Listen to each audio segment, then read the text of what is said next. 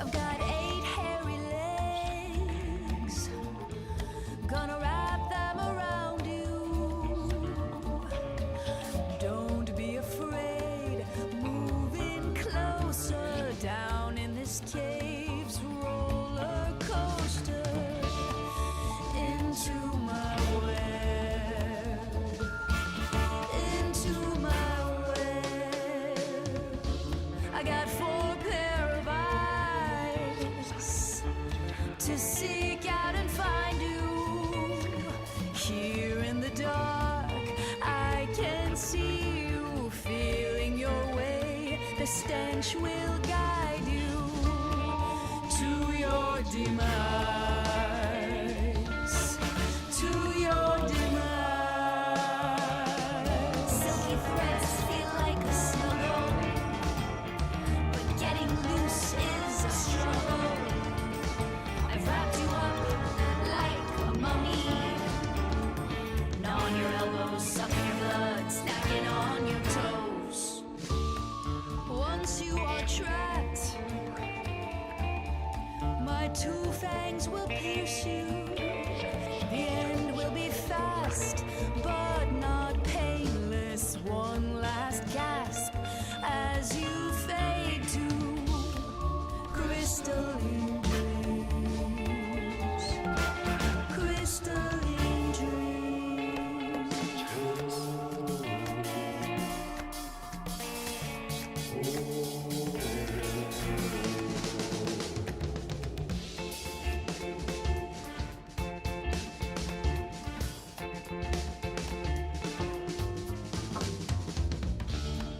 Littered with bones, these threads will astound you. Try to get past my sticky fibers, knowing your flesh is my heart's desire. Feasting on you, feasting on you. Feeling a tug on gossamer wings. I see you and you see me. The fear you feel is all I need. Swallow your soul, swallow your soul. Silky threads feel like a snuggle, but getting loose is a struggle. I've wrapped you up like a mummy, gnawing your elbows, sucking your blood, snacking on your toes. It's not the end, it's only the beginning. Once you're inside, you'll feel the surge, your blood into mine. Our marrows will merge, tasting your bones, tasting your bones.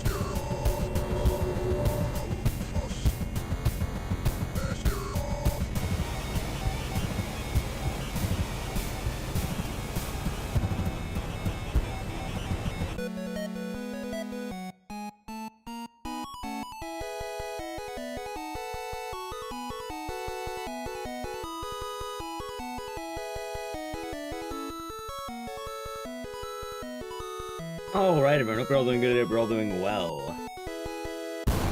For our first we have Doing Good, Misu, and Frosty is Me. We have some other names, so we read those. Give me 1 second, I need to fix the plushies. And post the tweet.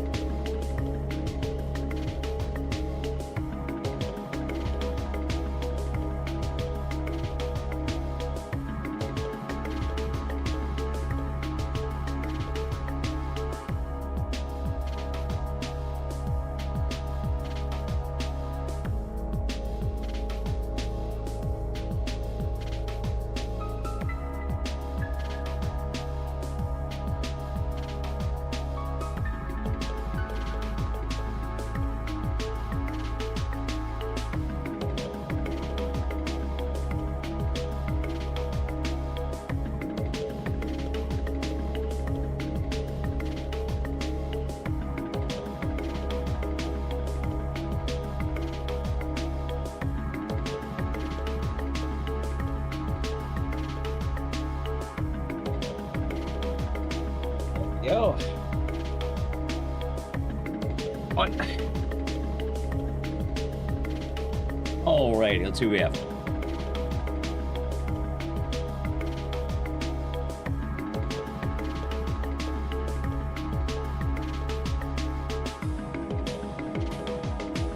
You have Infinite Radness, Talking Ben and Tom, Appear Die, Neutralize, Dib, Dragon's Coronation, Cobalt, Monstrum Rocks, Regular Mousehole, Clearjack, Mr. Kell, IT, Gimmelresh, Veritas, Snowball, Rex Mage, Zoobird, Akira Raz, The Juke, Midnight Truck Driver, Wicked Ryoko, Eggplant, there's the stash. I'm not gonna have my artist recommission a bunch of emotes, that's stupid. You don't really want a uniform art style. Makes more sense.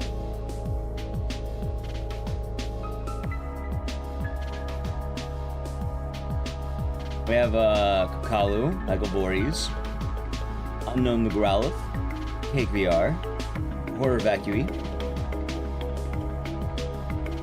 Shodan, Egastar, Santa Little Camper, ODST, and Rogue Seal, and everyone else in YouTube chat. I hope you're all doing good today. Also, I don't think we're getting a Parasite Eve remake anytime soon. Enjoy one of the indie games. We also have Ethan Chan, and now everyone else. And YouTube chat.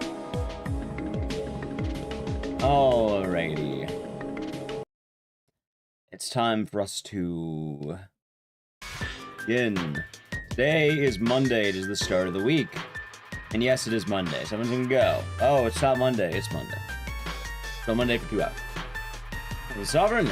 Yeah, the Sniff emote's pretty good. It's a good emote. I have some more emotes being worked on, but we still have to wait, I think. I might have to hit my artist and see how that's going. I know, maybe it fell through, but we shall see. Anyways, the start to another week, and here's the plans, I guess. Today, you know, Speedrun Marathon Day. Tuesday, I wanted to try Clock Tower 3 and Dead Rising. I think that would be a good grind. I'm gonna combine those 2 games. I think it'll be a good idea. Wednesday, we're playing Castlevania Symphony of the Night. I've never played it. We're going to play it. Deathlight Coast. Thank you for the children for 41 months. Enjoy your emotes and stairs, and thank you. I hope you're doing good today. Thursday, we have indie games. And then Friday, we'll be debuting the full game eugenics speedrun. It'll be the first ever one, as far as I'm aware. And, yeah. I'll probably be taking Saturday and Sunday off. I'm kind of expecting Friday to be long. Let's just put it that way. I'm expecting Friday to be a long day. I don't know how long it can be. I know we can do it, though. But I am expecting a long run and a long day. Alex Yelding, the 2 on 25 months. Enjoy the emotes and the scissors, and thank you. Hello. Hope all is good. Hope all is good. Anyway, we're gonna run some games today. Well, you know, it'll be a chill day. Sounds good. Alright, let's do some RE7. Yeah, good old RE7 chat. 25 months? Yeah, it's 25 months. Oh yeah, I forgot about Baby Man. And the Corolla.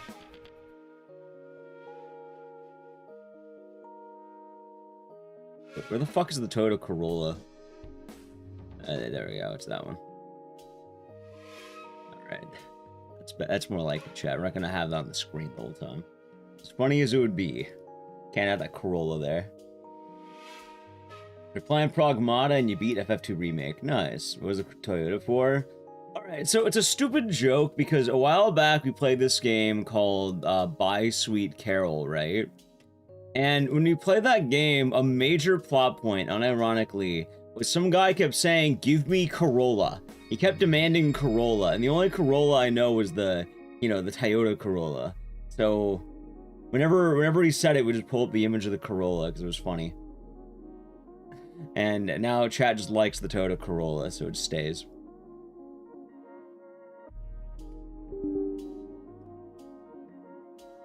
Like, you can't name your kingdom Corolla, man. Can't be doing that. Stupid. And also, for anyone who does not know, oh wait, you know, I already. That Mugenics run will be the first ever legitimate Mugenics speedrun. Ever. We'll be making gaming history.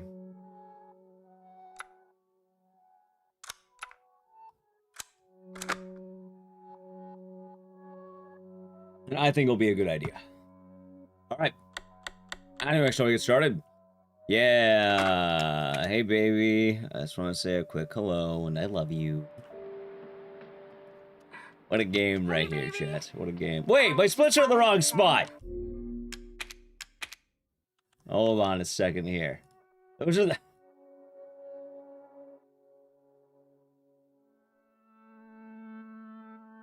There, that's better. It's better. Okay. Interesting speedrun title. Honestly, all the titles, they all mean the same thing. I can't keep putting speedrun marathon of games that are bangers or games that I feel like. I usually just change it up with different verbs or adjectives. Coming home soon. Yay! That's really, they're all the same type though. Bangers, spark joy, inspire hope. They all do. It all leads back to RE7 chat. That's what it means. I gotta get back to work. I love you, Ethan. I miss you so much. I'm sending tons of kisses. Yeah. Bye, baby. But yeah, and it's Monday, the start of another week. Beginning of a new week, chat. People install mods, skip the opening of the game. Yes, they do. That being said, the funny thing about that, at least in the RE7 community, the people who use the mods don't like running the game. And they weren't going to like it anyway. Like, the modded categories are less popular than the unmodded categories. If you get this. Basically, anyone who's willing to, you know, wait through the cutscenes really likes RE7. Meanwhile, the people who want the, like, you know, no guest house, cutscene skip, they weren't going to play the game anyway. I'm doing well, doing alright today. Hello? We'd be awakened. Hey, it's Ethan. Waking up and all that, you know? You alright? You just disappeared the other Chilling. night. You doing manhunt? Good. Maybe. I'm It good. could come up. We'll see It's that. Mia. She's We'll not see. dead. She's alive. She's back. They found her? It's also why I'm not a huge fan I of don't the, like, well, I know it's kind of beating a I don't dead know horse how, old news, but she's the back. She's back orphanage somehow. skip and stuff like that. I'm not a huge Maybe fan it's of a it. prank, but she wants me to come and get her. Where is she? Like, Don't- I sit through 15 don't minutes of lose it. opening every time. 3 years. I know. Orphanage isn't that What if bad. it is her? Oh, the RE2 Have to runners find sat out through what happened. Sherry. Orphanage isn't that bad. Craigfield. Yeah, chat has some fun names. Yeah, no, I saw that mod too, the one that removes the girl from RE9. I actually saw that one.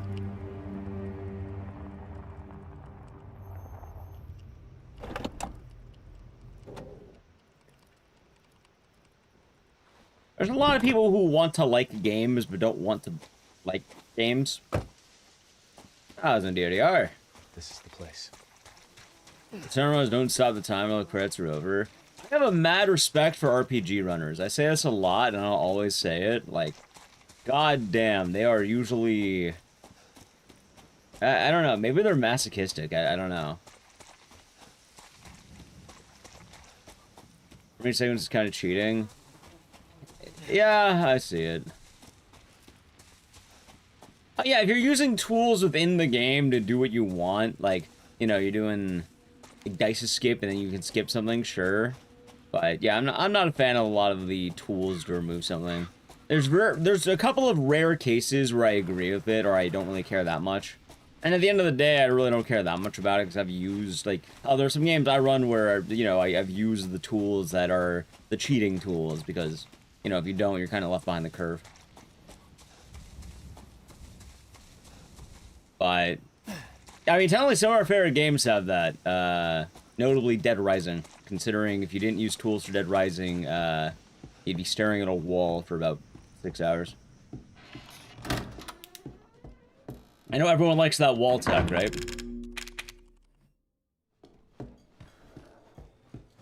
Good old wall tech.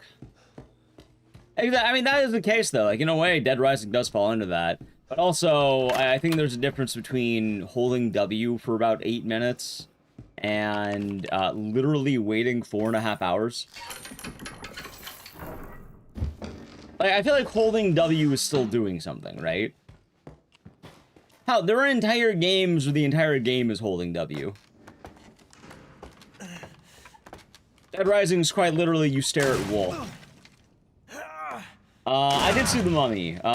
It was alright. It was a worse Evil Dead Rise. I didn't hate it. I enjoyed it. I had a nice time out at the movies with LIQ. It was a good time. But, yeah, like, it was solid. I think that's a good way. Like, I don't regret buying a movie ticket. It was a fun time.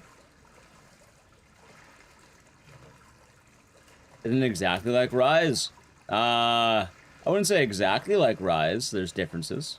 But it's definitely like Rise, yeah. But, you know, worse. Yeah, I didn't feel that way. I'm doing good. Yeah, day is getting started. Excited for an exciting week, which should be fun. It'll be a good time.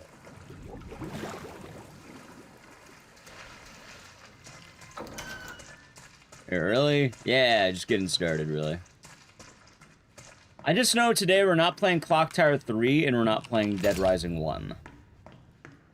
Those are two games we're definitely not playing today. Because we're doing those tomorrow. So I want to try grinding them. Mia, oh, thank God I found you. It's me. It's Ethan. Ethan? Ethan? Are you all right? I felt good with Clock Tower 3. I think I can get a better time. What do you mean? You contacted me. And then Dead Rising, no, I want to give it some work. Find out someone got a new Dead Rising world record. It's pretty tight. Did anyone see you? Did he see you? Hey, who else is here? 10? What Yeah, the it's hell's 10. going on? Daddy's coming. We need to go. Daddy? We need to go now! RPGs are mostly how quickly can you do menuing. If you're good at menuing, that's good, but, you know, Where it are you depends. taking me? Someplace safe. Are you gonna tell me? Anyway, something? Michael, I don't know if you saw both of these movies, but The Mummy was better than Wolfman, but worse than The Invisible Man. It's confidently in, like, the middle of those two. You read The Split? Chat names the splits. I'll tell you right now, if a split is weird or at all different, that's chat. If it's named like Bolt Cutters, that was me. That was me. I named Bolt Cutters. What is If it's it, called guys? Daddy's Coming, yeah, no, that's chat. Not now. We need to get out Sure. of here first. Oh no, I'm very adamant about it. I think it's this I don't really way. do meme splits. In fact, I've been consistent about that since maybe 2018. Back in the old days, I did meme splits, but after a while, I was like, I'll do caveman splits. So, makes sense. Hello, fire. What's going on? Dylan. Mia. Airtech has improved a lot of this from this to Pragmata. Pragmata seems fun. That wasn't Do I me. want to go to the Pragmata Cafe? That is the question in chat. Just tell me what's going on. I'm telling you everything that I know. We have to go this way. Do I want to go to the Pragmata Cafe? Maybe. I don't think I'm going to play Pragmata is the thing, though. Are you sure you know where you're going? The family used to bring me food through here. Damn, all the films you want to see miss the theaters, period. It's funny, apparently Exit 8 was in theaters. Like, I could have seen Exit 8. I didn't. I could have.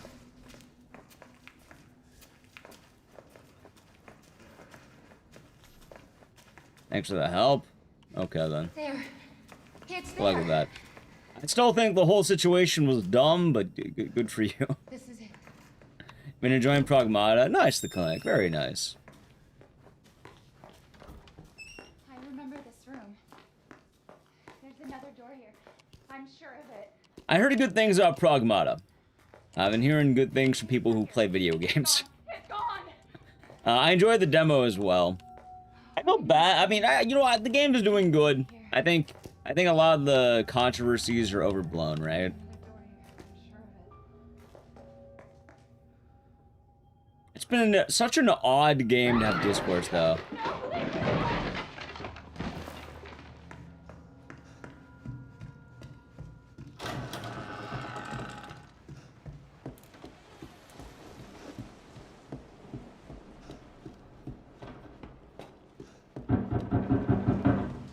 Leaving in the past? You're leaving in the past, you wouldn't have brought it up.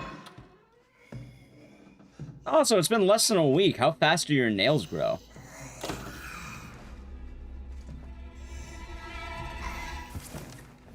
Oh, it's probably limited edition drinks. It's probably that. Like, you know, it's a pop-up. It's fun.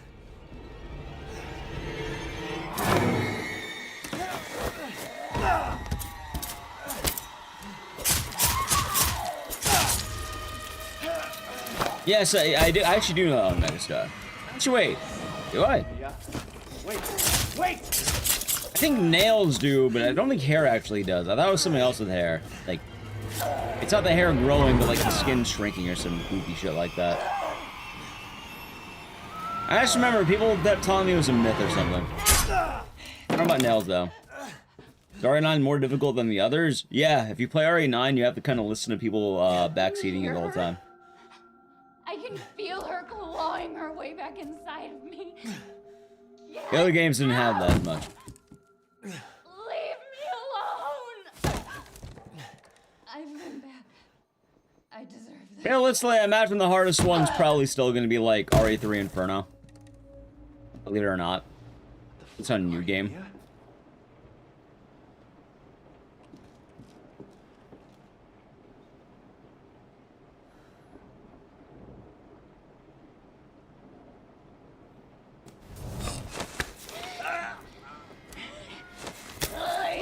Actually, I think Rev 1 Infernal may have been one of the hardest ones I think about too. That being said, yeah, I'm not really an expert at anything RE9.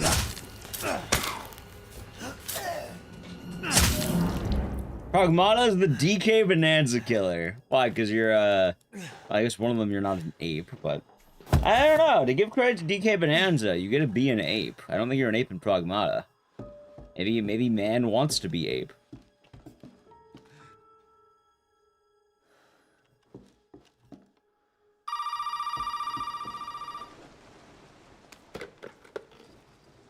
You really shouldn't have come here. Who's this? Fame space makes up for What the fuck it. is going on? I don't know. My name's Zoe. I'd rather be an Show ape. your way out to the attic. Attic. Go there. In fact, I get called an ape quite now. often.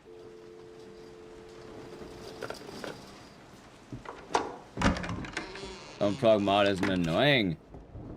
I don't think DK Bonanza is annoying. In fact, I think a lot of people like Pauline, right?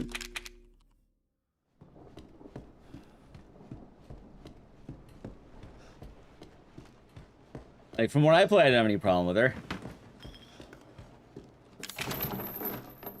How is Rev 1 Infernal that bad? Something you gotta try yourself. It just, it's very, very difficult.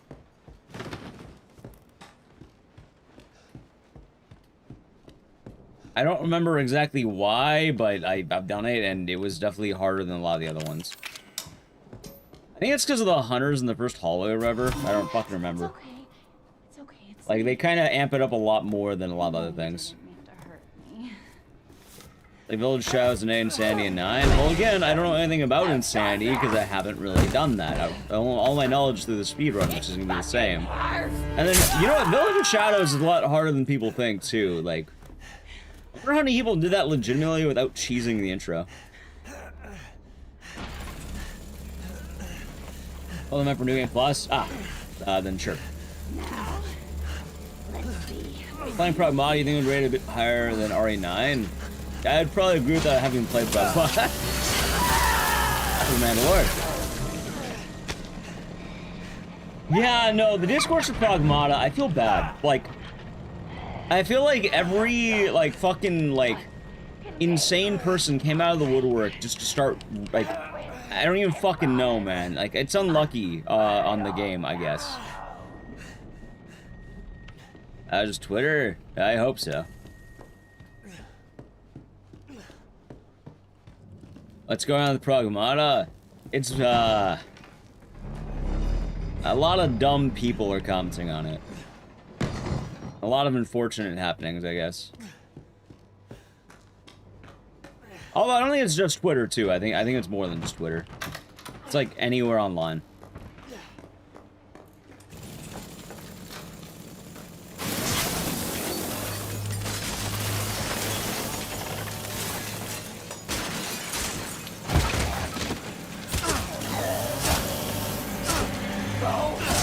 Alright, Devin.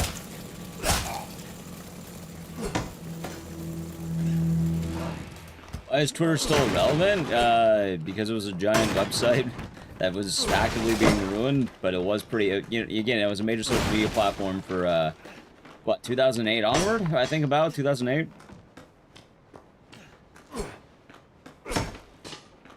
It doesn't suddenly lose relevance because people don't like the owner. It's more people begrudgingly use it.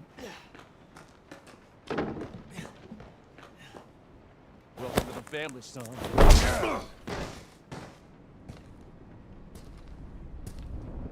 You know what? Good fan, Dust.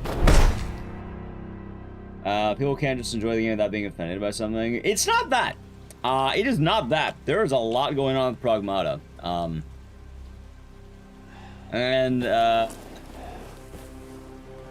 Yeah. You can trigger Jack like that. I have no idea. I usually just walk around and make sure it happens. But I feel like it's less like, you know, less automatically happening and more if you don't do it, it won't happen. It's hard to describe. Maybe you could just wait, but I usually like doing that.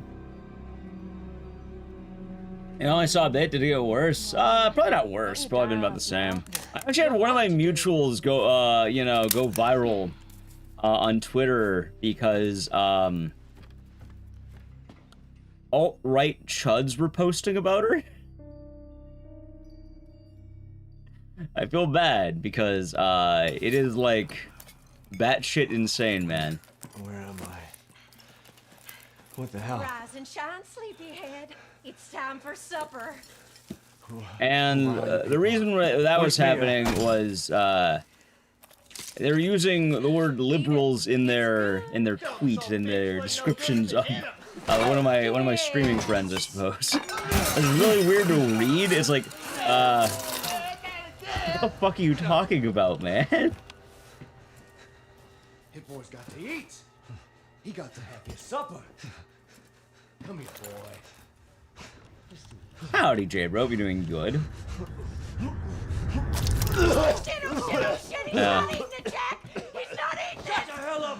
Pragmata has people acting up. I think that's a good way of putting it. Dude, it's so wild because like it's not like a one-side thing. Like everyone is just fucking batshit about Pragmata. Not everyone, because you know normal people aren't, but there's so many people who are batshit about it.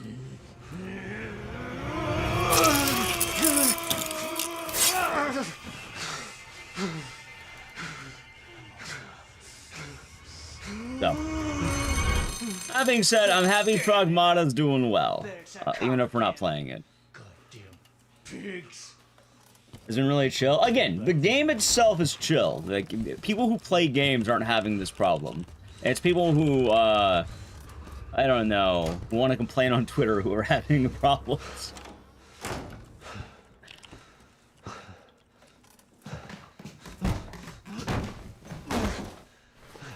But also, this does kind of make me think a lot more. Games don't feel like games anymore. In a lot of ways.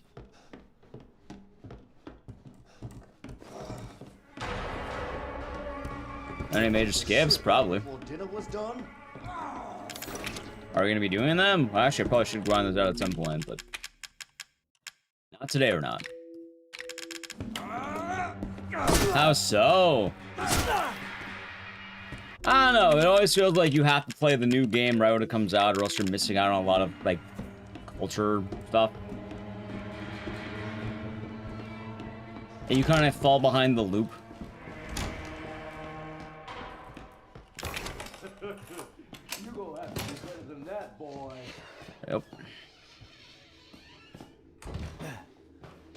The calm before the storm. Hey, hopefully, Michael, hopefully. In gaming culture? Yes, which would be gaming as a whole. Like, I don't know, the more I think about RE9, the more I don't like RE9. Oh my god, are you kidding me? Good evening, Candy. Courts will be doing good today. You can tell. I mean, it comes up every day. The more I think about it, the more I'm not gonna like it. What the fuck are they? Shut up and listen if you want to stay alive. You gotta get out of that house. There might be a way out through the main hall. Alright. Oh. And How's your day list treating is you? a codex. Don't lose it. That part of the blame was right now spoiled for me. No. Like, honestly, even without that, it's just more, I don't think the game has a lot of substance. And admittedly, I feel like an artsy guy.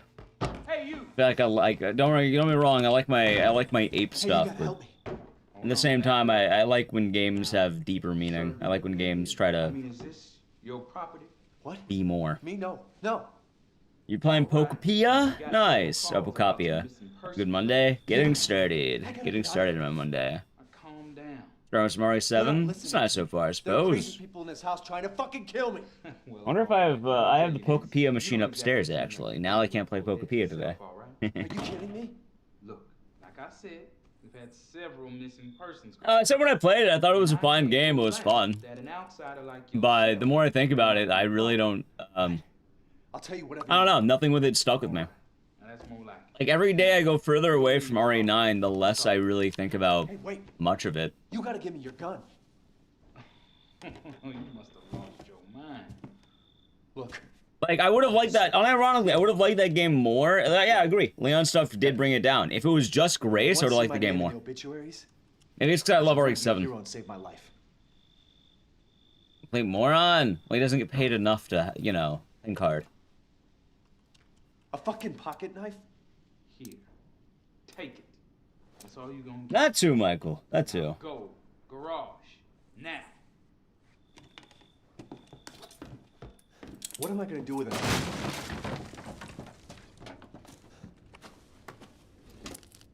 I put Village in my top 3 RE games? No, why'd I put Village up there? Pretty sure my top 3 would probably be like RE7, Code Veronica, and Survivor. Hey, we gotta get Unironically. Now first you need to tell me what you're doing out here alone in the middle of the night. Me? What about you? No, it's my job. Won't you do your job and tell me? Answer my question. A based top 3 right there, chat. Hey, put that door back. Put that door back. Wait! RE7, Code Veronica, your 2 favorites? Funny and the same. Same. Like, originally I hated Code Veronica a lot when I first played it, but on replay I liked it a lot more. Survivor isn't number 1. Nah, it's probably RE7 number 1.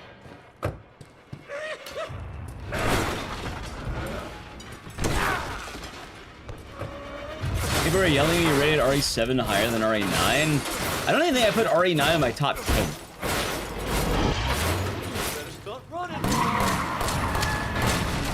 Like, it is confidently, like, a C-tier game.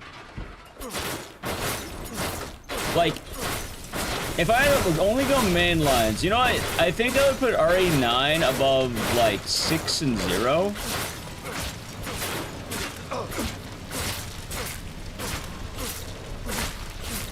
I think that's about it.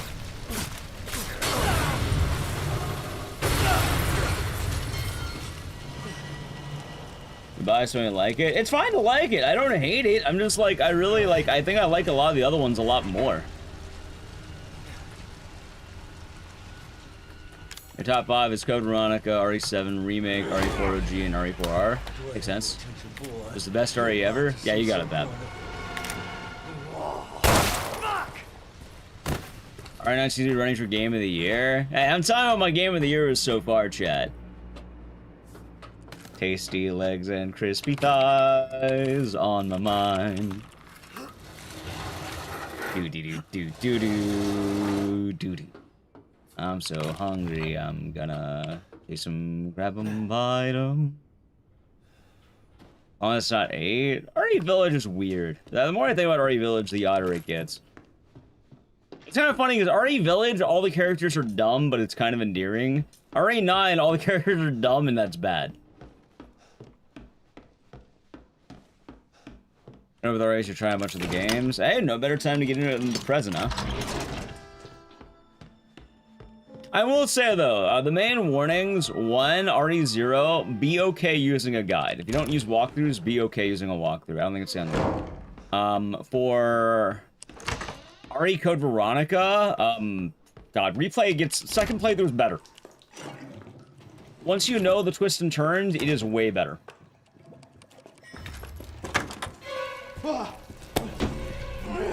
Heck of a thing, ain't it? Sure shit beats the hell out of dying. You have 0. Honestly, 0 mainly has drawbacks in that it has some really punishing choice. It's kind of the Code Veronica problem. Like, when you don't know what's happening, it's a lot worse. But also, the game's kind of absurdly hard for what it is. So. Do you prefer Code Veronica OG or CVX? I guess I've only really played CVX. To my understanding, I don't think that many differences are there.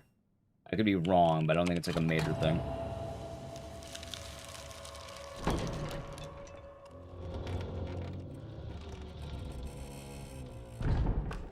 OG just has less Wesker? Yeah, that sounds right. The OG trilogy and the remakes 5, 6, 7, and 8. What about 4? I'm assuming 4 is in the OG trilogy, but...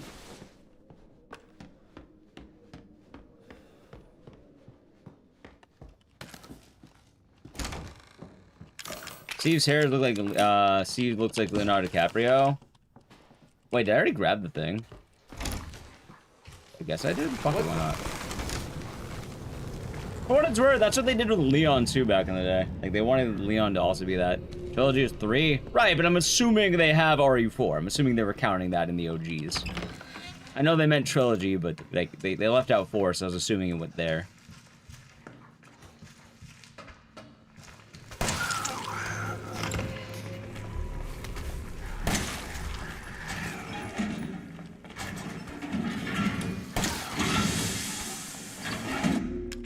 Let's see.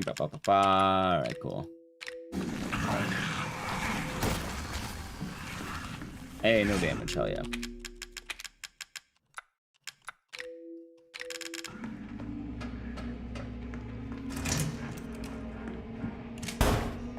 The mole that are scary? They definitely are. Oh my god. Why do you change frame rate? It makes you less fat. So you can squeeze through the enemies much easier. Otherwise, you would get body blocked.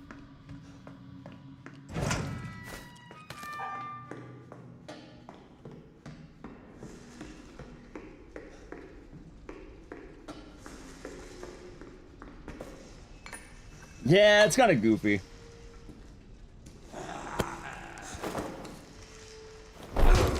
Hey! Well, glad you're able to get Slitter ahead. How's it, Lindsay? Good morning.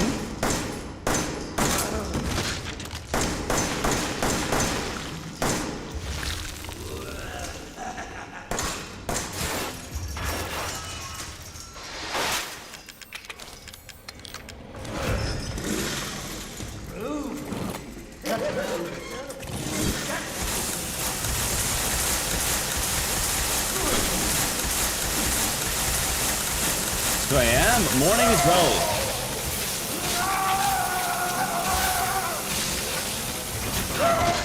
Oh, so I guess the funnier thing, chat, is... Alright, so I do have a funny hot take when it comes to the Resident Evil franchise.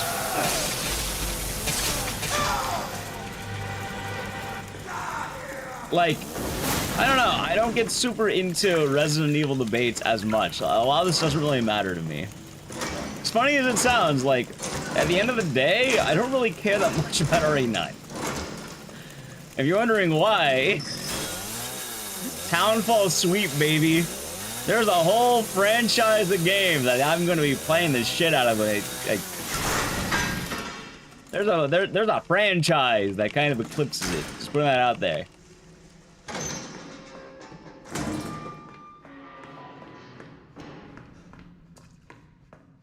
Just Townfall Sweep. You know I'm already there. Got about Townfall? Oh, I don't ever forget.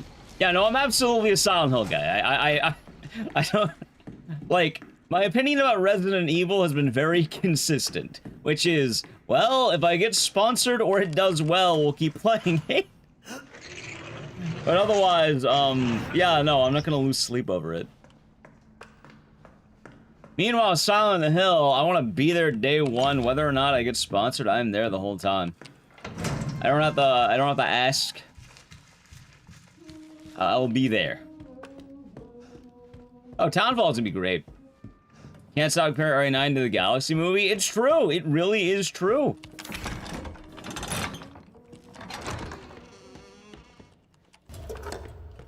Although, I guess one of the downsides about that is, I feel like, I know I've talked a lot before, and I'll talk about it again. RE9 kind of undid some of the work Resident Evil's been trying to do. And that is a bit of a bummer, actually. For anyone who doesn't know what the hell I'm talking about, there was a lot of work to try and make the plot threads of Resident Evil be a lot deeper. Really starting with Village.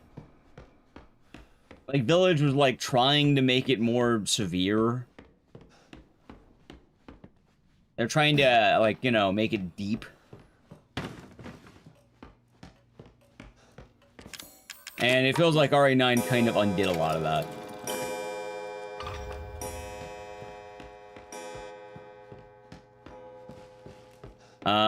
Any news in the direction they're going to take Townfall? I have a deep feeling, you know what? I have a deep feeling that the main character will have led to the death of another human being somehow. Wild guess, chat. I have a deep feeling that the main character probably led to the death of somebody. That is my humble guess. Thank you, Jay Jr. And they probably feel deep regret over it. Ain't no way. You get the sound of left outfit for my Fatal Frame games? Good question. No. I have not played Fatal Frame 2 since it came out, and I probably should go back to that. Hello, Drev.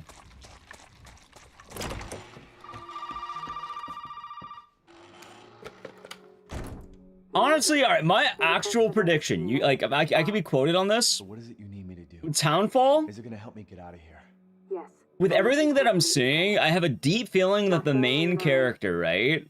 I have a feeling he was like a union lead, like he was like a leader of like a union protest or something. Is there a way to And he accidentally led I don't know what he did, but he accidentally caused a riot. I think that's what it's going to be. I have a deep feeling that's going to be the end result. He's hospitalized, something happened, you don't know what. There's a bunch of riot posters, or no, sorry, there's a bunch of union posters all over the city. I have a deep feeling it was gonna be like a workers' uprising sort of deal. And something he did caused it to escalate. And as a result, lives are lost. And he takes responsibility for that.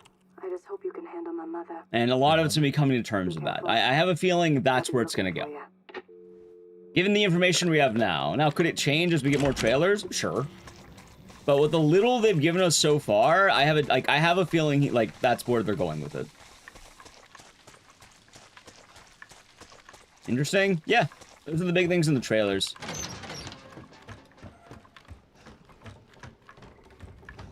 Like, that's where I see it going. Anyway, chat, as we start in the old house, I need to play a brief ad. So I guess I'll probably do it about now. Trying to avoid the ads. Sub to the channel, Prime Gaming. Alright, Edge.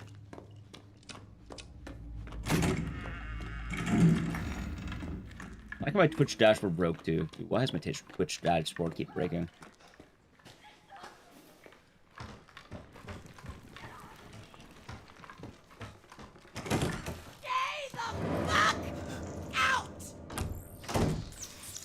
And if anyone's wondering, why am I guessing that? I have a Schlor video.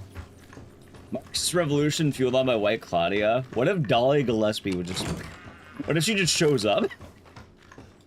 What if you're just there saying Viva la Revolution? You're just handing out union pamphlets? What does this have to do with summoning an old god? I don't know. I don't know.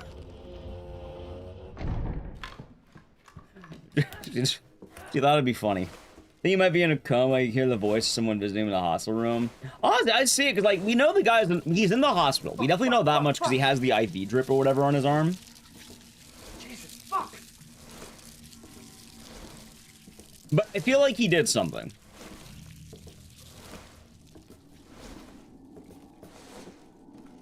And he's going to have a deep regret for it. And we don't know what he caused, but... Hell, well, for all I know, maybe he accidentally caused, like, you know, I'm thinking maybe going on the idea of maybe he caused a riot accidentally. Maybe his wife died during it. Oh, they like killing off wives. I feel like they mentioned him having a wife, right? That was about to be. He didn't be doing good. Oh, it's yesterday? It's a good game.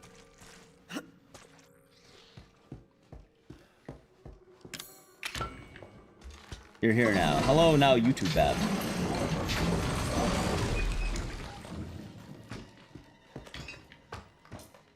One day they'll kill the husband. Yeah, one day. Hey, maybe that'll be the day. Maybe we find out it's a reversal.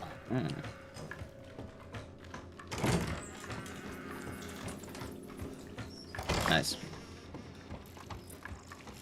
Maybe. Maybe. But also, you know, everything's subject to change. Like, for all I know, in the next trailer, we'll find out, like, it's very different. Like, we're still kind of waiting to hear more info, so. Let's see how it goes.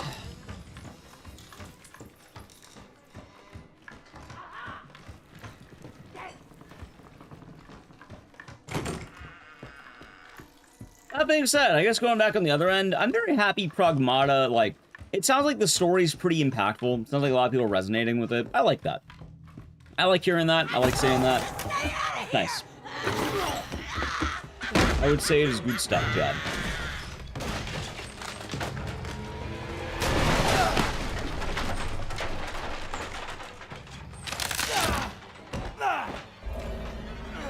Also, there is some other good news about Pragmata that people have not realized. Let's get down to business. You don't know, Chad. Pragmata is a very good news game for a certain subsection of gaming fans. As is RE9. Because RE9 and Pragmata lead into a huge theory. Something very important for this stream. Some very good news. Well, did you find a serum? Did you notice both games have daughters in them? You know what other game has a daughter? Sorry about that. And will be improved upon with, I don't know, daughter tech? A D-series head and Or advancements of daughter AI or whatever? I don't know what the fuck you want to call it. I think I have DR3. No, DR2. Close. I don't know about DR2. though. Have you Maybe searched Escape the 3? whole I house? don't think it's that one. Not yet. No, anyway, Still need to check Dead the Rising second 2. floor here. Yes, Dead Rising 2. Check it out. One of the huge parts is, you know, key. So I think having... If they wanted to go more ambitious with it, they have a room now. They have the technology. Clearly they're building up to Dead Rising 2 revival. Ah, I was doing a little crown. Katie needs her medicine every day. You know what would happen if she didn't get her medicine? You don't want to know what would happen. What the fuck? That's special. But yeah, no, I actually do think that would be pretty good for that. Thing with Mega Man, I don't think Mega Man has daughters, does it? In fact, I thought Mega Man was like a boy. They was like a child. Guess it's called Mega Man. I don't know. It's more ambitious than skipping 2? Why the hell would you skip one of the most successful Dead Rising games for one of the ones that people don't like? Oh, yeah, I don't know jack shit on Mega Man yet. Also, Mega Man's already getting a game. Like, Mega Man has a game announced, remember? Chat, I am going to forget rule. I don't play Mega Man, I don't know jack shit on Mega Man.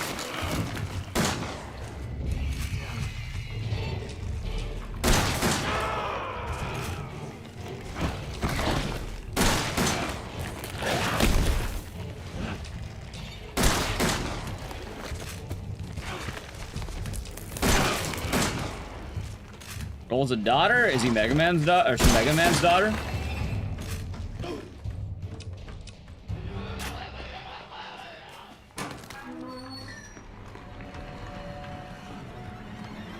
Ain't a joke. Oh, then Dr. Light's. Well, it doesn't matter then, unless you're playing as Dr. Light. Fucking stay dead, okay? She's Mega Man's sister, and that'd be sister gaming.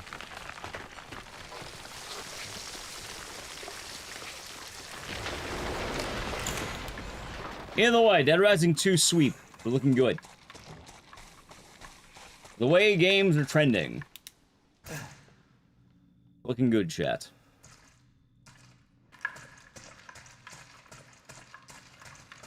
Dead Rising 2 will come back. Every day gets a little bit closer.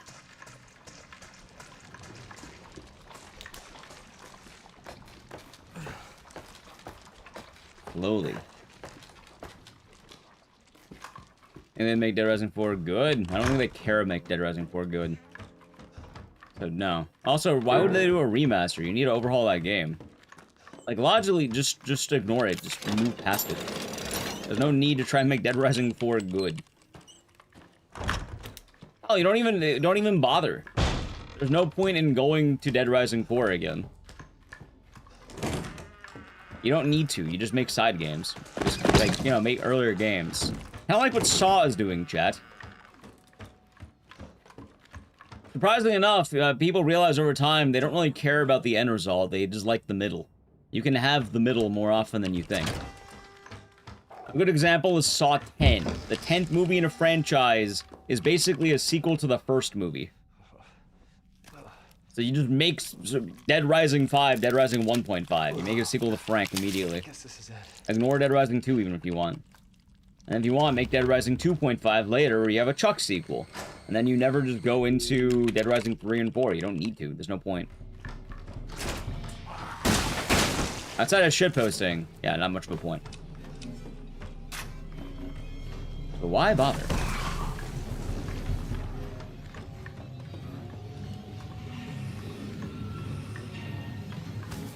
Dead Rising 4 is also seen as a pretty bad stain on the franchise, and not a likable one.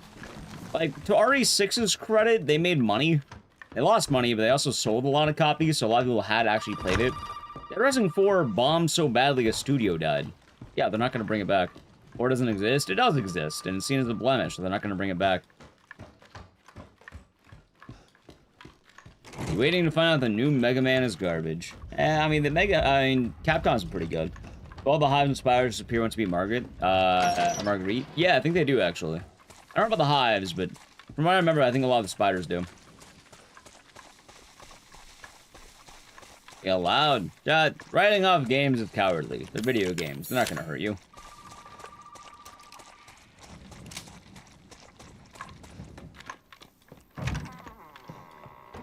A few days ago. Well, there you go, then. Also, Dead Rising Rec doesn't exist yet. You don't actually know, it's just a rumor. People were excited about said rumor, but there's no proof of it existing. In fact, it seems like DR2DR is probably smarter to make, but I mean, I'd play the I'd play the one. Even if it was bad, I'd play it. But still.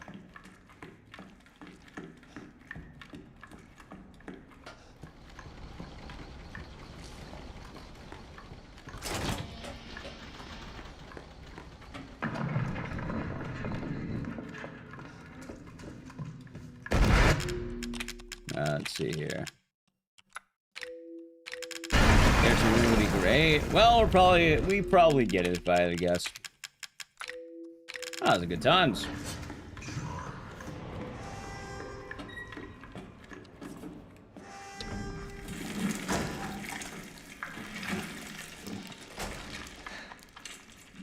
Sorry, buddy.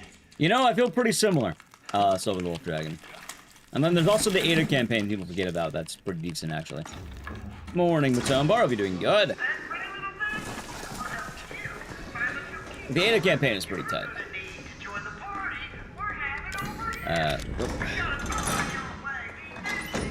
Is that the cop's body? Yep. That it is. That it is.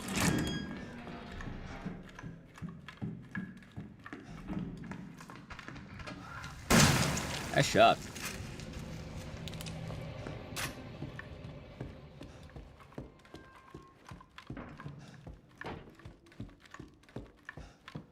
Right, but I don't know why you'd be playing it as agent. Just it's a solo. It's designed for solo play.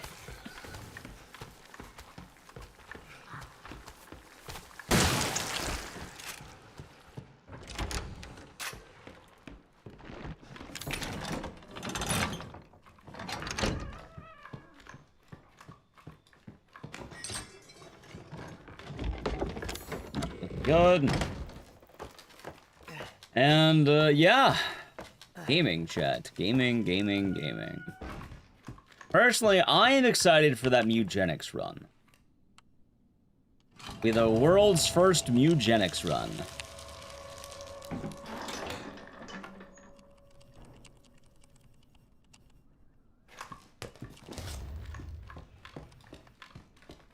We gotta do it. We'll be cool cats. So Castlevania. I didn't know whether I wanted to put that or Sekiro on docket, and I guess Sekiro will be next weekend. I'll tell you right now, I don't know jack shit about Symphony of the Night. But correct me if I'm wrong, I should probably put no spoilers in the title, right? What's the Twitch title? Next Friday? Well, that's good. It's not Mugenics Monday. This is more of an eventful day for Mugenics. It's not beating Mugenics. It is the full game thing. I don't know. Call me like I feel like Symphony of the Night is a game that people are not going to shut the fuck up about, are they?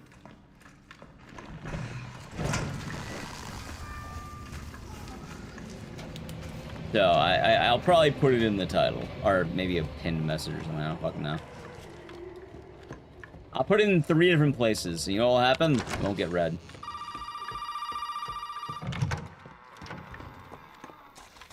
It's second to Souls games. Souls games really aren't that bad. I'm not gonna lie.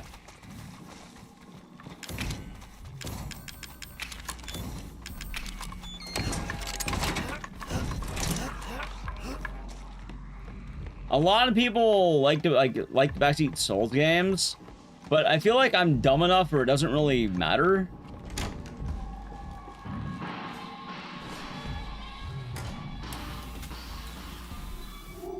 Because most of the time when people came in during Souls games, I'll say right now, defense to that community. Whenever they come in, it's always, hey man, do you know if you upgraded health, you might win the fight earlier? Damn, that's crazy. And then it just moves past that. I think it's because I build so fucking dumb sometimes, they just don't know what to do. So it stuns them in their tracks. Hold on. The only backseating is, why is your health bar so small? Looky what I've got. And then I just go, it's funny. You know what this is for? You know I don't know. I really don't know. And ironically, RE9 was worse than any of the Souls games we played. Lucky? Right, but I've played a lot of Souls games. At a point, I don't think it's luck. I think it might just be me.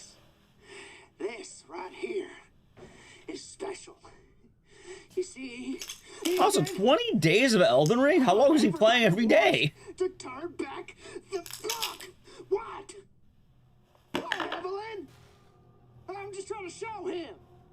I'm just trying to show him not everybody wants to go back to how things were. Those are stupid.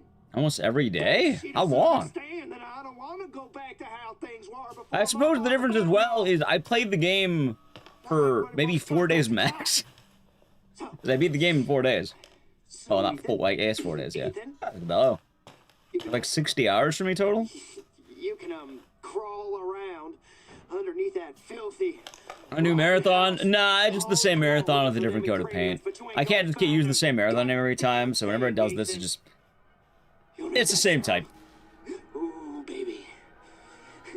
You're gonna have to come through me. You hear? Now, come on, Ethan. I don't know, I guess the Soul stuff always felt a little bit odd for me. It was 2 or 3 streams for base game and 2 more for DLC. 2 more for DLC, and it was about, I think, 4 streams for base game. Fuck! Which the funniest fucking thing was... How do I put this? Chat, I literally had a stream dedicated to beating Melania. Bale? Yes, yes. For DLC, there was 2 streams. One was for Bale, and the other one was the rest of the DLC. And then... With the main game, I had one dedicated to Melania. Which is fucking hilarious.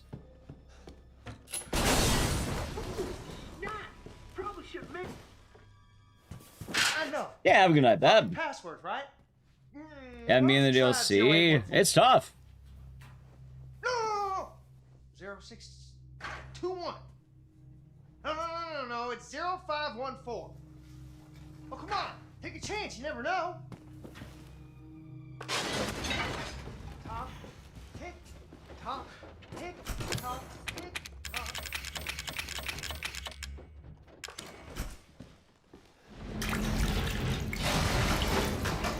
See. I don't remember the exact amount, but Melania took a long time. I think it was like... I can't tell you the amount of deaths because I don't remember. But it took me like 8 hours to beat her, I think. Or maybe like 12, I don't remember. The funniest thing was, I mentioned the moment we beat Melania, we beat the game. I did solo. Of course. Everything I do is solo.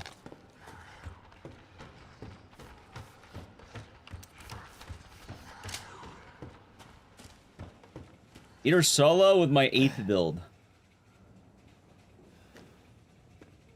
I didn't even have a good build. I had the 8th build.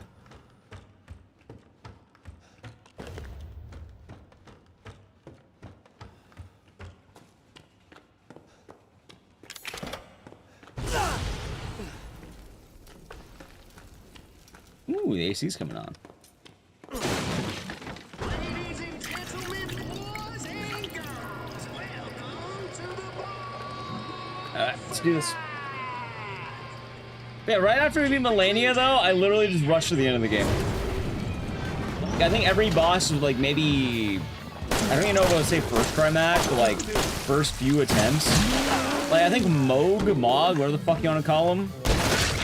He took me like maybe 3 tries. Which is really sad. Melania? Oh god, no. I got my ass stabbed repeatedly. Actually very weak for a boss. Right, people kept telling me it was gonna be hard though.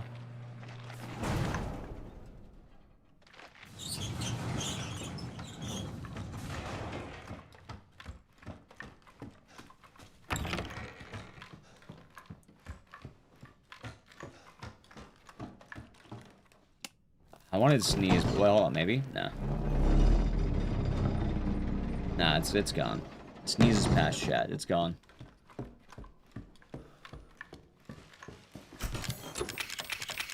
Also, I guess it's sort of odd because very often I feel like bosses are a player-based thing. You know who's one boss I never really had any problems with?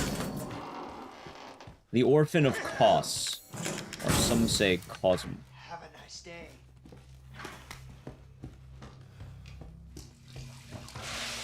Never had a problem with that bus. I think most I've taken was like five times, maybe 6. All right, what do you say we play a little game? All you gotta Dookie, thank you. Well, put it on the thank you. game. Kiss my 100. ass. Nice. Language. Do well as a melee. You didn't say I'm a melee man. Somewhere. I don't use summons, and I'm a melee man. Not sure anymore. Big 100. We have a lot of hundreds coming up. I think there's only one Souls boss I ever use summons on. Wait, no, 2. There are 2 bosses I've used summons on. Wait, 3. Sorry, I lied to you, chat.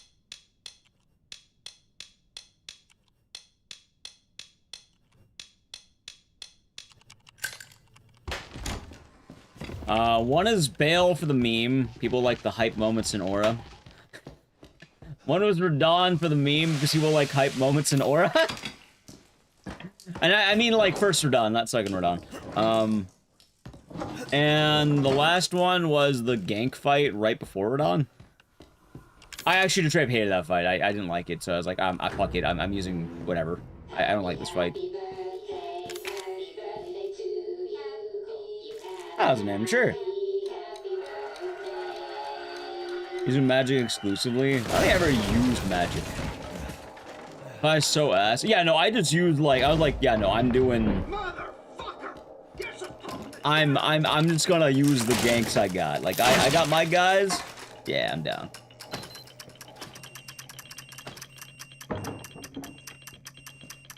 I'm full Ungabunga. I like Ungabunga mode. I go use summons with the Dawn. First Radon or second Radon? Second Radon, I did not use summons. First Radon, I used summons because I wanted, like, it was called the tournament. I wanted to see my friends. It was like a lore, right?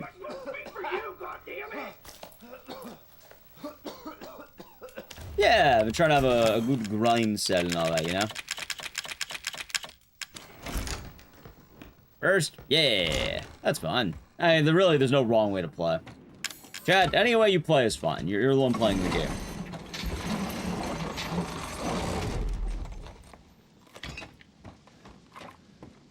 I'm coming, man.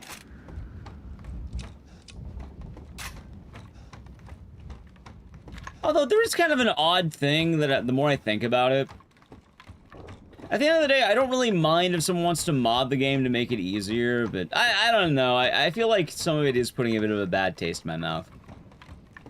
Like, we were talking about in YouTube chat earlier, but recently I saw a mod that was like, oh, remove the girl from Resident Evil Requiem to make the game easier. It's like, why? Why? What? Why? See that mod? And like, you know, fair play to people who want to experience the game on their own, but at that point, why bother? I don't know, I guess it kind of makes me thinking, like, I guess I don't really like the easy modes, like, oh, the easy mode mod's not really hurting anyone, but I don't know, as a point, I don't think I'd ever want to use it. I guess, sure, I get people who might want to, but I don't know, I actually am not a fan of that. The more I think about it, I really don't like it. Both ingredients. Maybe that's Isaac. Right here. There should be enough, right? Because, you know, on the one hand, if it's a single-player game and you're not hurting anyone, what's the problem of making an easy mode, right? I like the way Liza P did it, where they just give you a built-in easy mode, and then they make hard mode the default, and then you can pick easy. But in other cases, no, I saw a mod that was literally just called "Remove the Girl," that removes the girl from the game, right? But the problem is, as people want to talk about games as an art form, Hey, one of those if you're removing major parts of the game, that actually does detract.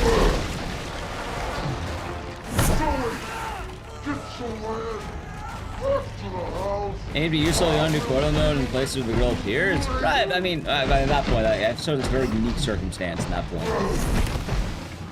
I said it's less playing in the game and more wanting to get a photo of something.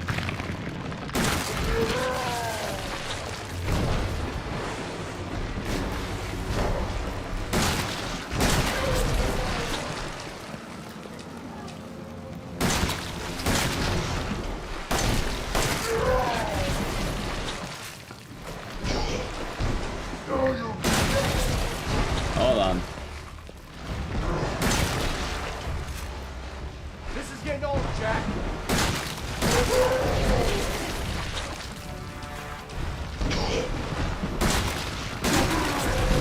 Hold on. Odd to remove zombies. Hey, for what it's worth, I once played a Dead Rising mod where I removed the zombies, and I thought that was really fucking funny. But also, you know, I played Dead Rising way more than anyone should, and it was for the meme of Rising. Which Rising was pretty damn funny, chat. It's just Rising. No dead, just Rising.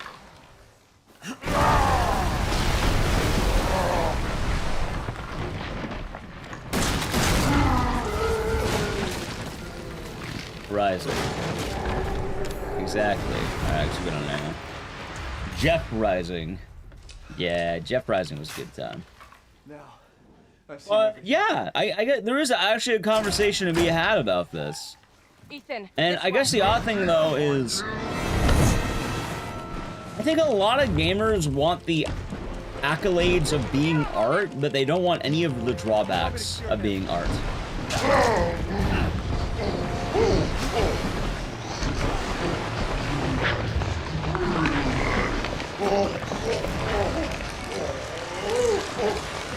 And I saw something recently too where a lot of people are complaining about an IGN review of the mouse PI for hire.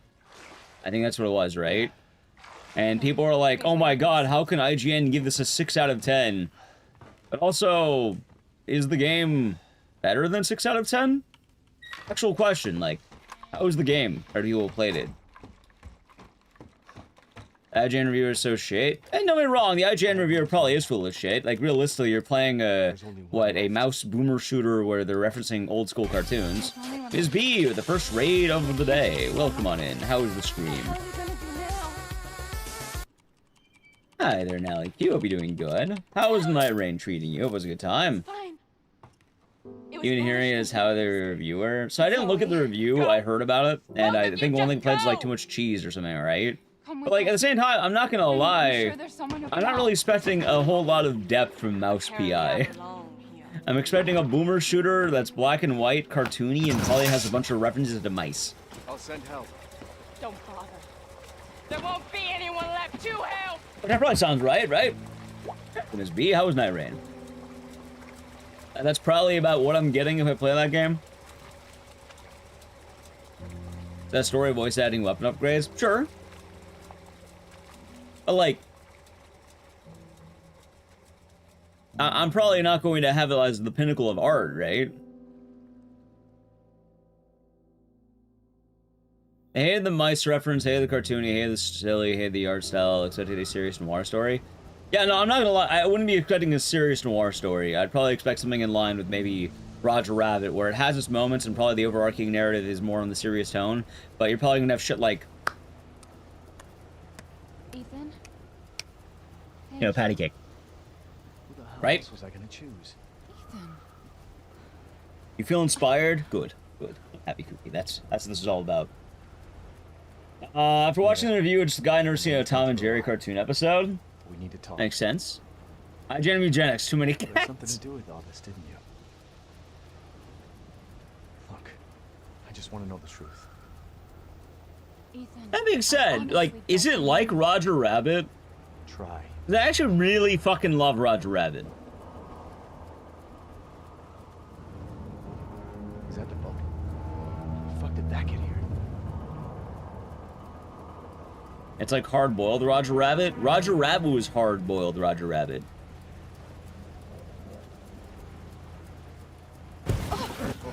You're okay. What the hell was that? Like Doom Quake for gameplay. Yeah, it's a boomer shooter. Steamboat Willie? Wait, no, I know the cartoon style. I know it's black and white. It's more in the era of Betty Boop and shit, and like Steamboat Willie.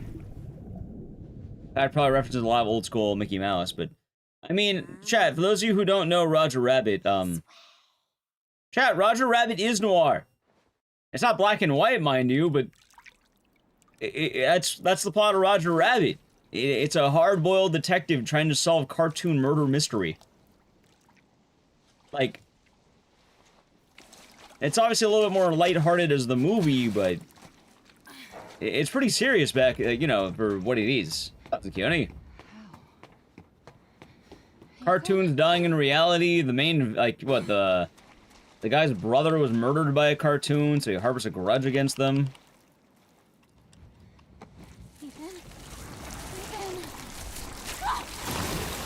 Okay, that sounds pretty dumb for the IGN reviewer. In the movie or the character? I mean the movie! Roger Rabbit is in reference to the movie, Who Framed Roger Rabbit? Which is a noir detective movie. It's not black and white, mind you, but the whole plot is reminiscent of old school, you know, detective movies. We have Eddie Valiant trying to solve the murder case of, you know, who framed Roger Rabbit. For murder. Because it was for murder. Because he killed the, you know, president of Acme. And he uses a lot of old school cartoon stuff. Mind you, old school is gonna be more in reverence to things like Bugs Bunny instead of Steamboat Willie. Betty Boop does show up, and her ass is old. So there. They call her old in the movie chat. I like Betty Boop, but her ass indeed be old. She still got it. Boop boop boop doop doop. Sorry, boop booty. I don't remember what she says, but you get what I mean. I like Betty Boop. Think with a follow. Yeah, it's a nice ride, amateur. Remember Disney said they. Oh, other way around, Seskim. Other way around. From what I remember, I think Roger Rabbit was a Disney production. Disney owns it. Warner Brothers wanted the spotlight because they were borrowing Bugs Bunny and Daffy Duck. Great and trying to get. Yeah, I mean, look a bit as a bit the material of my own opinion. So, all right, I'm taking a wild guess. I'm guessing if I played Mouse PI, I would probably be getting like what I would consider to be a 7 or 8 out of 10 game. That probably has a reference to classic cartoons and probably a story that's nothing to write home about. Yeah.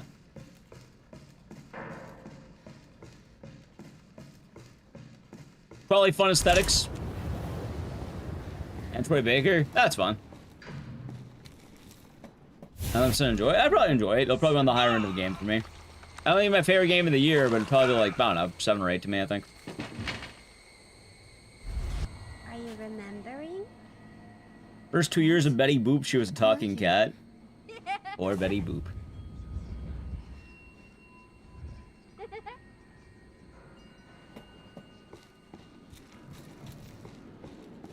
Yeah, it actually does make you think a lot more about video games as an art form. Which is to say, not all video games are art, in the same way not all movies are art, and not all books are art. There are many different things that can come out. Can't wait to see the speedrun from Mouse PI. Oh, it's already busted. Like, I don't know, like, I already heard about this, because I have a lot of speedrunning mutuals who hop on new games, and yeah, no, it's already broken. I think someone beat Mouse PI in under 30 minutes already. Anyway, the fall. It is Nally Q. Manhunt is art? I think Manhunt is art. I would call Manhunt art. I think the big thing in Mouse PI might be flying. It might be some out of bounds, but I think you get a lot of air. 6 out of 10. I beat it in 30 minutes. Oh, yeah, of course.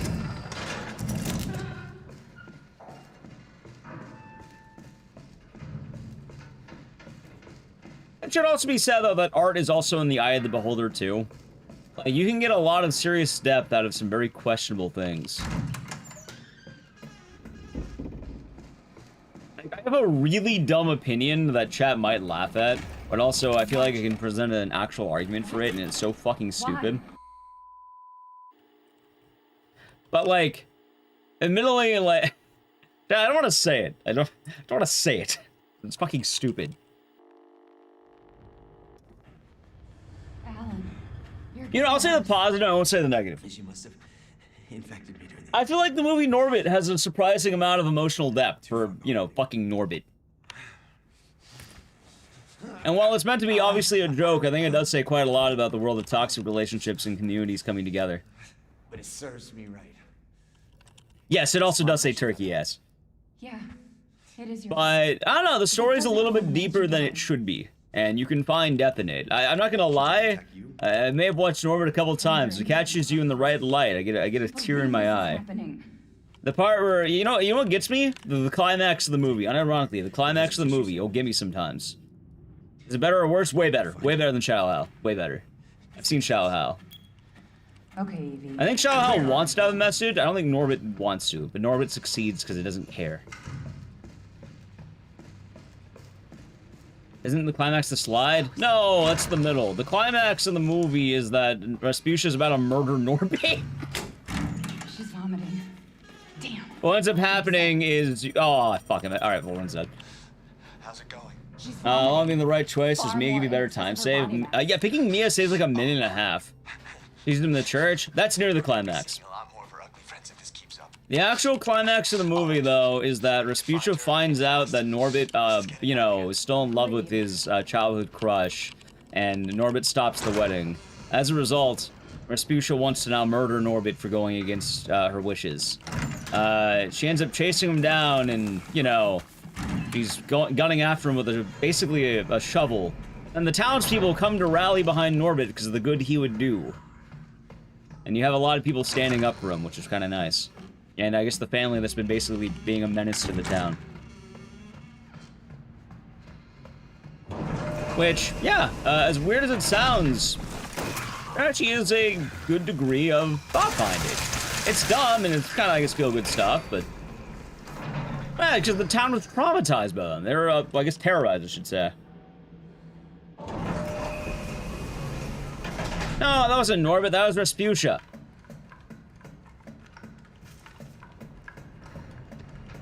Yeah, I know. He was interesting. Also, I like how you put the quotes behind relative and not Chinese, considering it was... Yeah, no, it's just straight up Eddie Murphy. It's bad. His adoptive father. Taken down? Correct.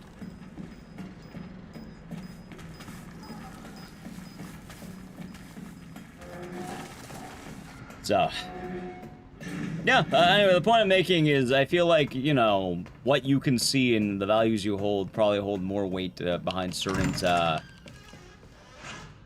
media. I also don't think there's a wrong way to analyze any media. I do think some people will find too much in certain things. Like, for a good example, I don't think most people are probably looking at Norbit from an artistic perspective. Probably for good reason, because the movie is pretty devoid of a lot of, let's say, class. Evie, I'm not mad. Wait. What did you call me? I don't want to. But people do have stories to tell and stories they can relate to. And I want you to be my mommy. Okay. I'll be your mommy. Just Evie, wait. That he is, Stevia. That he is.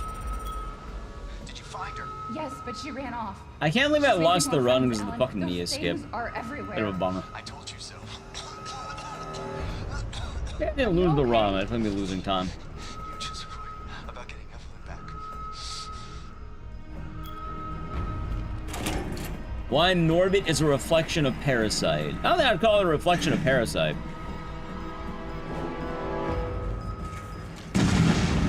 Norbit's not about class struggle. If anything, it's about spousal abuse. So it'd be more in line with that.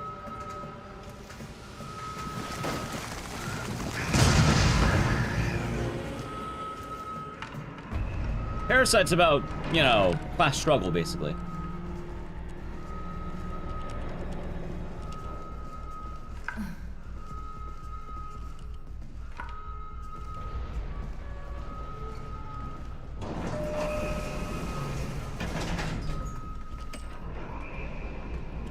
So, no, it's not going to be a relation to Parasite. I like Parasite, though. That was a pretty good movie. Emergency safety lockdown system has been engaged.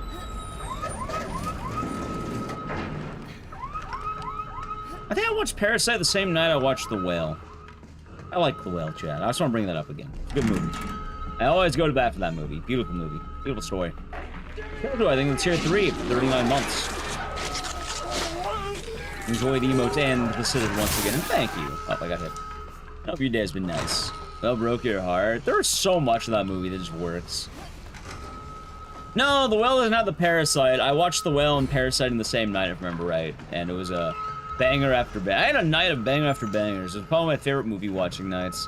I got in the zone and I just, you know, watched a lot of deep movies. And it was pretty cool.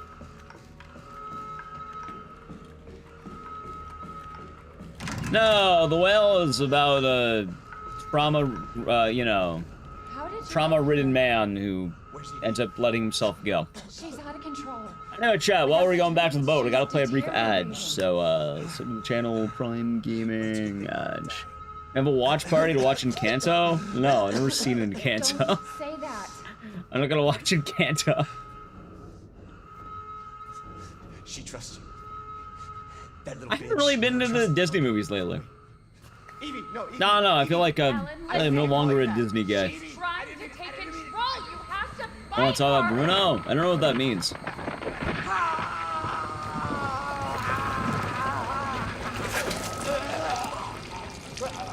Evelyn, stop! Stop! Like, what's the last Disney movie I watched? I mean, ASL version sounds cool. Like, you know, I'm imagining they're signing and stuff. They're doing the things. But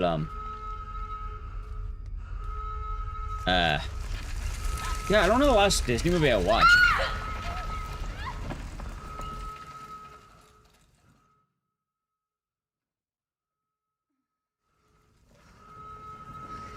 I don't know.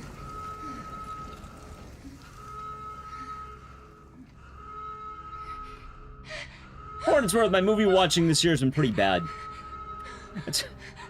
I think the highlight of my year has been Iron Lung, which isn't a bad thing, but it means I haven't watched a lot of movies this year.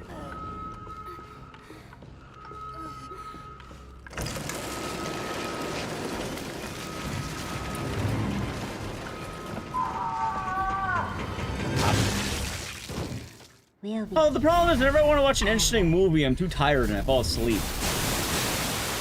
I'm an EP man, Chad. And shockingly enough, it hits you. It gets you, man. Ah, Snavs, I hope you're doing good. Now do you remember? Yes, Evelyn. I remember. Can we be a family like before? No, Evie. Watched him? Can't be a Nice. family. You know what movie I've been wanting to watch? I don't know if it's good. We will never be a Did anyone family. see Together? I think the box art had like two people with their mouths connected. It looked like a horrifying body horror, and I kind of want to watch that. And I'm hoping it'll be good. I think it was called Together. Wait, did I see Sinners this year? I think I saw half of Sinners. I guess that would be up there as one of the best movies I've seen. So, wait, did I watch Weapons this year? Or did I watch it last year? Chat, when did The Long Walk come out?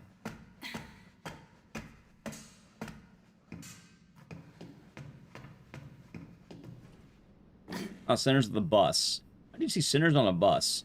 Last year? Okay, so I probably watched Weapons last year then. I watched Weapons, but I don't remember when I watched Weapons. Hold on, wait, you're saying... Hold on. You're saying The Long Walk came out in February? No, not Weapons. When did The Long Walk come out? I don't think it was February, right?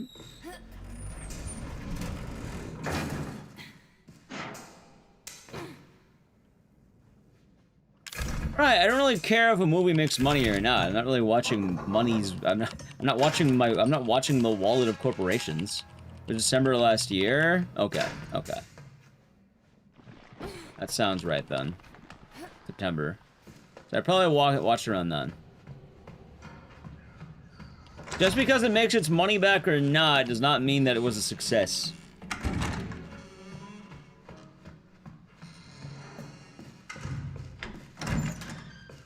Also, I think all the nominations put it more in a spotlight, and then a lot of people who don't watch movies wanted to complain.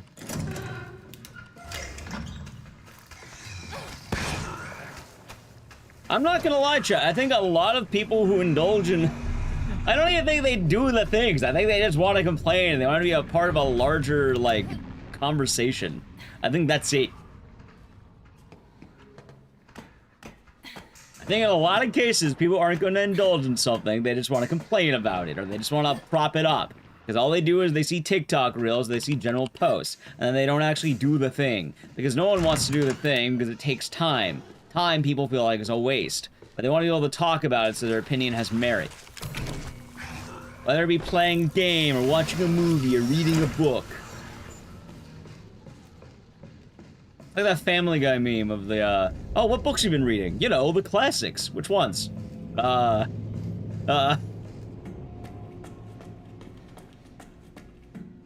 Movie is weak? The Human Centipede is less traumatic, and you know what it is? It's just fucking bleak. Because I watched that movie recently, and I didn't realize how just depressing it is. How much nothing happens, and, like, it just feels hopeless. Sort of meh. I wouldn't call it meh. I like the way it ended. But, I don't know, I feel like you would get more Human Centipede and less just kind of dread. It's a very hopeless movie.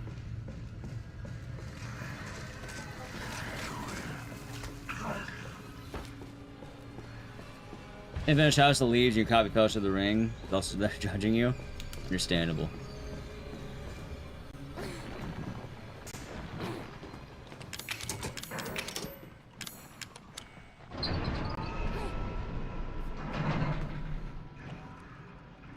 Alright, Zoom, I playthrough a look outside. I knew I forgot to put something on the schedule this week. We'll probably do it Thursday. I kind of kept Thursday open, if I remember right. It's probably Thursday at that point. Probably get back to it, I think. Want to do indie games in general. Although I don't know what it is to look outside. The look outside doesn't always do that well. I don't know why. I would like to at least beat it again, see the new endings. It's odd. It's very, very odd. No, I don't think I want to play Pragmata. I'm not all that interested, admittedly. Or invested. Like, I don't think there's anything for me in Pragmata, you know?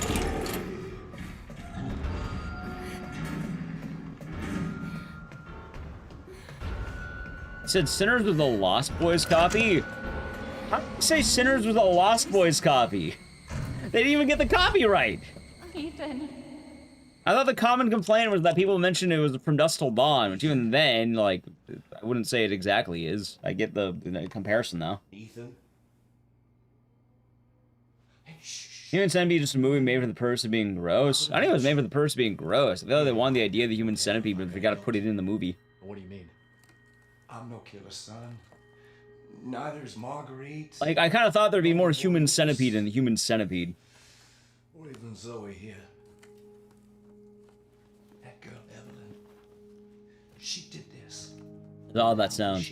No, what did she do? Def Gauntlet doing good. But, yeah, I'm thinking maybe look outside. We'll try again Thursday. That's what she calls it. I feel like Look Outside has become a game that a lot of people want to play. Everything changed after that. So she infects you and then she takes control? No. Not exactly. This is going with 5-0. She just... Anyone else woke up? Nice. She forces her way into your mind, your soul. Like, it's always very interesting to see how games do. Can't fight back. You are connected to her. It's a very interesting thing. Can't resist the urge to... Yeah, I'm kind of thinking it hit that reputation where a lot of people want to experience it themselves. So Mia sent me that message because... Which is a good thing, but at the same time, it does make it a I hard to stream.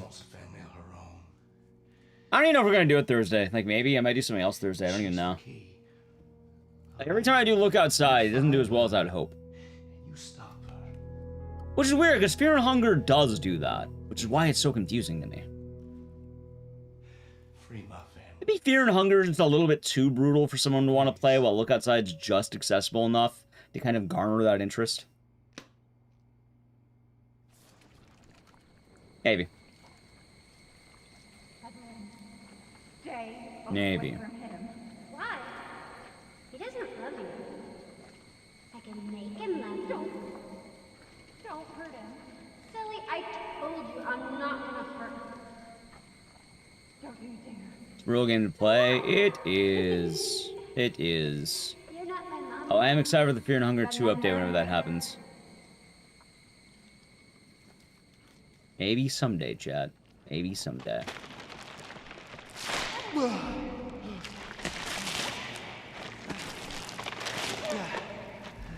Maybe.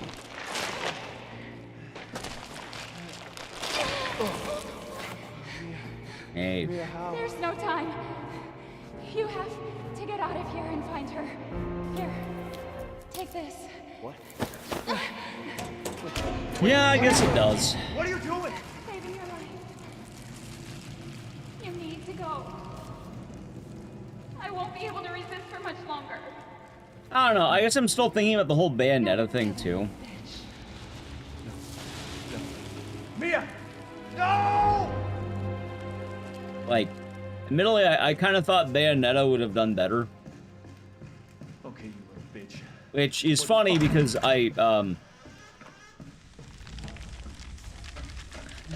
pretty sure Ape Escape 2 did better than Bayonetta.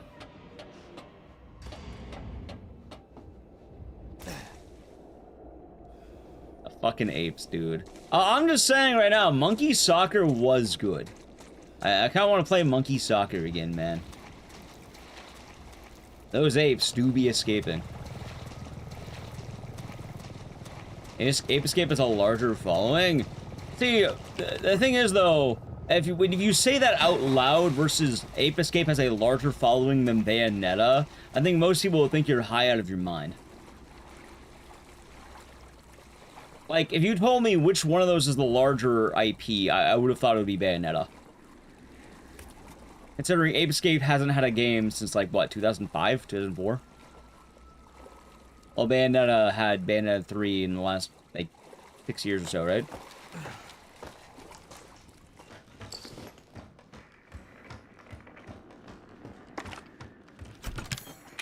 There's a cameo. Cameos don't count.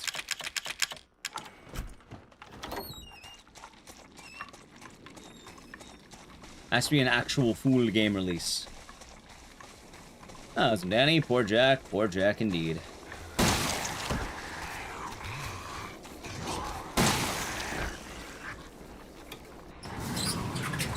Like, Ape Escape's easier to get into.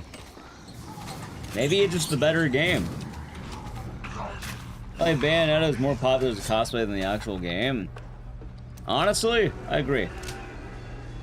I concur.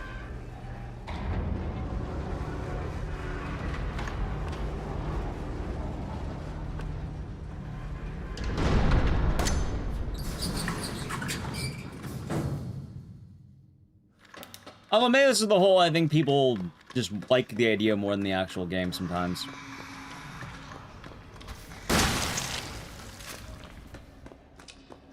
Can't say what's better. Well, I can tell you from the expression in my face, I like Ape Escape 2 a lot more than Bayonetta 1 and 2. However, I just like catching apes, man. I like running around with the giant net. I like seeing the apes have this. Oh, we gotta look at the ape personalities. I knew I forgot something. Fuck. I knew I forgot something. We forgot to look at the ape personalities, chat. I was supposed to look at all the apes and their descriptions. We did that with Ape Escape 1. I got too into playing Monkey Soccer. No, we're not gonna. There are 300 apes. I'm not gonna look it up 300 apes right now. The window is passed. The window is gone.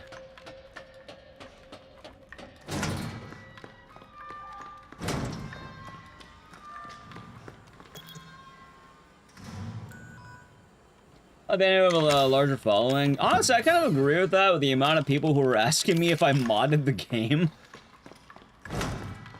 Like, I was really surprised having as many people ask me if I modded Bayonetta as they did.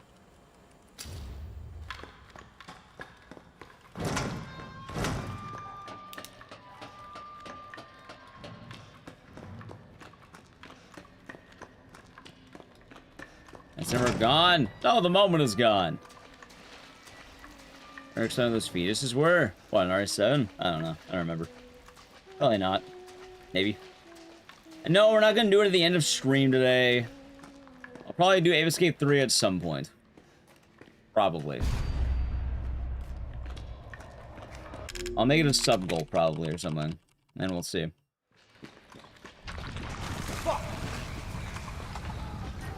Oh my god, really?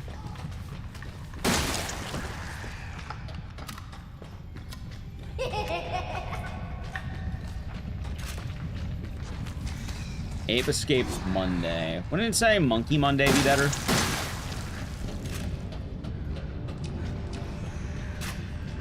No, we're not replacing Eugenics Monday yet. It's probably more likely that we're gonna do Eugenics, not Eugenics Monday, but like, what? We'll have a long-form type game for, I don't know, Shin Megami Tensei or something like that. Hello, Maverick. Yeah, I made a pretty cool Schlore video. Silent Hill lore.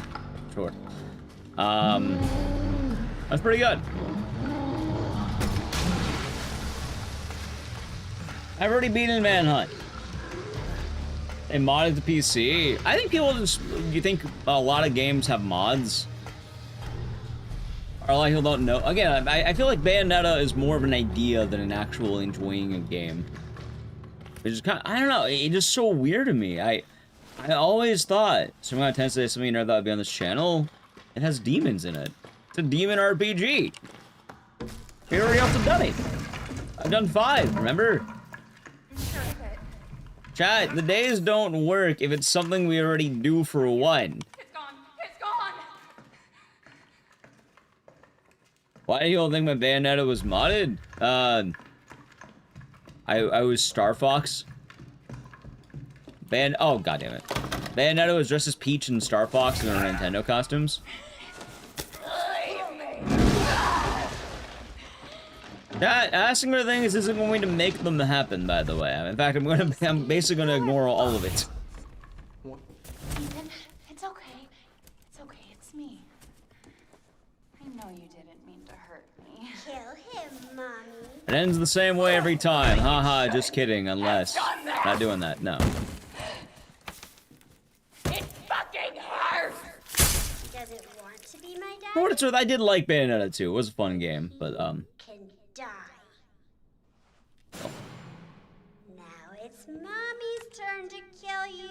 I already played Manhunt 2. You're missing the point then at that point, if you're not even kidding. We already played it. I'm not gonna do it again. You're gonna be one of us. And then maybe you'll play nicely. I'm not playing. I should also mention that a lot of the longer days are gonna be some things that probably make sense. What game is on the to-do list? I don't know. Pocket Wii Ball. Right now, not a whole lot. Just remember my first PB? Yeah, it's in Clock Tower. Yeah, it'd be Clock Tower, basically. Your first PB is probably just your first run, which I did offline. It would just be Clock Tower. I remember the time? Not really. Like 17 minutes or something, I think. I'd say you will have scissors next to their name. Maybe Smith. Maybe Smith. JRX. Football is good.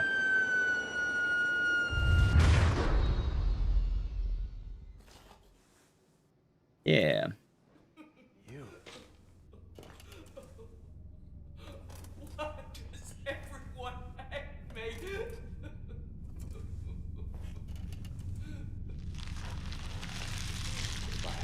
What to do next? Town Hall 1 has been feeling good, so I don't think I want to do that.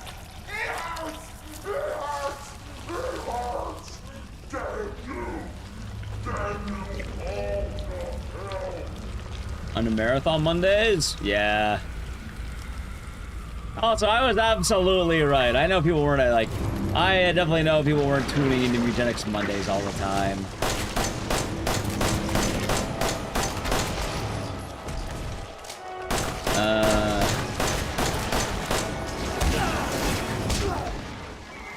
If you didn't know to, or you went back to some games you wanted to go back to, but haven't been able to. I mean, very often the reason we don't go back to games is because they don't really do well. Like, I'm not gonna lie, like, more often than not, like, games that show up more often are either games I want to play or games that do well. Games that don't show up as often is either 1, they're long, 2, I don't want to do them, 3, they don't do well.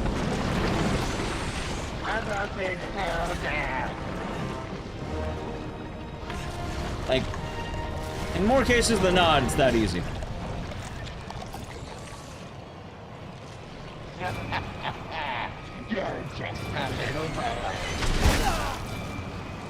Now I see the game played. We'll be having new Gen X full game speedrun on Friday. It'll be good.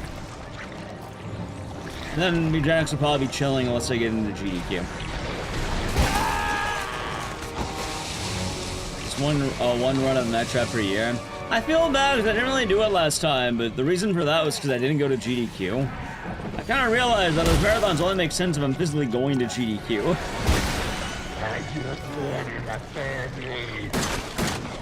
But admittedly, I've kind of been feeling like a lot more of an outsider, and I don't feel like I'm as I don't know. I feel like I'm not really liked by a lot of the general GDQ community sometimes. No, I submitted Act 1 to GDQ.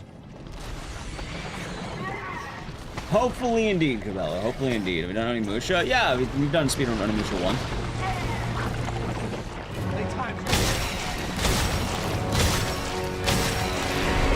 Any pester? Well, I appreciate that. The new one should be fun too.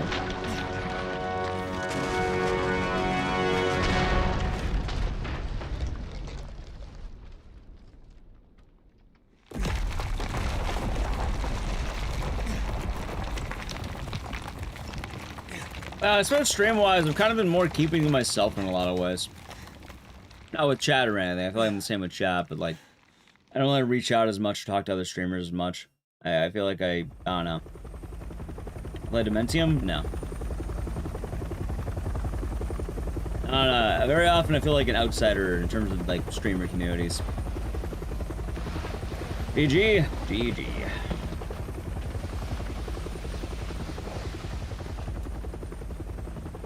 What will be next? So Nightcry? Oh god. Well, the problem with Nightcry is I can't do the trick anymore. I don't know what the fuck happened, but can't do the cool tech anymore.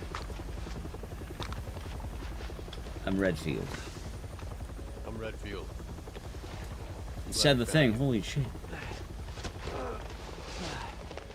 The fuck took you guys so long?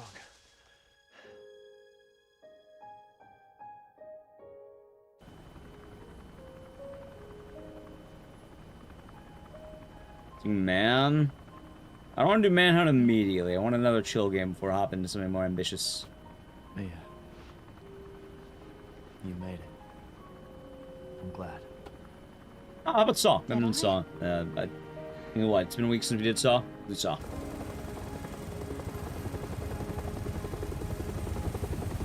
What's a fair horror game? Waking up in the morning. They say that Tech not working? Tech hasn't been working since my old PC. Like basically, I've had 3 PCs in my streaming career, right? My OG PC, which I got working an IT job. I had my first update and then my second update. Right now we're on update 2, right? So were the bakers. And since update 1, I'm not able to do Nightcry anymore. I don't know why. Like it only worked my old PC, and I don't know what the fuck happened. But now I feel like I need to have a really bad computer to run Nightcry, which is stupid. These guys are here to clean up the mess. Oh, I don't know. It's probably Sonal too, in all honesty, Faradis. Probably Sonal too. But now she's back and wants to start over. Put all this behind us. The room's getting hot too. I don't know why. Why is that room so fucking hot? Door opens. Can I keep my old computer on standby? No. I mean, I have my old computer in case I ever need it, but like the last one, not my really old one. But yeah, it's the plant. The plant died sadly. Red. We could have red. You know what? Good color choice. I like red. Red. No. For what it's worth, it lived longer than we would have thought, apparently. I know, chat. We're going to do some sock on. At first, I gotta piss. So I'm going to be right back, and then we'll do some sock on. Hell yeah. Alright, I'm going to be right back, chat. It's piss time. While we are taking a break... stand up, touch your toes, stretch your legs. I'll be right back. Yeah, we're gonna do some Sockon. But I'll be right back. Check out social media, follow the channel, and we'll be right back. Enjoy the music. Alright, I'm gonna play an ad. So the channel, Prime Gaming, Edge. And it's Sockon.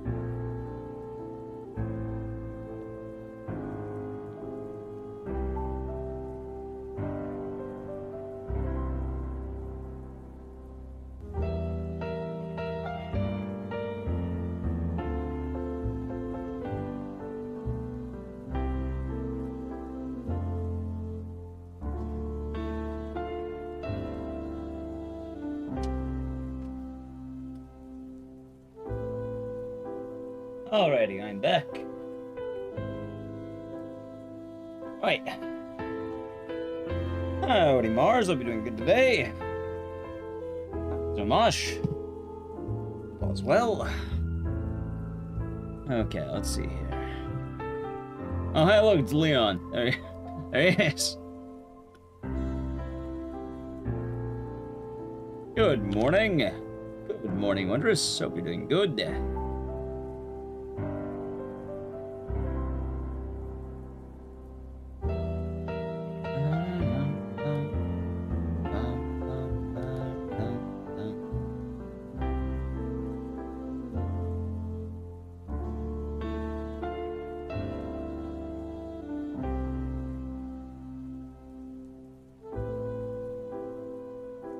How's the middle Waldo? Ball's treating you well.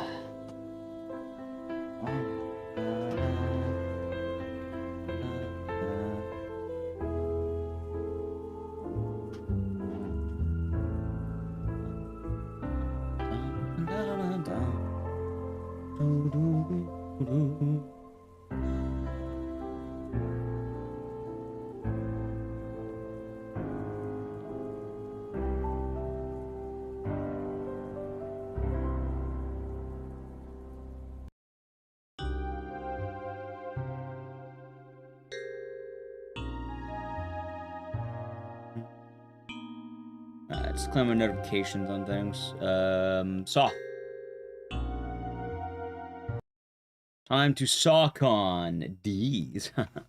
Get it? He said D's. And good. That's good to hear. What have you been up to lately? Hopefully chillin'.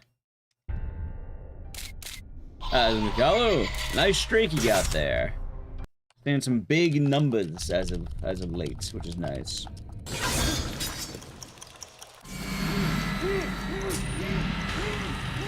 These.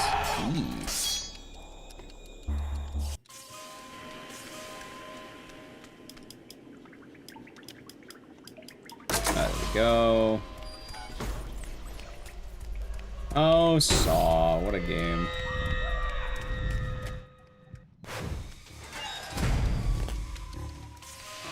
Had a couple of concerts last week, hanging with the Corn Lady. Nice. What kind of concerts do you both go to? Or I should say you all. I imagine there's probably more than two of you. But oh, it was a fun time.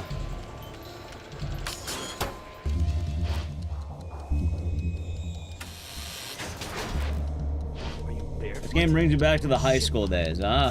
Were you thrown in an asylum full of broken glass? I'm assuming you just played this game. Imagine.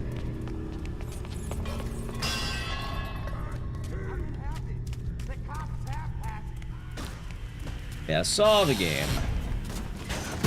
I'm to see Dance of the Dead with Magic Sword. Next I was Bleed from Within and Silosis. Nice. Nice. Sounds like some pretty busy times. Hopefully they're fun shows.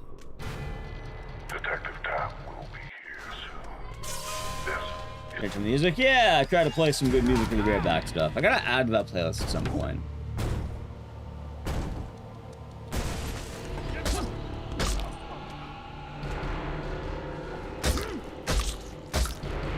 Small streak. Hey, nothing wrong with that.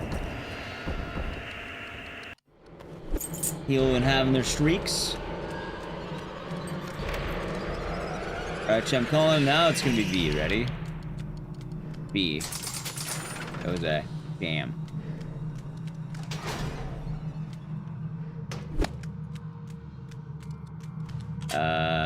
Blue, yellow. Ah, shit. Oh, God, dude. Alright, you know what? This is worth a resetter, but let me just solve the puzzle, make sure I'm good.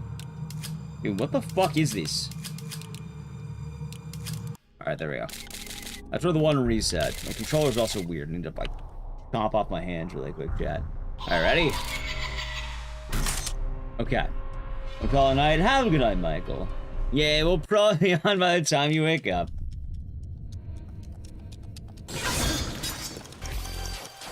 Now more of the raid. How's it doing, Tom? We're doing well. Doing some classic speedrun marathon days. I hope your day's been nice. You're doing Ground Zero. I might play that on Thursday. People were talking about that game. Heard good things. Hello again, Grogfa. Yeah, I hope the stream was good. If you want for fail more, you may do the fancy one, Wondrous. That one's a, what, good friend of the stream? Good people?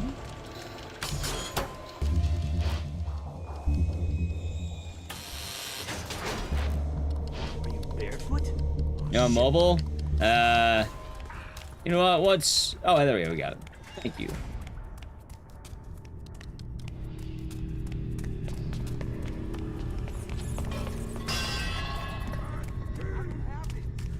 That's Nally? Perfect.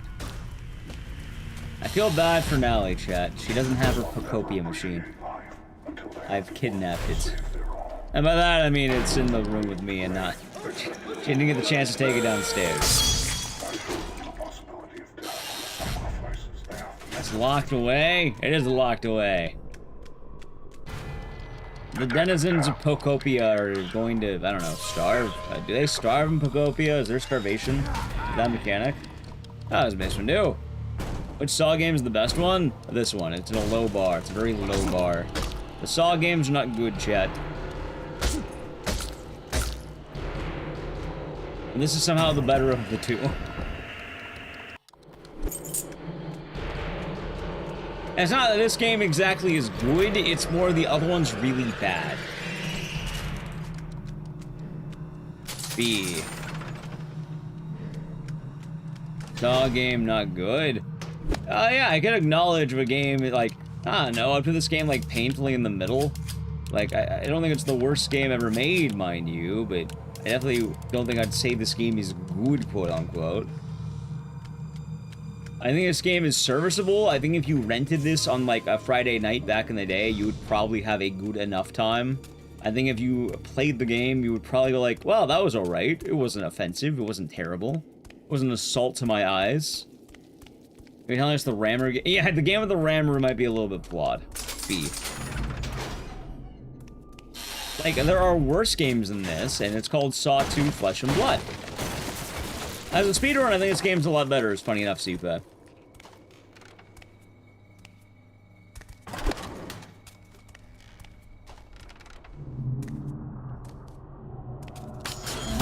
Like, I wouldn't put this in league with some of the best horror games ever made. It is a good speedrun, though. But also, I think speedrun... Alright. Games should not be judged by their speedrun. And in fact, I think most speedrunners have really bad takes. With me as the obvious exception. Haha, I'm kidding, but... I can have bad takes too, but I think a lot of speedrunners kind of forget that not all games work in that way. Oh yeah, of course, virus is virus. How could we forget virus?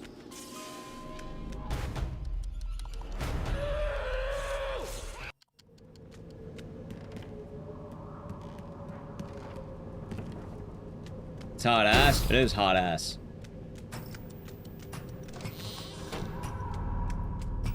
But it is aware. Yeah, it's aware that it's hot ass.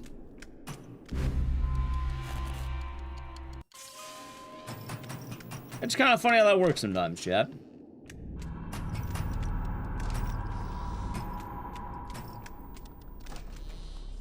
Some speedrunners will play games and find no joy in if they get good times in them. I don't even think that's the case anymore, as funny as that sounds. Like, I would say that used to be the case, but these days, I mean... I think the art of speedrunning is either heavily dwindled or died.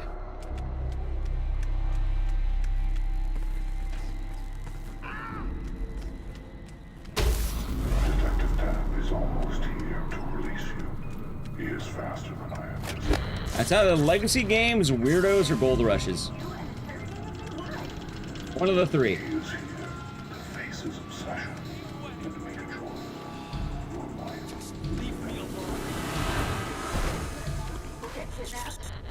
It's you, you're the weirdo. Well, you would fall under that one, so kind of. I wouldn't call you a weirdo, but I would call myself a weirdo for a lot of the game choices I have.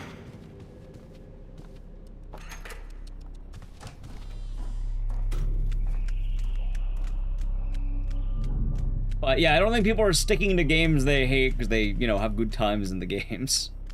Usually they want to play a game they like, or they want to do something that has some kind of benefit to it. They're not just doing it because they hate it. Which usually that benefit is probably going to be something like, I don't know, enhanced viewership, accolades, love of the game, joy, some kind of benefit.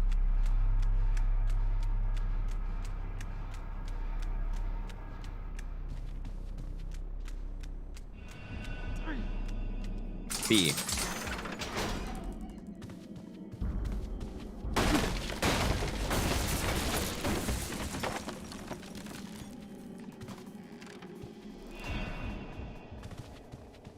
More of a content thing, except it's not a content thing. If you wanted a content thing, you'd make a YouTube channel going into other things.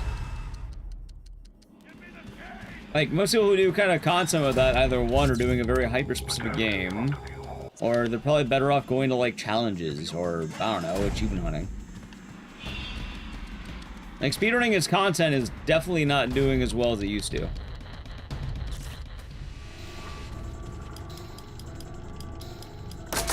Obviously, there are exceptions. Those exceptions tend to be the higher view count streams, or you know, things that blow up all of a sudden. But even then, it's usually probably pre-made stuff for YouTube that wouldn't even be really speedrunning, but more like a culmination of different runs. I know you didn't. Speedrunning did have a boom in the PS2 days. No, it did not have a boom in the PS2 days. It had a boom in like, I don't know, 2016. What else I can say? What else I can give? Probably 2016 to about maybe 2022.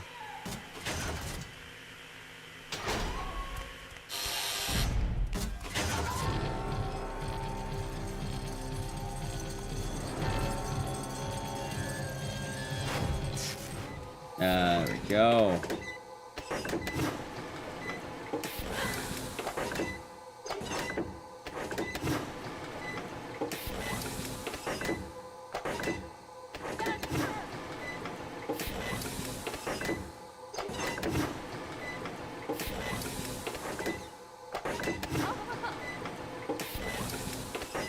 I wouldn't say the PS2 days for a variety of reasons. People play PS2 games, but that's not exactly the heyday of the PS2.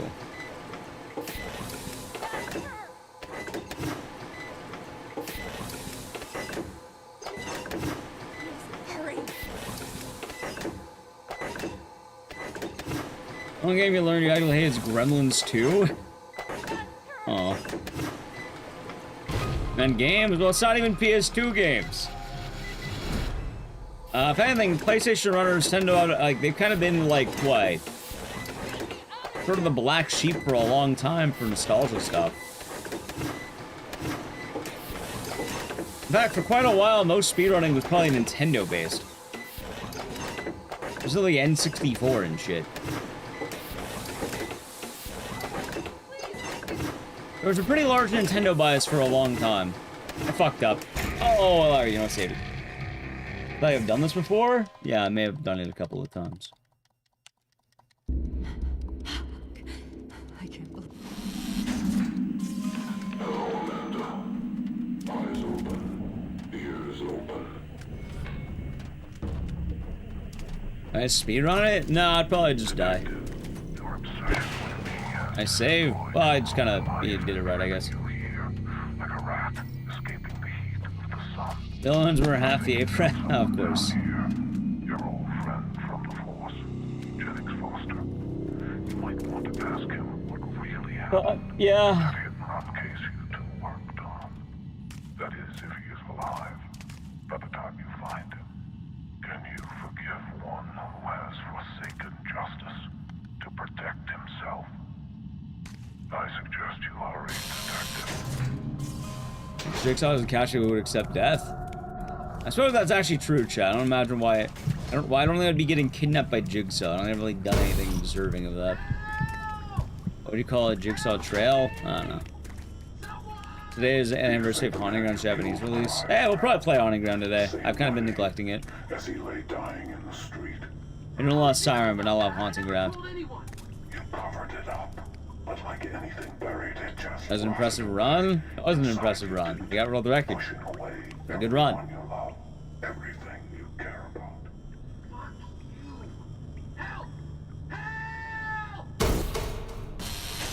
Also, chat, I don't live near Jigsaw. I live in a place of joy. I don't live in the harrowing world of New Jersey. I think I'm safe.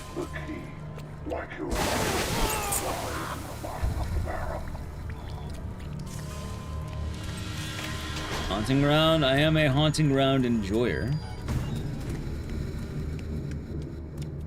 I was in the flow state because we were talking about Requiem. I just so happened to be in the flow state. I had many good runs that night. I just happened to be one of a good few. The way forward will be your first challenge in I'm glad people do resonate with a lot of the takes, though, I suppose. I'm glad for that. find a way to redirect it, or your life. Which, I have a lot of time to think about it, because believe it or not, every day it comes up, and every day I have to think about it. Octar 3 versus Haunting Ground? For what? Also, how is that even a choice? One of the best horror games ever made versus a joke? I don't even know what you're comparing, but like, there's no point.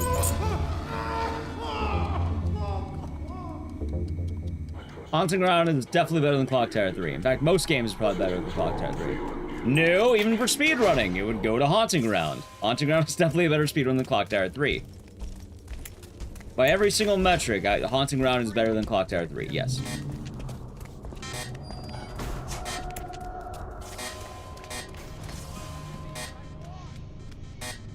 And Tommy Walker's Coffin Baby? Yeah. If they're asking which one better fetish costumes, even then the answer is Haunting Ground, because I'd rather, you know... I think Haunting Ground is the better answer at that point.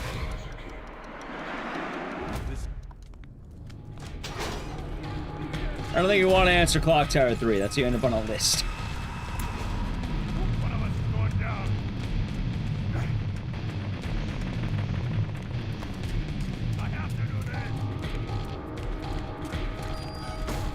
Yeah, I'm not sure why it is being asked. Also, as someone who actively speedruns both of the games, yeah, no, Haunting Ground's way fucking better.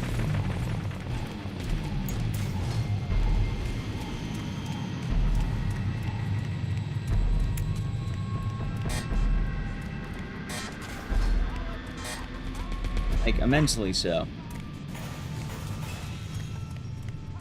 Clock Tower 3 is also weird, and while I'm glad it has a lot of sympathizers, I think a lot of people believe that game way more than it deserves. B. 3 year reset. Nice. Dan the Enigma, thank you for the tier 1 for 36 months. Enjoy the emotes and the scissors. Thank you. Hope your day has been nice in 3 years. How have you been doing lately? How's post Onimusha Dan doing? Clock Tower 3 is more predictable? Why would that be a good thing?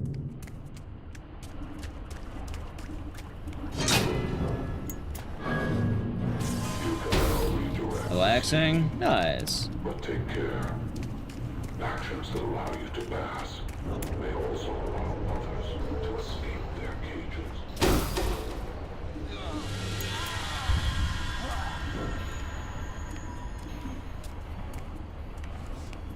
Clock Tower 3 also has more annoying bits in the speedrun, honestly. Like, I'd rather take QE over Corroder. You would attempt Onimusha 1 blindfolded. It's okay to quit.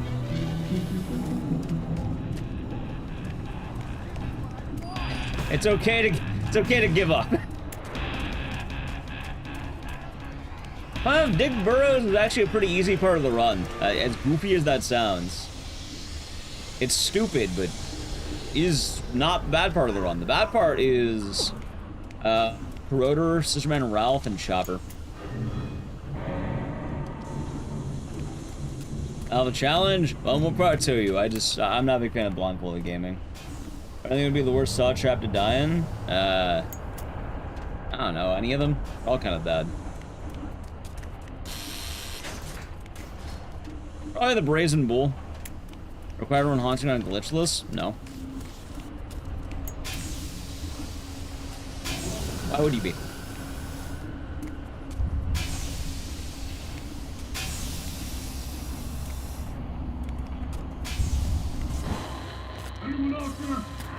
That's dog queuing.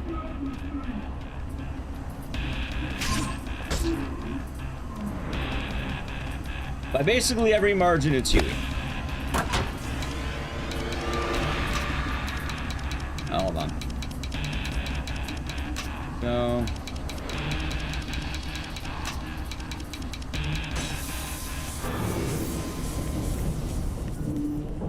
It's the Keeper? Yeah, I can't let the evil within rip this game off, Chad. Borrowing from Big Saw the game.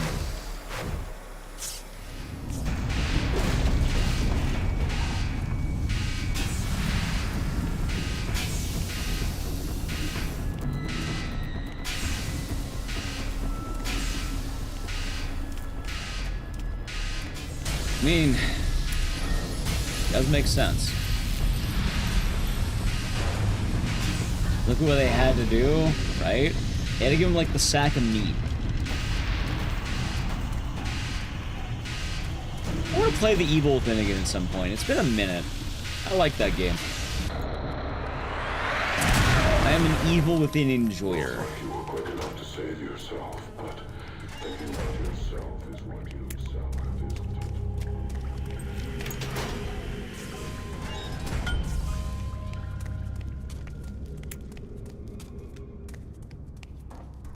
Fun one? It is a fun one. Sort of Kuma mentions. I mean, that's how they do with Evil Within these days. Like, it's funny, I don't remember the last time I've done a legit speedrun of the Evil Within. Because every time we do the Evil Within, it's always a Kumu, all cutscenes.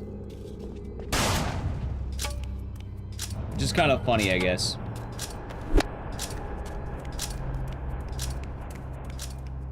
I don't know, it's just more fun that way, I think.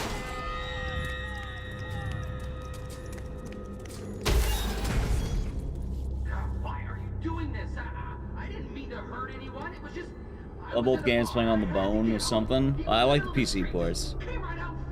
I've warmed up a lot to the Evil Within 2, by the way. I used to not like it as much, but I've warmed up to it. Evil Within 2 better than 1? No, Evil Within 1's definitely the better game. I've warmed up to 2, but Evil Within 1's way fucking better. You know, say they want Leon Seconds to Requiem in open world, they seem to play Evil Within 2. I agree. I think the Evil Within 2 is... I agree. I run the other Saw game. It's a singular game. There's only one other game, and yeah, we ran it. I don't do it as often. 2 is neat. Yeah, I think that's a good way of putting it. I think the Evil Within 2 is a nice game. I've warmed up a lot to it, and I think it is quite nice. I think the only thing I really don't like about the Evil Within 2, and this is still a complaint, I don't like the tunnels. I've warmed up to a lot of the general hubs that they have, like the open world hubs. Those are cool, but I don't like the tunnels. I don't think they're fun. I definitely like it more than I did. Like, I think the game good. I actually think the game is a damn solid time. But those tunnels are still kind of rough.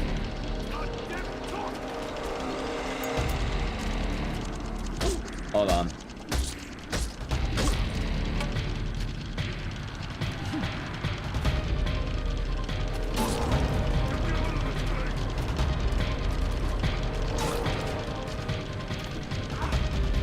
Hey, buddy.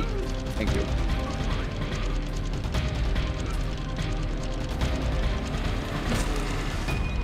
Alright, he died in a good spot. Yeah, that's perfect. He got stuck on the wall. It's an overboard gaming. I'll be doing good. Like casual or speedrun? For what? Are the Saw games? I mean, how do you run something casually? Evil Within 2? Oh, I know it's better than Evil Within 2. Yeah, I didn't want to. Hell, I haven't even speedrun the Evil Within 1 in a long time. Like, I can speedrun the Evil Within 1, and I've done it before, but usually whenever the Evil Within comes up, it's just more fun to do a Kuma. And have it be more of a chill experience than the speedrun.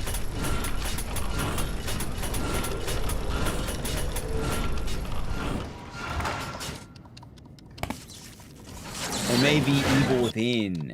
Ooh. You know what? There might be. Where's the leaderboard trying to get the worst time? I mean, you could, like, that doesn't work, though, because, like... Getting the worst time doesn't work. Let's put it that way. You are two doors. Each will test your faith. Will you continue blindly, or will you face a greater challenge with your sight intact? Make your choice quickly. When the timer reaches 0, the bombs located all around you will detonate.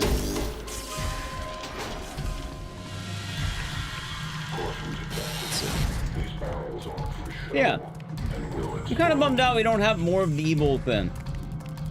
Pretty cool franchise.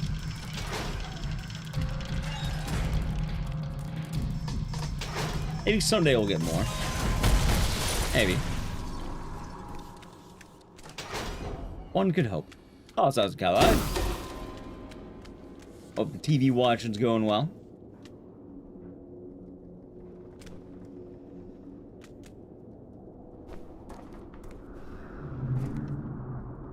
Also, I do feel kind of bad.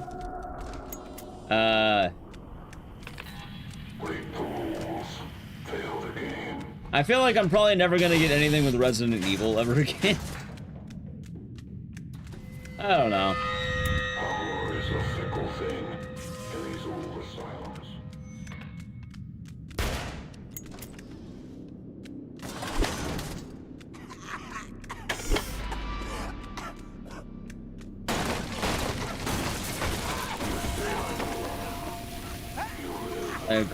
Future will follow the Requiem formula. I don't think there's a Requiem formula. I imagine they might just do something else. I don't know. It depends what they want to do, who's making it. And Gunstrider's strongest soldier? True.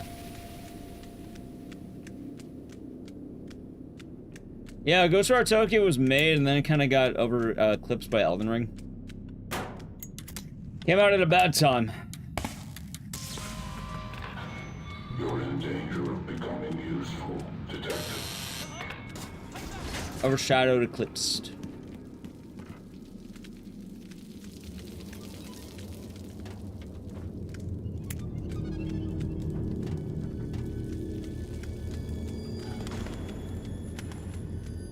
Maybe I should go to the Pragmatic Cafe chat.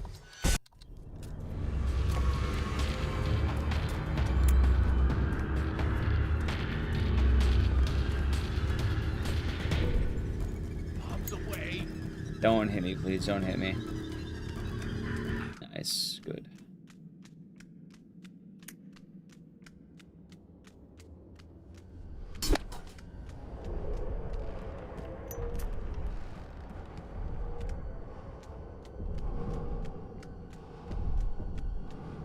I don't know. I think it's just for the one game. I don't think they're gonna do that every time. I think I might end up healing through the glass just in case. Maybe with a follow. Like, I don't trust not being able to heal. Call it a hunch.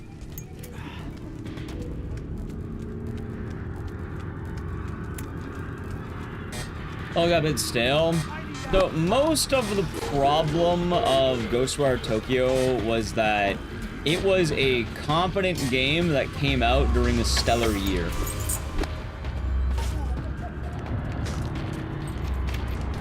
Like, imagine, here's what it is, right? Like, imagine this whole time you wanted to be able, like, you know, for weightlifting, I know for a lot of people, one of their big goals is the first time they can lift a plate, like the 45 plates, right? And let's say for a good point of measure for a lot of people, lifting a plate is good, right? Lifting 135 pounds, lifting one plate, good, yeah? It's a nice achievement. Imagine if fucking Mr. Universe comes out and benches like 1,000 pounds. Your plate's not looking so good after that. I'm sorry, man. I know everyone was hyping up their plate, but Mr. Universe came out. Doesn't matter what the fuck you do at that point. I was gonna dance to this. How was the stream? Hope you had a good time. How was Metro? Although I do have to apologize for the timing of the raid, because right now we're waiting in this room for the next few minutes, and they'll be waiting in another room, so I was about to play an ad. So I guess you'll have to tell me after the ad. I do apologize for the timing.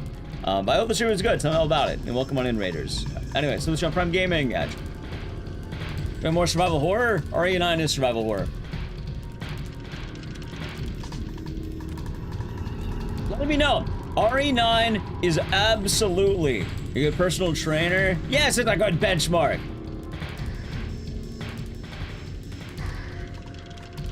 Yeah, it'll be a fun time. Like, and that's the thing, like, what was once impressive is kind of hard to be, like, an achievement when you have Mr. like, 3000 coming by.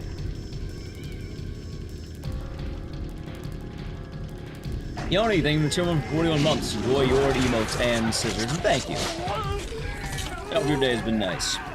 Let's play a game. Yeah, we're playing Wait in the Room, my favorite game, chat. We wait in the room. Why is your ad French? I don't know. Maybe it's because of the flag. But yeah, like, Ghostwire Tokyo, it just came out at a bad time. And it's kind of a bummer, because I feel like in any other year, it would have been seen as like a cult classic, would have been seen positively. But coming out right with Elden Ring? Oh, God. Like, you have, like, the most classic Ubisoft open world experience versus a game changer. A game that is still being played. RE9 runners be asking to mod. They want to mod out the waiting room, of course. Royale WC, they've been flying and gaming for 18 months. Enjoy the emotes and the scissors, and thank you. Elder days be nice. It's also 2 Twitch babies, you're going to have to name them. Ghostwire Tokyo was amazing. Yeah, I liked it, but it did get overshadowed pretty badly because of Elden Ring. And it's kind of hard not to see the flaws, unfortunately.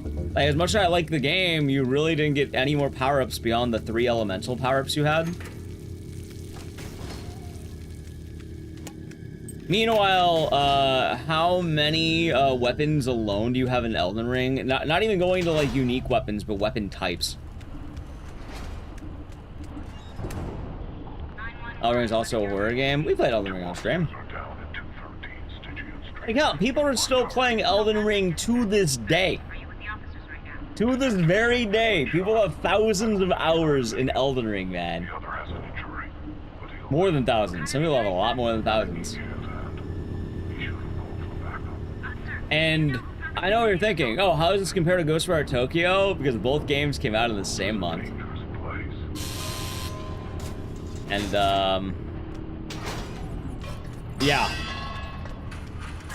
It's hard to look good when you have good old Chad over there fucking... You know, oh wow, nice, you lifted 135 and then someone... Wow, you broke the world record for most weight ever lifted? You're the world's fastest man?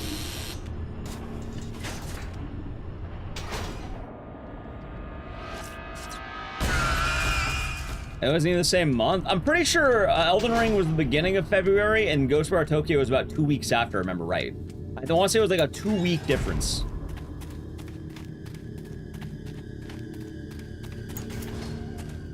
Ah, this is Kaepernick. I know Child lives more than you. For what it's worth, I think both are industry titans at that point, right? Are you telling me there was 19K? Well, hold on. Ghostwire Tokyo at 75. Oh, you're saying... I thought I was saying, I was like, wait, 75? I missed that there wasn't a K in that one. Yeah, that sounds right. Although I don't think having Steam players in the modern age is the best test of a game today. But I just say, I'm doing good. Having a nice start to the week and all that. Alright, go to something done. What the fuck is the key? What? Nice. Speedrun Manhunt? Yeah, it'd be better to look at the exclamation mark speedrun list. It'll be easier. You can see all the games we've ran. So yeah.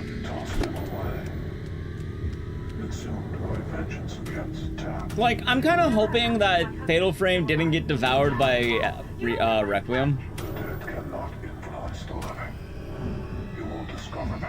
Elden Ring was February 25th, Ghostwire Tokyo March 25th. So literally a month apart then. Okay, about... Alright, that sounds... Alright, that's cool. Thank you. Thank you for the exact dates. I can't believe it was on the dot. Not over, not under. What the fuck is this? Oh.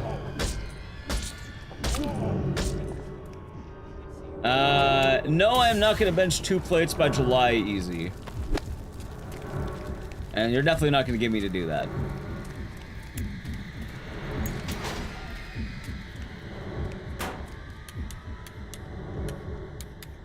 There we go. I also don't want you doing that. No. Think of the follow.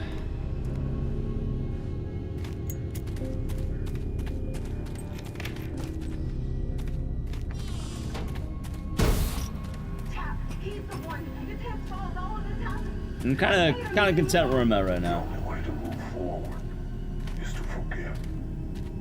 Nah, 2 plates would be what? Fucking 200 something pounds? Like 215, I think. But suffering is just 225, there it is. Tap has everything he needs to free you. I hope you have faith that you reach. Yeah, that's right. 225. That's good. It's added 90 pounds to 1 plate. Let's tell him that.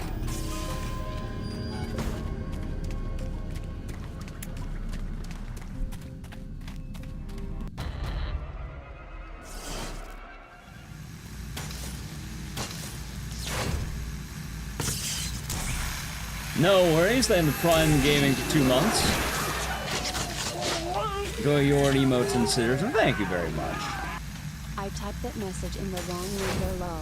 I don't think you're doing good today, chill out, Matt.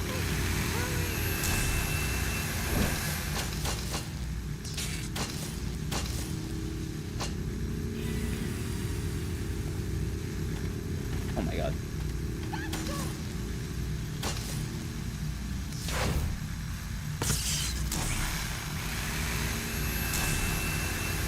A full city blocks to explore. I don't know if we'll get another game like Ghostwire Tokyo, honestly. I don't know if we'll get another game like that. Melissa, Kind of a bummer, but I think the odds of getting another game like that are probably very slim. Or it's gonna be like, yeah, GTA 6 or something like that. I don't think you're getting another horror game like that, I should say.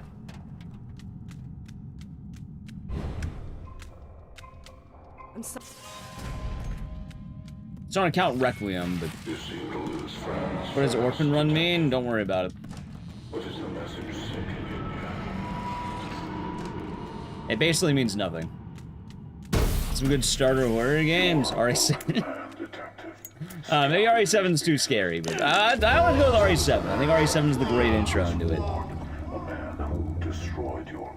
It's fair, it's balanced, terrifying. Unironically, RE7, that's why I like RE7 so much. I think it's a great way of getting into the genre.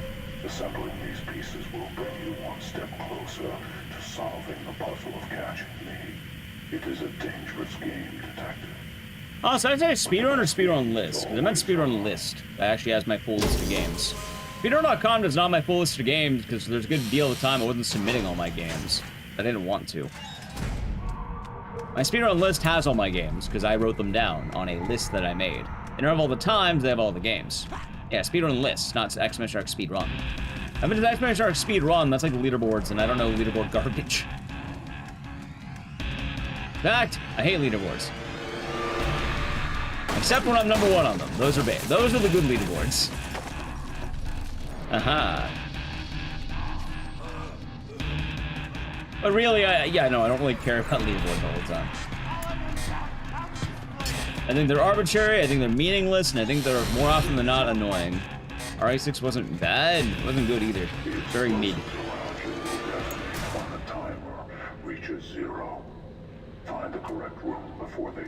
And also, RE6 was a low point of the franchise. And they lost a lot of money on RE6. The solution to this puzzle relies It was a detriment. Very low? No, Umbrella Corp was definitely the lowest point. RE6 was more of the, like, alright, it's kind of getting into a rough area. Ah, shit. Hold on.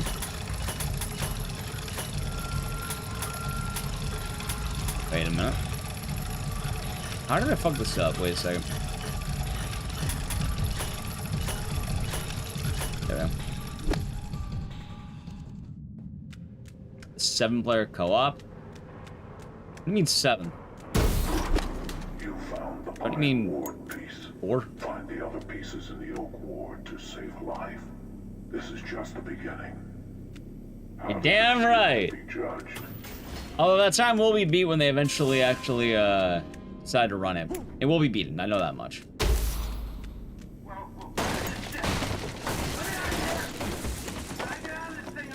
What? Write a story about me. You've already done so much. It's good to know, chat. A nice dubski in Sonal 2. This is the game. You know, the bar's been raised. Yeah, I wouldn't even call it the bar being raised. It's kind of more like a whack-a-mole sort of situation. This is the game. Let's do it.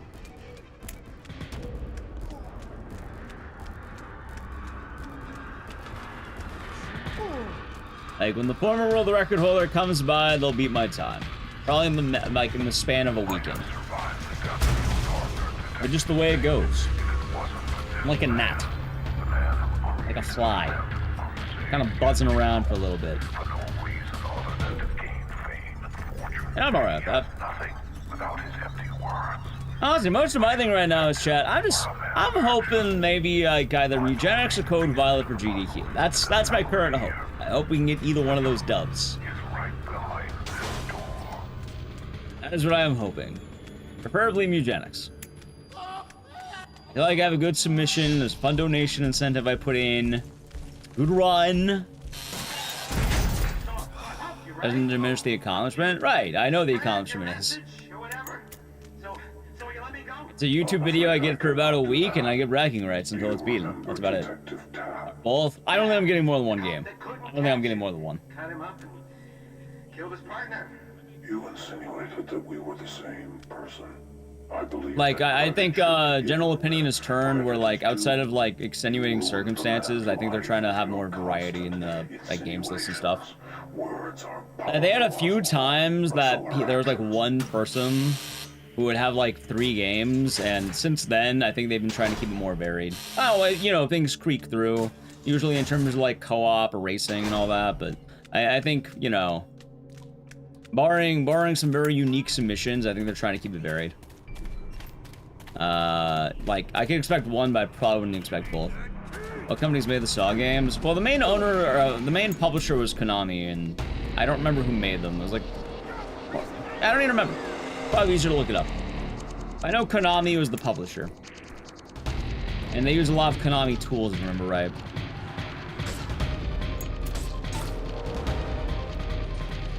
One of them was like Graveyard Games or some shit like that. I don't remember the name off the top of my head.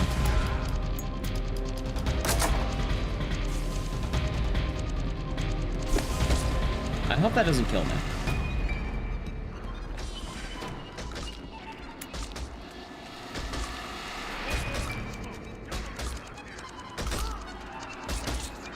Nice. That was close, but we got it. That's the way I see it. No, if they take 2, I wouldn't say no, but I don't know. I'm just, I'd be happy with even 1. Especially since the last time I had 0, I'd be happy with even 1 game.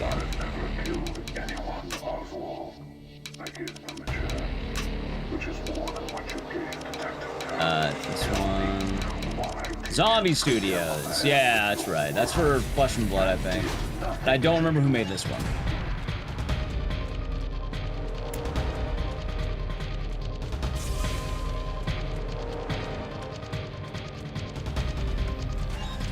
It's not off the top of my head.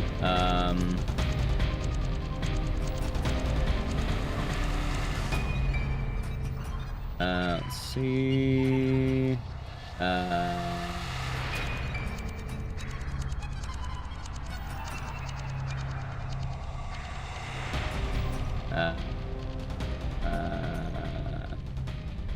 Hold on. Nice. Zombie made both. Well, there we go. You feel inspired? Well, there you go then. You feel inspired to tie a man to a chair. Rise of Nightmares. Wasn't that weird Xbox Kinect game?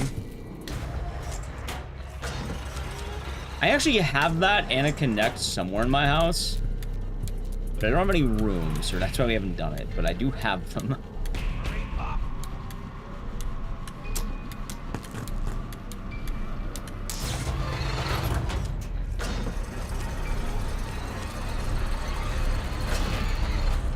Yes, it is. I was right. Cool.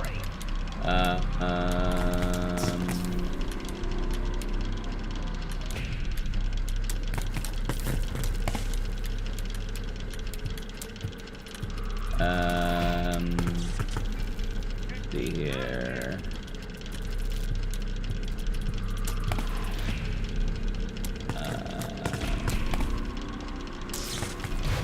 Alright, that was bad. We'll take it. Why not? See, one day I'll truly lock in on some Sakon, but not today.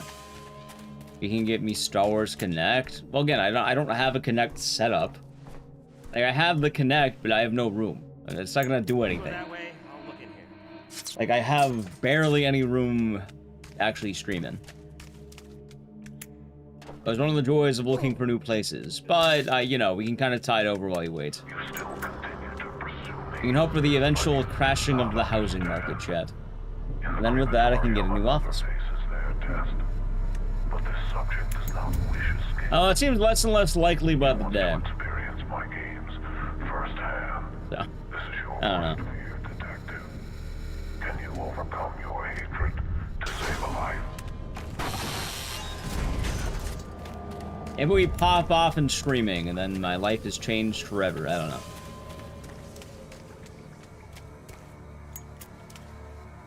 It's possible. Hey, maybe that Dead Rising video will pop off. You know, I finish it by Friday, get it uploaded, and maybe it pops off in viewership. I make another video in about a month. That pops off too. And then, I don't know, maybe Konami hits us up for Townfall. Maybe that'll be the end game right there. And we'll go like, wow, what do I do now? And I'll be lost. Maybe that will be the plan. And then after all of that, we can play Rise of Nightmares for the Microsoft Kinect. Xbox Kinect, huh? I'll go into hiding or something, I don't know. Huge Leon at the garden. See, I don't think I ever get a mansion. I don't think that's in my cards.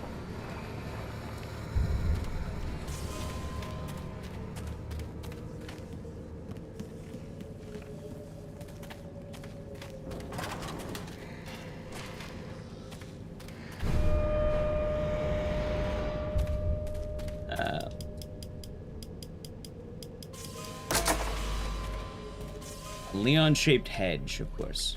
Finally, I can get invited to the GDQ yacht. I don't think I ever get invited to the GDQ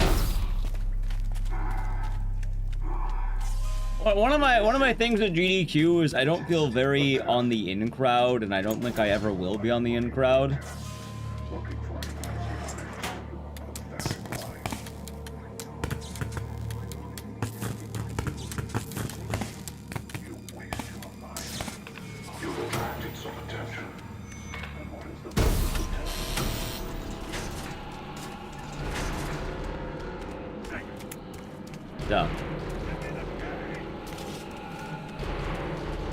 Yeah. I don't know anything about that one, but I would like to remain uninvolved from that. There's something kind of sad to say, and it's kind of been weird in a world of streaming. How do I put it, though?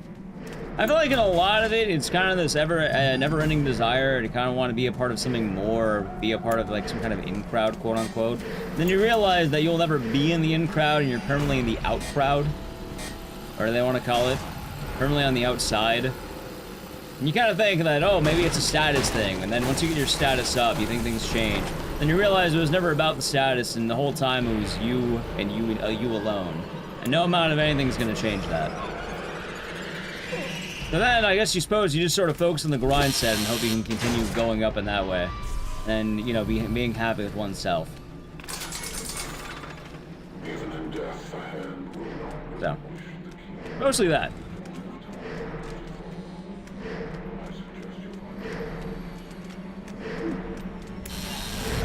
It's certainly a thought.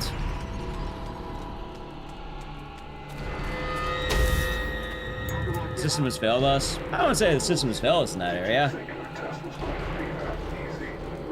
Did we? What do you mean?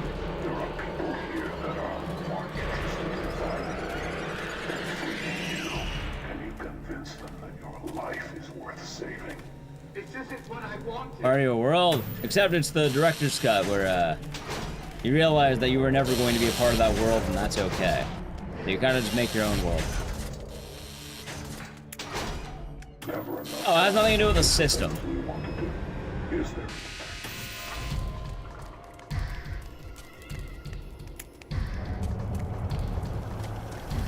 I gotta chat more or less. This is my way of saying I'm kind of fine being a shut-in.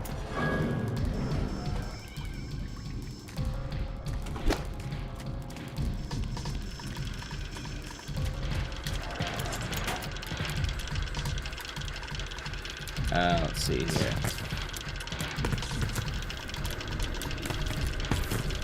I guess this is a weird way of seeing it, but there's no talking crab. True.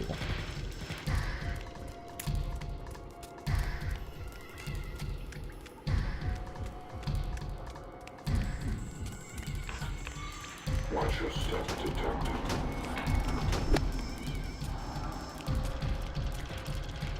Right, but that doesn't. Those things don't. I'm not sure how those things would contradict each other.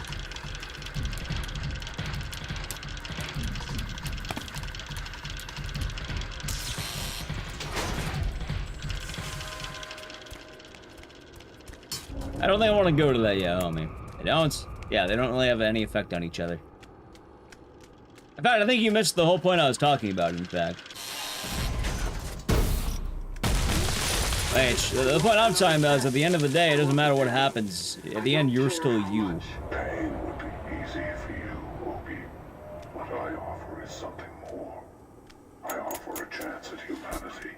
Yes, yes. I understand.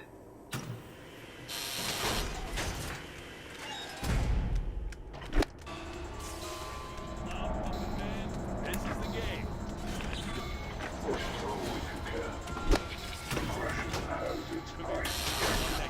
It's a duo. I think Duo definitely had a hand in naming some of these. I don't think all of them, but I'm pretty sure he named the one that's called Come.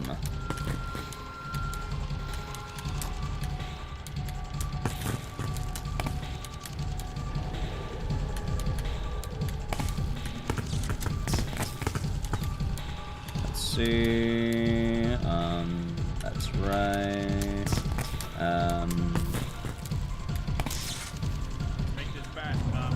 Duo named 2 of them. That sounds about right.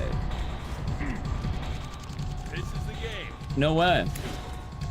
Crowd come to you. Well, it's not that Migosas. Like, for what it's worth, like, I don't know how to put it.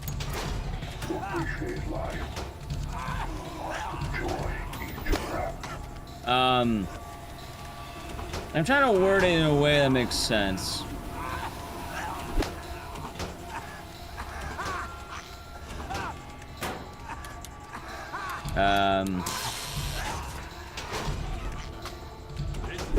IRL and stream-wise, I'm good.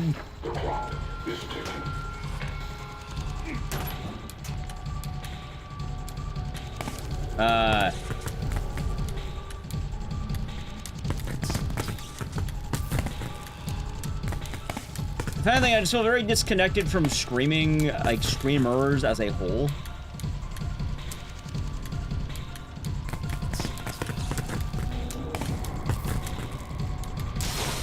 I feel like when I was growing, I used to know a lot more people, but at this point, I feel like I don't. And probably for a reason. A little concerned. Inspire them to live happy lives, D-Man. Kaylee.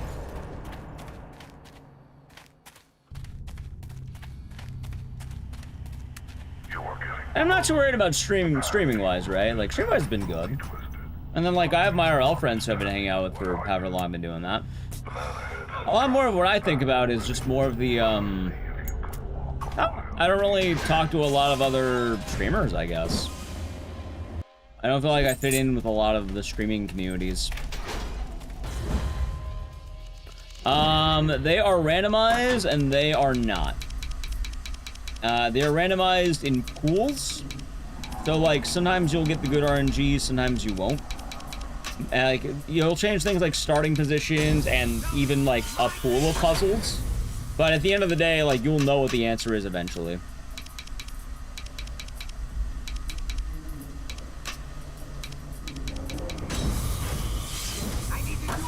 So, the end result will always be the same. It just depends what kind of RNG you got, I suppose.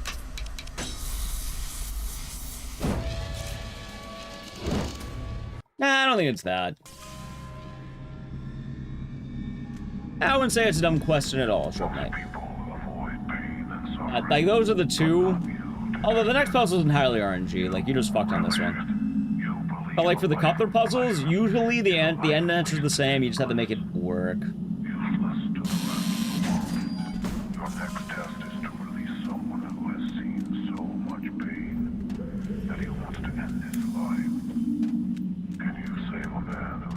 You don't mean to get down. I feel like GQ is lost of its appeal. In some ways, I agree. Like, hell, I'll admit straight up, not to be a downer, but like, I was actually really happy not going to the last GDQ. Like, that was one of the first times I actually really enjoyed the event. Not saying I didn't enjoy the event other times, but like, it's probably one of the best remembered events I had in a while. Because I didn't go. I stayed my ass home. What, I hung out with Nally Q in my house? Gotta play some video game and drink some brewskis.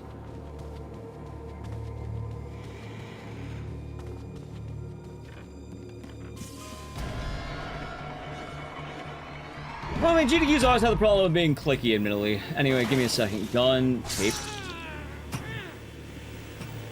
Gun, tape, heart, saw. Gun, tape, heart.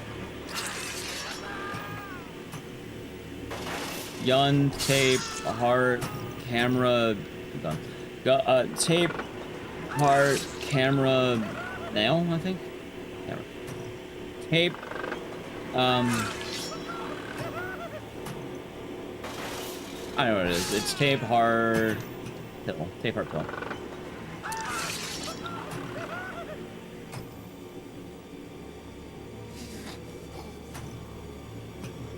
Alright, cool, we got it.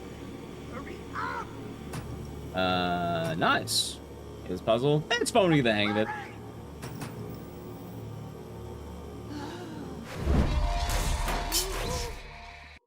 Nice. But, yeah. And honestly, I wouldn't say it's a corporate thing. I just think there's a lot more clicks. And I don't feel like I'm involved with any of these clicks. And even ones that I would totally fall into, I don't feel like I'm a part of. It's kind of in a way too, because like the whole, oh, but you're a larger streamer. I feel like a sleeping giant. I feel like some weird guy on some outskirts. Which is funny because one would have the thought that like, oh, being a larger streamer probably helps out a lot. I don't think it feels weirder. I don't know. It kind of affirms a lot of the doubts that I had. And that's why it's kind of like at the end of the day, it's still you. Because you would think that, but at the same time, everything feels very distant. You are almost there, detective. What you have been seeing is in the... It felt a lot more cynical.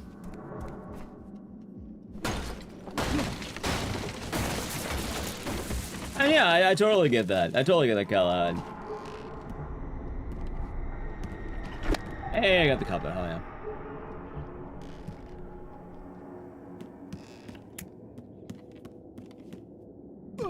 So.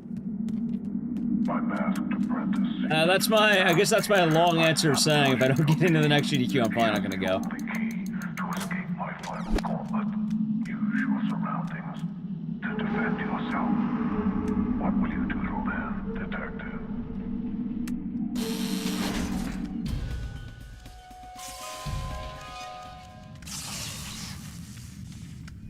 What if, sorry, if me or Nally don't get into GDQ. Sorry, I did. Didn't forget the other factor. If me or Natalie don't get in, she will. Howdy, Scandy. Hope you're doing good. She gets in, I'll go. I'll go. She gets in. I can't forget that. Sorry. Apologize to Nelly Q on that one.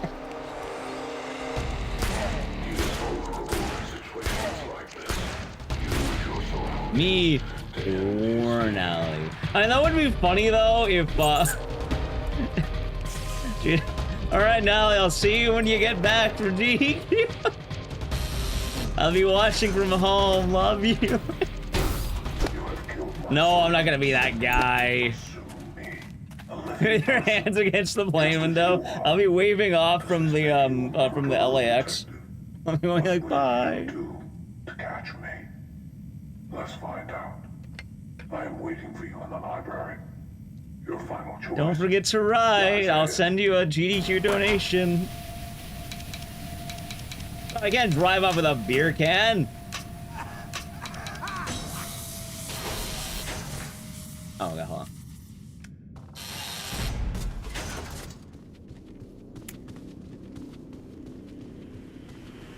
And I reach exactly. Oh no, Duke Nukem forever. Exactly, Mr. Cal. Have fun. Lies right through this door. I am waiting. Who knows? Maybe I get in chat. I don't have to worry about it. I don't know. I feel like I tried a lot harder for submissions this time because I suppose in a very like wiping eyes with tears, like, you know, cash with tears sort of way, or wiping tears with cash sort of way. If I don't get into this next GDQ, it'll be the first year since 2020 where I didn't get in. Let's go, Nally. Thank you for the 15 biddy silence. He's much appreciated. Like, I don't know, it'd be kind of weird. At that point, I'm like, I guess I'm sort of wondering, it's like, yeah, I haven't really been having to worry about that much, huh? I do like arte in Japan. I might try for winter. Maybe do a Japanese New Year.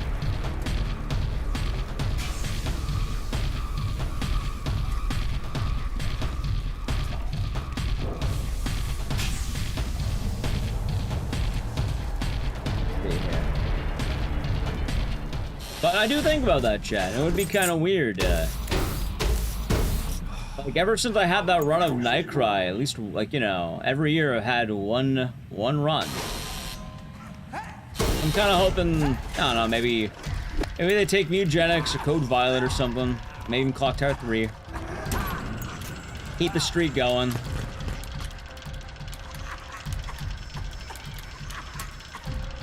Let's see.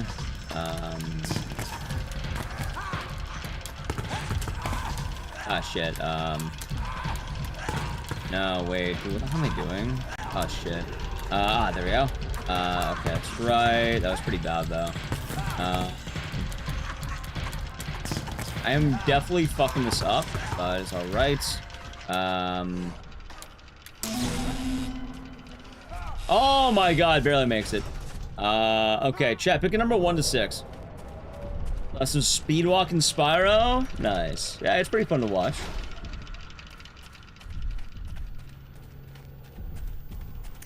I'm thinking 3. Last time I wanted to say 3, I'm thinking 3. Playing Beat Saber, really just scrolling your spot, find other maps you can find. That's a lot of things, like Clone Hero 2. I see a couple of 7s. I don't think 7's gonna be the answer. I'm thinking it's gonna be 3. I have a 6 in YouTube. Alright, let's see.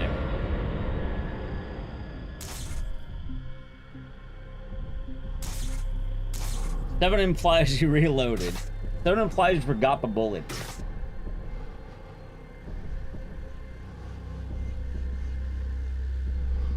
Should we get a 1? A 1 Chads?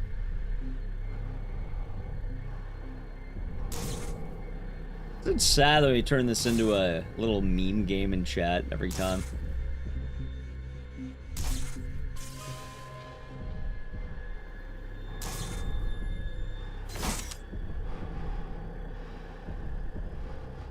No one said 1. It can't be 1.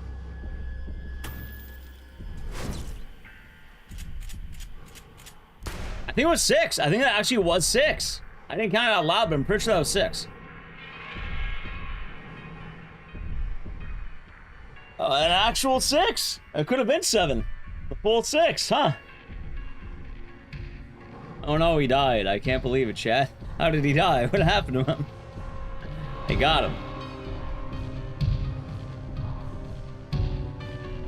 No, he was not going to forget the bullet.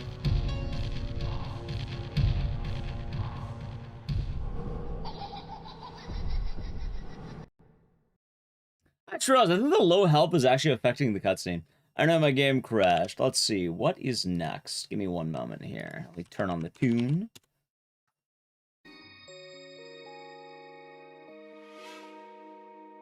If you knew it was going to be 6, you would have guessed 6.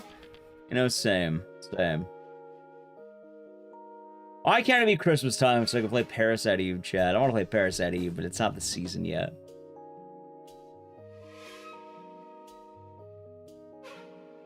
Not the season, sadly.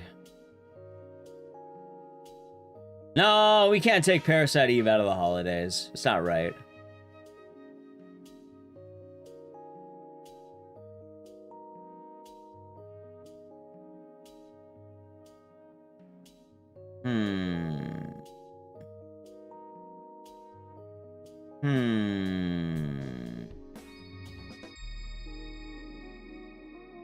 Their birthday? Look at the calendar. What day is it? Well, it's 4/21. No, we're not doing Space Invaders. I'll find my copy. It's probably gonna be Haunting Ground, but I just want to double check.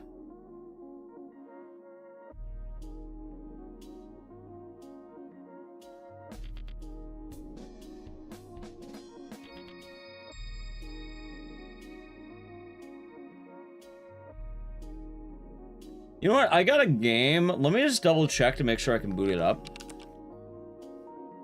I got a different one. I guess we don't see as often here.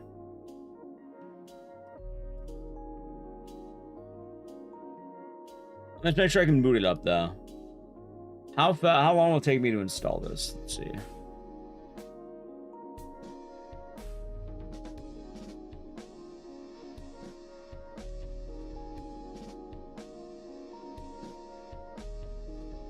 Probably not that long, I don't think. Jackass? No, not Jackass. Survivor's a good choice, though. We could do Survivor. You know what? Let's do Survivor while I install this game. I like that idea. Let's do Survivor.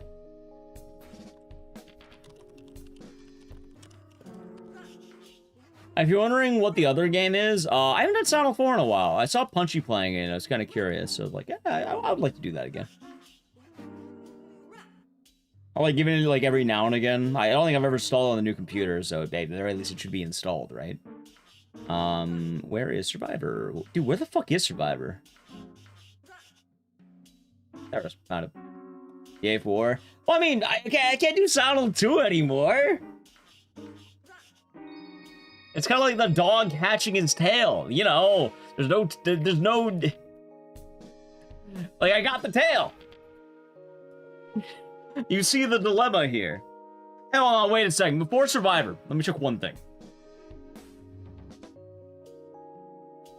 Chat, hold on. We're not doing Survivor. Hold on. We're doing another game first. Well, we will do Survivor after Clock Tower. We're doing the OG Clock Tower first. Eternal Darkness? I don't run that. We're doing OG Clock Tower first. If you're wondering why...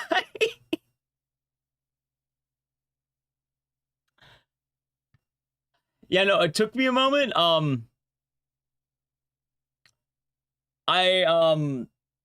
forgot to plug it in, remember? I plugged in my thing. I plugged in my SNES, and I don't want to unplug it, so I plug it in later. That's stupid. So we'll do Survivor after Clock Tower, okay? We'll do... Hold on. How about I play an ad right now too? We'll buy us some time, and I need to still plug in the game, but not as much. So we'll do Survivor after Clock Tower. I'll have like maybe an hour of Clock Tower, okay? Woo boo. We're doing Survivor and Silent Hill 4. It just Clock Tower first because 1, I need to install SH4. And then 2, I don't want to plug in, I don't want to unplug a cable just to plug it back in. There we go. Okay. And this will be fast. Fast-ish, I guess. Oh, yeah, that's fast. Okay.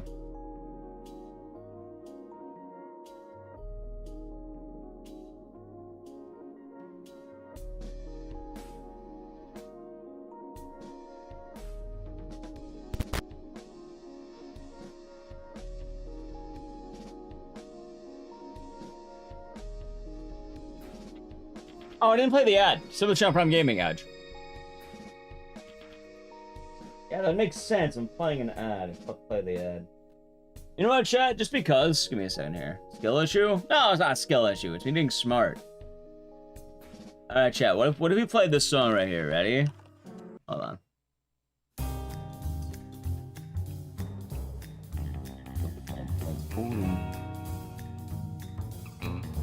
Tasty legs and crispy thighs on my mind.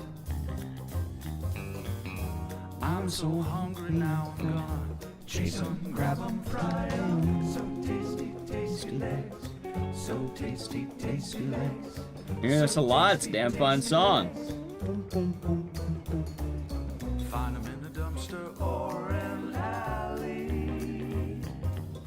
Shake, shake, shake 'em and bake 'em. Shake, shake, shake 'em and bake 'em. Grab 'em by the tail, they're tastier than snails. Grab 'em, stop 'em, skin 'em, crunch 'em. Grab 'em, stop 'em, skin 'em, crunch 'em.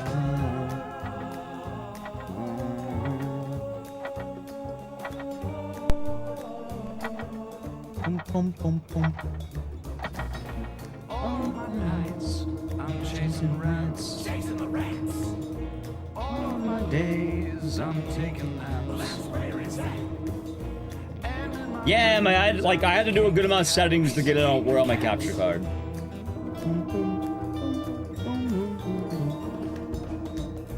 All my nights, I'm chasing rats. Chasing the rats.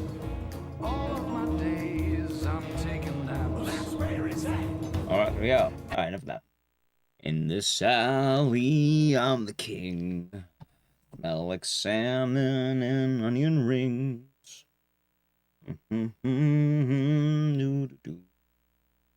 Alright, I think we're back in the ad, right? I believe we are. Probably. Probably back in the edge. Ad's over. Perfect.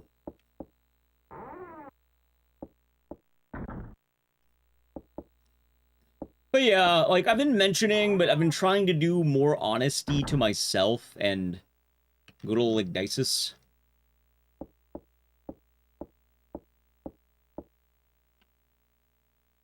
For anyone who doesn't remember, actually we're doing this tomorrow. I've been trying to grind more games I think I have potential in. Funny enough, someone asked earlier, why don't we do Dead Rising today? And the reason why is because we're doing Dead Rising tomorrow, funny enough. I wanted to combine Clock Tower 3 and Dead Rising as a sort of grinding stream. I want to see if either one of them still has potential. I think Clock Tower 3 does. I want to, you know, put some feelers out for Dead Rising. I want to see how it does. Like, I want to see if it's time to, you know, if it's time to bring it back. And what's an ad? See, that'd be really funny if I played an ad on YouTube right when you said that, but there you go. Yeah, I was literally like, just like maybe I think a couple of seconds off. I basically choked on something really stupid. I choked on something I never should have choked on.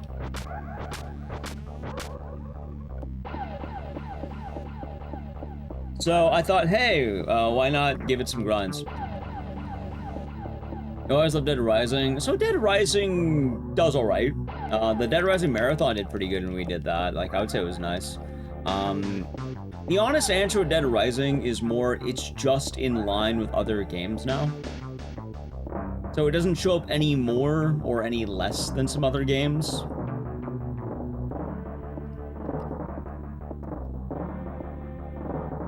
Or at the very least, I made sure to bring back the Dead Rising Marathon, because I know it's been a while since I've done that. And we did that last week. And I got a Dead Rising... Hey, the clinic, I don't know if you know, but... hopefully by the end of this week, we'll have a Dead Rising video coming up on, the lore channel. Lore channel. I choked in something? Yeah, it happens a lot. I was de-rusting the hell out of it, I was playing messy, and I got perfect RNG. For what it's worth, this game is very easy to choke on. Like, it is... There's not a lot of room for error here.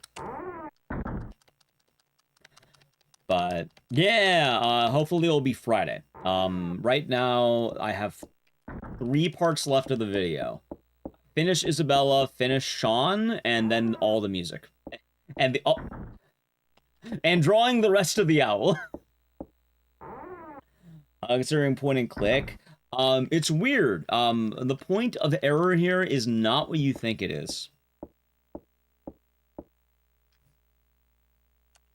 Sometimes Jennifer gets bad turns, and depending on how you time things, it can be a lot more devastating than you think.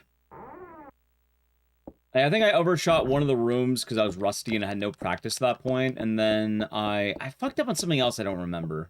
It was another room near the end of the game. And it was super... Like, I just fucked up the timing on 2 different, like, tricks. But also, I didn't think I would have the RNG, and then I did. Kind of got momentum. Yeah. And also, chat, for those of you who don't know, alright. Clock Tower is an odd game, and it is my oldest speedrun. Speaking of fucking up, I guess I didn't push the button. I was not thinking about it. And you know how a lot of games have, like, time save? This one doesn't. I am behind by 0.6 seconds on world record. And I've been behind by 0.6 seconds on world record. My sum up best is actually really accurate. What does that mean? It means that with the 0.6 seconds behind I am, in the total run, there are about 5 seconds of leeway. If even that.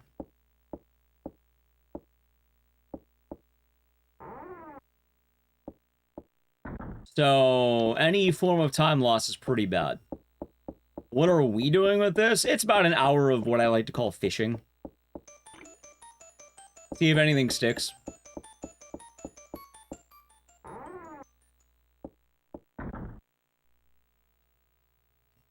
I think it's been kind of a fun way of doing these. You can keep the game in rotation too. Fish? Yeah, you got it. There's a PlayStation version. It's not very good. There we go. That's more like it.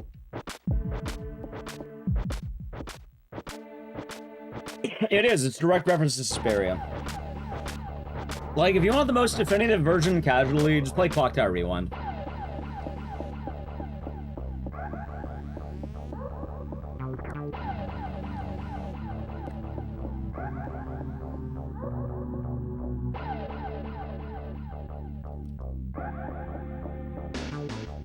Also, I guess talking about, like, the fishing, there are a few old games where, like, I know I can get good times, and these were, like, my old school games, right? And I have a little bit more reverence to these games. Getting world record in Clock Tower? Yeah, that'd be it, man. That'd be it. Like, that is probably, like, oh, that was my #1 game. So I would like it back. Dead. Dead run. By the way, that door. That's not that godlike record.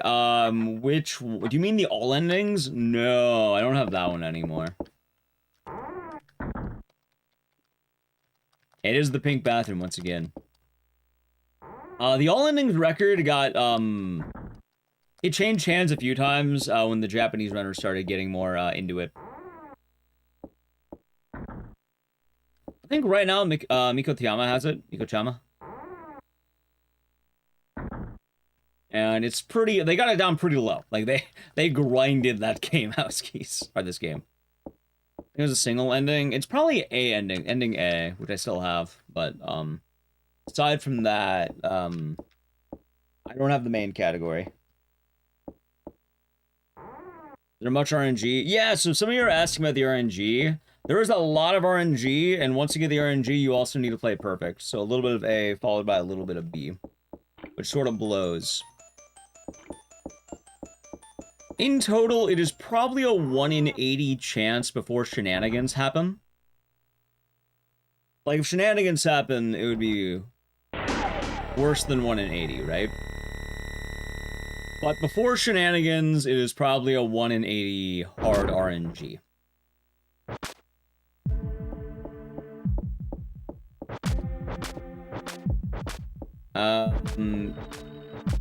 The door is a 1 in 5 chance, and it gets kind of weird. I'm playing this game in Japanese so the text goes faster. I'm playing the game in Japanese because the game only ever came out in Japan originally. So original Clock Tower speedruns are only ever in Japanese because it's the only actual version of the game. Clock Tower Rewind you can play in other languages, which I think the fastest is probably Chinese.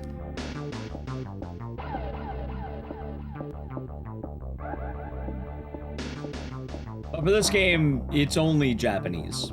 In fact, it's a pretty good way to tell if someone's not playing it right, because if it's not Japanese, then it's not legit at that point.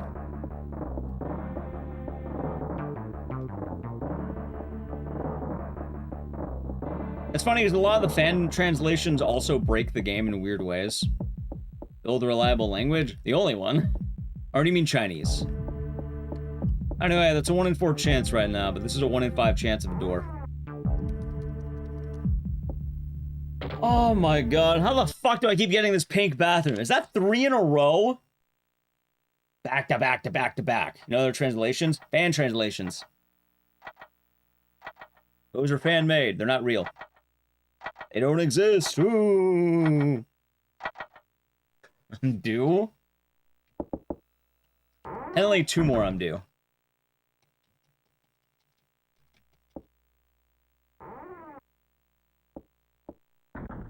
Also, for anyone wondering, we're looking for a bookcase. We're looking for books. Flux doesn't exist. You are thinking of Clock Tower Rewind. For the original game, there's nothing else. Everything is fan-made.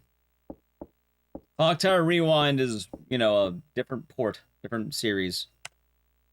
This is the original game. For the original game, there's nothing else. Yeah, you're thinking of Clock Tower Rewind, which is a different game. Is there a way to manipulate the RNG? No. There is, but there's not. You're not going to do it. I won't do it. No one will do it. Are the rooms random? Yes, I just said that. There's about a 1 in 80 chance of getting the exact setup we need. If we do not have that setup, the run dies.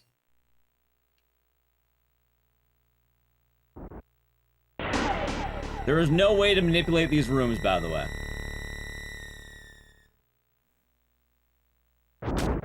There is 0 way of doing it. Now, the things that are randomized. When I check that box, well, fuck, that's it. Sometimes, see, that's shenanigans. That is shenanigans that I'm talking. I mentioned shenanigans. That's shenanigans. Before any other shenanigans. It's still 1 in 80. So, there are random frames that set the rooms. There is, you can manipulate it, in theory. You know what, hold on, give me a second. Chat, alright? Here, let's do this together, shall we? Let's do this together. This would be really fun. Let's see if you can manipulate the RNG. I believe right now there's like, it's either 62 or 256 frames running. I don't remember the exact amount, but right now the RNG is being set. Let me know when to press A. Or B. Let me know when to confirm. Now? Alright. Do it again. Do it again. Now? Alright. There is no idea of when you're supposed to hit it. There's no tells. And you need to hit 2 of them. You have to assume you got both right. Yeah, most games, what they'll do is they'll set a timer for you booting in. No, this game has 2. And there's no way to do it right.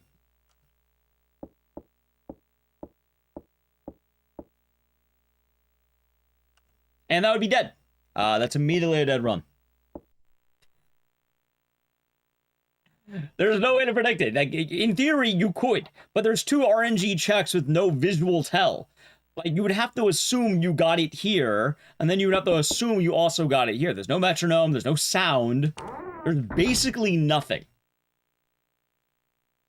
But you need to land nothing twice. That's also assuming you didn't get any other shenanigans that can happen in the game that just happens. Like I mentioned earlier, the Bobby turning early. Yeah, no, sometimes he just does that because he feels like it. If that happens, your run, like, for our purposes, the run dies. Like, that would actually, that outright kills the run if that happens.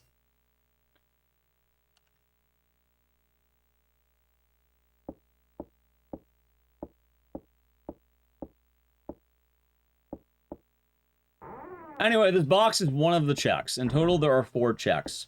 Number 1, we get a coin flip, a 1 in 2 chance of that box having the item. Either it has or it doesn't. There's only 2 results. I'm assuming it's 50%. For all I know, it could be weighted differently. Let's be charitable and say it's 50. After that, we go to the West Wing. There's 1 room we want with 5 possible combinations, like 5 possible spawns. You are hoping for 1 specific room. Therefore, it's probably a 1 in 5. This is assuming it's all weighted equally, though. And that there's no, like, you know, advantages to the weights. Alright, see, that's good RNG. Thank you. And that's what I'm talking about, shenanigans. Like, I don't know how to quantify that, because I don't think that's based on seed. I think he just does that when he spawns. I think that's like, when it happens, it happens. Yeah, sometimes he'll just immediately bolt for you. If that happens, your run dies. Because the trick we're doing kind of requires him not to do that. We need to get enough distance to pass him. Like, you wouldn't think it, chat, but running through Bobby is actually a glitch. Also, I got bad... I don't know what the fuck that is, but that happens too, where I get a bad turn. Believe it or not, I know... Oh, she just turned. Why is that so bad? Because you actually lose a remarkable amount of time with that happening. It's so fucking stupid. The amount that has to go right is stupid. There we go. See? I get a straight run. She doesn't do this goofy-ass turn. And now I get to find out about the 1 in 5.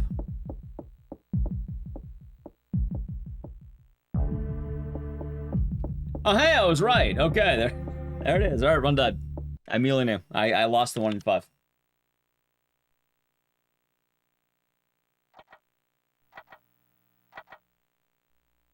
So, run dead.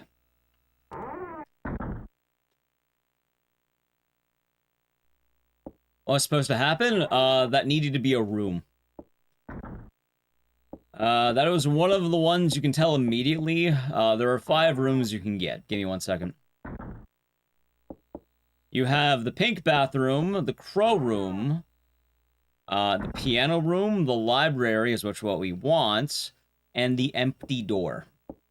The empty door is the one that you know immediately if you lose, because, you know, you can't go in the room. You can't go in the room. It's over. It means you already lost the dice roll.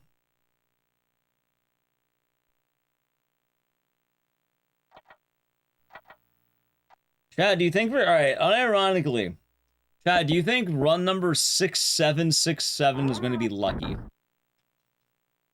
I am noticing, we are coming up on that. I really hope it's not. But we are a few runs away from it. There's also 6769 coming up.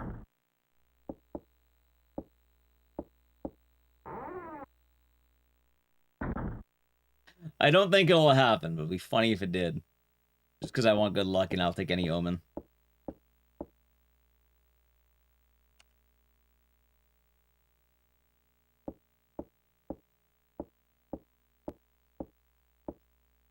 Also, yes, the counter right here, these are the amount of attempts I have in this game.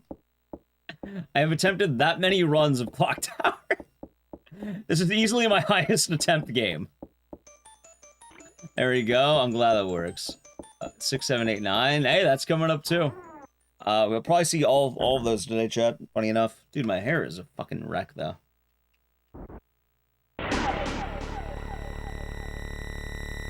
I mean, this also assumes, 1, no shenanigans, 2, I don't choke. So, like, chat, all this has to come together. In total or lifetime, wouldn't those be the same? Which total? Those are the same. Funny enough, Twitch lifetime's weird because this doesn't count any of my old attempts. These are my newer splits when the route got changed. Like, I don't know what my old one was. It's probably a few hundred if I had to guess. And then, all the other categories that I didn't time, and also the marathon days.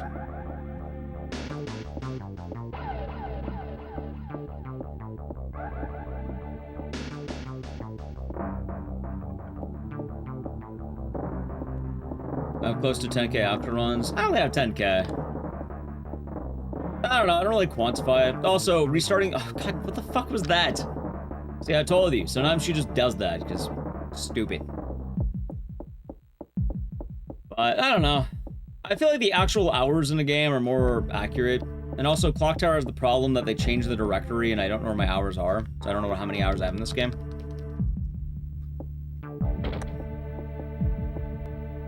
Oh my god. Alright, can I at least see a different room? Can I at least see a new room, please? Is it so much to ask for a new room?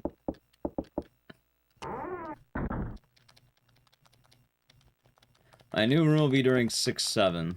Can I get a world record on 6-6 maybe, and then we don't play the game? Same odds? I don't know. We have no way of quantifying these, I don't think. Anyway, that actually allowed me to continue going on. Once we find the library, I then have a 1 in 2 chance of getting the desired result from said library. Because if I don't get the proper book, the run also dies. Which is only 2 results for books, so probably a coin toss. Lastly, I would then need the crow room to be in an ideal spot. If I get all these things, we have a run. Which the crow would then be a 1 in 4. Because, you know, one of the values is removed, meaning it can only be 1 in 4 left. If I've gone that far, then we're good. So in total, the math adds up to about 1 in 80. For all I know, it could be worse. In fact, it probably is worse. Because this doesn't count things like, Bobby acting up. It doesn't count the doll acting up. Which is weird, because usually they work, and I don't think it's enough to quantify it as being bad luck or good luck. But, like, sometimes Bobby's a prick, so...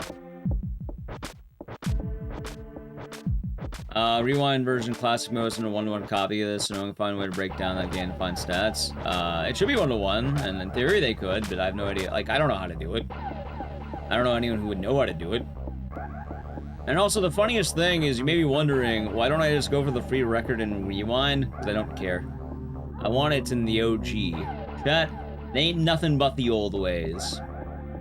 Oh, there's a task of this game that's wild. There's a task of this game that's wild, so... No, we're not making a 6-7 redeem. Unless I get world record on 6-7-6-7, we're not making a redeem. If I get it, then sure. We're not gonna do it.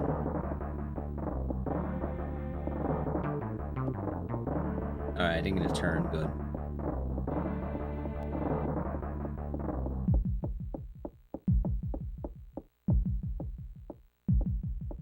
Okay. At the room.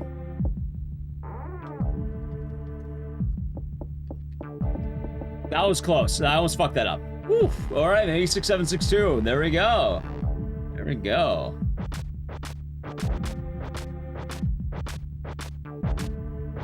This is the room we wanted. Hey, okay. I got the 1 in, what? I think that's like 1 in 20? No, what is this? You know, this is 1 in 20. I got the 1 in 20. Okay. That's good. I'll take that. We have a run, chat. You guys see the rest of the run. Run, no reset either way. Actually got it.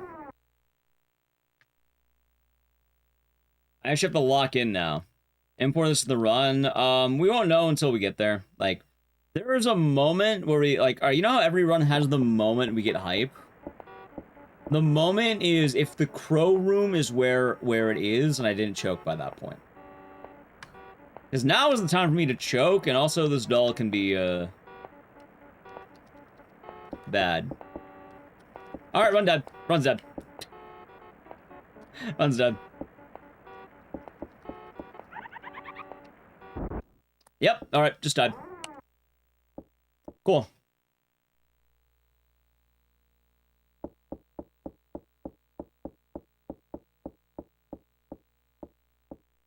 I don't want to go no reset because I'd rather get more attempts out of doing it for limited time. So, chat, how about for sanity reasons, we see if this would have been it. I want to calm my nerves. For my copium, we'll see if we'll make sure this wasn't the run, okay? For copium.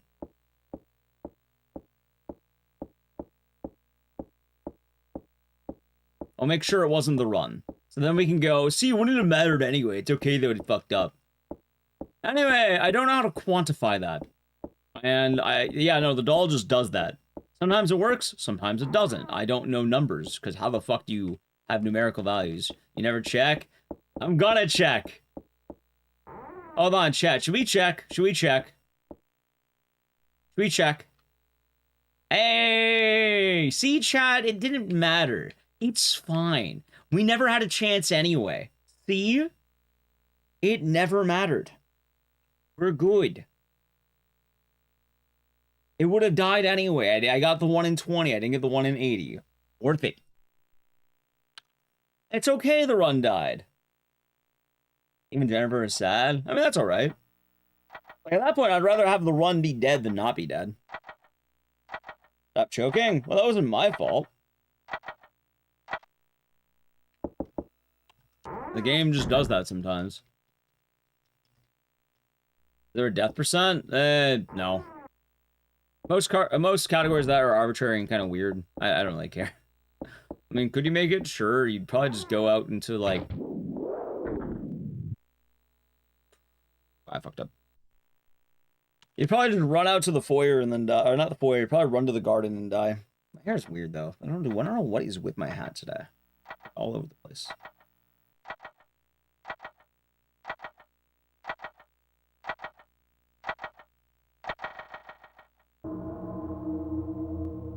Okay. Let's see. I'm just not wearing my headphones, so it feels weird to me. Hey, wait a minute. Why the fuck is it in mono and not stereo? What? That's weird.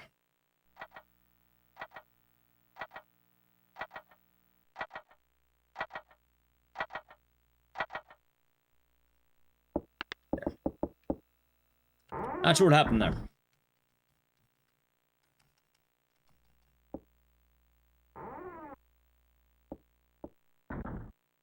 That's D ending, and it's the short category with no RNG. You can also do it in F ending, but like no one runs F ending because they don't want to do that.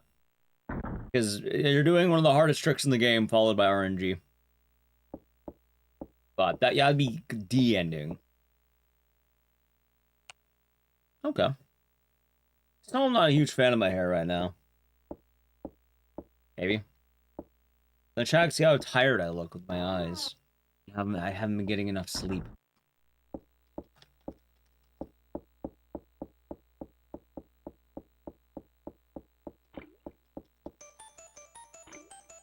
Alright, 6765. This will be the run. Calling it now. Yeah, Glitch D. It's a neat category, but good lord, it's a pain in the ass to grind.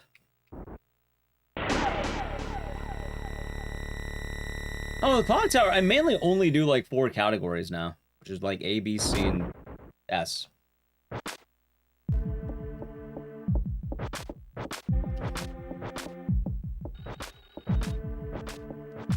Good, good, good.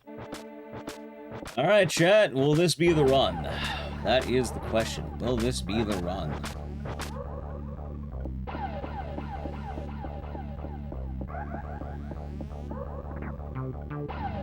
Is a man short? That's because he's like 8 or 9. He's a child. His name's also Bobby Bardos. Different Man wouldn't really be a thing until Clock Tower 2, also known as Clock Tower PS1.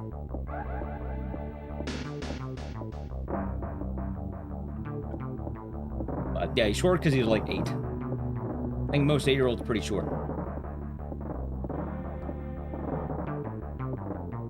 Oh, I got the double bad turn. What the fuck?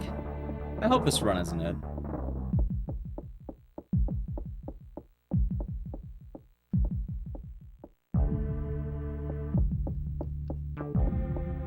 Don't do it, man. Don't do it. Don't do it. Don't do it. Alright, that's fine. I'll take that. I'll take that. Alright, chat. Time for 6766.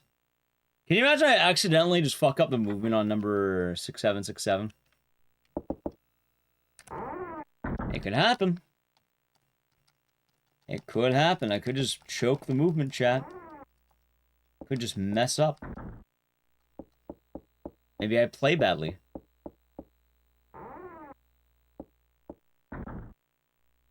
This game also has a weird setup. For a lot of you, you may notice, I don't wear headphones during this game. I don't know why this is. But I've always played it this way.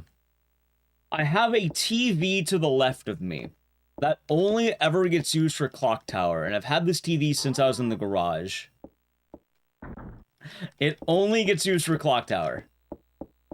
And, like, I don't even look at the TV, I just use it for audio cues. And it's weird. I don't play any other game like this. I still speedrun Dead Rising. I did Dead Rising last week. I'm pretty sure it was last week. How about the week before that?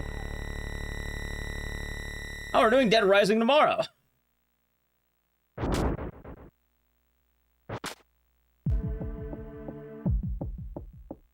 Awesome. Now, let's see. How many days ago was Dead Rising? Yeah, I'll tell you. How big's the TV? It's not huge, but it's like decently sized. Probably like a 23. I don't remember admittedly. When did we last do Dead Rising? All right, so about a week and a half apparently. Actually, like a week and a couple of days. We did it last Saturday apparently. I think. Not this last one, but the one before that. I think. Recently. We did it recently. Alright, chat. This run's gonna die immediately. There's no way in hell this is gonna make it. Is Rewind worse than the original? No. Rewind has a bunch of upgrades casually, which are fine. And Rewind also has the OG mode if you want the OG. The thing is, the Rewind speedrun sucks ass.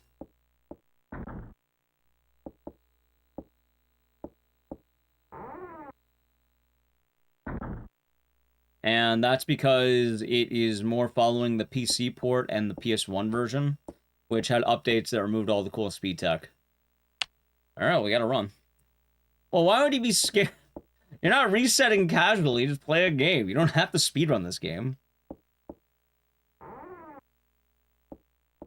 So, Rewind mode specifically doesn't have speed tech and never did, and that's fine. Casually, it's good. Speedrun-wise, not good. And then original mode. My logic is, why the fuck am I going to waste my good RNG in a category that has like one runner? For a world record, I'd probably get first try. Well, first actual try, I should say.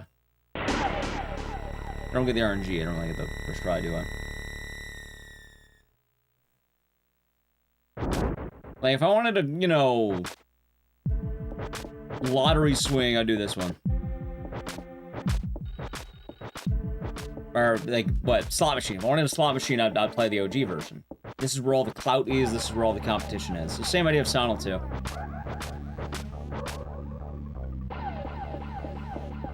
But Casually Rewind is good. Casually Rewind is very good. It's just not really a good speedrun. But also, this kind of goes into what I was saying earlier, that I don't think all games should be held in is it good for speedrunning? I think speedrunners, funny enough, should often be ignored. I think they should be... I think the opinions of most runners are bad.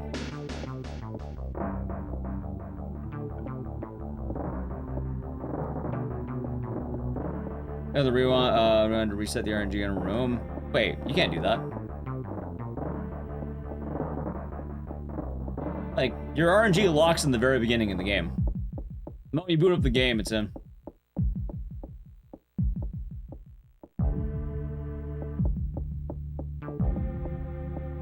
All endings are more or less your choice.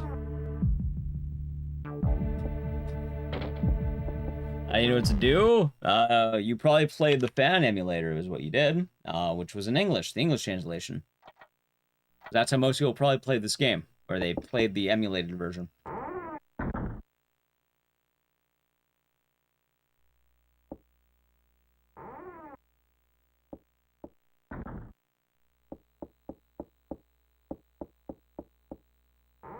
Anyway, it wasn't 6767. Good. I'm glad it wasn't 6767, chat.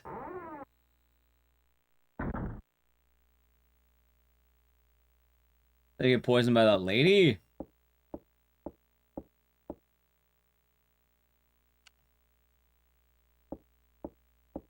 There you go. Time to skip the game. No, we're not skipping the game. So that one's a... Alright, so... That's a very unique thing. I suppose that is an option. But, okay, I guess I know what you're talking. I guess you could do that, but... You know what? Fine. I suppose that is something you can do, I suppose. Can you just walk out? No. So you are locked into that cutscene. D-Man would be right on that one. Well, we didn't move on 6969 either. I fucked that up.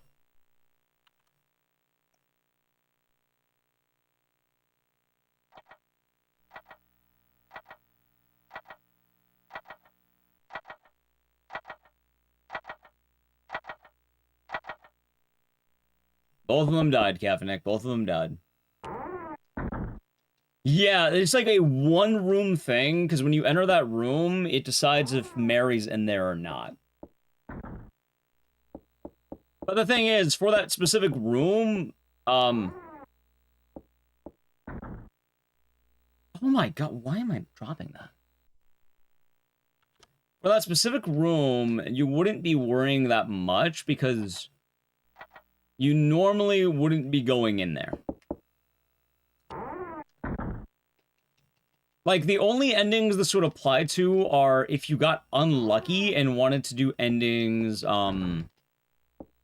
D, E, or F.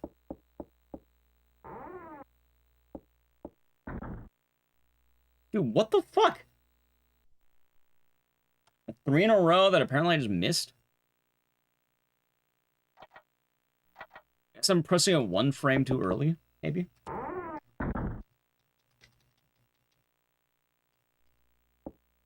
And normally we just don't want her running there ASAP. Right when it fades in, kind of like that, she should be running.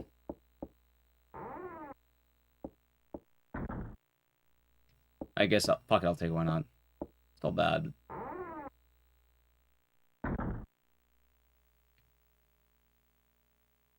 Yeah, you're probably going for a bad ending and you got shafted on RNG.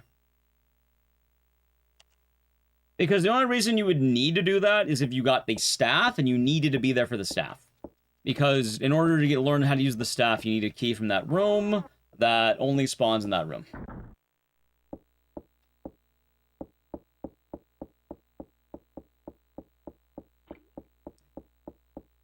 And also, I guess for, I still every now and again, a lot of people ask about Dead Rising, but for that, Dead Rising is still in rotation, very much so.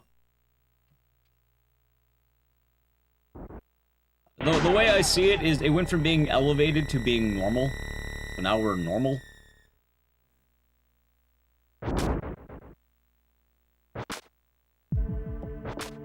Yeah, that'd be ending D.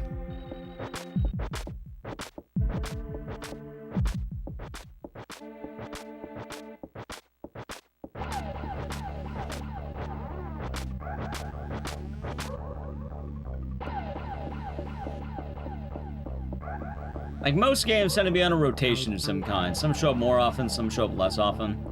A lot of it depends on motivation. I don't know why, but I've been on an old man arc lately. I'm not sure what it is, but I've kind of been like, you know, there ain't nothing but the old ways. So I've kind of been returning to a lot of my OG games and trying to get better times in those. You know, I guess it makes sense with Haunting Ground and Tunnel too, right? Like, there's room for it. Especially since my Haunting Ground record still stands. And hopefully will never be beat. Hopefully. Missing 2 achievements. They had the achievements worded weird, but it's funny because by playing the game normally and doing everything, I just accidentally got them all. I did get the Silent Hill 2 record. Hey, Piano Room. First time seeing that today.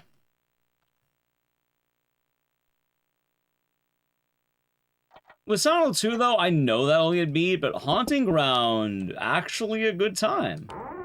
Like, that's how I know it's a good time, because if it wasn't, it would have been beat already. That's the wild thing, Chad. I just need Clock Tower. It's a leprechaun? No, it's not a leprechaun. It's an 8-year-old boy. You can know in your head, he is a child. Even more so, this game takes place in Norway. This game based on a story. It's based on the movie Phenomena. Like, straight up, copyright infringement. The game's pretty blatant about it. Like, it is just the movie Phenomena, straight up.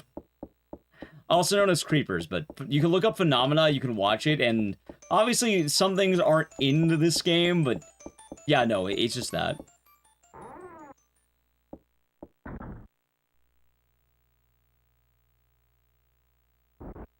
Correct. The main character is even named Jennifer after Jennifer Connelly, who was in the movie Phenomena.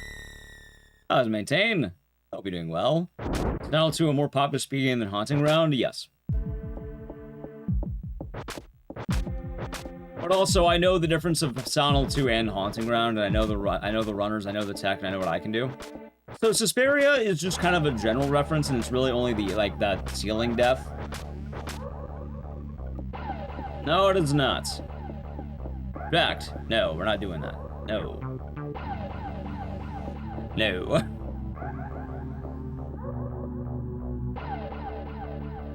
I'll not be having you besmirch the name of Clock Tower in this stream. That is the power of the streamer. Same as kind of death. Yeah, that's straight up the intro to Suspiria.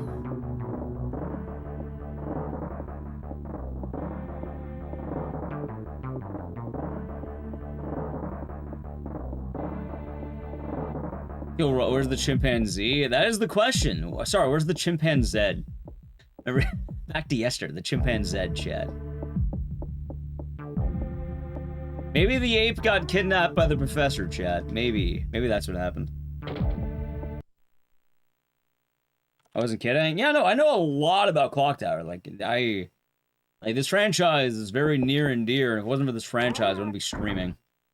Which is why I have a reverence to it as much as I do. I feel kind of bad though. I really didn't get like any like. You know how people like people were complaining like. How do I put this? I've kind of felt like Stipo with the Clock Tower stuff.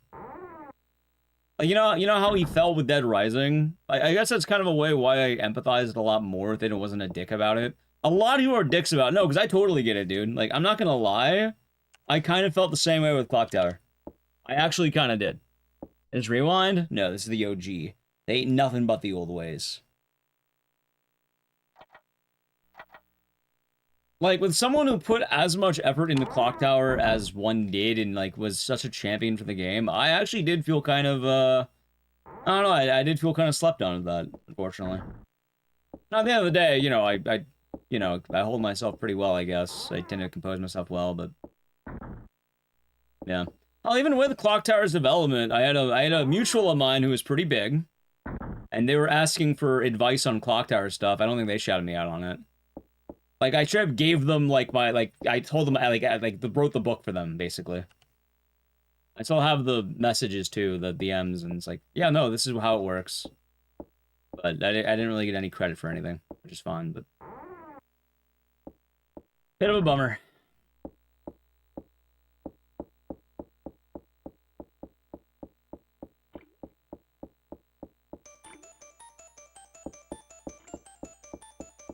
Pretty well versed in the lore.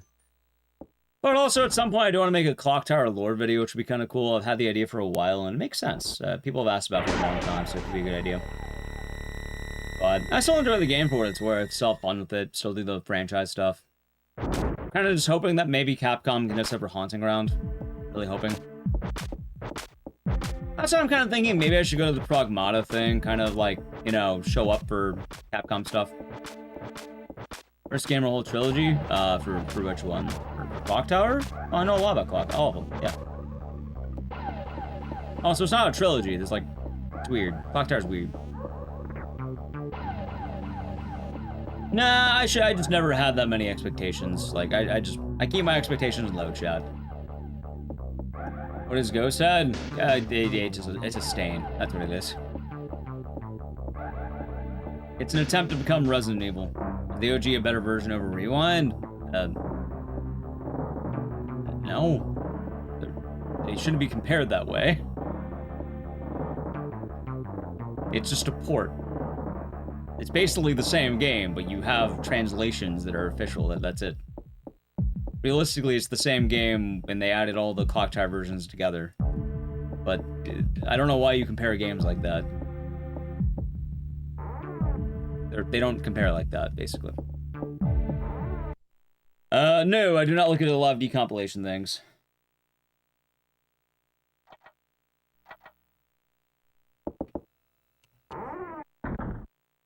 I guess, you know what a good question is?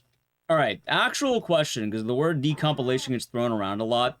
Has there been a single instance of a game getting decompiled that has led to anything good officially happening for that game?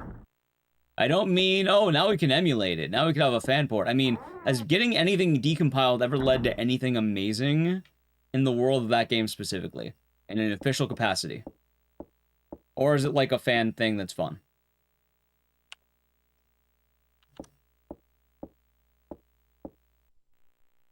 I say you could play it. I mean, it's a fan thing. That's fun. But I guess... I don't want to be a downer, but I suppose I don't really have much of an interest in decompilation? However you pronounce it. Like, more power to those who do it. It's cool that Silent Hill 1 might have something, but like... I don't know, if I wanted to play it, I could just emulate it, right? Last complete overhaul mods? That's kind of neat, I suppose.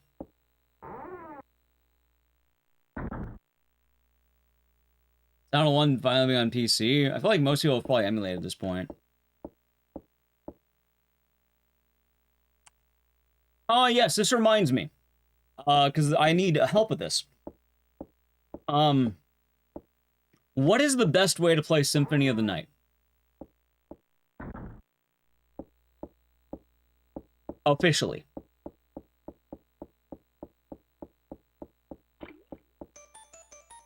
Officially. GBA, I feel like you're lying to me.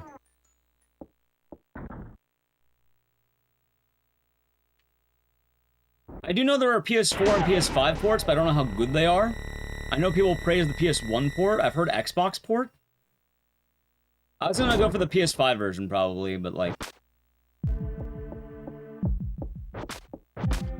I don't know if it's like the Code Veronica thing where you want the really weird fucking version of the PS3 version or some goofy shit like that. And then for the Xbox port, is it on like the Series X or do I need to have a 360? I have 360, but... Oh yeah, it's 6777. This is the run chat, of course.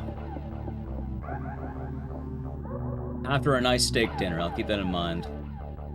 Xbox port is missing the videos. I'll probably just buy the, I was gonna do the PS5 port. Is that fine? I think so, right? Probably.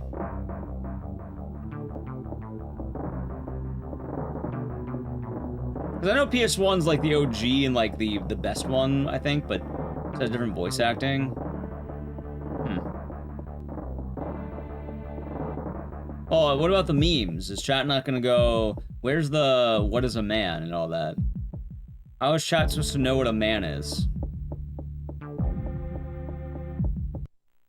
Mayonnaise. I don't know what I'm doing with that, but...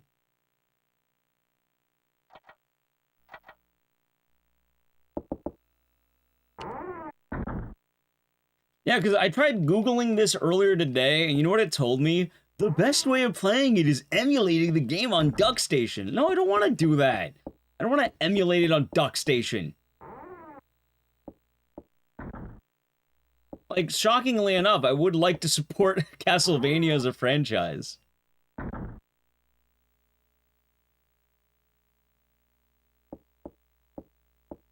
A man is someone who says he's a man. Is that what Dracula said?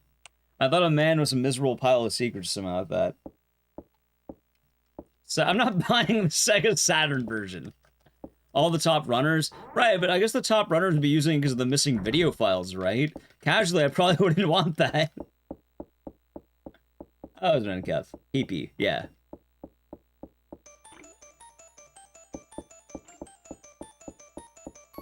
So, I don't mean to be a downer about the decompilation thing, or I don't want to be a dick about it. I'm just more, that's nice, Duhawk. Like, I don't know, I feel like most of this doesn't really affect me. And, like, it's neat, and I'm glad people can enjoy a game like that, and hopefully have something like that, but, like, I'm wondering if there's any examples where, like, it turned into, like, an official port, like, a Sound 4 or something like that, or, you know, anything like that. Or is it just, like, fun?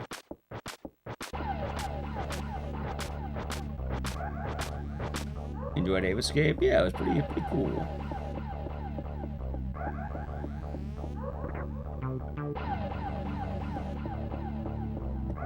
I guess I'll just buy it on PS5. I think that's what I was gonna go with, unless there's a reason not to. Because I'm not buying an OG PS1 copy for a variety of reasons. One, that's not getting to my house in time. Two, it is way more expensive than just buying a PS5 copy. Oh no, I opened a Premiere! Fuck!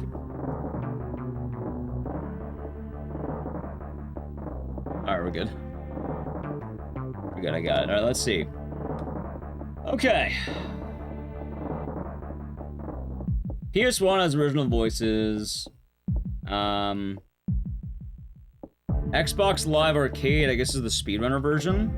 PSP has new voices.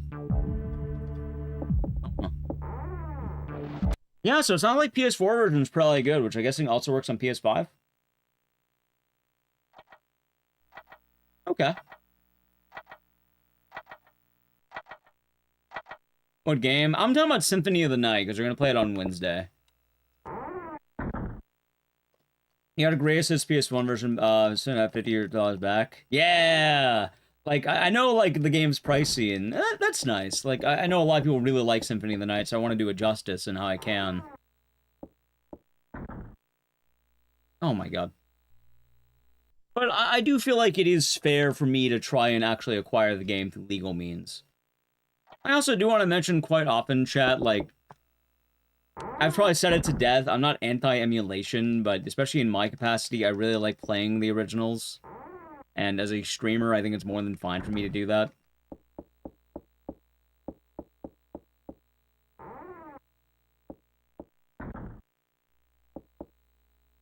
Comes with Rondo. Hey, I'll keep that in mind. Okay, that'll be good, right? This is the original Super Famicom, meaning I have a Super Famicom that I bought back at Anime Expo back in 2016. That I've been using to play this game ever since. Because I bought this game at an anime convention. I don't know why I brought that up, but yeah, I went to an anime convention and I bought video game, and I've been playing it since.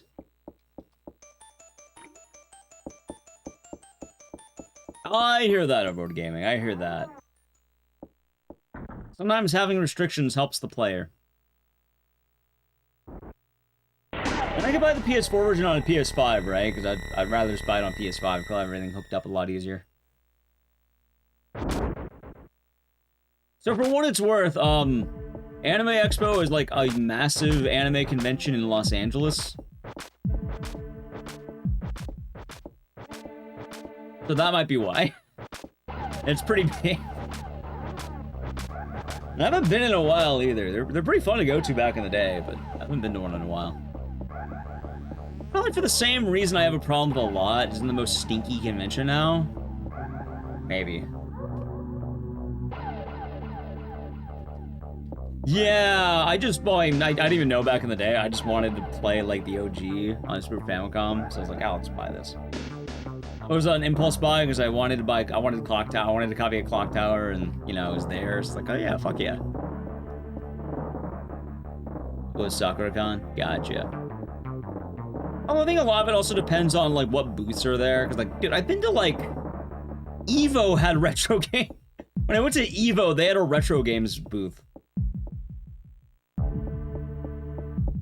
Like, you know what I bought at Evo, of all fucking places? I remember I got a really nice gift for Nally Q.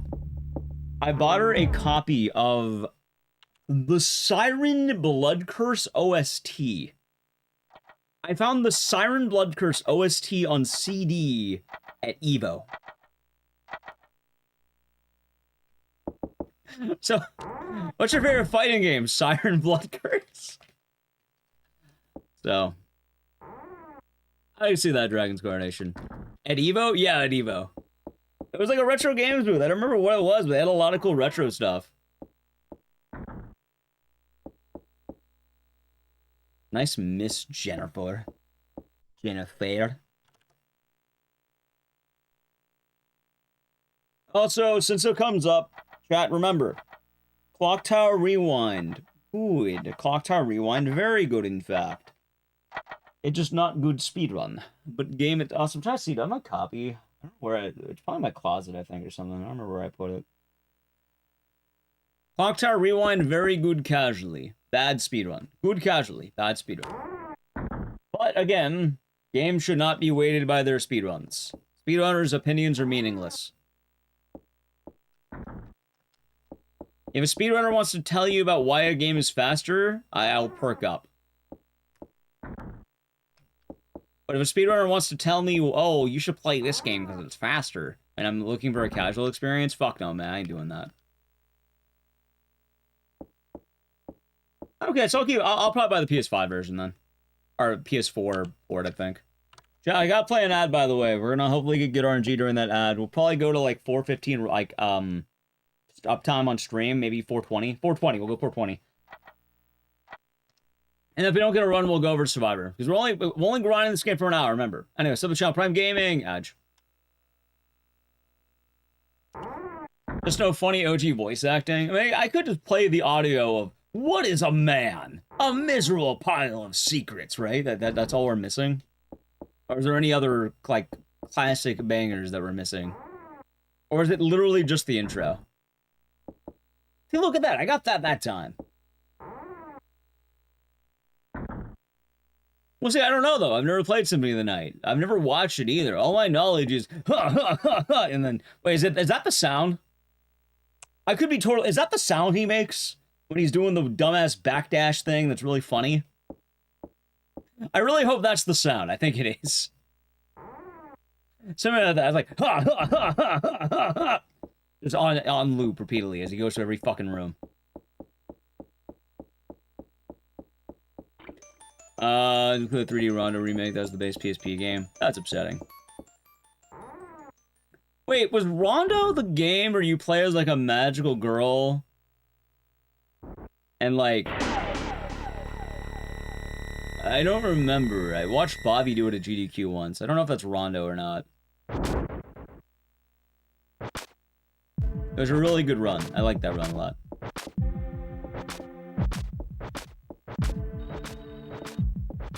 Like, I should mention, all of my knowledge of Castlevania games are, like, GDQ speedruns. I don't really have a good wealth of knowledge, chat.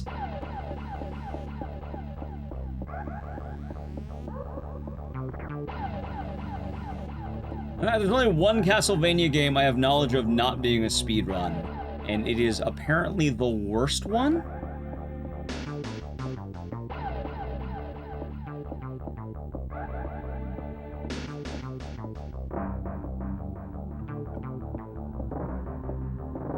Like, I know more about that one casually, but I don't even know a whole lot.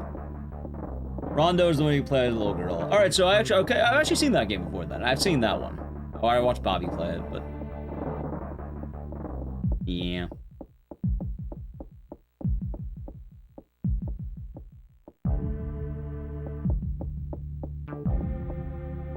I forgot we added that emote. No, it's Simon's Curse. No, I'm talking about Castlevania 64. That was like a weird fucking old school platform, like an N64 platformer or some shit. I know that game, but that game is weird and kind of funny.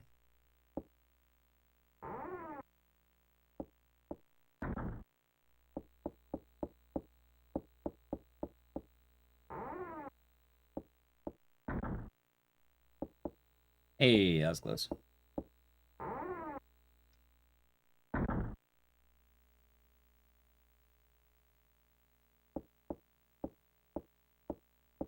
Chat, I don't think our odds are looking good today, though. I don't think they're looking good. The odds might be bad.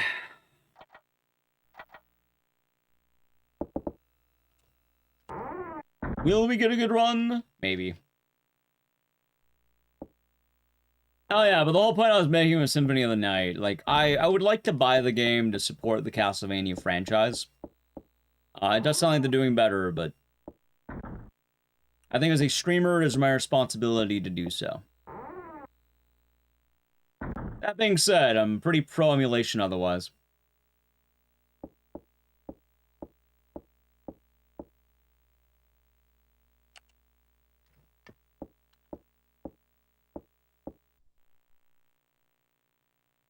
Oof.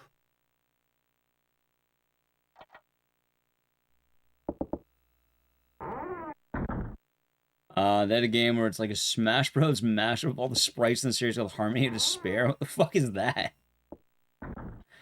It is pretty funny, though.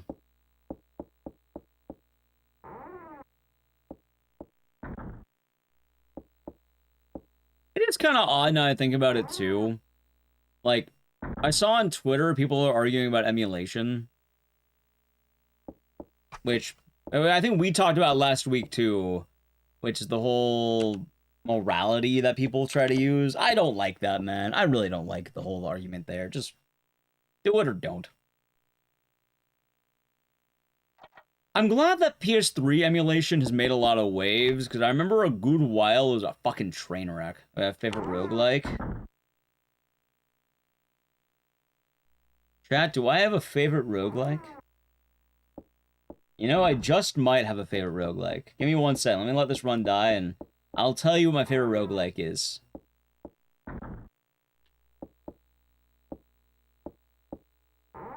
I'll tell you what it is. It's a very easy answer, too.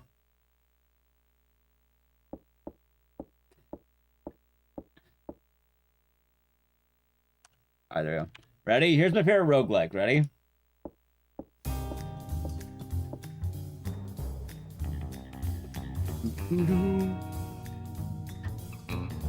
Tasty legs and crispy thighs. Oh, what could it be? On my mind.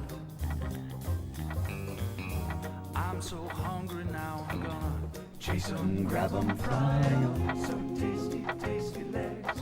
So tasty, tasty legs. So tasty, tasty legs. Boom, boom, boom, boom, boom, boom, boom. Find them in the dumpster or an alley. Alright, enough of that. Enough of that. Let me take these back off, too.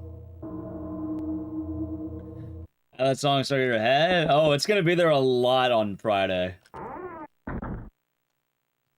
think emulation is fine. I think emulation is fine. My stance on it's a little weird. I think in most cases, I don't think streamers should be emulating. I'm not gonna lie. I don't think streamers should be doing it. I think it should be a lot more covert in general. And in most cases, I think streamers should be avoidant to it. Barring, like, things that are very obviously modded that they could prove they own.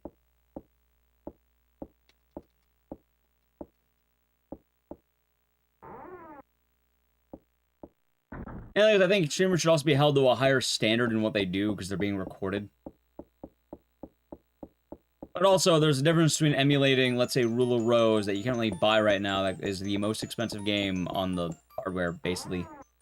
Or Kuon, which is the most expensive game. Versus, you know, emulating a new Nintendo Switch 2 game. Like, there's something very different in those two things. How's it, Corey?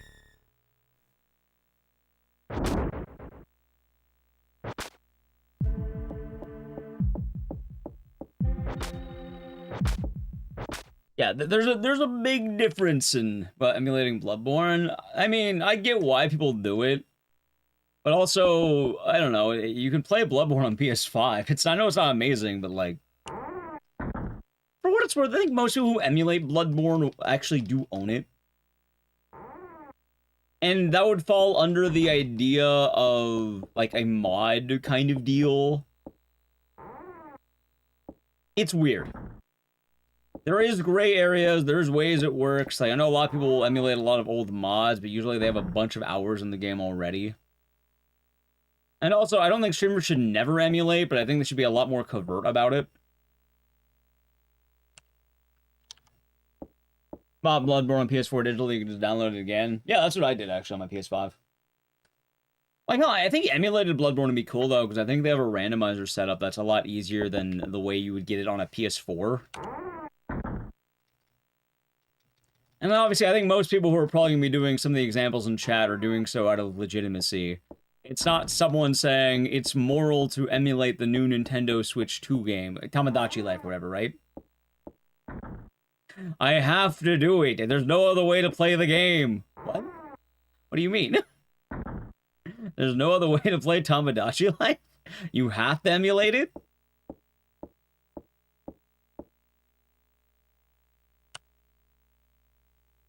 What? Yeah, well, people make arguments like that, which is like, no, it is pretty easy to acquire these things.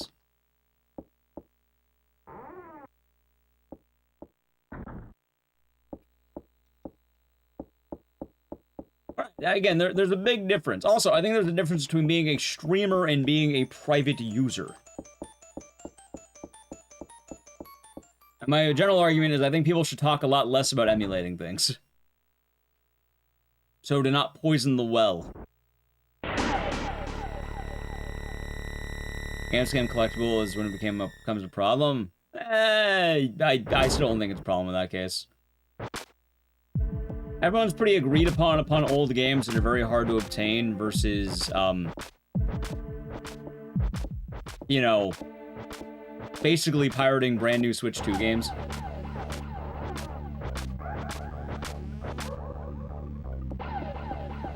There's the Pokemon community that exists basically only because of emulation. True. But also, I think most people who are doing that probably own the game at one point or another or had it, and you don't have a lot of other options.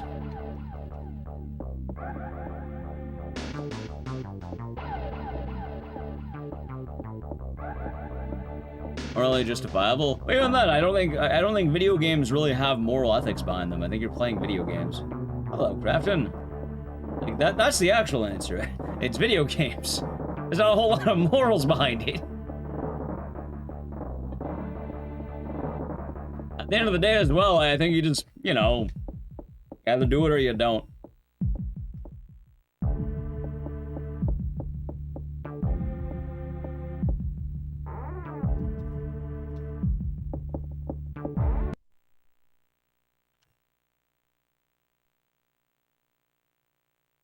That is the case.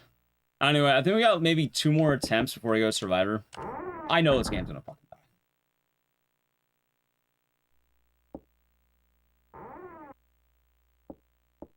Let's see. So I'm more high about emulating games you actually own. Yeah. Also, I do want to say, whenever I talk about it, I'm talking about my own perspective as a streamer. Which is, I'm not going to emulate Symphony of the Night because I would like to put my money where my mouth is and support the franchises I am playing.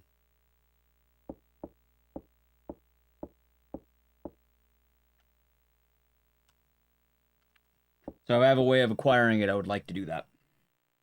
But that's also because I am constantly being recorded and I stream to an audience of people.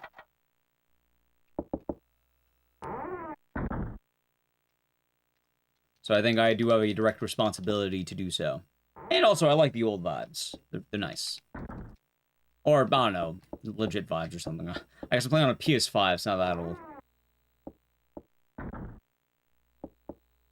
Alright, let's see. Do you think this will be it?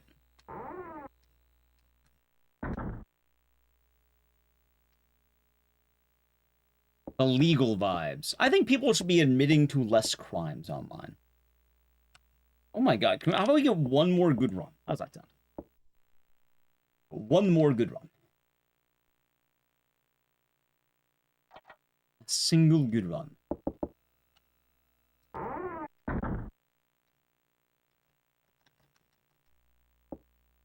It was pretty cool seeing what, Fire Red and Leaf Green come to, like, official emulation, though.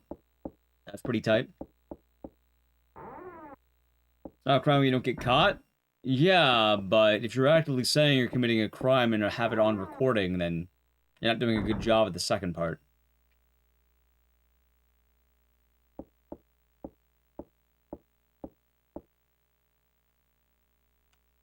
Alright, whatever we get, we get.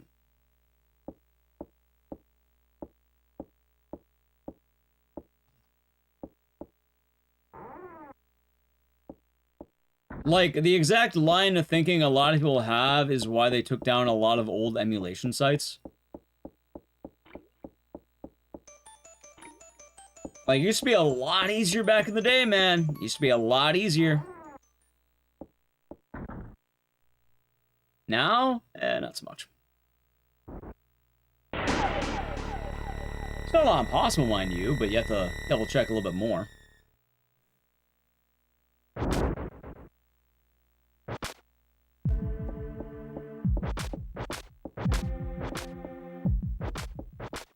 I have to make sure you click the right download link, so to speak. Exactly. Like, the Switch emulator scene is super fucking cocky. Like, I don't think you should be emulating the Nintendo Switch. That is a very bad thing to... I don't know, that's a chance I would not want to take.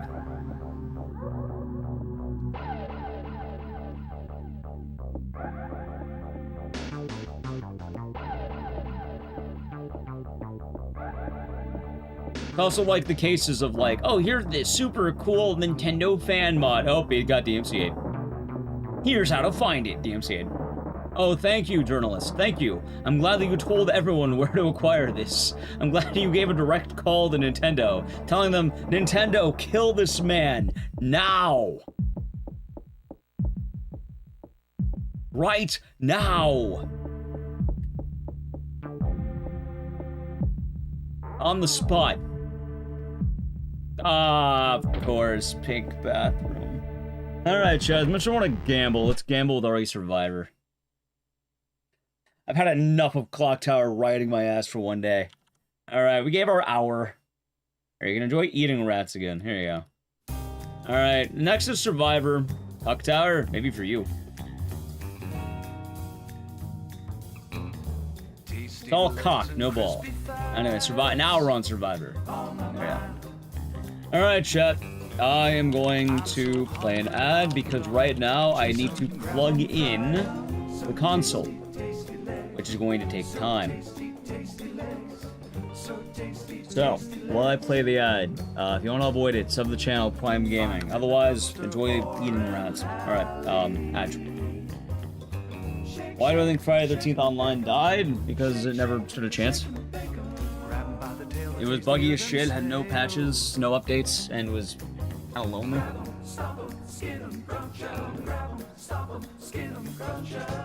Didn't really stand much of a chance, admittedly. Am I winning? A day is nice enough. Yeah.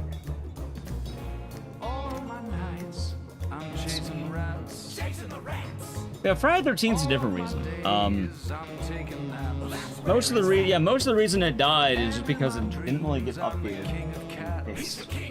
And then the lawsuit was the final nail in the coffin. Like we were saying the other day, but for Halloween, the game's gonna die in a month probably. I mean, I would like it not to, I hope it doesn't, but history is not kind to those games. I think it kind of becomes a, oh, it was cool. Was, keyword.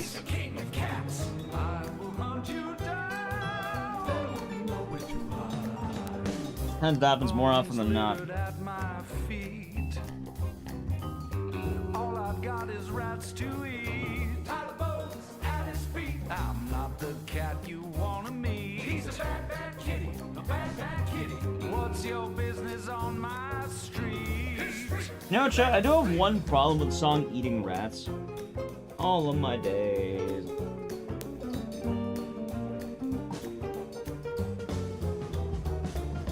Put 'em in a fryer, stick 'em on a griddle. A couple slices of bread, stuff a rat in the middle. If you're not too finicky, I'll make a fricassee for you and me, babe. Eating rats, yeah. Alright, cool. Let me plug it in the bottom here.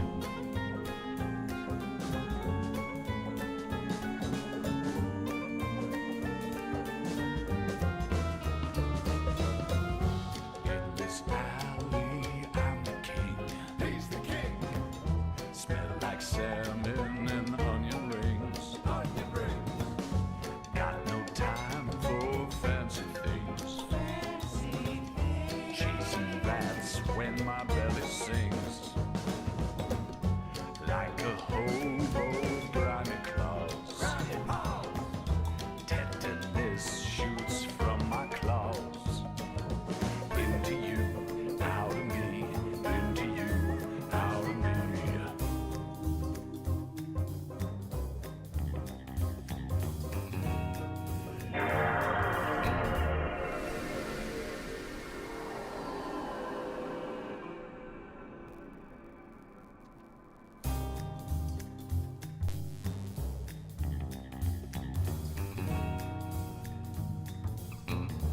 Tasty legs and crispy thighs on my mind.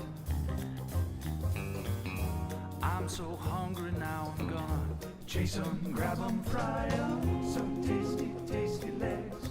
So tasty, tasty legs. So tasty, tasty legs. Find 'em in the dumpster. Alright, chat, back in the ad. Welcome back. Shake, shake, shake 'em and bake 'em. Shake, shake, shake 'em and bake 'em. Grab 'em by the tail, they're tastier than snails. Bully mod? Is that some money? Yeah. Stop 'em, skin 'em, crunch 'em.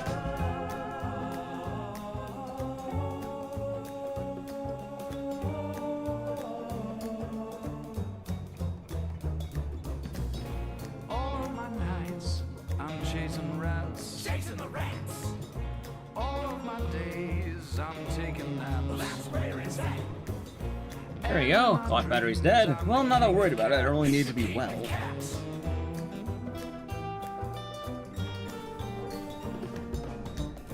All of my nights, I'm chasing rats. Chasing the rats.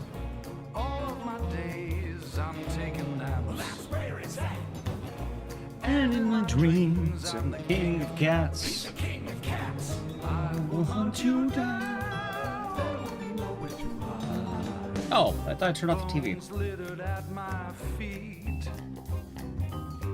All I've got is rats to eat. Pile of bones at his feet. I'm not the cat you wanna meet.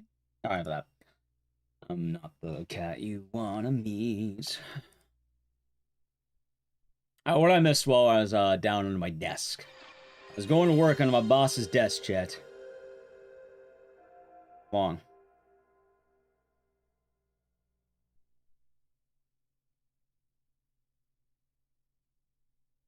Let's see here.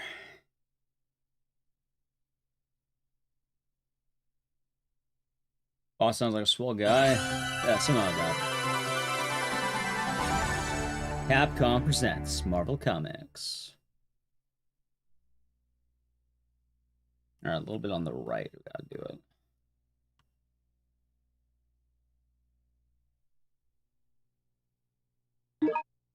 TV show? Well, it would be the more popular version of Survivor.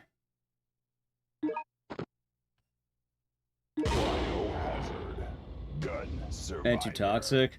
I stopped playing Dead by Daylight. Unironically, I don't even think because of the toxicity. Like, if I had the offer to play Survivor again for good reason, I might not be opposed to it. But I'm not gonna lie, chat. Whenever I play Killer, my heart rate would spike in a bad way. I wouldn't feel good after playing. That's why I stopped. How many GameCubes? Probably 2. I don't know where the other one is, though.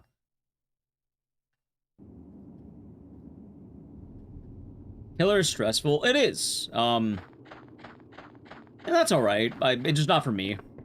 Like, if they added Frank West as Survivor to Dead by Daylight, I'd probably play it. And ironically, if they added Frank West, I probably would. I probably would play it. Because Survivor is easy. Survivor is chill. Ah, Space Mantis. Killer Man, yeah, like, I feel like, I don't know how to describe it, because like, I had a lot of fun. Back in the day, I played Dead by Daylight like mad. I love watching Killers, I like playing Killer, but there would be a point where, like, I wouldn't feel good. My heart, like, I actually do get anxiety while playing it. Maybe that's it. Maybe that actually is it. And it's unlike any other game I know about. What?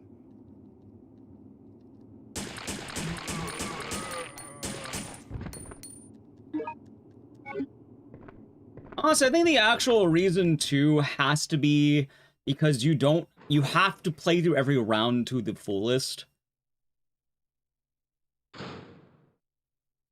Like, you don't get the joy of just leaving the match when you're done. Which is, as Survivor, if you get, like, face camp, is it fun? No. But admittedly, you know, they can only do it for so long. You go next. GG, go next. If you're watching Friends, sure, it sucks to watch your friends play the game, but you're probably in call anyway, so it's not the end of the world. You can just bitch with your friends about it. And, like, if you're waiting, that's on you at that point. That's Killer every time. You're just waiting. You're waiting. It doesn't matter how good or bad the round goes. You're waiting, and I think a lot of the, like, matchmaking requirements are a lot more strict. Like, if I remember right, like, you had to do a lot more to get a pip as a killer than a pip as a survivor. No, I have not. I don't think I will. Can we be friends? I don't know. I consider both chats as an entity, an amalgamation of people. It's rough. Yeah, I think so. I haven't watched Dead by Daylight in a while. I used to watch a lot more of it, but I feel like I'm just so out of it at this point. But I've always enjoyed it. I saw a couple of streamers I'll watch specifically, but I definitely feel like it's so much in its own world now that I feel like I can't break in. And as well, I think the other problem is I never felt rewarded properly, unlike any other game. Which kind of sucked, because Dead by Daylight had so much more work with so much little, like, so little reward in comparison. Like in League of Legends, right? If you're doing ranked, you're kicking ass. You'll get a nice Victorious skin. You'll get a border. You'll have the status. Like, you have that. You actually did have that, believe it or not. Even WoW, if you're, you know, you're doing raids, maybe not logs, but, like, you'll be rewarded with direct loot for your character, so you can immediately feel your character become stronger in a meaningful way. But Dead by Daylight, you basically... You're rewarded with what should be ammo. It's like ammo for your gun. Like in any other game, it would be like buying ammo.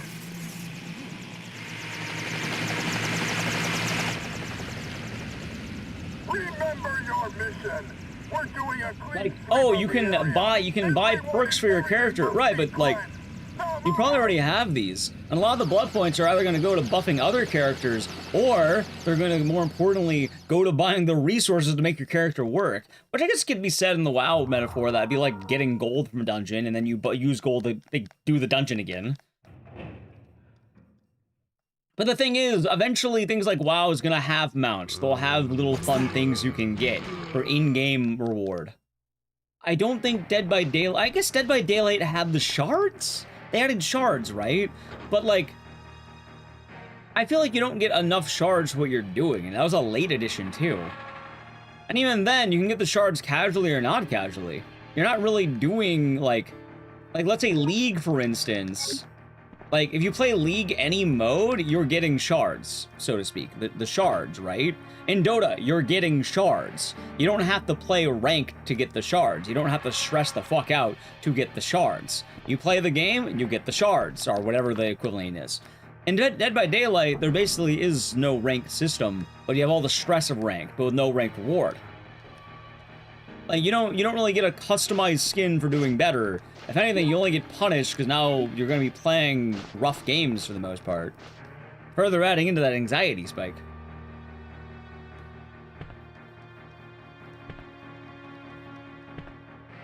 You don't get enough gold for you doing WoW either. Right, but in WoW, usually you want to farm gold, you want to, like, you have very direct things that will impact your character on farms.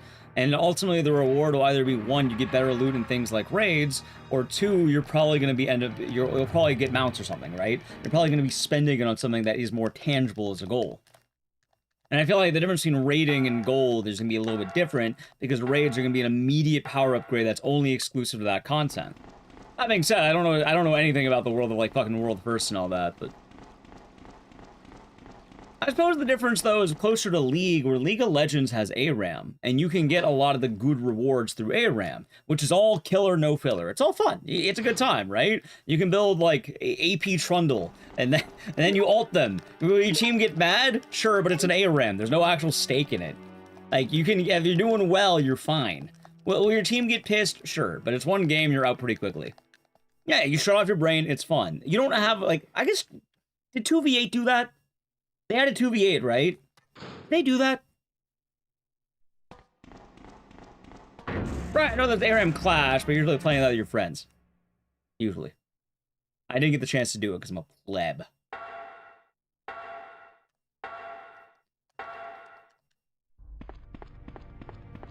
.2v8 felt more fun. Maybe I would have enjoyed 2v8, but I just haven't played in such a long time. Also, I feel like I'd probably still feel that way. Because at the end of the day, Dead by Daylight has a very unique playstyle that I think even with a 2v8, I think it's just me. And maybe it is just me on that. Maybe I can't handle it, man. Like, I have a big respect for the killer grind because, yeah, no, I really don't know how to describe it more than that anxiety feeling that was talked about. Like, I really do, like, feel my heart rate spiking. Which is not good if I'm playing a video game. Like, video games should not be doing that to a person. But, oh well. Well, I wouldn't say poorly designed, but, like, maybe it's intended design. Maybe it catches certain people very well. I know what, earlier, hold on. Space Mantis was talking about it. Like low cortisol. What is cortisol? I'm hearing that more and more. I think Survivor needs a Switch re-release. I'll take any re-release for this. I'm not even Switch as anything. Stress hormone. Maybe I have that when I play Dead by Daylight. It's kind of funny because for a while I was like, oh my god, I don't like playing Dead by Daylight. And I realized I like Survivor. Survivor's easy. I love Survivor. That's fun. You sit at machine, you fix machine.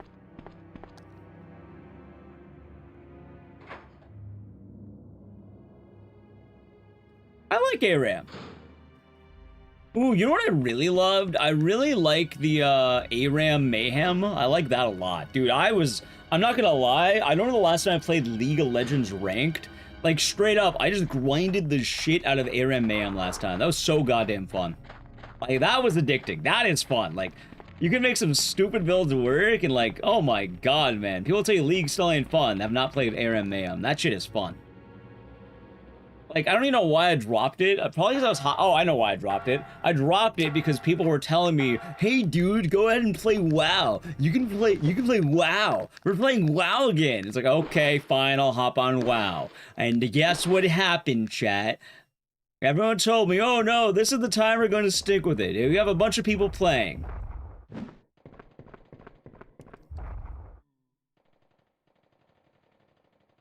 A level 70 character. The only one doing any raids. I'm pugging all my groups.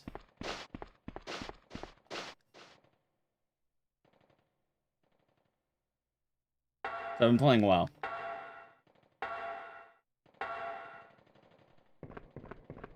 I also found out that apparently I'm in demand for WoW, chat. I picked a desirable class. I'm a desirable man in WoW.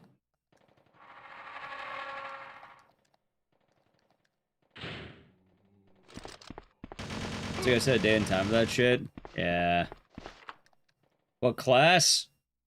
I'll give you a hint. I named my character Boomin' Onion. Take a while to guess what class I am.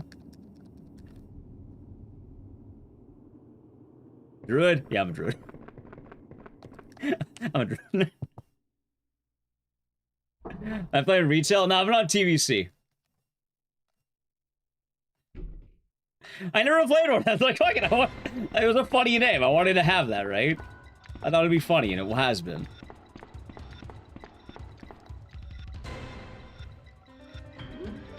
Yeah, no, I didn't realize that the TVC druid was popular.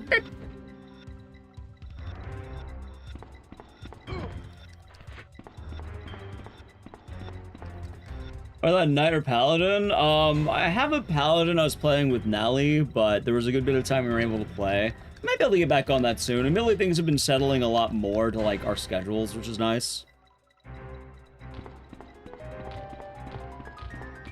So we might be able to hop back on that, actually, but at the same time, like, you know, I have one on the side if I need it. And yeah, TVC Druid does everything. I've been tanking and booming. Mainly booming. Death Knight, that's Wrath. Hello? Can you hear me? Who are you? What are you doing? At least you're needed? Yep. I see people doing Groll and Mag immediately. Yeah, you know what I do? I send people DMs every time if I want to get into a pug. I just say, got room for a boom? And you know what they tell me? Immediate fucking invite. Instant invite. That's my ultimate WoW, my WoW raid group DM. Got room for a boom. I don't know why it got me either. It's so fucking stupid. Well, pickup lines. Got room for a boom? It's not pickup lines. I'm just trying to get the dank loot. Room for a boom? Yeah, because I'm playing a class called a Boomkin, so it's a stupid fucking pun. Actually, they're called Moonkins, but they go boom.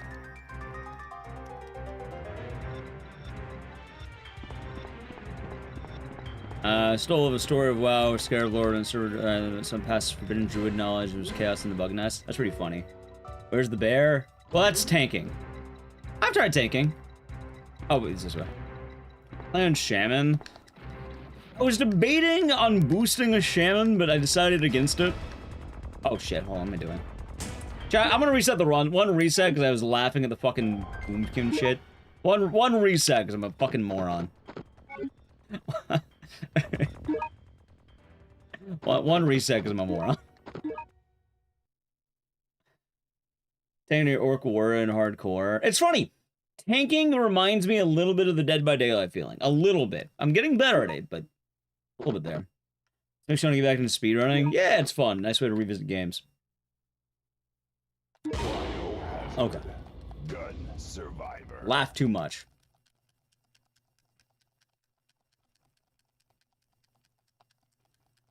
It's on you to tank most of the time. I tried tanking for the first time, and I told them I don't have experience, would like to off-tank, so I don't have the main responsibility. And for those of you who are nerds and know what I'm talking about, alright, chat, I want to know if I got done dirty by this group. I joined the group, I tell them very directly, hey, I haven't really tanked before, I've done maybe one fight in the dungeon of, or the raid of Karazhan, and I would like to off-tank, because I can off-tank, but I don't feel comfortable main tanking. I tanked Prince. They made me tank Prince. We didn't beat it, but they made me tank the Prince. For those of you who don't know what that means, I had to tank the boss of the raid, the final boss of the raid main tank. You look familiar. I know how to do it now. But yeah, that was a fucking pain in the ass. We didn't make it. But I just can't. I kept getting, I think, parry hasted, I think is what the word is. Mark Thompson, huh? Though I can't remember anything. They done me dirty. Yeah, the paladin told me, oh, you're gonna get in there, you're gonna take it. What? Crushed? Yeah, I think I was getting crushed too. I think it was both. The pally? Yeah. The Paladin was the main tank, I was the off tank. He did tell me, some fights you can main tank. Which I was comfortable with. I was fine, because like, okay, I know these fights a lot better, I get why I'm doing it. Like, he told me, like, for the fucking guy with his little imp, I tanked that, no problem, that was easy. He told me, alright, just go caveman mode, just fucking Unga Bunga. I was like, alright, Unga Bunga, good. I've tanked Nether Spite, no problem, that's fine. But I've never tanked Prince, and yeah, no, I got my ass beat. We ended up just kind of leaving that group. But hey, guess what? It's Tuesday, the lockout's refreshed, and I can try again, chat. I can try it again. After the Dead Rising videos die. Actually, maybe after I finish one segment today, because I think my plan is, what? Tuesday, finish maybe Isabella or Sean. Wednesday, the next one. Or, yeah, Tuesday, today, like, after stream, finish Isabella or Sean. Tomorrow's stream, finish the other one. And then the last one is a bit, sound. Actually, I'd probably do it after Sean. Morning, Ecdycis. I'll be doing good. On a category with 0 runs? Right, but you probably shouldn't do that. That doesn't, like, why would you want to do that? You shouldn't speedrun for the sake of getting world record in a game with no people. You should do it because you like playing a video game you want to play again. You find joy from playing games you like. There's no accolades to be had in running a game with 0 people. It'd be funny. Yeah. Not really. Depends on what you're doing.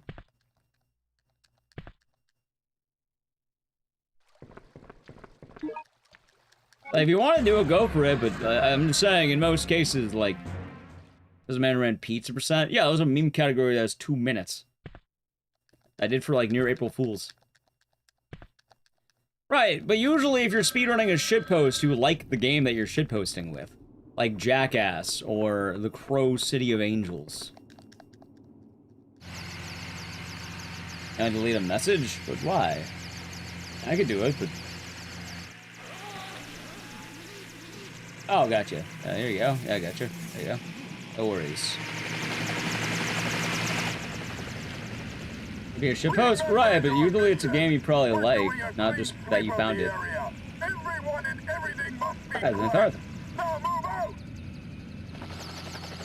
Not having bad, just fun hobby? Yeah, sounds alright. No worries, Ecdycis. No worries. Latro, nice. You're trying what they wanted to leave first? It's fine. Like, I'm assuming they're all fun. What's that?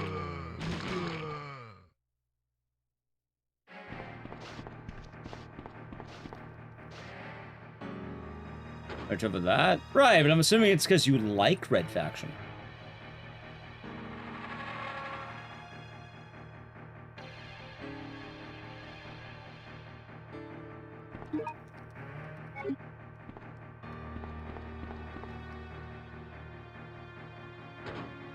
I've spent a lot of dumb hours into some of these shitposts. How bad as the second one? Much, much, much worse. Yeah, no, it's a lot worse. The second one is a, like, an arcade game, and it's much shorter for one, but also it runs like shit.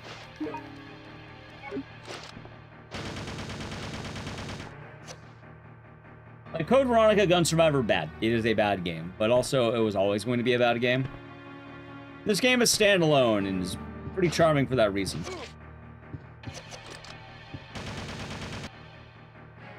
Maybe the speedrun of Turok Evolution glitchless.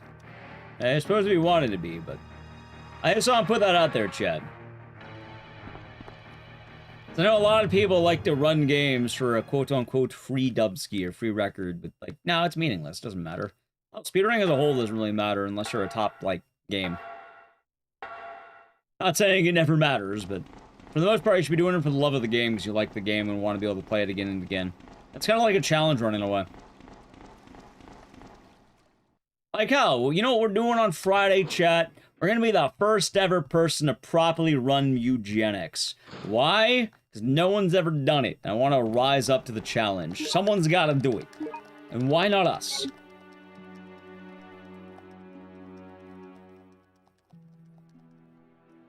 Oh, they are. And usually they're people who are really passionate about a game and want to, like, fully explore it.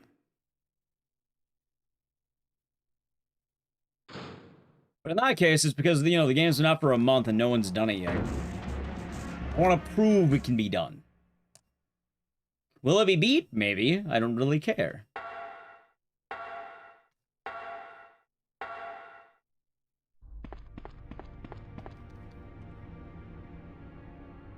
Definitely not 100%ing eugenics, though. Good fucking lord. That would be... I don't know how long that would take someone to 100%. Probably way too long, if I had to guess. Is that even possible in one sitting? Yeah, it is. Well, actually, we'll find out. We'll find out if it is. Oh my god, dude. Alright, hold on, chat. Maybe 2 resets should be allotted.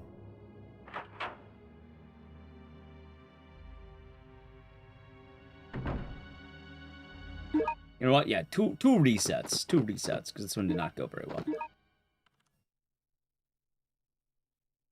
That's like the RE2 zombie noise. Well, it's a Resident Evil game. There we go. Gun survivor. It might be accurate, Tescom. But yeah, the 100%, oh god, like, honestly, I don't think it would. I think it would take more than 1 day. I don't think you could do it in 1 day for 100. I think you could beat the game in 1 day. You can get the true ending in 1 day, but I don't think you're getting the hundo in 1 day. And that's just because in order to get 100%, you have to beat every... I don't know if you have to do the solo runs, but, like, I think you have to beat every single stage with every single class. And then also the hard mode and the... One more reset. Bonked on the fucking first door. Are you kidding me?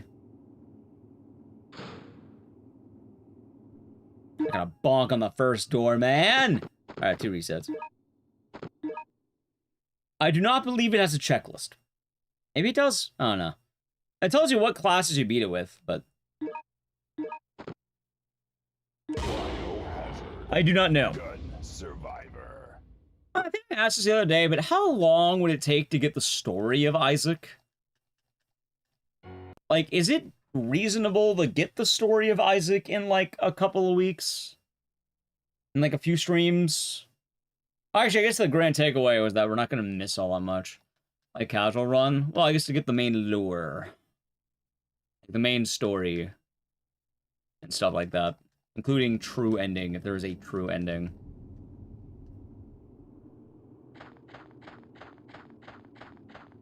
I don't know if Isaac has a true ending.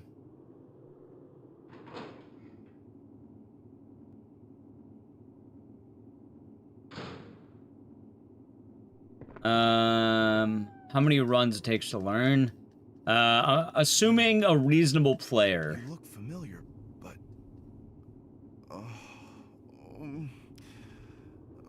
but I just can't remember. Ark Thompson, huh? Though I can't remember anything, I know that this was no way for anyone to die. 5 full runs or so to get the gist. Maybe I already have the gist then. I mean, I guess I understood it, but like... Yeah, maybe I already have the gist. That could be entirely possible.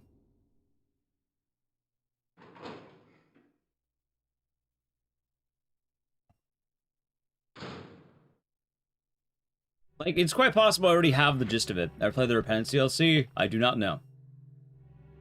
I do not know. The GIF. No, the gist. Or the GIFs. Thank you for the follow. I suppose I don't want to spoil too much. But... let's just say Isaac, actually, I guess all the games connect to each other, right? To some extent, I think all the games have connection. Like, they're all related in sequels to each other, right? Like, I'm pretty sure The End Is Nigh is connected. I'm pretty sure Meat Boy's even connected some fucking how, but, like... basically, all the games are connected. And I'm kind of wondering if I could learn more if I played Isaac more. Spears can... yeah, Spear, he just fucking shows up!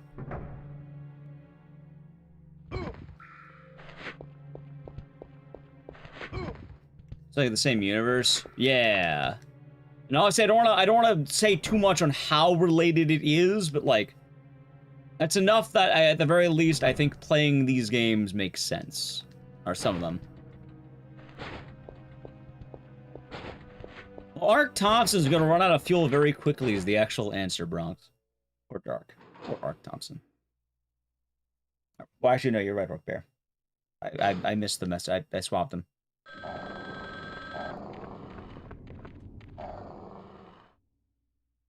Also, I don't remember who named the split, but one of you know what I'm talking about, because one of you requested that you had the name and the split called Mod, There's a Fat Cat Outside.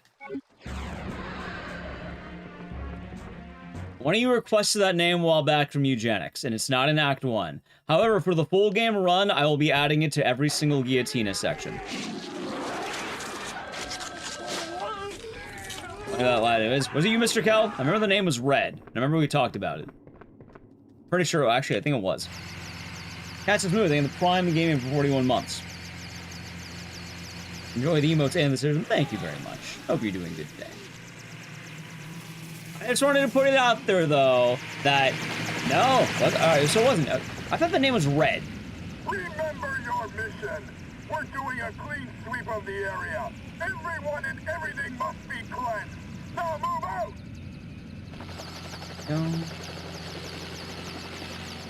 No. Ugly Cat? No, it's one of the house bosses. But yeah, for the house bosses, I will be using that split name for all three of them because someone did actually request it. I feel bad that it wasn't showing in Act 1.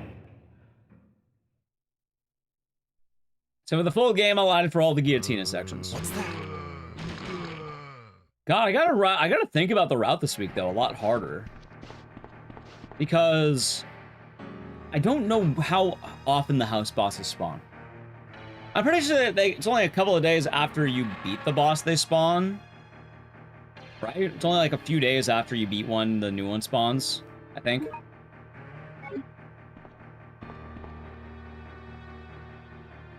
Looked like a pain? It was, Addy Pie, it was. It's funny, though.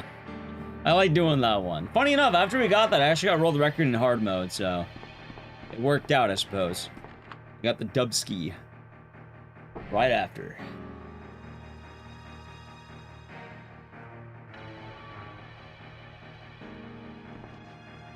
I don't know why I moved like that. I suppose it worked. Yeah, I'm thinking about that route. You can list spawn conditions? Well, I'm kind of wondering, though, like, after one spawns, how much is it? Because I'm pretty sure, alright, going off the top of my head, spoilers ahead, but it shouldn't matter that much because you're not going to know what I'm talking about, I guess. I'm pretty sure Guillotina spawns right when she dies. So you beat Guillotina, she spawns in. All the bosses, all 9 of them. There are 9 house bosses. They are all required to beat the game. We need to beat all 9. So Guillotina shows up 3 times, and I'm pretty sure she spawns right when you beat her. So after Guillotina 1, after the Boneyard, she'll spawn in, and then once she, like, after you beat her a few times, then she'll spawn again, and then she'll spawn again. I think it just, like, time passes, she spawns. Wait, what the hell am I doing? If I remember right, I think one of them spawns upon beating the moon, and the other one spawns upon beating the core. If I remember, maybe it's, I don't remember. I think that's how it is. I think you beat the core, one of them will start spawning. They get out of the pool. And then if you beat the moon, the other one starts spawning. And I don't think it's in order. I think it's whatever you decided to do first. I think that's how it works. Maybe you name a split. I'll tell you right now, all the Guillotina names are taken, so Guillotina will not be allowed. Yeah, the kaiju fights are Moon Core, and then the final one's based on if you beat the other 2. Once you beat the other 2, then they spawn back in. And then the last one, I'm pretty sure they're all just like... I think the last ones are just, you have to beat Hitler. I think that's it. I think the other 3 are tied to him.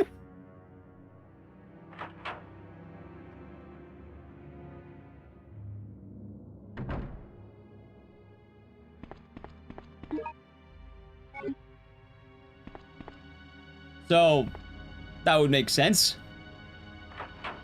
Although I don't know if they're tied to him or they're tied to, like, the last Act 3 area. The last regular Act 3 area. Who's your favorite boss? Ooh, good question. To fight or, like aesthetic?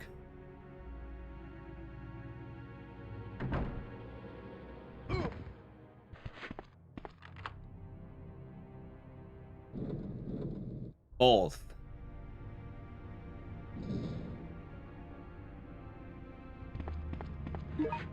Aesthetics? Probably Man on the Moon. I feel like he's like one of the coolest bosses in the game.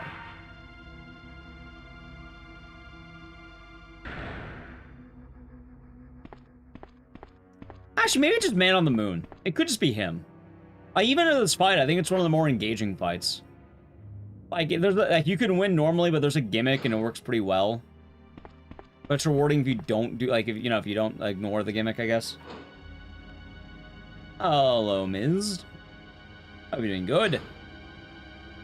Missed.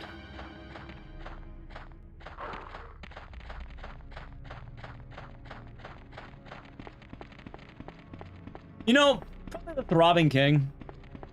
Like, either Man on the Moon or the Throbbing King. I really warmed up to the Throbbing King. I think he has, some of the coolest vibes. Actually, you know what? Hold on. Alright. God, this is tough. For a singular boss fight, Throbbing King. As a whole, Guillotina. Like, I think Guillotina is Mugenics. Like, I think she is the, like, the poster boss of the game.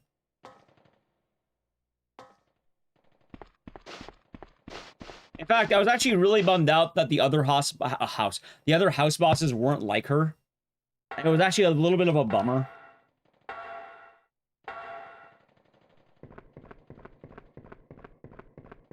Like, you need story and all that for what happens, but I don't know, I think having just a really hungry cat have a, you know, hold a vendetta against your cats was pretty funny. I thought it was a pretty neat thing. Terminators are cool. I like them. I really like the 1000 more than the 800. I have to take notes, too. Like, not like big notes, but like little notes. The kaiju fight. It was neat on paper, but it felt like more of a hassle than an actual, like, reward. Like, it was fun, but I don't know. I didn't really like the kaiju fight as much.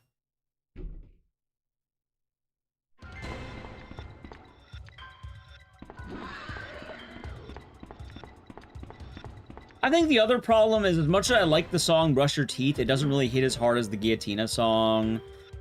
Or even the Terminator songs, although I wasn't a huge fan of those either. Gambit's creative. The only problem with Gambit is he gets overshadowed by Zodiac pretty hard.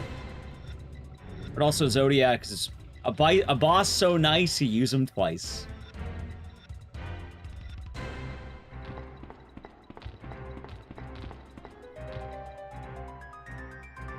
I also like the Radical Rat. I do enjoy the Radical Rat. Although, there's point out a problem, chat. See, I was saying it earlier, I never elaborated on the point. I'm not a huge fan of the theme of eating rats. Like, I love the song, but I feel really bad because, like... Who are you? What are you Why doing? is it called eating rats if the boss is the rat? Like...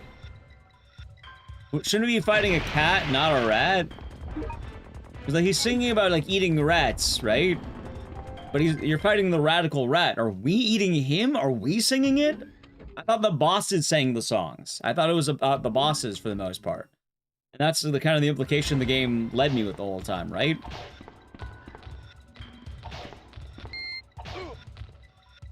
Oh my god. Game, fuck off. Thank you. That was bad. I'll take it, I guess. Rats, I think, are known to be cannibals. Right, but the song very much sounds like it's a cat. Like, the perspective of the song is definitely a cat singing it.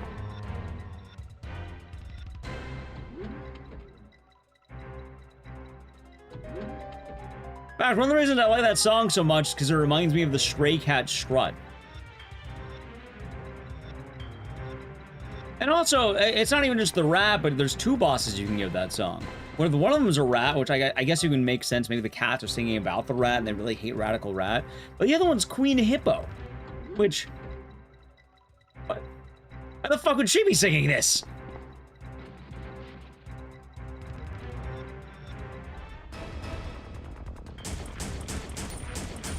Alright, there we go. I remember to shoot the boss this time.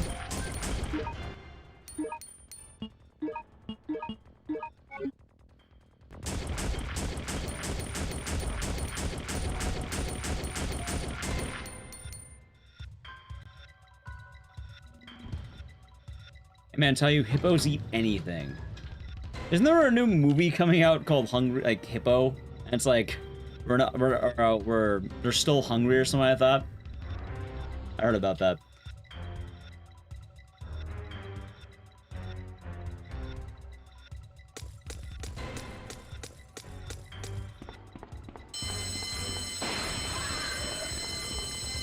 And it's like a revenge irony.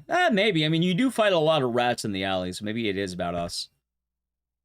I still enjoy the song. Just, I don't know, I'm kind of... Maybe it's just not a boss song. Maybe the idea is that you're the boss. Maybe it's the cats getting... ideas. Because I'm pretty sure the intent of the boss songs is that the boss is the one who identifies with it. And that's why you're fighting the boss.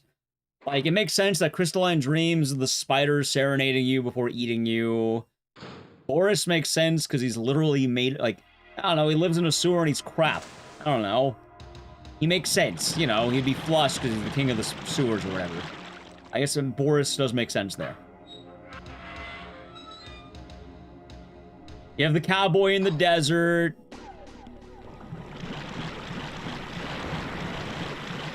You have, you know, zombie cat in the boneyard. Never seen the rat fight go badly? Oh, it can. It can. It can. Eating rats is written before they say how the level ends. That makes sense. Set to release in 2026. I'm not gonna lie, I might watch it when it comes to streaming for Hungry, the hippo horror movie. That sounds kind of goofy.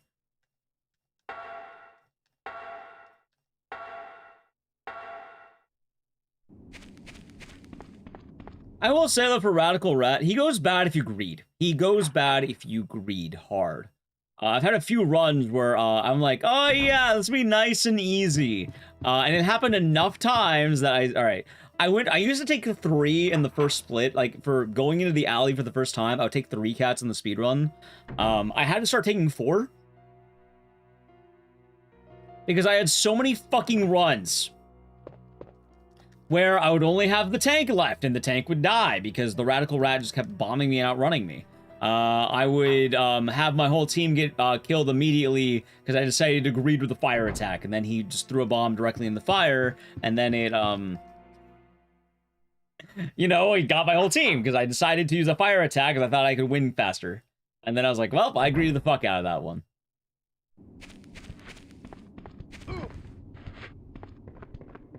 Also, what is it? Addy Pie. I run a good amount of Silent Hill games.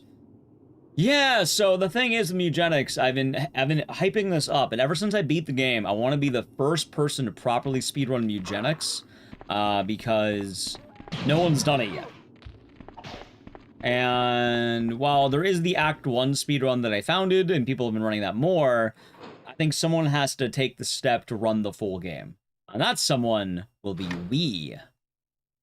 Well, I guess me, but the stream. We'll be doing it here. Because I have a lot of hours in that game, and I think it'll be fun. Want to speak on RNG hell? I think it's less RNG than people think. Like, it's funny because I've gotten a lot of 130s. Like, hey, my GDQS at 140, I'm gonna get in 135s out the ass 130. Tyler said it would technically be possible to do it in like 29 runs. Reggie, 29, huh? 29. No? What do you mean no, J-Rock? Hope you're doing good. Okay, so 29. Chat, do me a favor. Hold on. Hold on. You don't know? Understandable. Okay, I need to think about this. Maybe I'll write it down in a notepad really quick.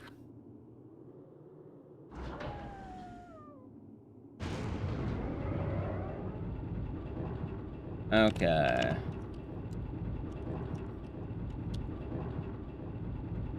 Find the tweet. Let me know when you have it and I'll give you permission to post it because you need the mod permit. I'll give you that in a moment. Okay, I really want to say it. AIDS isn't as bad as some of the other things you can get. Like, Blood Frenzy, I think, is worse. Some of the disorders aren't that bad, chat. Oh, we brought back a run that gave me the worst possible caves imaginable.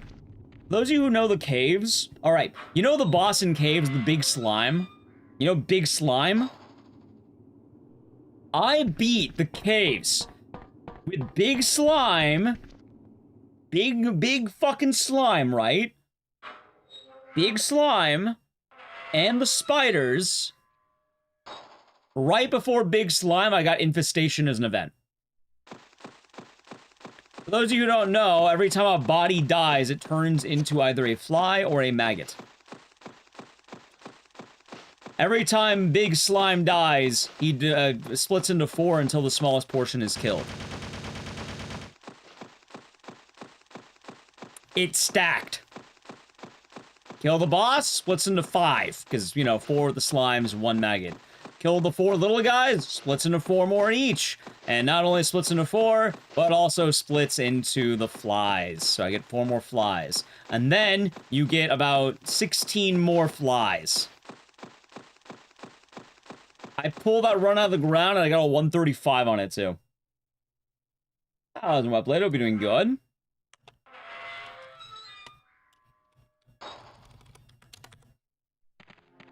Yeah, what have you been up to, J-Rock? You also get, Triskaidekaphobia. Yeah. Dude, what the fuck? Why are you entering the...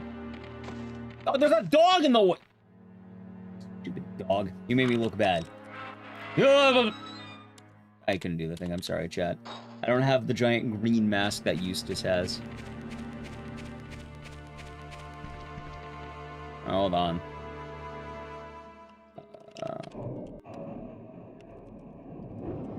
Okay, so Act 1, in order to unlock Act 2, I got currently 5. I know Act 1 is 5 total runs, so 5 of them have to be in Act 1 immediately, right?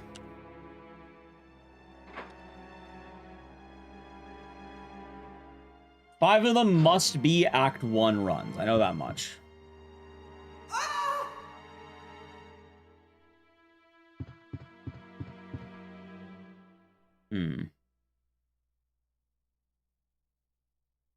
Also, yes, I did beat Eugenics at upgrading Butch.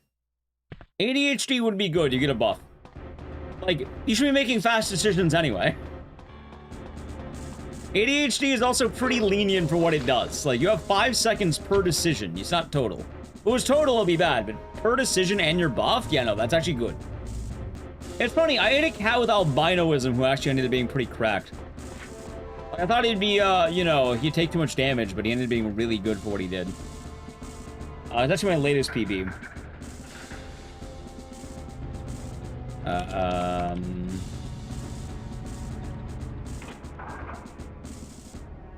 Let's see. Bird flu is terrible, especially if you have a druid.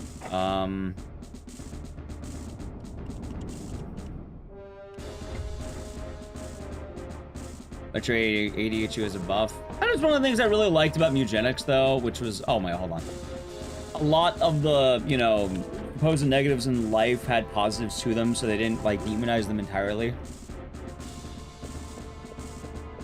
Nah, I think ADHD is balanced enough in-game that it's not too unfair to the player.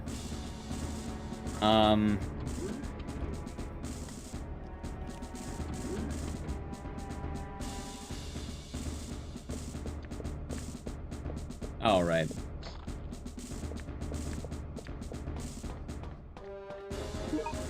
Okay, so for Act 2, going up to Act 2, you have 10. From what I just looked up, you have 10 going up to Act 2.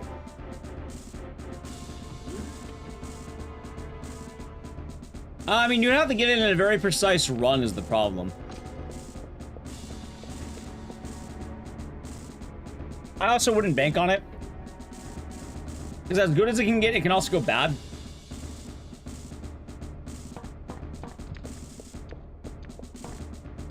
Yeah, going to Act 2, right now it's 10. And then Act 3 would be where it stacks.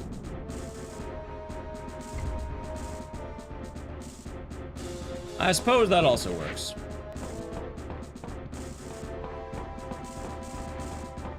Hold on, so I have 10. Okay.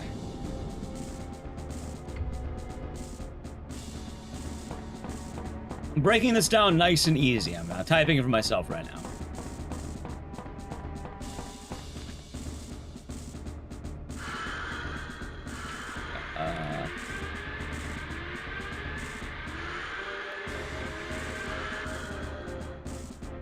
Okay, let's see.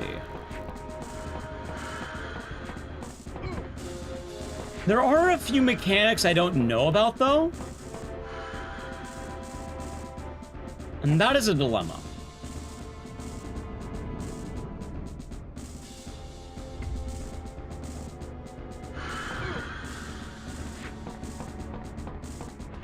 All right. I don't know if I have any knowers. But in order to get the item, like one of the last... All right. Do you have to beat Chaos twice or once? Does anyone know? Because I'm under the impression I think you have to do it twice, right?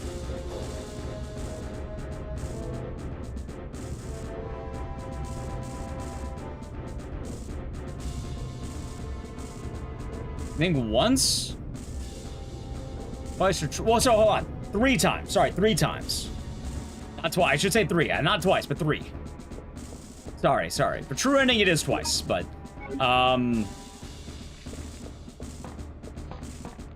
Is it 2 or 3 times? That's the better question, actually.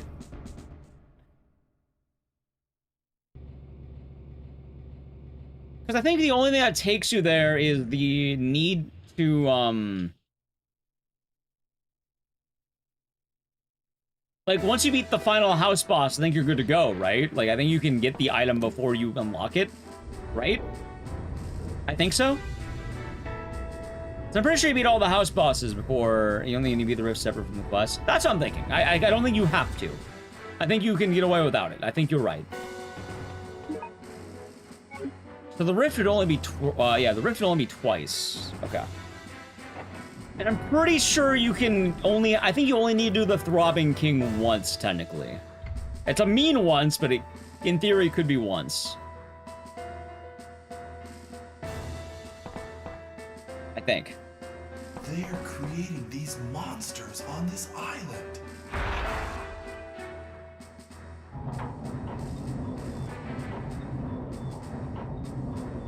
You are. I do have that. I do have that planned out. I am aware of that. I'll say right now. I have considered that. I'm basically not going to give Tink a single cat until the end of the game. Like, Tink will have his first cat at the very end of the game. We're not gonna give him any cats beyond that.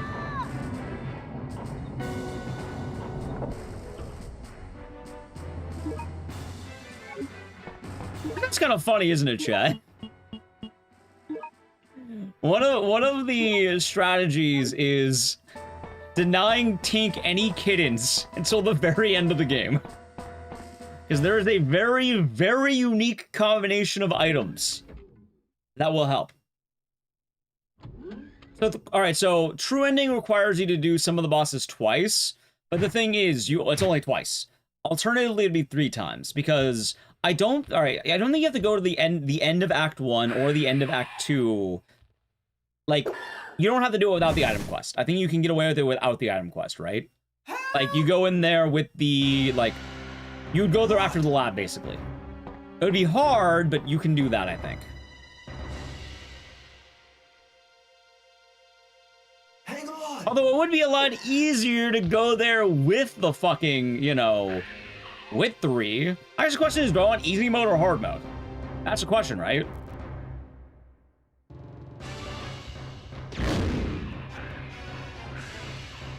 Let's see. Lot, I'm sorry. Please forgive me.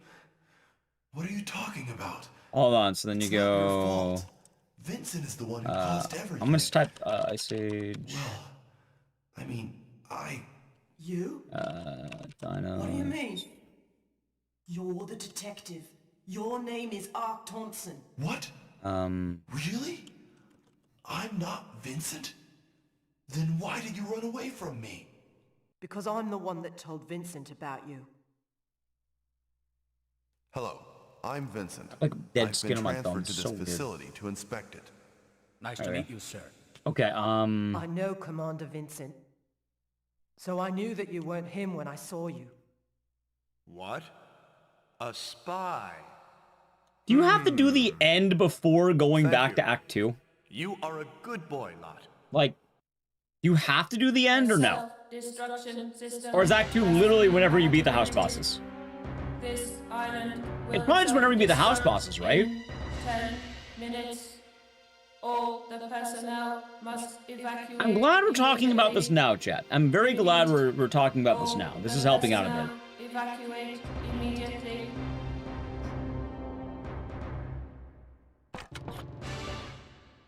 No, so that's oh yeah, so you all right, so yeah, the first time to unlock the end of Act 3 and second to unlock True. Correct. So you don't have to go there twice. That's right. But one time is Kennedy, I came here to investigate. Also, I need to play an ad. I guess I'll do it now so the final boss isn't blocked. I remember. I want to give the heads up though. All right, Double Channel Prime Gaming. Ready? All right, Edge.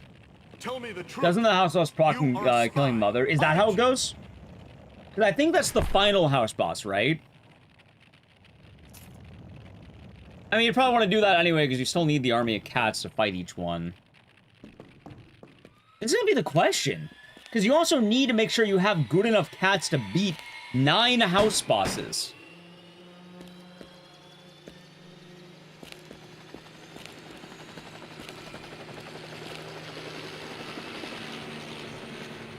Yes, I'm not Vincent.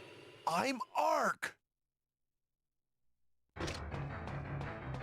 These are the questions, chat. Because the thing I'm gonna basically do, like, my labbing of this week is I'm very curious on which house bosses to fight. Or when to fight the house bosses.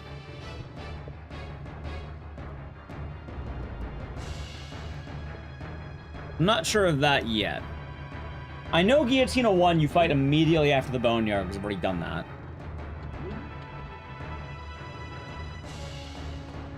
They also have to think, when do we begin hitting production?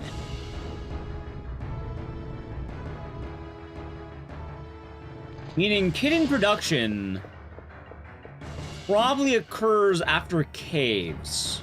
I think when we beat Caves, kitten production begins. Kitten production. We start caring about our Discord kittens. I'm not... I wanted to say that once because it's funny, but I hate that fucking phrase so goddamn much. Not now, kitten whiskers. I keep saying that stupid fucking Shrek 3 meme whenever I hear the word kitten. I can't get it out of my goddamn head.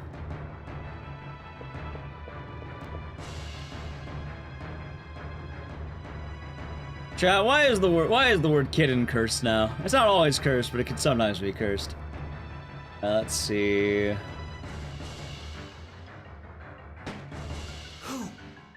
I can't believe you're not dead yet. You're human. You must be the leader of the cleaner unit sent by Umbrella to destroy the evidence of this biohazard. Whatever. I don't have time for your... I think my only question is, when does Guillotina... I have to look up when Guillotina 2 and 3 spawn. Because I'm pretty sure it's shortly after the deaths of Guillotina 1, right? Then you kill 1, 2 will spawn in a few days. You kill 2, I think 3 spawns in a few days. I just don't know how many is the problem. Particularly to the 1970s and late 1700s. What's happening at those times?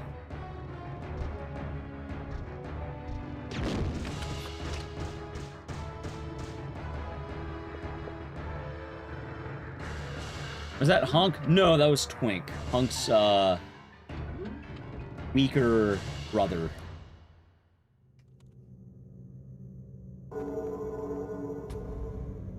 Let's see here. I guess that makes sense. Yeah, because my only thing is, I'm not sure, like, the only thing throwing me off right now is house bosses. Like, I know who we need to fight, but let's see. The way the game worked for you was you would get a new act boss every time you finish the end of a run, like beating the moon, and the final act house boss spawned when you finished both paths and killed both previous house bosses. 3 days, okay, 3 days, thank you. That is actually perfect, okay. So 3 days after a house boss is beat, it's usually within 3, okay. That is the exact number I want, 3 days, I'm gonna write that down. House bosses take 3 days. I'll remember that for later.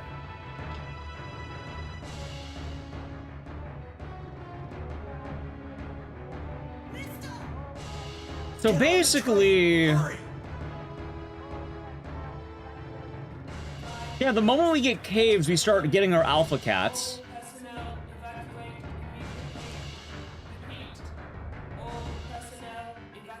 Jamming to the music? Well, that's part of the fun. You get to jam to the music while it goes.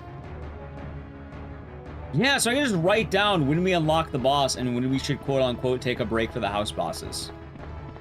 Because for one, we're gonna have a steady supply of food. I just have to manage that food well. I might be K-Goku, I might be. Yeah, tomorrow night we're doing Clock Tower and Clock Tower 3 and Dead Rising 1. That's gonna be a fun night. I think it'll be good. Be good stuff. Should be good. Yeah, how's your day been though, Adelaide? Oh, it's been treating you well. And I know right when we beat the Boneyard, within like, I think a day or so, Guillotina spawns very quickly. I think it's like within a day. Like after 1 day of beating the Boneyard, Guillotina spawns.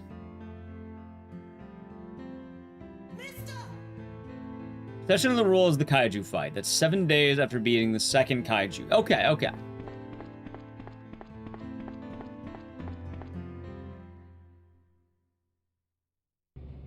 True ending. So what I want to do right now is true ending, as in you are getting the actual ending, which is both beating the final boss and then beating the final boss again with the quest item. Get in the helicopter! So Boneyard spawns Guillotina 1, and then every defeat of Guillotina will take 3 days and she'll spawn again. The Kaijus are going to be required to... You have to beat their side. So if you beat the core, you get 1. You beat the moon, you get the other. I have 2 days off after. I have 2 days off afterward, chat.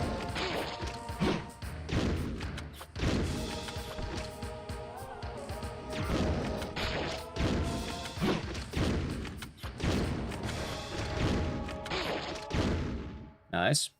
I was steady. I was going steady. Hope you're doing good. Good time on the ad, by the way. I got the final boss. All right, chat. When does the big guy show up? Like, is he based on beating the Terminators, or is it the end that does it? Is he like? I think he's Terminators, right? You're right here. No, you are not. No. You don't want to be that guy.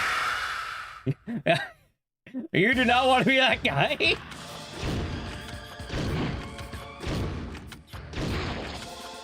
I just say he's a guy that I don't think anyone wants to be.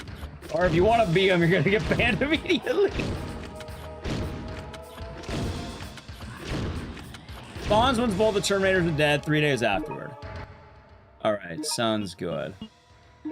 Wait, no, not that one.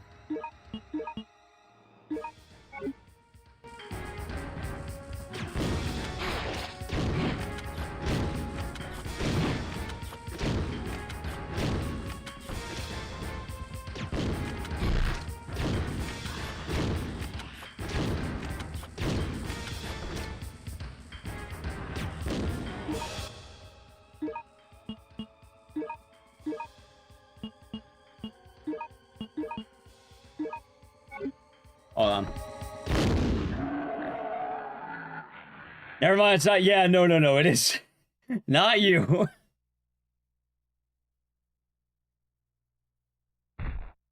Yeah, so you beat DOS Future, and then the Terminators show up, and... okay, hold on, I'm gonna write that down. So after DOS Future, then I'll have to... hold on, I'm gonna write that down here.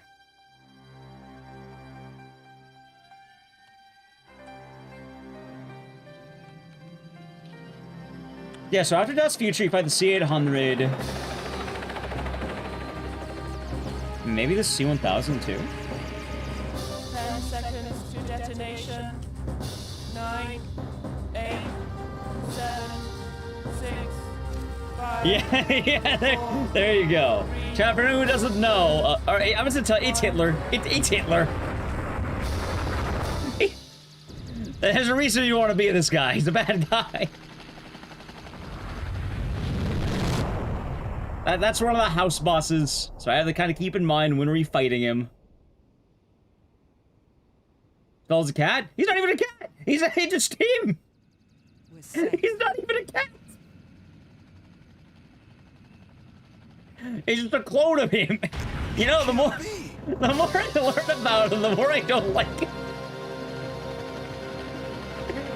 Chat, I'm gonna tell you the funniest fucking thing that's gonna happen. I'm telling you right now, you know what's gonna happen? We're gonna do this eugenics run, and out of nowhere, the timing's going to align. Froob will be there. During the exact time, Froob will just show up on accident. I don't know what happened, but every time when we're doing eugenics, like, Froob would always, like, just raid into that section by chance. I don't know how it happened. It's probably because we went long enough that he was streaming. But, like, he always ended up raiding into that section, and I feel like, I was like, no, this isn't what the game is. This is not just the game. This is the game. There's other things to this game. I don't want to make him think I'm just doing that. It is an ending, but I want the true ending. I want to get, like, the ending, you know? 37:44.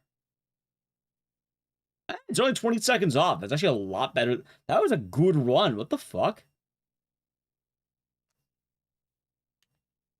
Earn gold. I mean, that gold is like a meaningless gold. It's a cutscene, but I am not 100% of the game. No, but we will be like I beat the game at this point. I just didn't want to do all the fucking impossible mode and shit. Chat, that run was a lot better than I thought. We weren't 49 seconds down, we were only 20, which actually lines up with, like, what here makes I actually didn't lose time on this one, I don't think. It's actually a good fight. I just had a menu, so I really was like this. 20 seconds behind PB. That wasn't bad. Honestly, not bad. Not bad.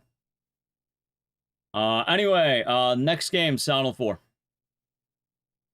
But first, I gotta piss.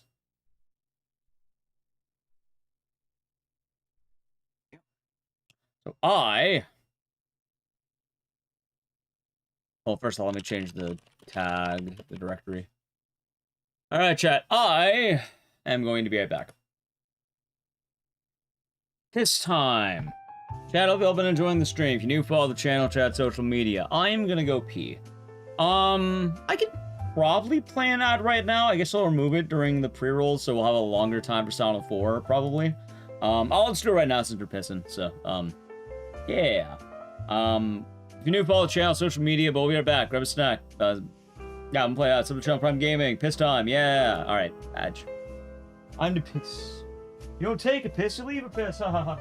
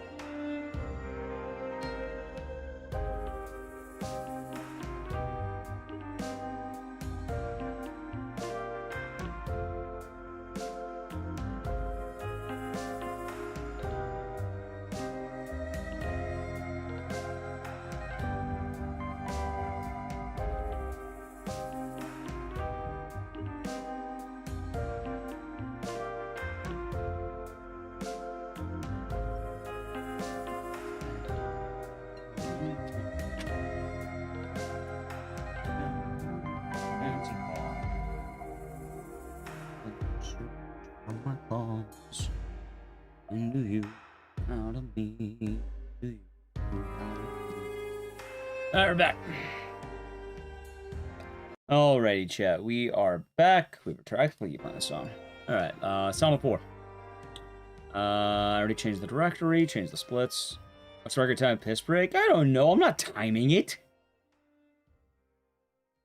Welcome back. Thank you.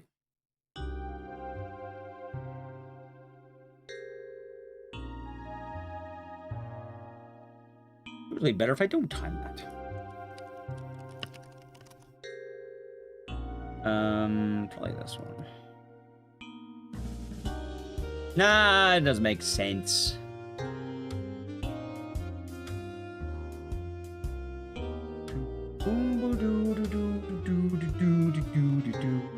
Chat, me pissing also allows me to stand up. It's a nice thing.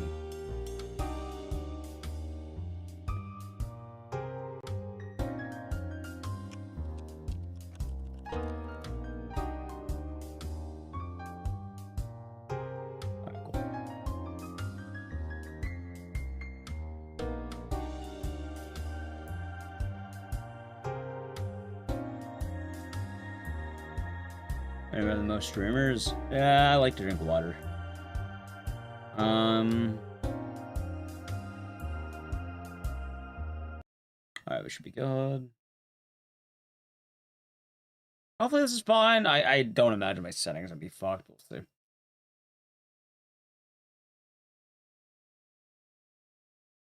Game show up. Game show up. There we go. Thank you, game. Game show up. Some parts of this game may be considered. Oh, yeah. True.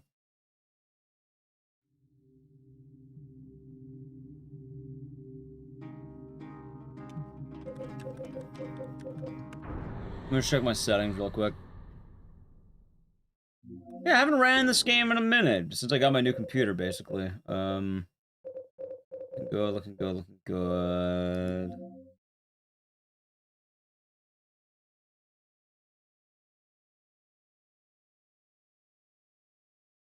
He is ready weapon, that's right. I don't think I have anything else I really do here.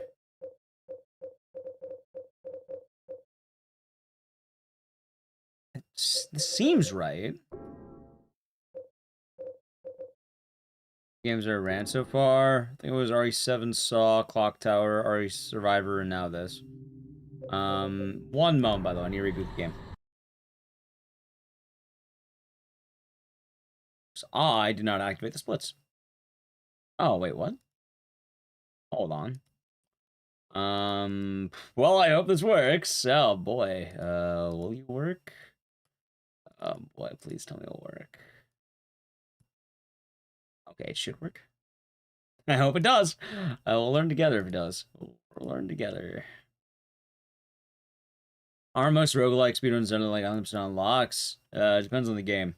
That being said, from Ecdycis, it will be a fresh run from a new file. Have an ETA? I don't know. Act 1's about an hour and a half? I'm assuming Act 2 won't be much longer? I think it's all gonna be Act 3. What's 5 times 6? 30? Wait, no, that's not right. 30? Yeah, I'm a moron. That's actually really easy. 5 times 6 is 30. Actually, it's not even 5 times 6. What is what? 1.5 hours times 6? 9 hours? Right now, my math says 9 hours. If 5 runs take about an hour and a half, by that logic, 29 runs would be about 9 hours. Probably more, because it'll be closer to 12. Any main strats? We have the speedrun. And it's looking good. And I think it should auto-split. I was gonna say, we'll be doing good. I'm a fucking moron. The game's not splitting properly. Hold on. One more moment, chat. Cool. rebooting the fucking game. What's wrong with you, game? There are just ways they can cheat the stats high early? Not that I know of. Play pretty RNG. It might just be, chat. It might just be. It was some pretty devilish math, wasn't it? Pretty devilish math, chat.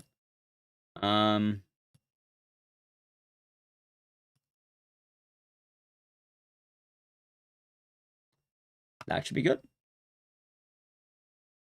Let me reboot my splits just to make sure.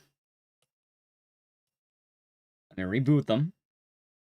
As Melezra, as a Son of War, playing it after I don't even know how long. 4 months apparently, according to my GOG from what it was earlier.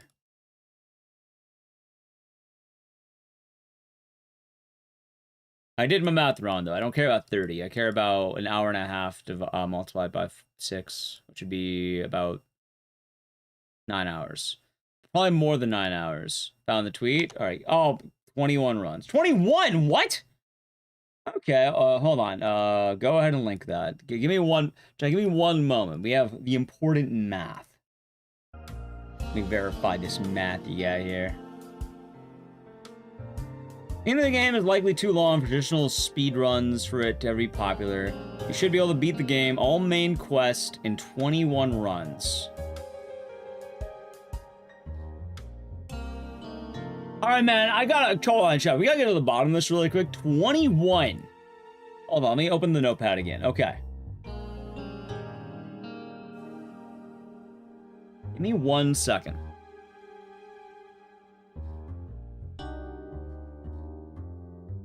I want to know if this math is right.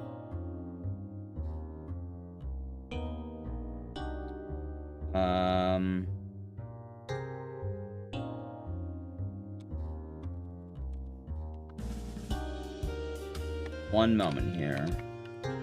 Without counting house bosses.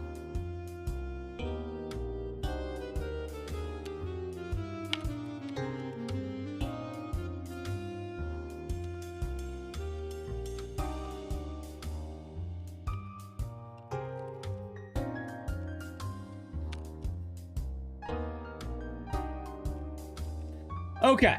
1, 2, 3, 4, 5, 10. 1, 2, 3, 4, 5, 6, 7, 8, 9, 10, 11, 12. I have 12! Wait, hold on. I have fucking 22. I don't have 21. I have 22. Where do we get 21? I have 22. Where did they get 21? I count? No, okay. Chat, ready, hold on. So, it says 21. The alley, hold on. Alley, sewers, caves, junkyard, boneyard. Act 1 is done, that is 5. From after that, you have desert, crater, bunker, core, moon. That would be 10. After that, you have the lab, the caves again, the boneyard again, and now you can go into the throbbing domain, assuming you did the quest. So let's assume we did that, and that's 3, and not adding an extra run. All right, so 3, Ice Age, the dinos, I think, I don't know what it's called, but dinos. 15, Das Future, the End, the Rift. Wait, I'm actually missing one. Hold on. Rift, Heaven, Throbbing, the Rift again, Throbbing again, the Rift again, and wait, hold on. Hold on a second here. Hold on. You can probably go to the end. Hold on. That's assuming you only go to the end once, too, now I think about it.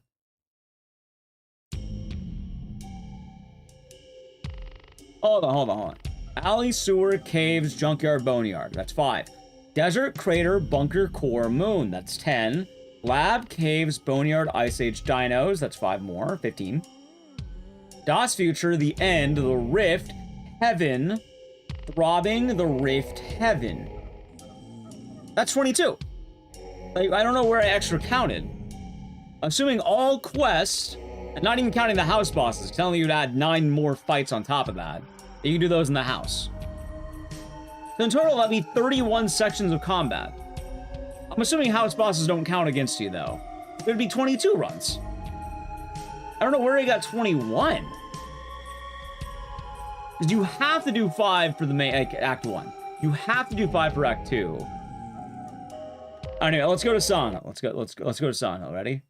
And you know some secret tech? Dude, what? He is the developer. That's the thing. Like, this is developer spoken, right? Maybe you're right. What would I be missing, though? Hell, this also assumes you don't go to the end as a bonus. Oh, wait, no. You have to go to the dinosaurs. Like, is there anything I listed that you don't have to do? Wait, I actually missed one. Chat, I missed a run. Hold on. I missed one run. I missed one run now. That's actually 23. Because you have to go to the core and or the moon twice. I may have to do both of them twice, but like one of them you can combine with the rift. I actually missed one. Alright, there we go. Now it works.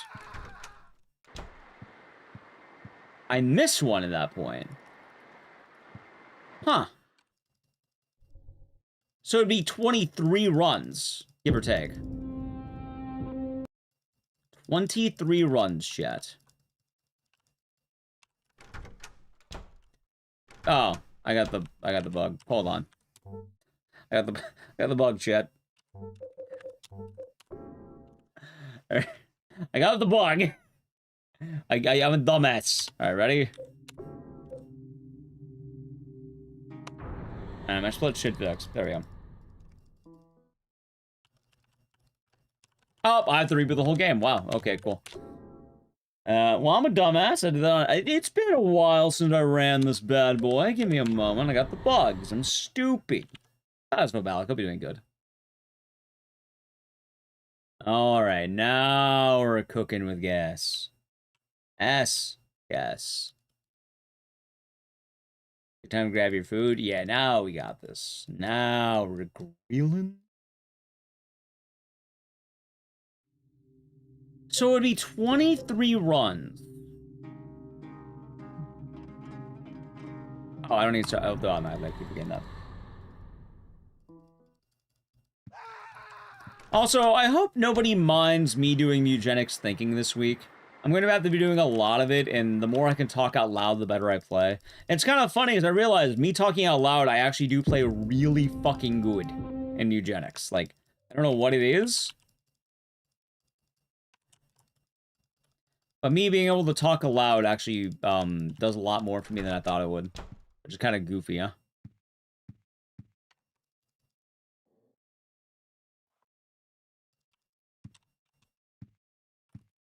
Let's see here.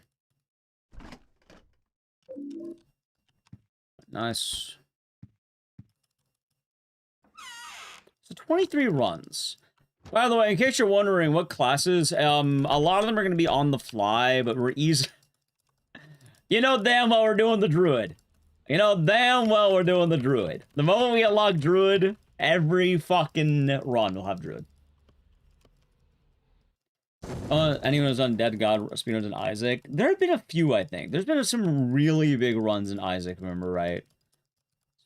Binding of Isaac used to be a lot more popular of a game back in the day because it satisfied a requirement for SRL, also known as Speedruns Live, which allowed people to show up on the website.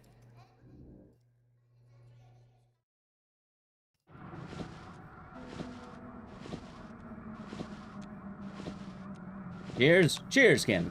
Cheers. All said in Bakunda, hope your day's been nice. Hey, good to know it's still happening. I really like those big runs. Also, chat, for anyone wondering why the hell do I want to do mutagenics, I have really been itching for, like, a long speedrun that is going to be a little bit, like, wonky, let's say, right? I'll say doing Doc Helix. Like, I don't know how many of you remember. Yes, I counted doing the infinite twice.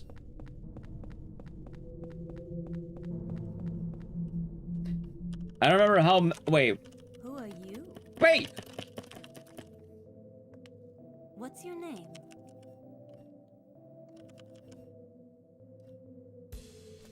Henry. One more reset. One more reset, chat. One more reset.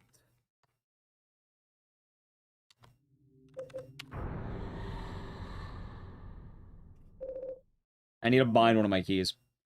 I think it's this one.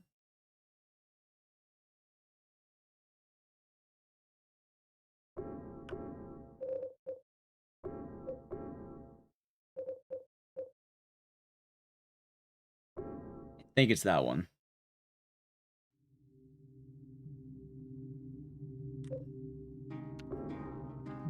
Okay, ready? All right, let's go.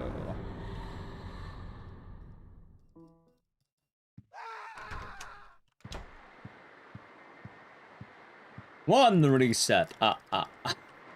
Yeah. There we go. Okay, I got it. I got it. No, there's been no Tommy Wiseau mods. As funny as that would be. No.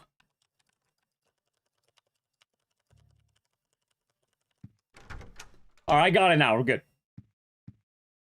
My cutscene skip button that I use on, like, the third-person sections, got moved. So I wanted to make sure I had that proper. In case you're wondering, chat, this is the first Silent Hill 4 run I have done since, we got this computer.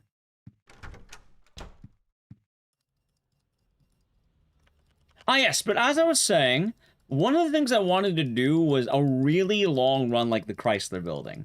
And I think that Ecdycis is going to have that. And hey, we might even get another one with Wicked Seed. Where we get more Wicked, more Seed. Ew. But they have the pit coming out. Why can't I move? My game froze.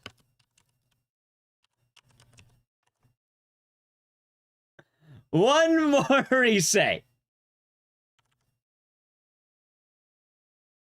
No, Silent 4 is just a working PC port. Is there a trigger? No flashing? Yeah, it wasn't moving. I couldn't move. That's the important thing. I don't know why.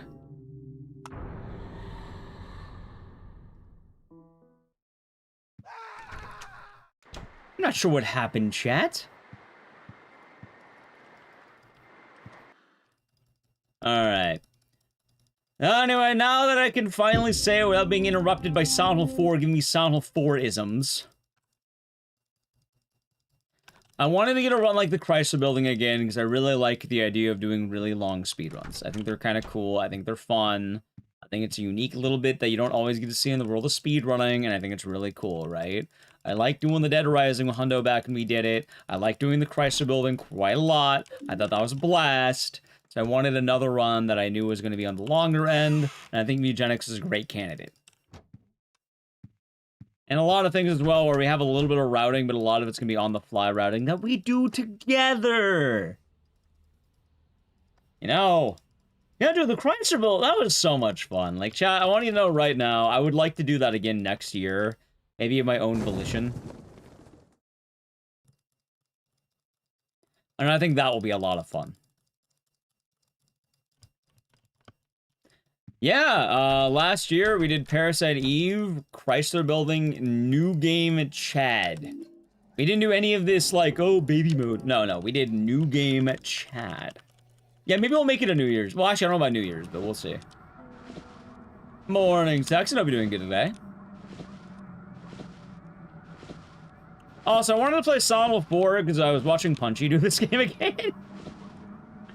And I'm an enjoyer.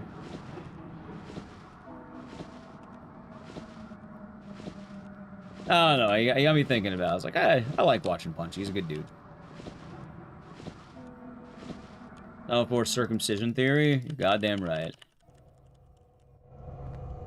There we go. Hey, chat, look, I'm going to play the game.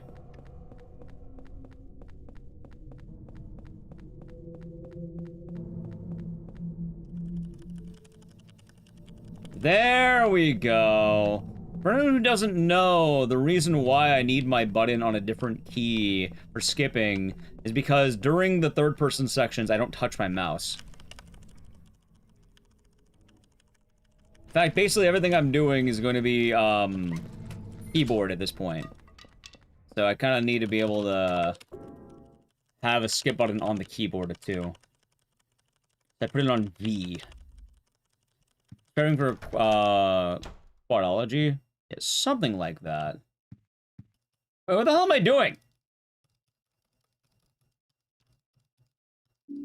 Fine, fuck it, I'm going the right way. It's still fun.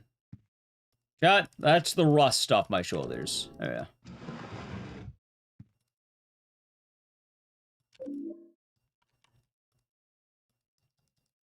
yeah. Team Silent? Yeah, which...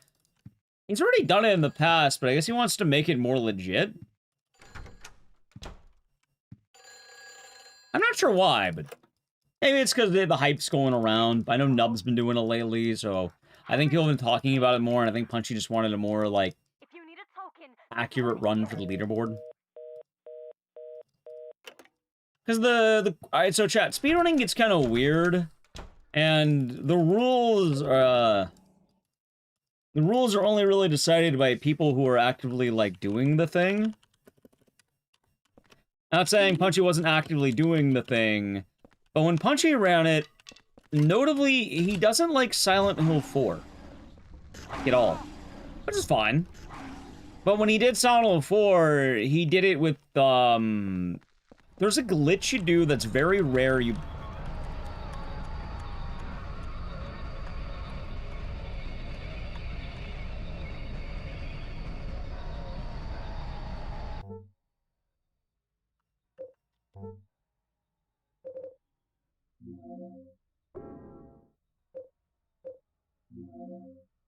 Not a glitch. I'm just dumb.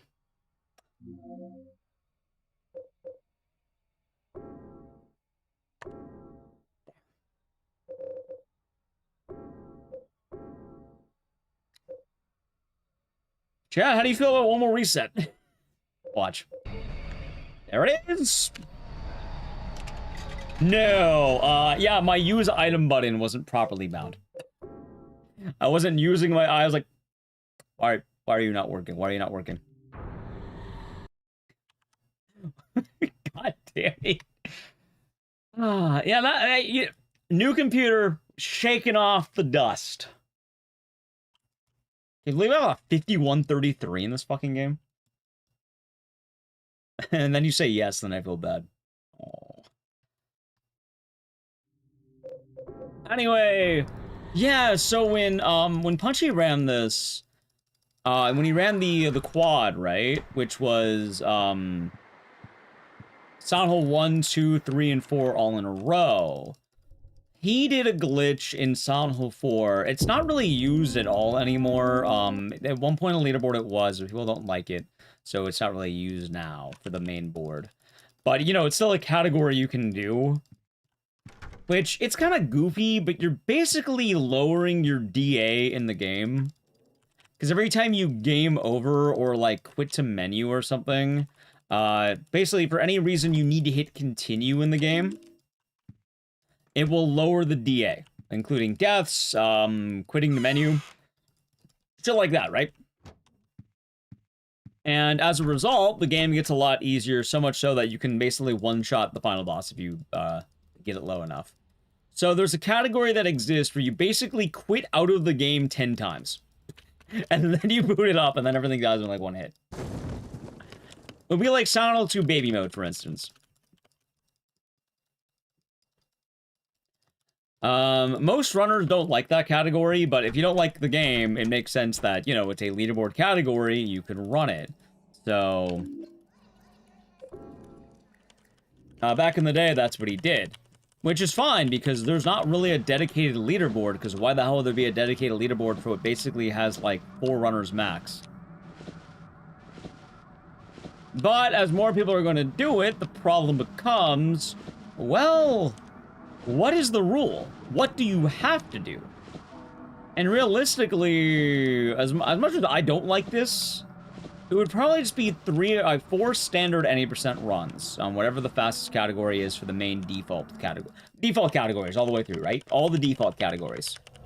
So it'd be like Silent Hill 1, Bad Plus, Silent Hill 2, Beginner Mode, Silent Hill 3, probably the bullshit category, and then Silent Hill 4, any %, which is what I'm running now. And what most of you probably know this category as.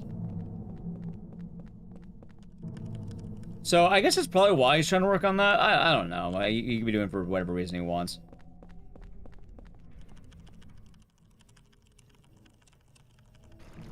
There we go. Oh my god, get in the hole. Because I know Nub has been trying to, like, have a more legitimate board or something, or, like, do the run in a more competitive fashion or whatever. And, yeah, you know, when you're taking it more seriously, you gotta abide by the rules. Which, technically, so I have that run done, and as funny as it sounds, I'm technically losing time a lot more than I should be. Because I don't like Silent Hill 3's stupid category. And I ran it on hard mode. I didn't do it on fucking baby mode. I hate baby mode. If you need a token, there's one here. No baby mode for me.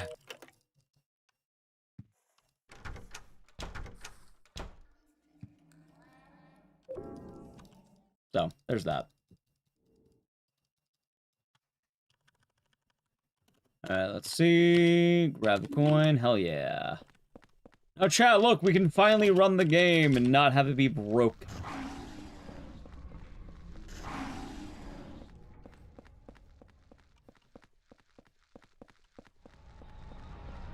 There we go. Look at that.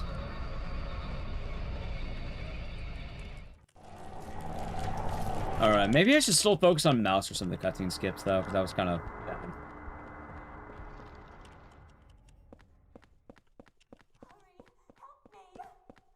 Not bad. Okay, now we should be in full motion. The rusty key. That's pretty cool.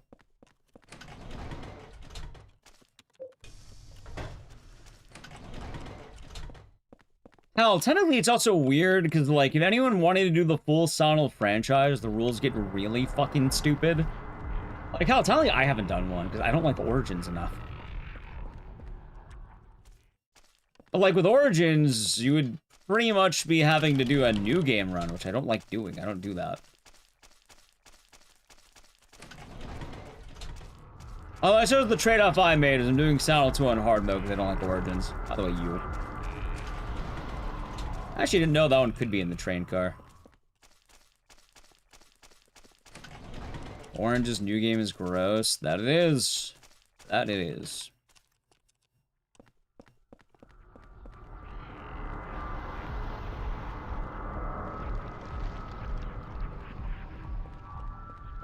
Go. That it is, chat. Nice. Cool. Lock. Games can be saved with the complex character like Travis. Of course. How could you forget old Travis, chat? Do you think I'm gonna get the dog boost? I think I will. I think I'll be him, chat. Damn you, dog! You didn't even try! Or the dog costume? No, I wear, like, the tracksuit.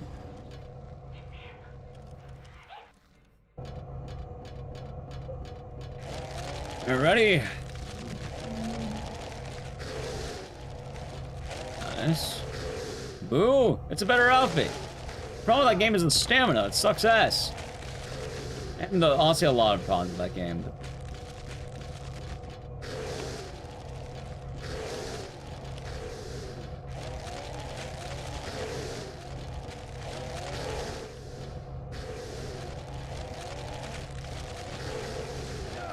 Fun. Oh my god, dude, he sent me flying. Yeah.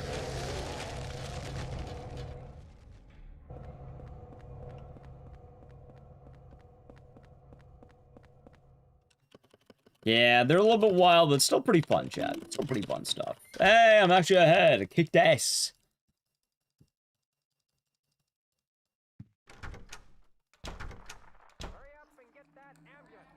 God. I really hope I remember everything, because there's gonna be some rooms coming up I don't quite remember. Hope they'll be alright. Nice.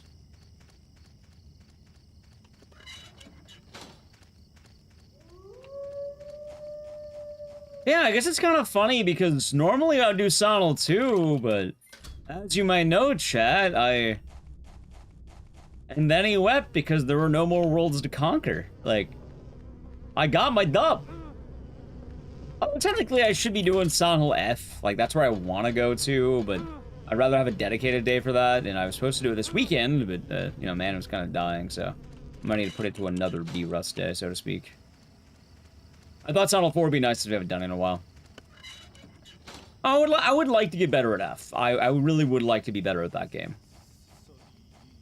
I think it'll be pretty cool. I am an F enjoyer.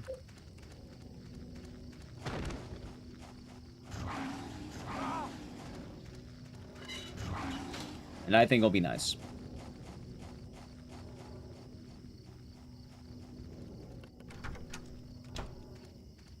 See, that should be good. Nice.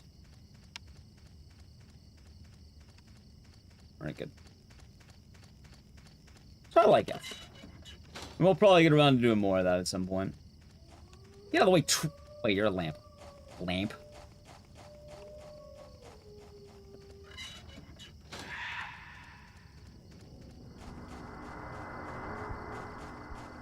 Also, chat, in case you were wondering with this game, I do not know if LPB, and I do not see this be a part of the main rotation. Because, well, I'm already not adding one gambling game to my fucking rotation. It can be a part of the games I like days, but... yeah, no, I don't want to gamble for fucking 8 hours. As much as I would like chat to post Leon during the gambling sections, there's only so much fun that can be had with it. There are nice games. Yeah, exactly. See, there's Leon. The time will come, chat. The good luck Leon will come as we get there. Which I guess would be the hospital and the one truth. We're gonna go with Leon posting, though. You wanna bring good luck? Please post Leon. Posting anything else will bring bad luck. We need Leon.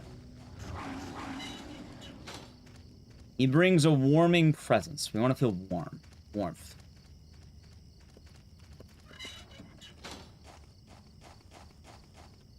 Oh my god. No Chris posting? Well, I mean, you could, but it would probably bring bad luck.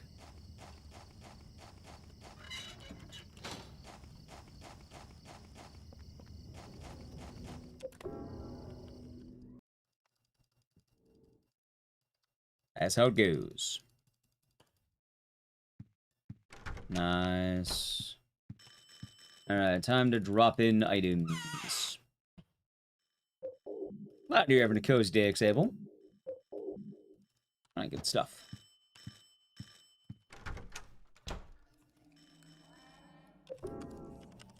Alrighty. For the burping guys, oh, they'll come later, don't you worry. They'll have their moment in the sun. Although I do want to do the Sanho full series again. I would have actually done it this weekend if it wasn't for the fact that, like, I'm taking off Saturday, Sunday. It doesn't make sense to do it the weekend if that's not the case, right?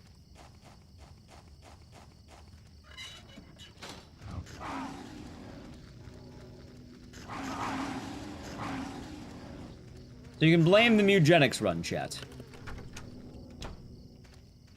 Blame John Mugenics. That movement was pretty ass.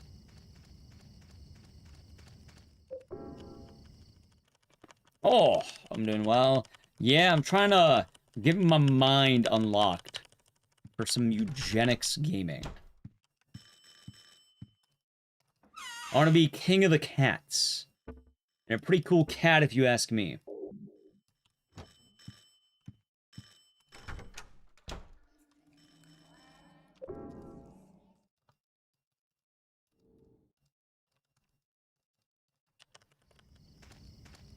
That is the mind. That is the idea. Let me go in. Am I behind or ahead? It looks like I'm probably on pace.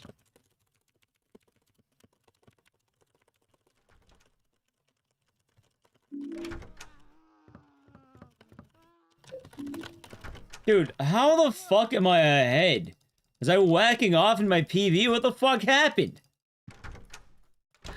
How did I save 4 seconds? I balked into, like, what, 2 lamps? Chat, I have a problem whenever I run games. Whenever I get a PB, right? New PC advantage? But this game's load removed. There's no loads. There. Thank you for the Prime Gaming. 49 months. Enjoy the emote and the scissors, and thank you very much. Hope your day is going nice.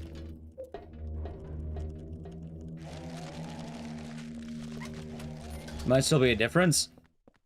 I'm pretty sure the actual thing is whenever I get a PB, I always play worse than I think I do. I always think I'm fucking cracked, and then I forget about that time I bonked into a wall. I was like, God damn it. And I know that was actually the case.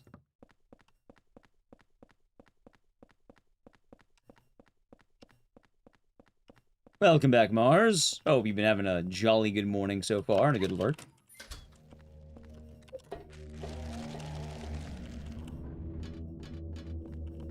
300 FPS? I'm pretty sure this game has an FPS cap. I don't think it goes beyond a certain degree.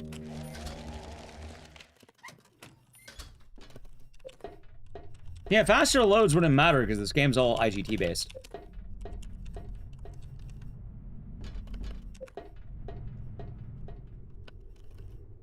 Loads of gym workouts. Nice. I've been eating a lot better, but I should probably start moving again. But I'm taking it one step at a time. I have been feeling a lot better in general, though, which is nice. Probably because my diet's been a lot better. So I'm feeling good about that. Probably the gym workout's been nice. Yes. In-game time is used. Hold on, it's this one. I've been eating real food. Yes, chat, you'll be happy to know I had a vegetable today. Now, what if I told you a shocking story? I didn't just have a vegetable. I had 2 vegetables. 2 vegetables, chat. Oh my god, what a guy. Whoa. 2 vegetables? Holy shit, we have a real Casanova here. You know, thank you for the follow. I'm glad you appreciate me eating my veggies. Alright, cool. It's fun. Isaac does not have a true ending. I'm pretty sure it does. Like, there is an ending after doing as much content as you can, right? Liar? Why would I lie about eating a vegetable? I didn't tell you what vegetables they were. I know 1. 2.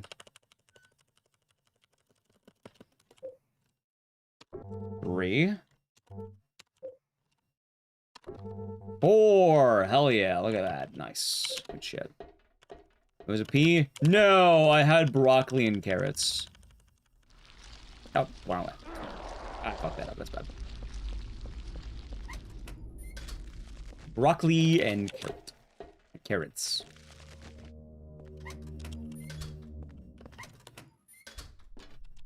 Let's see.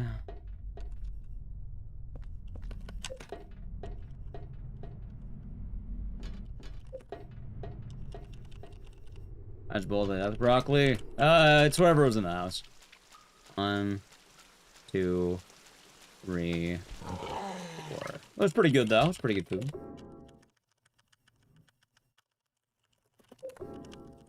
Carrots plural. Yes.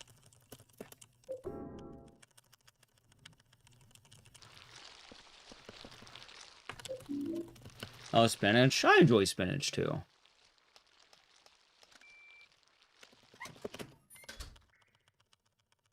Do I use notes? For this run, no. A lot of my runs do have notes, but outside the splits, it's all from the brain.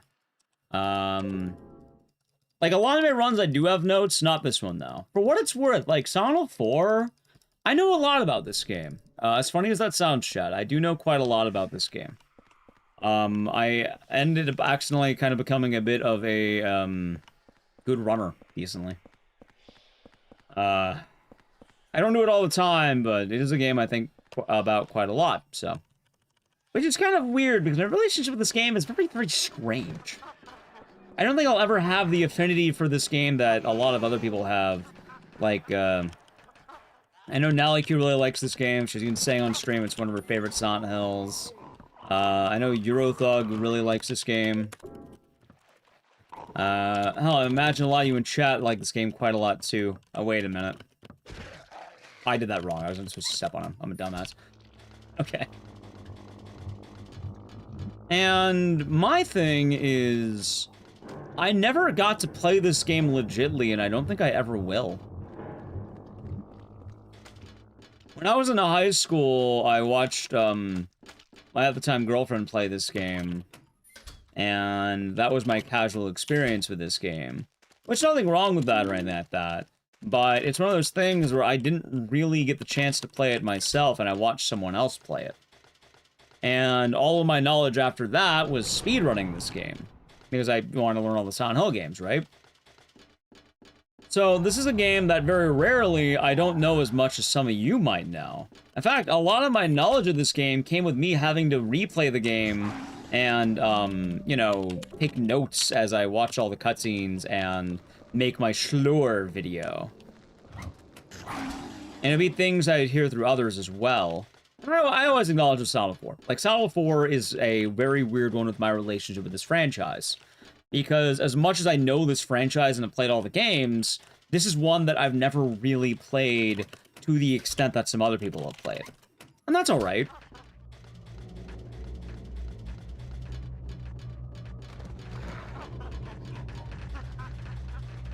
But oddly enough, yeah, I ended up speedrunning this game like a lot more than I thought. I have some pretty damn solid hours in it. Which is shocking. Like, yeah, no, it ended up getting a lot more. Like, the ironic thing is I'm pretty sure I have more hours in Silent Hill 4 than 3, which is fucking hilarious. Like, I'm pretty sure most people do not have more hours in Silent Hill 4 than 3, and it would almost be blasphemy to tell someone that you like playing this game more than Silent Hill 3. Ah, shit. Karadar, thank you for tier 1 for 41 months. Some 41. I hope you're doing good, and thank you very much. Some 41. Thank you. Who is your goat? I mean, the only real problem I have with 3 is that the speedrun is kind of awful because of the, leaderboard. So there's not really a lot of drive to ever get better at that game because as much as I hate to say it, chat, sometimes the leaderboard do matter. Nice job. RNG? No, not even that. I mean, I can't really complain about RNG when I'm playing RNG hell of the game. Silent Hill 3 is just a terrible board. Like, the speedrun unironically kind of killed any, like, the leaderboard killed any hype for that game. It's a 3750, right? Yay! Yo! That was close. It's fine. Right. But the thing is, alright, in terms of my hours played in a game, I'm not gonna lie to you, chat. Oh, get out of the way, dickhead. Right. I did it. I'm not gonna lie to you. How many of you are dropping big hours in a single-player game without some ulterior motive? Part of the reason why I have some absurd hours in these games is because I end up speedrunning them, which allows me to replay these games over and over and over. But, like, for a lot of narrative games, once you beat them, there's not always a lot of reasons to go back. Like, you're not really going to be doing it all the time. Now, you might have a good amount of hours, but you're probably not going to be having... Like, hell, for this game, I got... My GOG says 50 hours, probably a little bit more than that, because he's playing an older version, too. I can probably check my streaming hours. I don't know how much I had for this game, but... But no one's getting 800 hours in Silent Hill 2 because they really like the game. No, you're probably gonna have like maybe a few hundred. You're not having like 800. You know? And there's probably gonna be some wild amounts that you end up having as a result. Anyway, Slay the Spire is a roguelike. That game is addicting. You're supposed to have that many. Why do I totally have 800 plus in Silent Hill 3?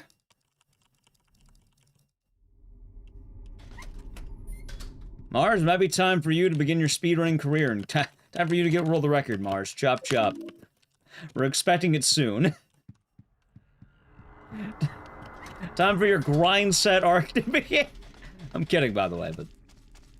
No, I said a narrative game. I said narrative. Play the Spire is not a narrative game. That is a roguelike.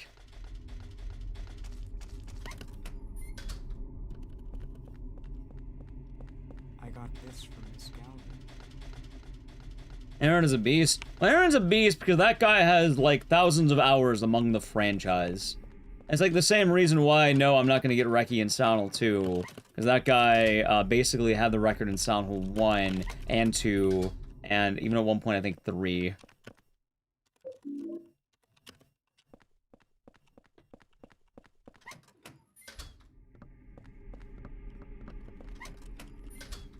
And in a lot of these cases, like, you know, you have a lot of hours, but for a lot of people, let's say for a lot of people, not everyone, but for a large amount of people, they're probably gonna have rather limited hours in narrative games.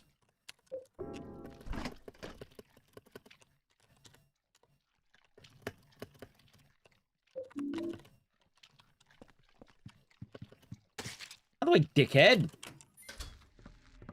It's considered experience on the left, you know, the specs at 65 FPS. I didn't think I had to do that. No. Speedrunning be hard to learn? It depends on the game. Oh, I'm going the wrong way. Depends on the game, honestly. It really just depends on the game. Some games, yes, some games, no. What the hell is going on here? There. Some games are very hard, some games are very easy and require you to get the hang of it. There definitely is a bit of a curve per game, but, you know, case by case.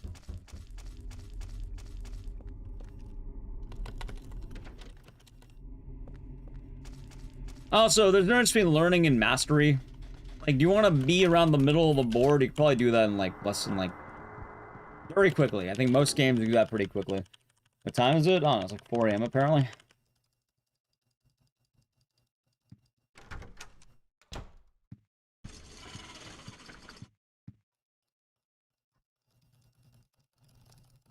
It's fine.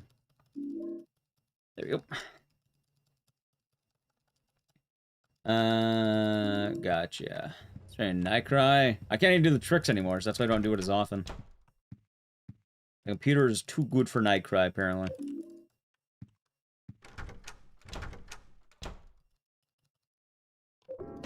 Thank you for the follow.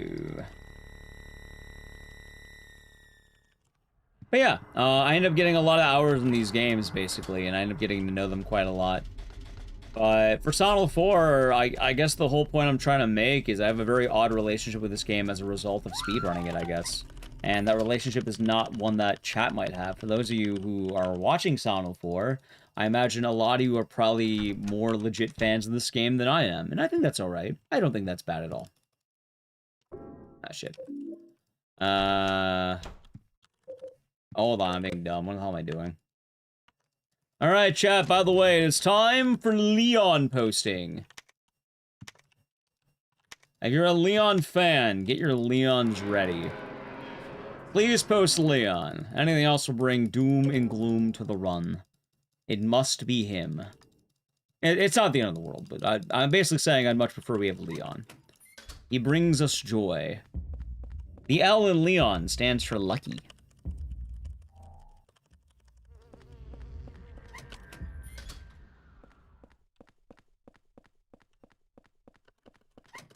We're gonna use all the luck he has surviving those car crashes, chat.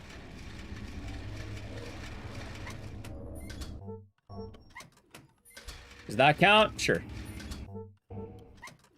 Listen, Daddy, hope you've been doing good. Wait, that's it. Wait, no, it's not. It's been a while. Alright, I'm looking for different blood. 3.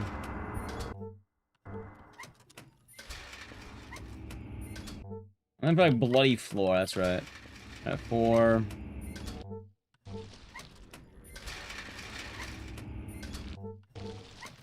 5.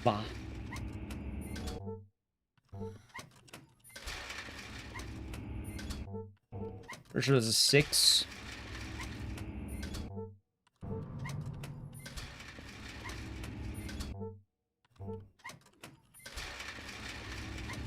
7.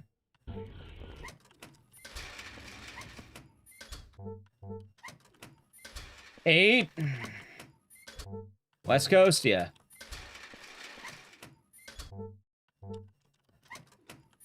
9.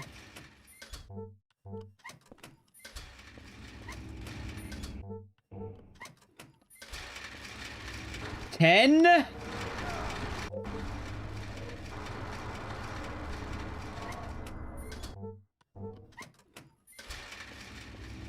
11.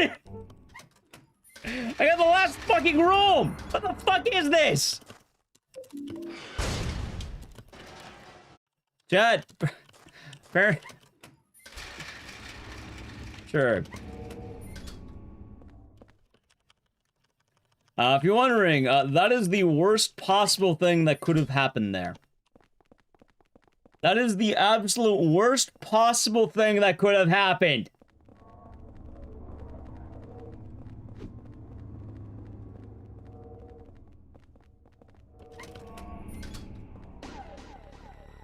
Thank you for the follow.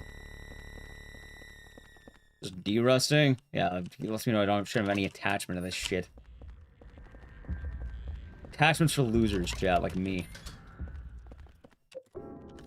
What are these shenanigans? No, we're not gonna reset.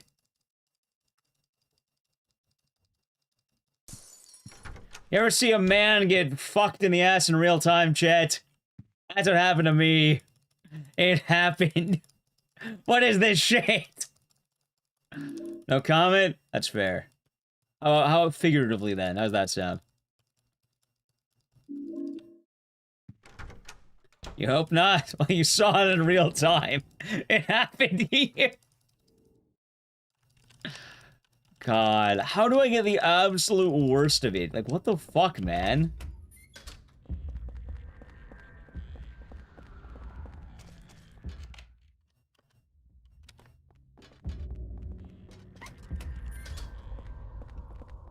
Down before, this is a first. Yeah, that was pretty, like... For what it's worth, chat, most runners will complain if they're even in, like, the 5 range. Like, people get mad if they have, like, up to, like, 7 or 5. Oh, I got R5, bad luck. They always want, like, the first, like, 3 or something. I got 11. The literal last door you check.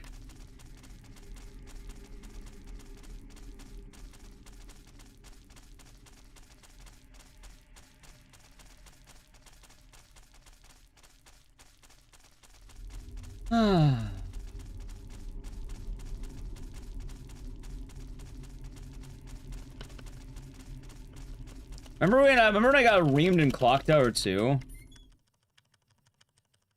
Yeah, maybe I need like a lucky rabbit's foot or something. I take my lumps.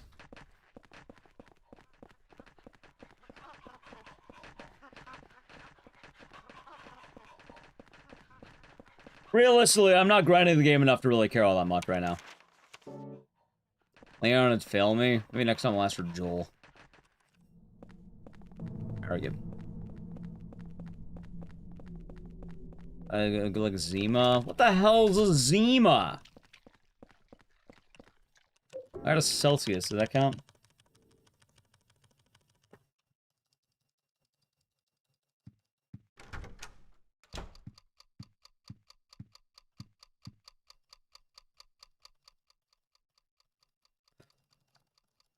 It's alright, Chad. But I guess the weird thing is, I know I am not going to be good enough at this game to have to really worry about the RNG anytime soon. I'm not bad at it, but like, I don't think most runners should be actively resetting this game.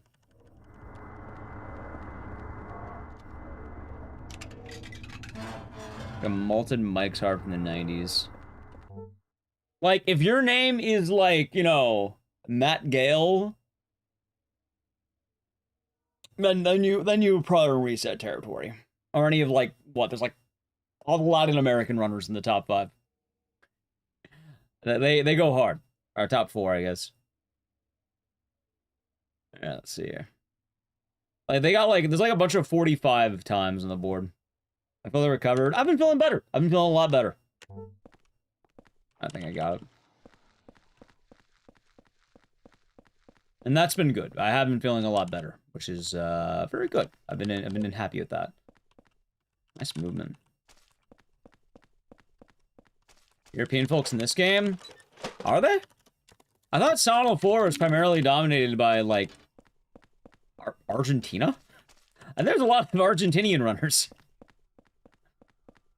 Like, I don't know what I don't know what draws them to Sonal 4, but, like,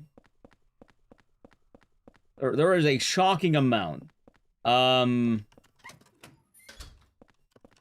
terms of Europeans, that tends to be Silent Hill 1, 2, and 3, I think. Although right now, Sonal 2 is the US of A. Well, any percent is. Hard mode. Is there a split? Nope. They're just runners who tend to flock to a game more often than not. And no, I do not know that as Mecha Vortex, but that sounds cursed.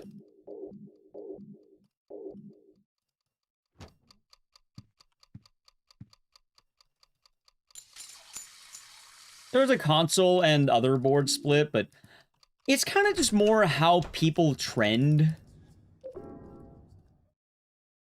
And the odd thing is some people really like games more than other people. Like, a very popular example is, for some reason, the US was very popular with Nintendo games and the Bing Bing Wahoo.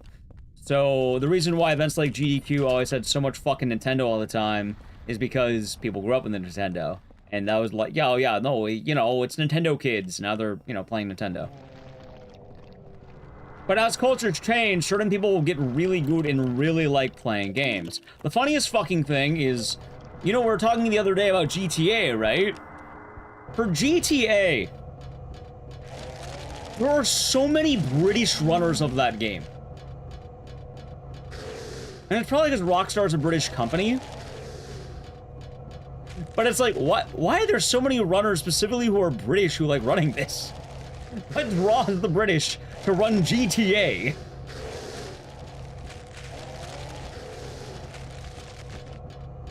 As well, a lot of Europeans tend to like PlayStation games because I don't think Nintendo was as much of a powerhouse in the EU as PlayStation games were, which ended up being a bit of a difference, as funny as that sounds. So the funny thing is you actually do end up getting to tell a little bit, like, who is the specialty, like, who are the people who really like grinding certain games. You enjoy playing games today? I like to think they do, Mars. I like to think they do.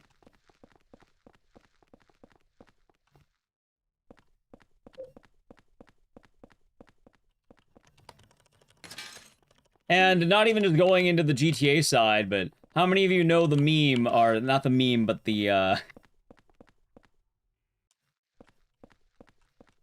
how do I put this? If you're anywhere in Latin America, if you want a conversation starter, bring up King of Fighters. KOF. Like, especially Mexico. Like, KOF. UK goes wild for GTA? Yeah. There's another fun one, too, that I really like. It's another, like, Latin American gem. Like Latam, right? Metal Slug. Fucking Metal Slug, man. Yeah, the British love Bully. They love a lot of Rockstar games.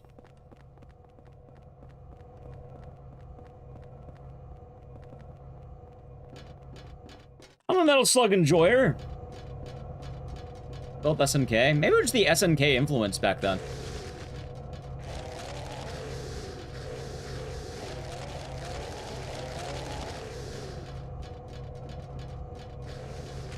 Very good. Let's see.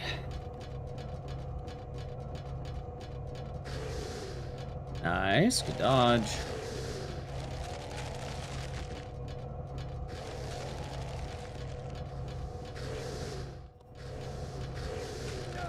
Ah, fuck you. It's better.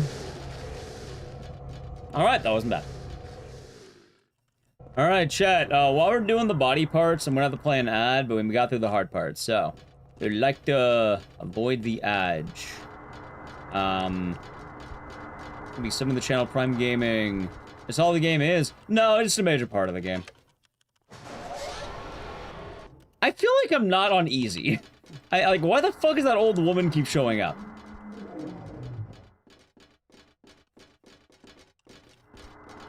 Alright, chat, ready? Let's have the channel Prime Gaming. Yo, dude, Eileen is not beat to shit. Wait a minute. He's actually doing pretty good. Metal Slug and Age of Empires, Red Power Games, South America. Yeah! Like, it's actually a huge thing. I'm not entirely, like, it's probably something to do with publishing and what takes off, but, like, some regions really like certain games, whether they grew up with them, whether it's something like that. And it also transcends the speedrunning pretty well, that you'll see certain people like games a lot. Like, Resident Evil has a lot of, Brazilian runners, actually. Do you play Dino Crisis or Haunting Ground? Haunting Ground.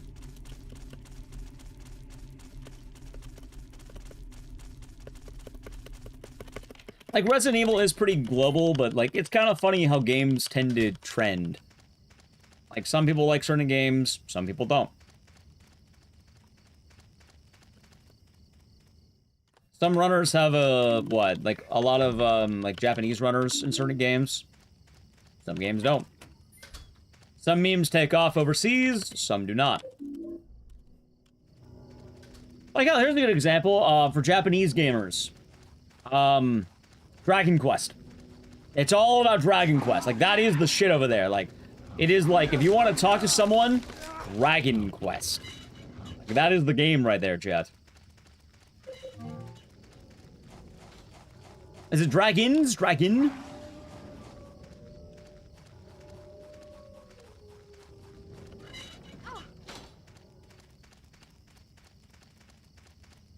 Mario Kart? Mario Kart's American as hell. Believe it or not. I know it's global, but, like, a lot of Nintendo games that are, like, basic Nintendo, absolutely American. Absolute American. It's like leading. Or apple pie. May as well don the bandana on the, you know, a denim jacket. Or denim vest.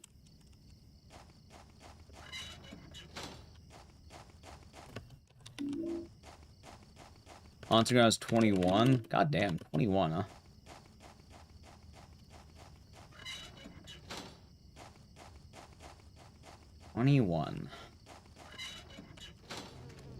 I don't know enough about French culture, but I know right now, the French are pretty high on, like, you know, on Clair Obscur. But also, it makes a lot of sense. It's pretty, you know, pretty French in terms of the world of gaming. Oh, if I had to guess French, like, it's probably gonna be a lot of, like, Ubisoft games. I'm pretty sure Ubisoft was a French studio, were they not? Oh, we're gonna go this way. So I imagine... Hell, I wouldn't be surprised if it was like Rayman or something. If you wanted, like, a deep cut. Yeah, it's probably games made by Ubisoft. Starting in France? Yeah, that add up. Dude, what is my movement? Oh my god, I suck. Oh, this is Johnny Cobra. Hope you're doing good. So obviously there's exceptions to the rules. It's not a hard rule. This tends to be when you look at, like, a leaderboard, for instance, and you start looking like, why are there so many runners of blank? That would be why, because it was popular over there. Arcane? Yeah, so you know what? I'd imagine, like, Dishonored. Stuff like that. I might even imagine compulsion games might be popular in France. Like Contrast. And maybe even We Heavy Few. I don't know about that one. Like, maybe.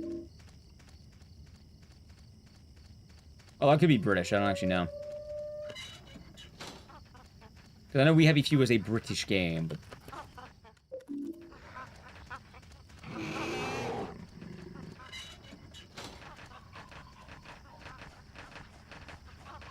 Out of the way, bear. But RE4? RE4 is pretty popular. Resident Evil games tend to hop around a lot. Hey, I don't know about every game ever made. It'd probably be easier to look at the leaderboard and see who's usually near the top and who's around. Imagine language is a big factor as well. That too. Although not always the case. Like, I don't know if Silent Hill 4 had strong Spanish support back in the day. In fact, I'm not actually sure why this game was so popular in Latin America. I actually don't know why. I just know that it is.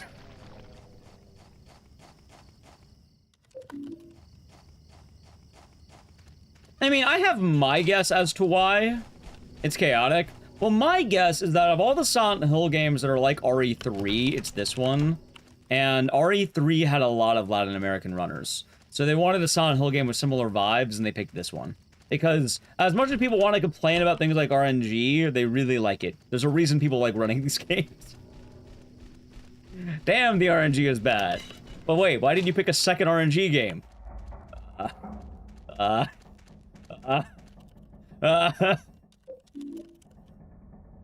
answer is nice, by the way. They really like the grind set. It's passion. People enjoyed the grind, you know?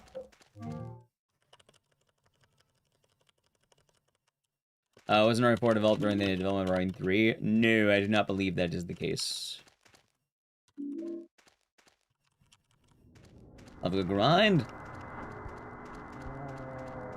On their heads. Yeah, no, that's about accurate. That is very accurate. Like, just imagine that idea, and this game is very similar for the RNG grind, because, I mean, chat, you saw earlier, I kind of got fucked in the ass on the... You know, you were there, chat. You saw me get, like, you know, wrecked by the game. Wrecked him, we nearly killed him, huh? I don't know why. I don't know why that lives in my head. Oh.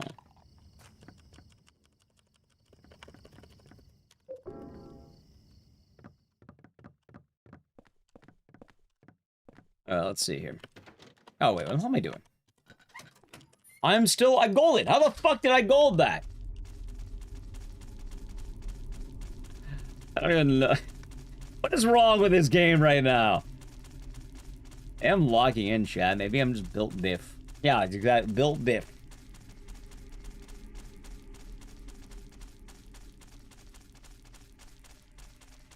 But anyway, that's a long way of saying that a lot of the British runners and the European runners are in Silent Hill 1 and honestly just 1 now, I think. Like, a lot of people don't do Silent Hill 2 and 3 as much. And Silent Hill 4 has been active. That's because, you know, the Latin American scene's kind of been keeping it alive. Silent Hill 4 world record win? No. I don't think I ever get that. I've ran RE3. Like, honestly, that's the end of the sentence. I've ran RE3, right? And let me tell you, the world record holder, I'm pretty sure of Silent Hill 4, is the same guy who has world record, or is basically a top contender for RE3. I know the work ethic that goes in. Yeah, Matt Gale. I know the work ethic that goes into that. I know the caliber runner that takes. Yeah, no, I ain't doing that. Like, if I were to get anywhere near close to that, we would no longer be a variety stream. We would be he's streaming Silent Hill 4 every day, or RE3 in that case, every day. And even then, RE3, chat, there are people who literally stream RE3 every day who don't even remotely come close. There are career streamers who have made Resident Evil their life for decades who don't come close to those times. I'm not saying not close, but like, you know, relative, I guess. Better than anything I could do, but... I got like a... What? I got like a... What was my RE3 time? It was like 46? I don't remember. 40... What was it? We'll look it up after this run. I know I'm better at RE3 now. I'm close. Except that close is not close. Like, close is a lot farther than you think, as goofy as that sounds. Like, what seems close is not close. Like, those minutes really do be adding up, chat. He PB by 10 seconds in RE3? I don't know how. How the fuck did he PB by 10 seconds in RE3?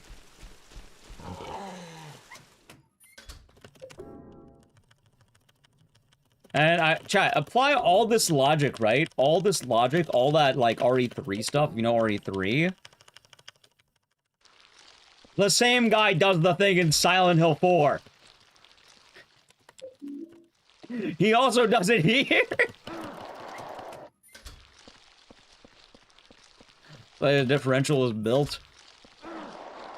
See, if I was an RE3 speedrunner or an RE like a Silent Hill 4 active Silent Hill 4 speedrunner, you know what I'd do instead? I would hit up the casino. I'd start gambling. They're already doing it.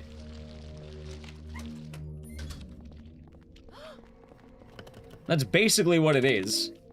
Just a little bit advanced gamba.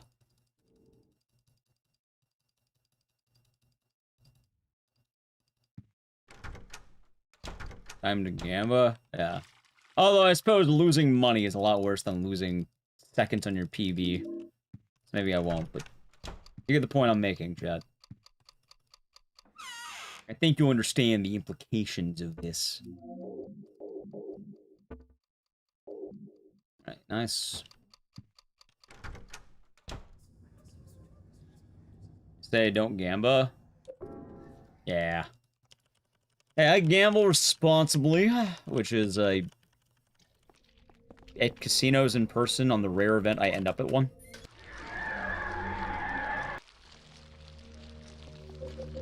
Which is, yeah, not very often. Alright, good.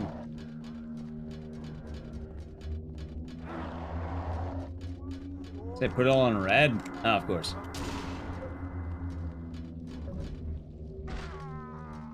Never gambled in a casino before? It's probably wise not to get into it. It's probably wise not to become a degenerate gambler, Mars. You gamba? You did. It is very addicting, people lose their livelihoods, and it gets pretty brutal.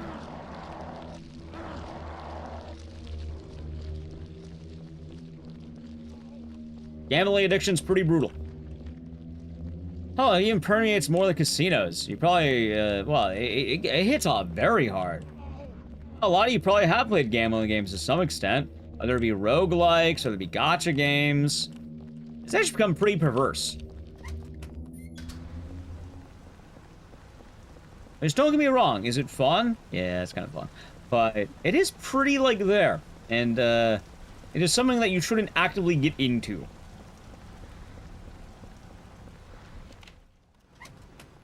Besides the casinos, Baccarat? Yeah, you pick, what, banker, and then after that, I'm pretty sure the idea behind it is,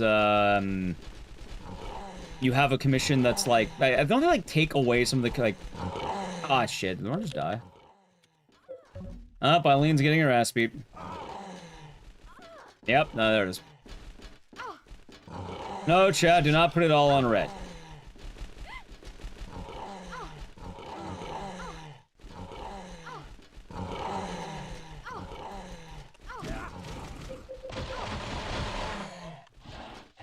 Come on, Eileen, hurry the fuck up. Put on black. No, Chet.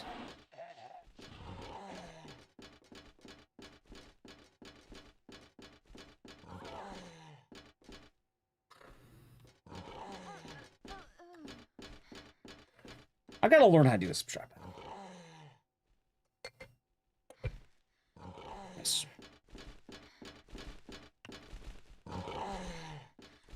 So this one guy was taking out Eileen, huh?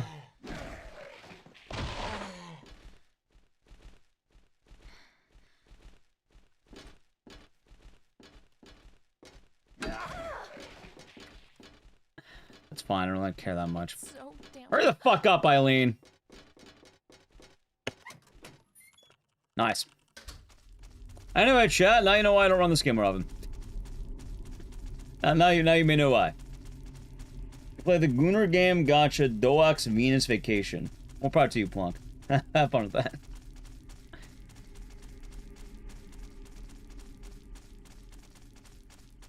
I don't know what that is. All green? I don't think that'll work either. Whenever you went to Vegas, you wake up in the morning, put 100 in a slot machine, play a machine for most of the day, drink for free. Nice. Now, I like blackjack. Blackjack's fun. They're alive. Oh, gotcha. But I don't ever want to recommend gambling to chat. Or I don't want to, like...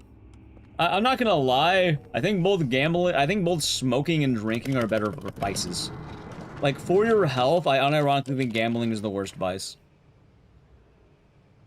And do I gamble? Yeah, I have fun with it. But at the same time, I think there's a difference between doing something and promoting something. Like, actively, I don't think I would ever want to take a gambling sponsorship of any kind, like any site like that. Like, the closest to that would probably be, like, some gacha games that exist that are in our wheelhouse, because I guess that's kind of okay. It's gacha games. But I feel weird promoting gambling in a lot of ways. So. Yeah, there's some slot machines. I actually have the Silent Hill one, and there's the, there's Resident Evil. I think there's even a Fatal Frame one. Isn't that what I got on my streamer program thing? Yeah, actually it was. I'm kind of, chat, notoriously, I had a talent agency at one point, and I really don't like recommending gambling to people that way. I'm not a fan of it. Like, I'm not 100% anti-gacha game, but I'm very strict on that. Like, I am very strict when it comes to that. And, like, I feel like you have to be, right? Like, I don't know, I feel like I gotta be.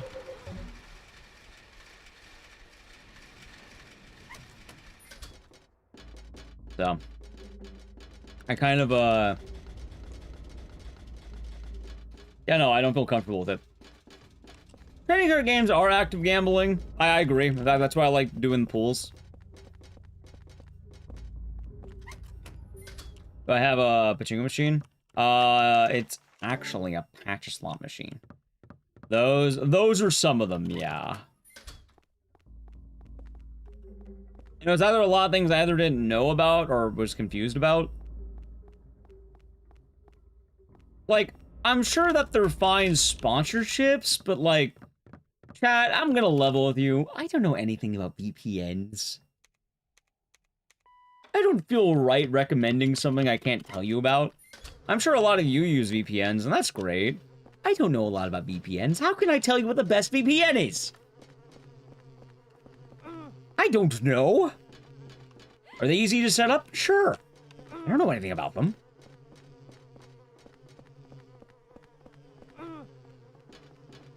The one that pays it. I wouldn't feel right. I wouldn't feel right, you know? Like, one of my active things is, if I'm ever taking a sponsorship, it's something that I think is interesting, something people might like, something that I, at a bare minimum, have some belief in it. Like, I think it is something that is good, I think it is something that's, like, reliable, I think it's something that is there, I think it's something that is, you know, good. To some degree. It doesn't have to be like I'm in love with it. But I do think it should be something that has passion behind it and something I believe in. There are a lot of things I don't believe in and things I don't know about. Actually, work VPNs? I don't know.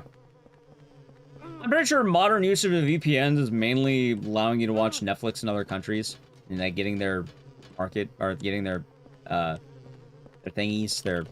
What is it, chat? I don't remember the name of it. That in porn? That in porn, huh? That in porn. Okay, there you go. That in porn. Region locks, yes.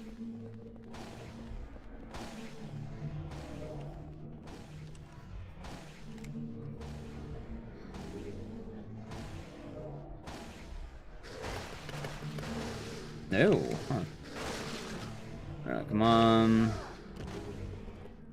And ban evasion. Well, hopefully people aren't ban evading here. Wait.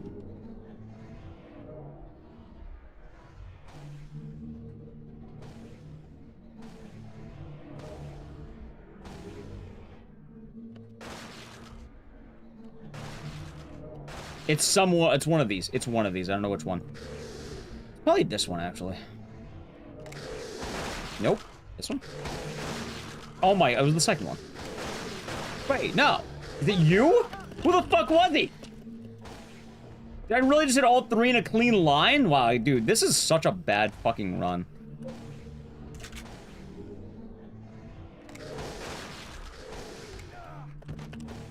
Alright, chat, I have good news. I got worst RNG, again. Well, not worse, but bad.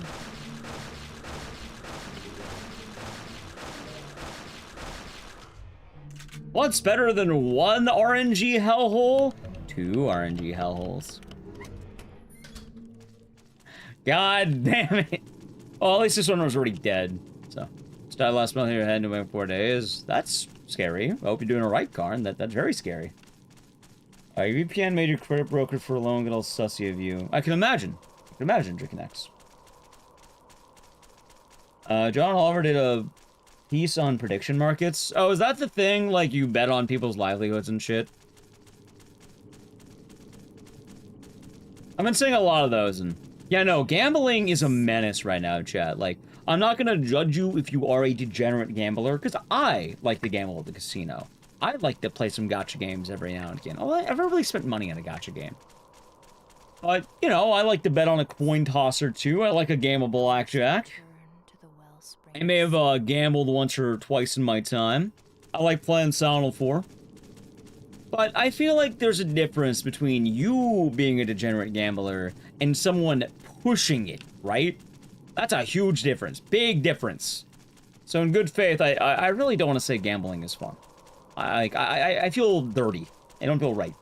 Like me saying drinking, hilarious, fun.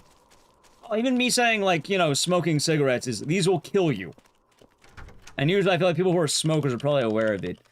Even more so, my active thing is I forget to be a smoke. I forget to smoke. Wow, he smokes so much he forgot. I think in most cases, people can, you know, be aware of their vices, but...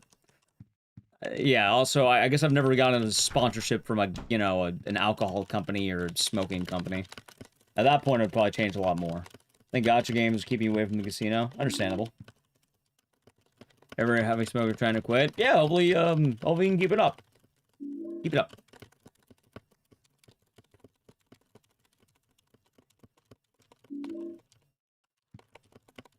Alcohol doesn't ruin your life, but it won't usually ruin your life in one night the way gambling can. Yeah, the horrors of gambling are pretty horrifying, man. I don't want to be an enabler. Yeah, I don't want to, I use this metaphor a lot. I don't want to hand the whiskey bottle to the alcoholic, so to speak. And I use that a lot in streaming. And also, the difference is... alright, chat. Here's the little difference. Me saying drinking is based, for instance, right? Or I like to slam some natty daddies. Or some natter some natty daddies, right? You're not gonna manifest a fucking natter day out of your pocket. You're not gonna magically... wow, he said I should drink alcohol. It's time for me to suddenly pull alcohol on my cell phone and immediately infuse it into my bloodstream. You're not gonna fucking do that! You're probably gonna start drinking, try a little bit, decide if it's for you or not, and then if it is for you, you might enter the world of addiction where you keep doing it. However, you keep having to go out for it, or, I don't know, Uber Eats or some shit. The thing is, it's a lot harder to, you know, drink a lot, as opposed to installing a gambling app and then getting addicted to gambling, and suddenly... my favorite meme is... SpongeBob, what happened to your house? It's gone, it's all gone. SpongeBob, your house is gone. I see it on Instagram every time. Immediately send it to all my friends. Immediately like it. And then just him crying about losing his house. No, you should not smoke while pregnant. That's bad. That's the difference. The amount of work it takes to lose your house from drinking is a lot more than gambling. You're gonna lose your house in one night. You won't lose your house from drinking in one night. I think you're probably gonna do a lot more damage to those around you. And it'll be a long and sinister plot. But you know, you're not gonna lose your house in a single night.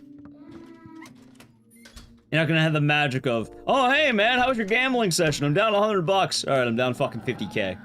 What?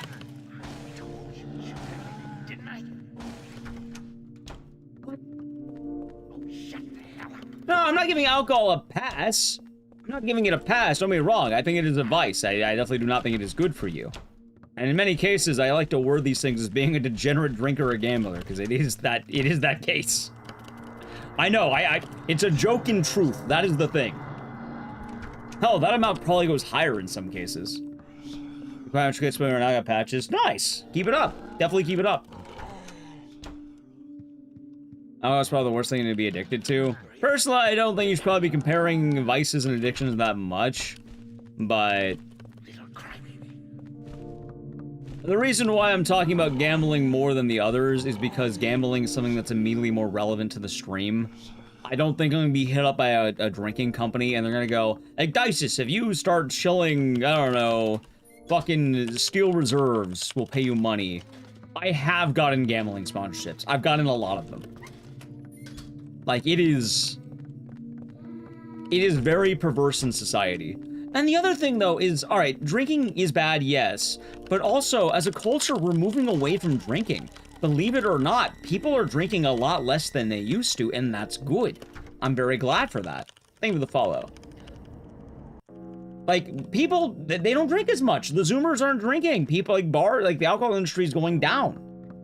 Are there some seasoned drinkers out there who are keeping the alcohol a-moving? Yeah. But to a large extent, there definitely are not as many as there used to be. A lot more people, in terms of smoking, have turned to vaping or zins. But what's the worst of it, though, is gambling. People are getting addicted to gambling badly. You're watching Sports Center. How many of you see the sports betting ads? You go on Twitter. Oh, bet on whether or not, I don't know, John, well, no, not him. He's dead. Bet on whether or not, I don't know, local man jerks off in the park today. Well, Hideo Kojima posts feed on his Twitter. Bet now. Oh my god. Like, yeah, no, people are betting on everything.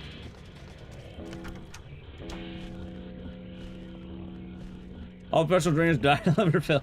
Well, that's certainly one way of putting it.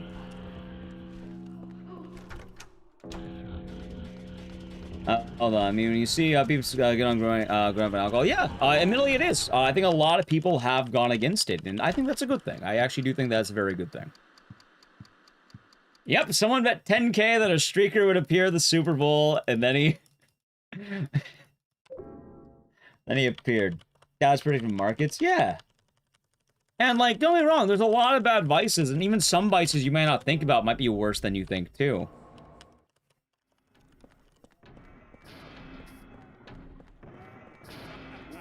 Like, I'm not saying anything in particular is worse than anything else, but it is weird when one of these is pushed on basically everything you do.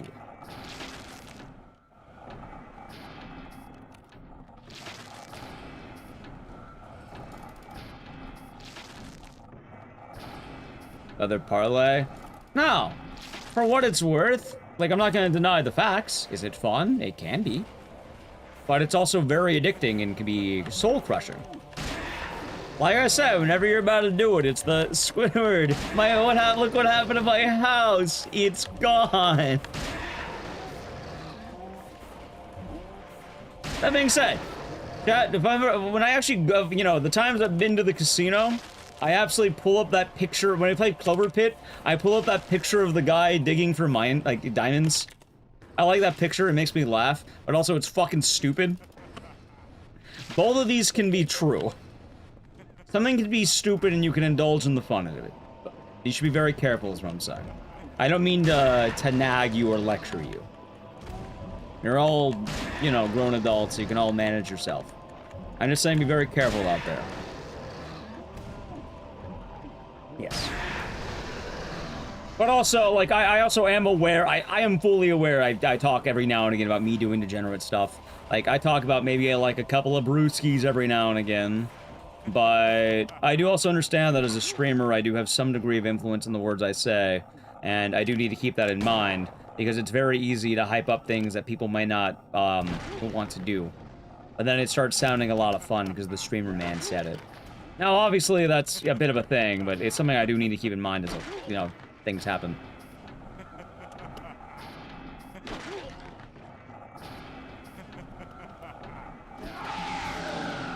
Yeah.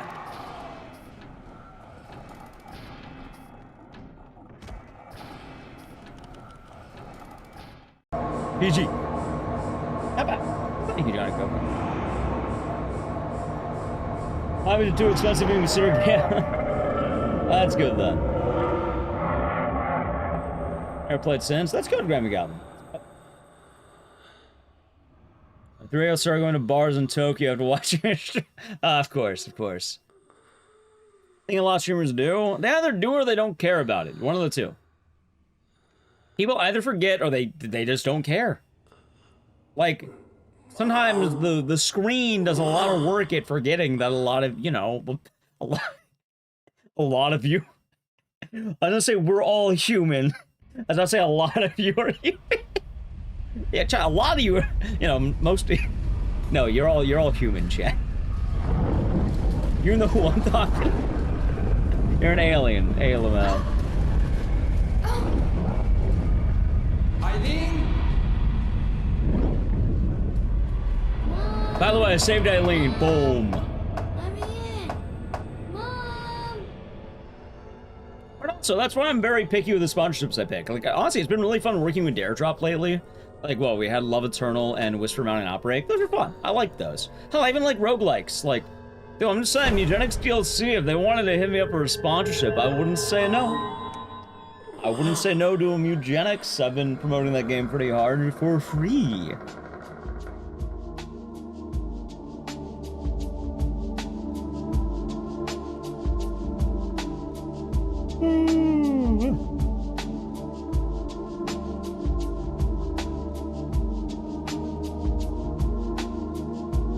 You know what the funny part is? I think all my time loss was because of bad luck. And that one death hallway, I guess.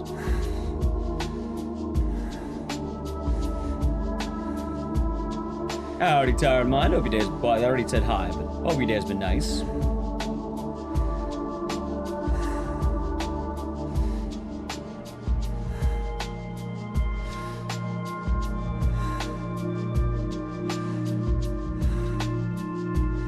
Let's see here.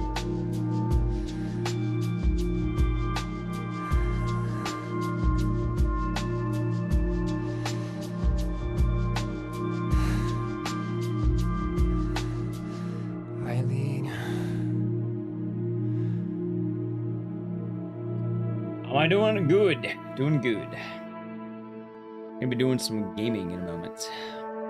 Well, we're gonna find another game to do in a moment.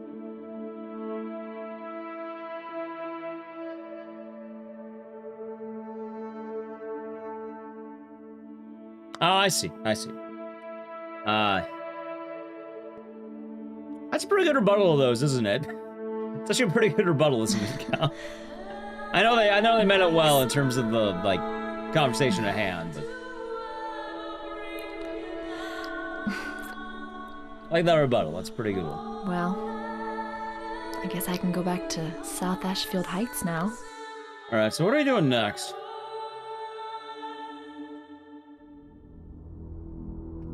Oh, God. Good crack.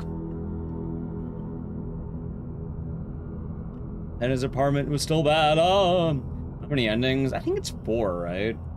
Like, you have Mother, you have the Death Room. I think there's one for getting it perfect, and then one more I don't remember. Yeah, I think it's 4.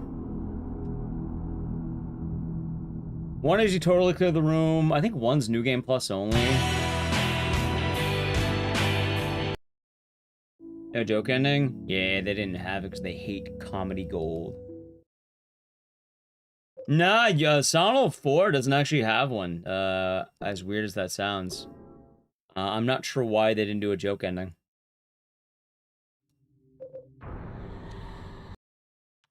Good plus, bad, and worse. I don't even know, actually, maybe. It's probably like a terrible, mid, good, better. Something like that. That's probably the better way of thinking about it. Hold on, chat. I'm gonna play a banger. Ready?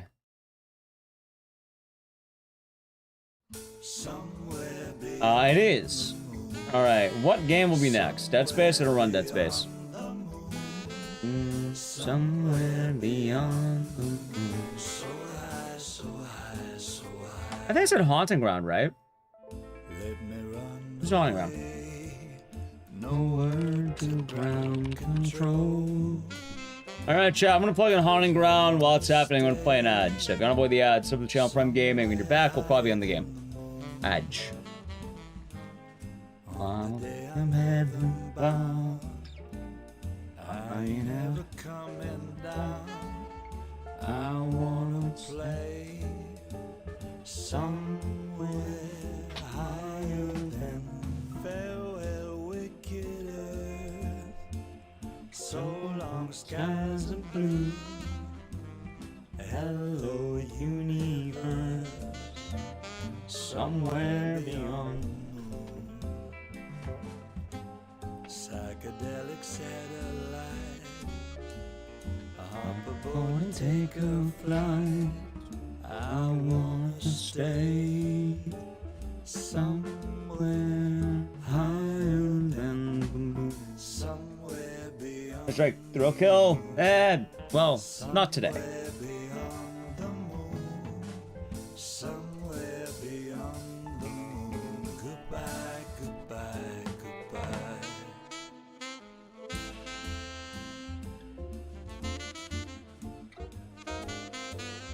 Dude, when's the last time I played Haunting Ground? Yeah, recently.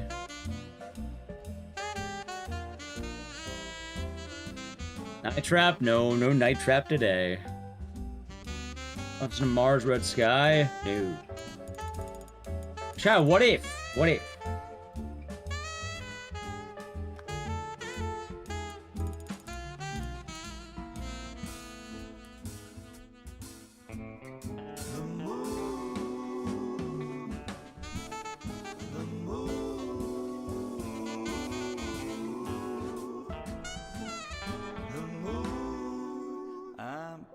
The atmosphere, well on our way to Mars. Let me disappear somewhere higher than the moon. Climb aboard the rocket ship, pop a pill and take a trip. Don't you wanna play somewhere higher than the moon? Somewhere beyond the moon. So high. Somewhere beyond the moon. So high. Somewhere beyond the moon. So high. Goodbye. On the day I'm heaven bound, I ain't ever coming down. I wanna stay faster than light, taking a flight. Oh, enough of that. Alright, welcome back, chat. Gaming! Hooray! He really is. He does his best. Alright, time to haunt the ground. That's not why they call it that. But... Now, haunting ground, chat. This right here... It's actually the anniversary. I think it's 21 years of Haunting Ground. In Japan, at least. Thought it'd be nice to whip one out today. Or maybe it was yesterday. I can't remember which one.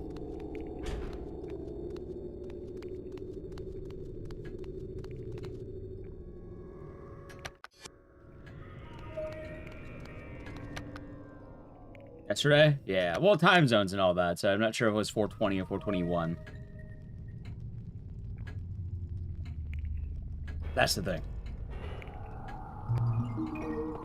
Exactly, Tired Mind.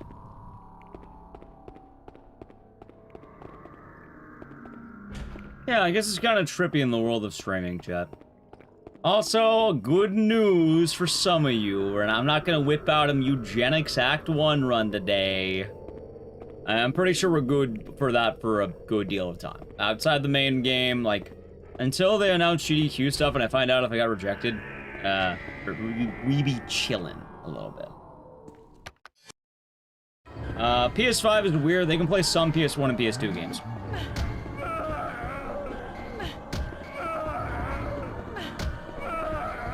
Ooh. Hey, fuck you. Alright, one reset. That rat. A rat fucking got me, man. Alright, ready? Got body block. Ecdycis is rude. Yeah, how dare he run off in pain while ramming me. Oh, that was an hellbug. Well, come on in.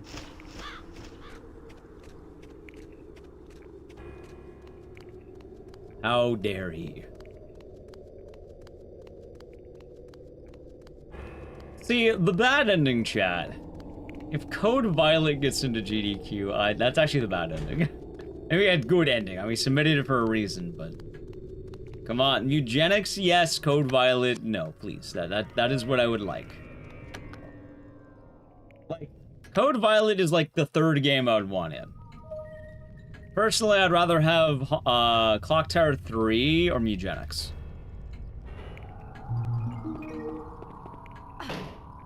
Like, assuming I'm only allowed one, right? Oh, I was doing Fred. I hope you're doing good today.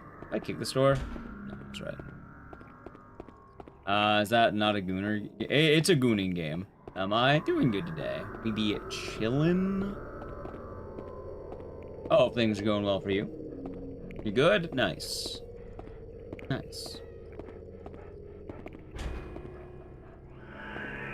It's also a pretty legit horror game. It's bad. It's a joke. It's really bad.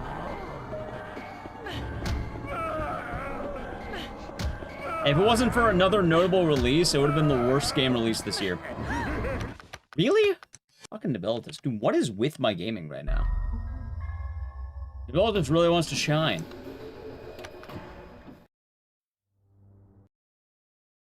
What a guy he is.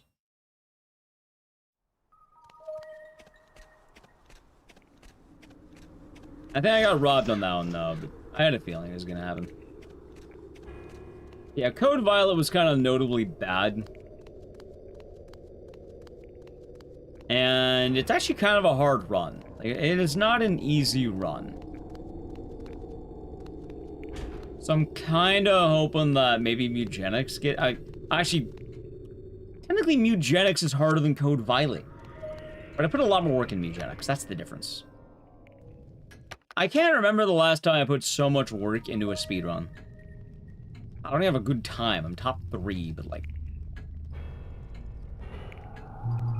One guy got like the world's luckiest time right before the event.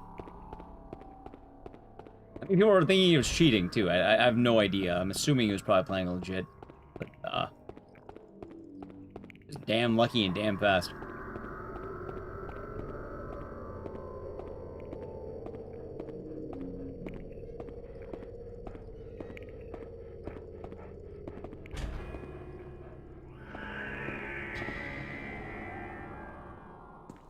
Time and eternity? Nah, probably not today. I feel like a lot of the dreams may have died out for that for now. My idea of a Haunting Ground remake has kind of died after a while, which it's not the end of the world, but it's looking less and less likely. Anyway, hold on, I have to remember the order. Can't wait for the next Mika Jones game. Me too. Alright, hold on.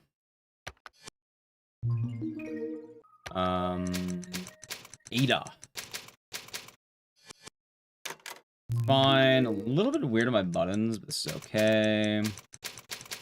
Utter. Morgan. Good. False. Sulfur.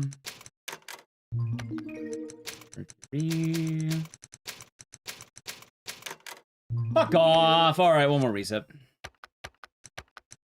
My hands are not doing good today. Hold on. Go. Oh, it happens. Oh, it's harder. It's harder than it looks. Like, you can kind of tell when your hands are in and they're not. Like, yeah, I know, they're looking rocky. There's some kind of delay, too. You're just kind of, like, feeling it. Like, it's really awkward to get used to, and usually after a few runs, you're good. But, like, the first one, being able to do that again is kind of awkward. I push the button and then move again? Yeah, no, it's a lot more. It's not, like... It's a lot harder than it looks.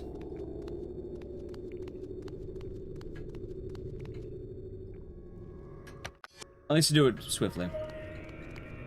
Guess why it's called Soulfoot? Yep.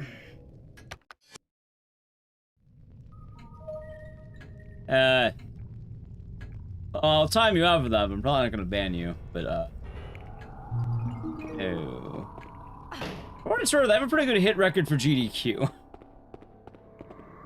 I tend to, I don't know, I feel pretty honored and lucky to have the amount of runs I have. Like, admittedly, I do feel like I have more runs than the average bear. Although, that is not the first time the, the Ecdycis has been mentioned, so that's why it's just a timeout. You're not in trouble, but... I think the best way to hop off of that is by saying the sentence trans rights.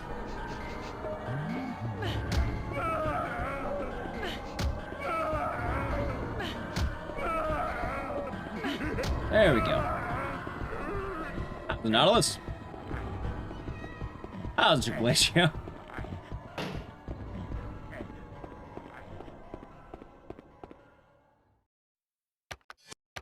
Alright, math. Yeah, dude, my hands are feeling weird. I can't tell if they're cold. I can't tell if they're just odd. Hands do not feel right, though.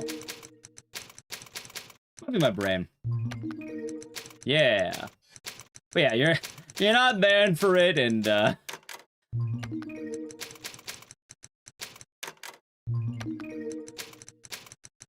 let's see. I suppose that would only really apply to the... Well, I'm talking about it seriously for a second, but... I know GDQ has the, what's the word? It's the run. It's the new one. What is it? The Trans Day of Visibility? I think that's what it is.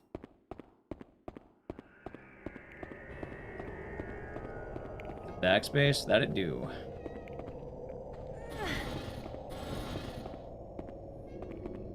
I don't remember when that is. I think it's like the... Is it the end of March? I don't recall. I don't know my days. It is the end of March. I was right.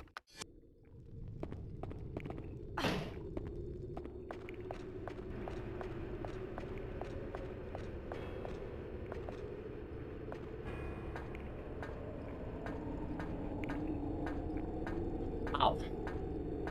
3 weeks ago. Yeah. Did the marathon for that.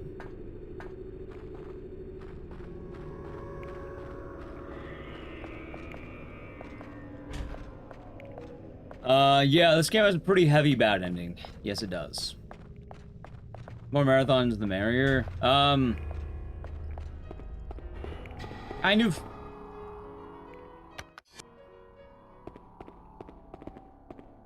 I've always thought GDQ should have, like, a really, like, big event between AGDQ and SGDQ. Like, make 2 really big events between that. I don't know why they never got around to it, or why they never did it. Like, make it an online-only event that's, like, on the scale of AGDQ and SGDQ, but online-only or something like that, kind of like the COVID ones. It would probably alleviate a lot of the complaints people had.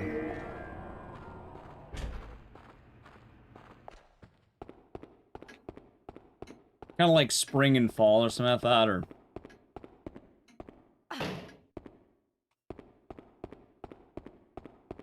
Which I guess the, you know, the Fatales events kind of fill that niche, but... I feel like a lot of online runners still get shafted. Isn't there one? The closest we have is the Frame Fatales events.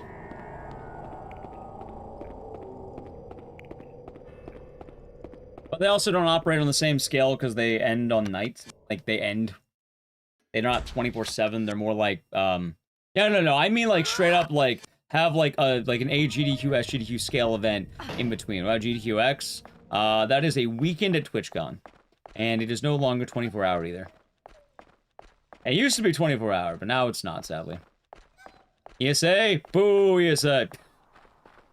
Boo. I am not pro ESA here. I've boycotted them in the past, and I have an active boycott against ESA. ESA has also been on a downward spiral.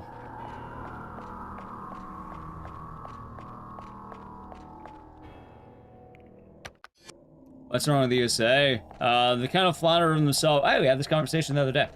Kind of floundered over themselves over a lot of, mistakes in general. Both due to controversy and due to, really, there's a lot. There's a lot that happened. Like, whether it be general organization or general planning, or even just the way things are handled, there's a lot of issues, and it's kind of been just going down ever since. Like, the times they would play the ads over the donation incentives. My favorite one. Here's the final boss of Minecraft, and they play the ad. Here's the Dark Souls money incentive you donated for ad. They kind of were the first to really do the big rerun thing, therefore confusing a lot of their base. People were confused whenever an ESA would be online, therefore causing problems. They had notable controversies, including, I think they ended up banning KZ, Fru, and Punchy at one point. I'll tell you right now, those bans were definitely not deserved. I believe they unbanned KZ at this point. They banned who? KZ, Fru, and Punchy.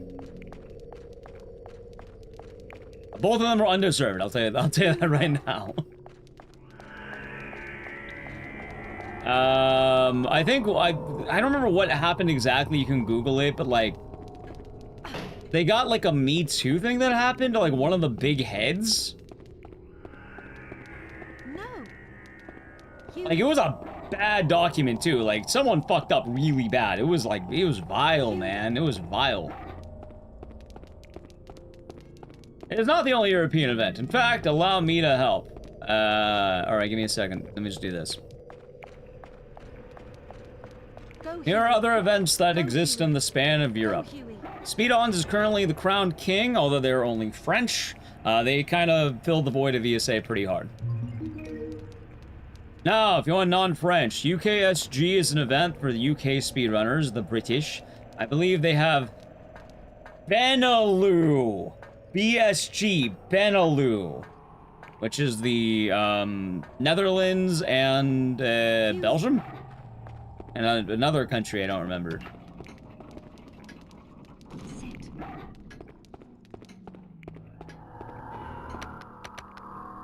Luxembourg, right, Luxembourg. Luxembourg. That's right.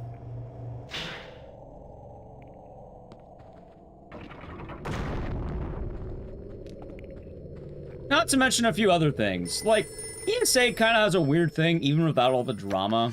And one of the big things I would want to point out is, I feel like ESA, out of all the major events, has the most nepotism by far.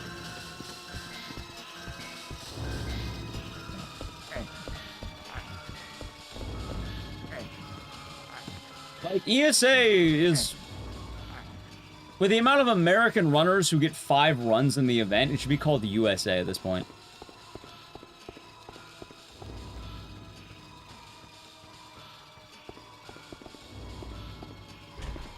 As odd as it sounds, there is a surprising amount of large American creators who get like 5 runs of the event because they're large American creators.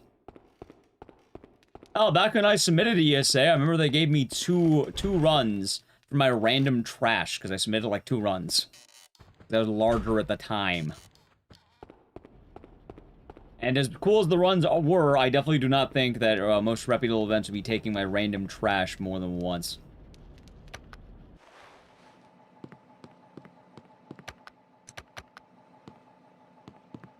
Yeah, because it stands for United States, of course. And I really hope that an event can fill the void of ESA. Because I feel like a lot of the problems deemed not from the runner base, but from management. And a lot of the problems are probably management-oriented.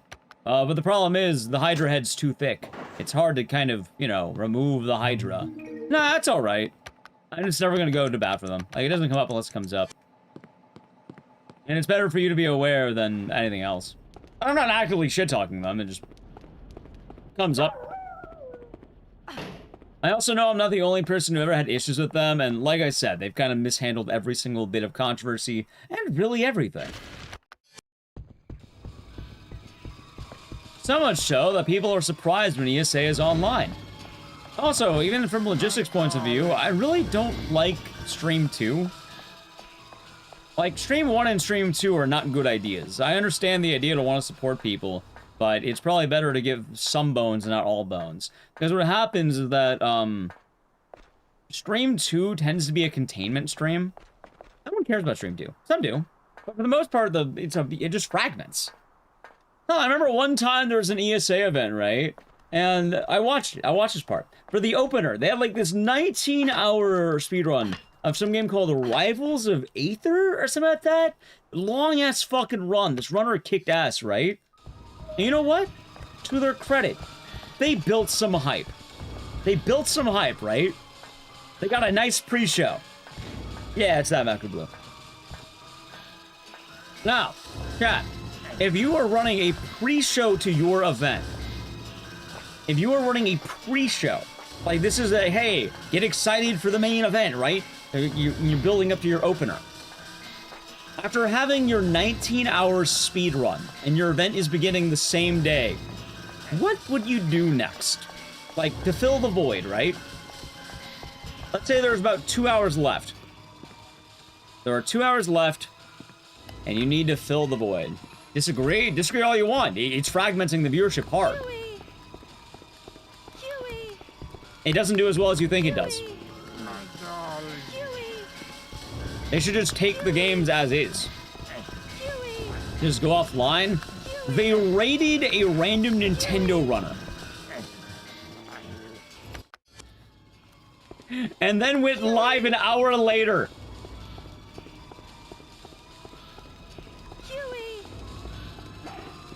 Yep. I remember it like it was yesterday, because I was watching that Rivals of Aether run. You failed their final raid this year big time. I don't know, apparently they spelled it wrong this year. Is that what happened? I think that's what I heard, right? They spelled the name of the raid. I think they're trying to raid the... What is it? Magfest or whatever, I think? I don't remember hearing it. Yeah, they raided the VOD of the wrong event or something. That was an E-Man. By the way, I'm not saying GDQ is infallible and makes no mistakes, but yeah, no, ESA has kind of consistently floundered. There's been a lot of problems. ESA also tried to heavily promote themselves on being the anti-GDQ. Like, oh, do you hate the woke? Come to ESA. No, that's not a good way to promote your audience. That's a terrible way of doing that. That's not gonna help at all. Go, Huey. Go, Huey. That doesn't work the way you would hope it would work. In most cases, it doesn't work. Now, I do think very often GDQ can definitely lighten up some of the times, because there's been some cases people get banned or timed out, like in the chat that you'll see, that's like, oh, that's, they probably didn't, like, it was an honest mistake. Like, I remember one time during during a Faith run, the developer was doing a copy pasta from the creator was doing a copy pasta from the game, and then the moderators banned the creator of Faith, and I felt bad. I was like, sorry, it happens. They got banned in the chat at least or something, I don't remember. And like, I do think there are cases that, you know, they can probably lighten up, but I think being too strict is probably better than the other end. It's not, it really isn't smart. Hell, GDQ was plenty of nice DSA back in the day, too. Like, if you don't know, back in the old Hotfix days, back when Hotfix wasn't doing the rerun of the previous show, because now what they do is in the end of the show, they'll rerun the same shows for anyone who missed it, right? But back in the day, this inspired people? Yeah, inspired people for dog ownership. Back in the day, GDQ would raid ESA basically the whole week on Hotfix. Like, they would send people over to support the event, and I think ESA as an idea is worth supporting. I just think the management, like, it's a Hydra head at this point. You really need to uproot a lot. There's a lot of problems, and it's hard to fix that. I think European speedrunners deserve a better alternative.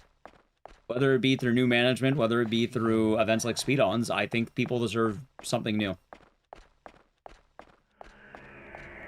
Because for a lot of people, they don't have the option to go to the US of A. Especially now. Also, I don't know if it was Owen Wilson. They apologized to the airline. Right? Isn't GDQ is basically for America, and you say, you know, Europe. GDQ is kind of an odd thing, because it's a lot larger. Like, it being a larger does a lot of weight.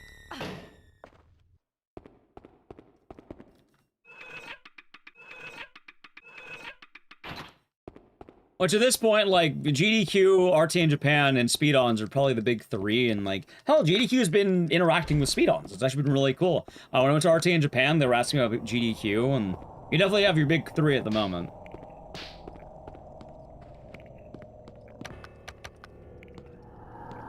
Yeah, no, understandable for a lot of people. Yeah, that's where a lot of them go, Luke. A lot of them do go in that direction, which is mostly just kind of, people wanting to bully other people.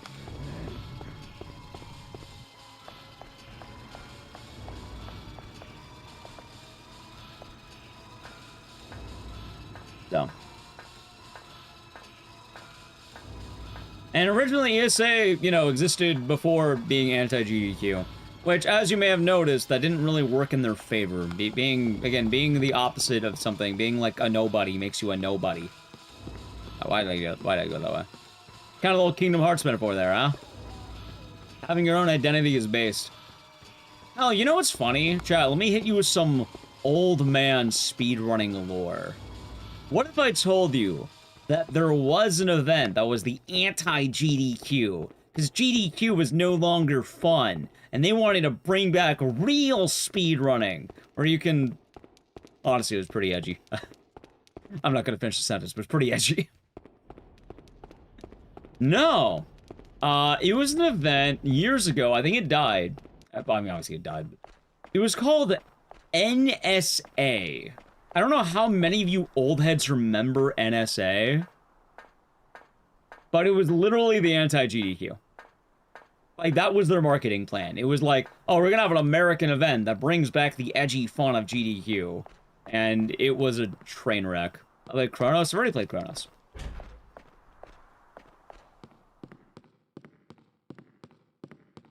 NSA? Yeah, I want to say it was like North American Speedrunning Association or some shit like that. That wasn't dope. Hope you're doing good. You're old? You are old. If you know what that means, you're old, by the way. You're a speedrunning old head if you know what that means. But yeah, you know what the funny thing is, too? Like, I'll admit right now, I do think, like, I fully acknowledge this, and I'll say it, too. I think GDQ has gotten a little bit ban-heavy, and they're a bit over, like, a little bit strict at times. I do think it is more in the area of good than bad, and also they're in a really weird predicament, because they kinda have to. Then they have to make sense. Honestly, for Valak, I wouldn't be surprised.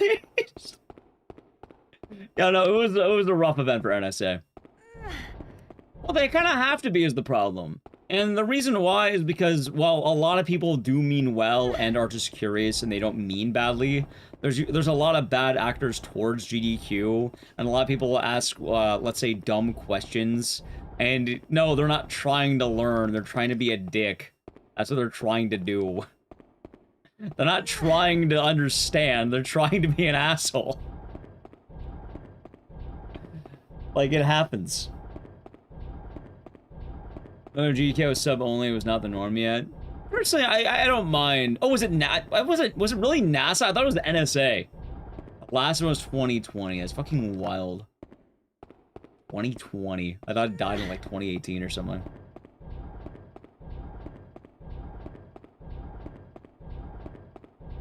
I definitely think they've been hitting a better groove because, North American Speedrunner Assembly. So I have the right acronym, I just didn't have the A.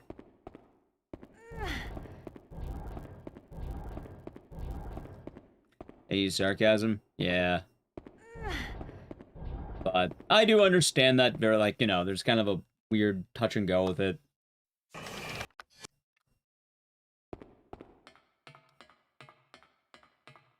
Also, the other thing is that you have a lot of individual mods, and not every mod's gonna have the same ideas what they have. People have different ideas and such.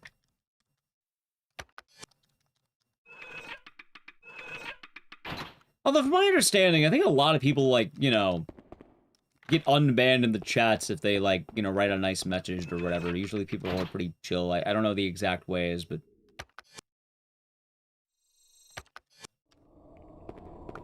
like, I think it's usually not, like, super awful.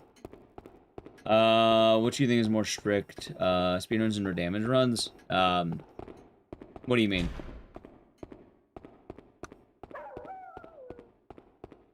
Did you ban the Ape Escape 2 runners? I didn't know Ape Escape 2 was in GDQ. I don't know. That's my answer. I don't know. I don't know everything that happens.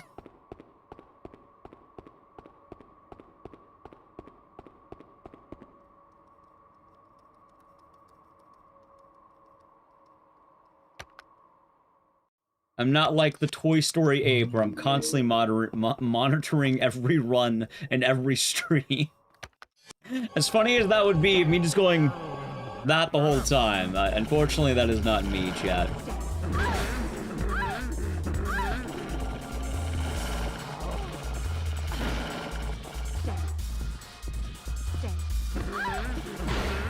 Is that actually called the carpal tunnel for the, like... I know what you're talking about, the Battletoads, right? Yeah, Battletoads. I didn't realize that was the name of that. That's fucking wild. Also, like, I'll say, up until, like, I think, like, what, mid-2020, I was submitting to ESA. If you're wondering, by the way, why do I not support ESA anymore? I'll tell you, chap. It all comes back to a man named KZ Fru. So KZ Fru is a good dude, good friend of the channel, and a good dude in general. Like, I think I speak very highly of KZ, and something about this is, a while back, there was a wave of speedrunners getting, let's say, canceled, for good reason. A lot of people were coming out as, I believe the phrase is sex pests, and what happened is, ESA has always had this giant boner for, Mario, right? And Mario runners. They definitely get handed the silver platter. One of these runners ended up getting in a lot of trouble for like something really bad, like reprehensible. And one of the Mario buddies, one of their golden boys, was defending this runner. Like, the runner was like awful, like no hands about it, right? Like, terrible. And their golden boy was like, oh, he didn't do anything bad, he was a good guy. And, you know, rightfully so, KZ was calling him out saying, ESA, what the fuck? Why are you allowing this to be said? Why are you allowing this guy to be at your events? Basically defending, like, what would be, I guess, a pedophile or some shit, right? I don't know the exact specifics, but I remember the victim was, yeah. So it's like, why are you allowing this person to defend this person so vocally? They're representing you. What is happening here? So as a result, ESA banned KZ Fru. You heard that right, by the way. For him wondering, why is the Mario runner not being scolded? Yeah, no, they banned him.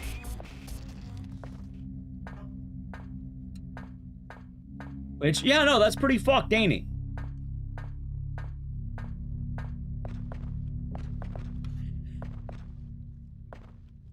So, when I had, I was like, I don't remember, 2 or 3... And 2 or 3 runs of the event, I straight up pulled my runs. I told the staff, I was like, I don't want to be a part of this anymore. I find another runner. I'm not doing this. And I boycotted it since. At the same time, they also banned Punchy for, there's a whole mountain of stuff, but, yeah, that's also pretty bad. I keep that one vague because Punchy's been pretty notable that he likes keeping it private, so do not ask him, he'll probably time you out. In fact, I think the word ESA is banned in his stream for good reason. They have a habit of banning the offended, not the offender. Yeah, I think the last time there was an offended party, they ended up banning them too. So.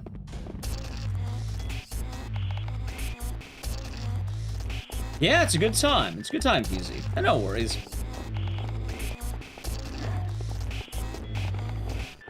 That's basically the end of the sentence, too. But it's not really a one-time deal with them. It's kind of an everyday thing. There's more than one thing that is going on at a time. And it is continuously just dropping the ball, man. Constantly dropping the ball. And honestly, I think that's a large reason why Speed-Ons was so successful. It kind of has come in as the replacement. People want a good, honest event. And you know what? I think they got it.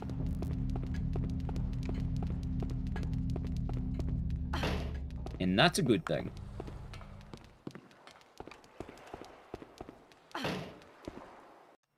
And I know plenty of, European mutuals who've been supporting some of the other events I mentioned. Good boy. Come on. Good boy. Come on. Someone, spelled their name. Speed? Come on. So, you know the word speed? Good boy. S-P-E-E-D. Come on. Ons. O-N... Oh, like that. There you go. Honestly, I'm not opposed to doing it, but I also... I had a complaint about ESA. And I don't entirely disagree with this. GDQ the safest one to travel to and support? Right now, no. No. Not at the moment, no. No. But that's not GDQ's fault. Current events make traveling to a lot of places hard for a lot of people. Huey. Results may vary. I don't know where you live, and I don't know how places are affected.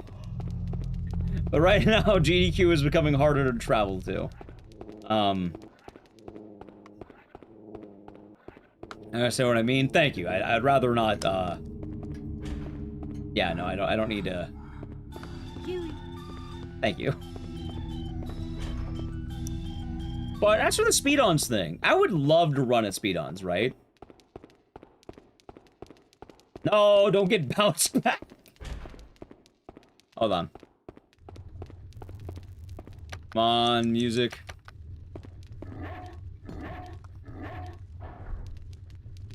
I think there is something really nice about Speed-Ons being a French event. And first off, I don't even know when they do submissions. But at the same time, like, well, I have a French flag on my wall. I'm not French. And I had this issue with ESA. I'm assuming GDQ. No, GDQ is all fine right now. Earlier, someone was asking about ESA. And in terms of traveling to GDQ, it just, you know, if you're out of the country and you're trying to go to GDQ right now, it might be a little bit tougher. Not as a result of GDQ, but let's just leave the phrase as extenuating circumstances, I believe. The world is larger than GDQ. I think that's a good way of putting it. France. I've been to France. I've been to Paris. I like Paris, France quite a lot. And while I think it would be really nice to be able to go to the event and even do a run at the event, I definitely am, like, I really like the fact that it is supporting the French speedrunning community. I think that's awesome. And I hope that more of the French speedrunning community can continue to, you know, see that limelight. I hope that they can have their runs. And I feel very similar about RTA in Japan. Now, if you're wondering, oh, but you went to RTA in Japan, you ran there. The other difference is, I know a lot of Japanese runners. I actively talk to a lot of Japanese runners. And, Come on. I've done my runs either in full Japanese or with the support of Japanese commentary. Like, it definitely helps to have friends who both speak and reside in Japan. Go, Huey. Okay. So. I haven't ran that game in a while, and honestly, I would like to do it again, Ventus. It's a good game. They speak Japan, well, they speak Japanese.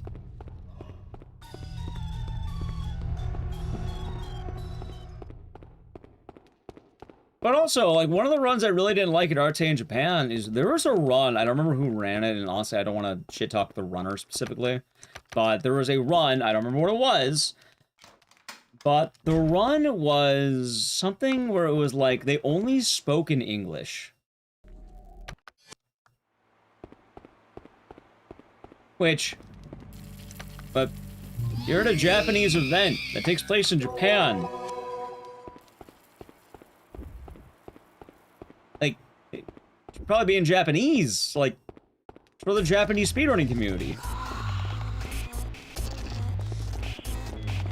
It's like the same way, yeah, you'll come to GDQ, a lot of people do commentary in English, they find someone to help them.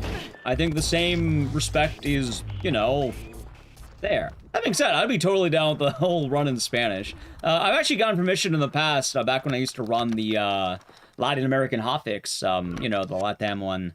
One of the things I really fought for and I was really a big fan of was I kept asking GDQ, hey, these runners, the runners I have, they gotta do the commentary in Spanish. It's something that's gotta happen. You gotta let them do it if they want to. And they did. So that was good.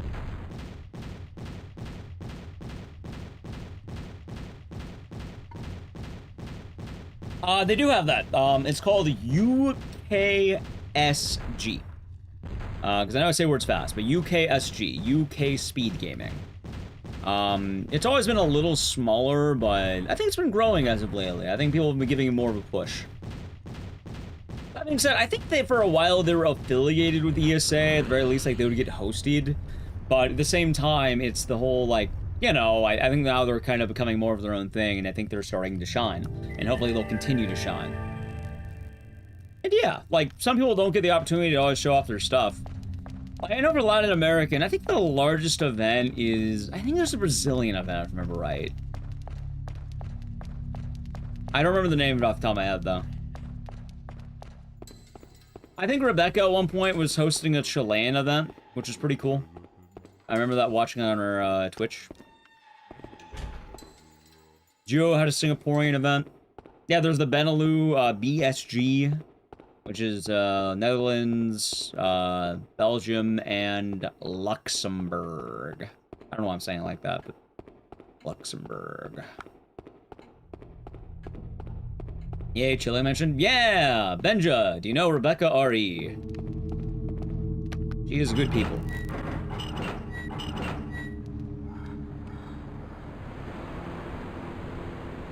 Birdie, thank you for Prime Gaming for 9 months. Enjoy the emotes in the series? Yeah, I hope you're doing good. Yeah, you're thinking of ASU? Wait, ASU? No. ASG, Australian Speed ASG, I think. Australian Speed Gaming, remember right. I watch her sometimes. Nice. Yeah, she's good people. Horror games and Chilean speedrunner. Pretty good at Resident Evil. Primarily RE2. And Tormented Souls, funny enough. ASM, not ASG. I'm stupid. ASM. I'm fucking dumb. I like watching ASM. We actually raid ASM. Whenever it's online, I try to raid ASM. Throw support during the week. That's usually a good idea, you know? That's probably fun.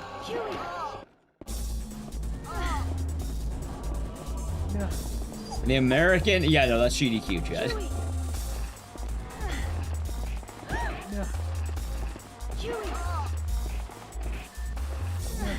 Australian Speedrun Marathon, that's right. Huey, attack! Thank you. Actually, that was a bad attack. Thank you, that's better.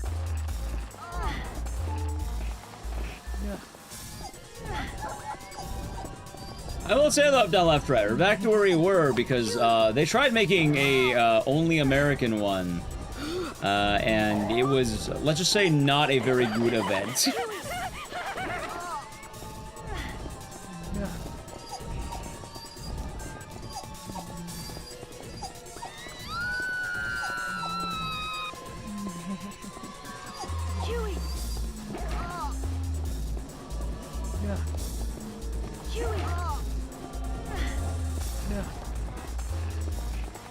God damn, Huey. He's doing his best? No, he's doing awful. He's a bad dog. Huey!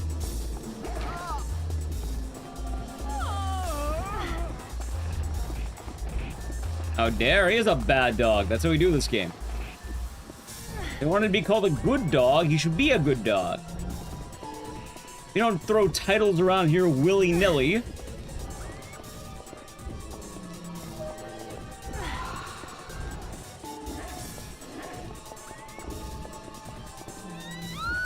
Daniela, what the fuck is wrong with you? What was that? Nice.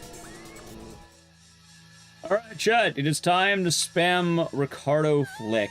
That's one of the best dogs in gaming. One of the only dogs in gaming. It is now time for the flicking of the Ricardos. It'll bring good luck to the run. All dogs are good dogs? I don't know about that one.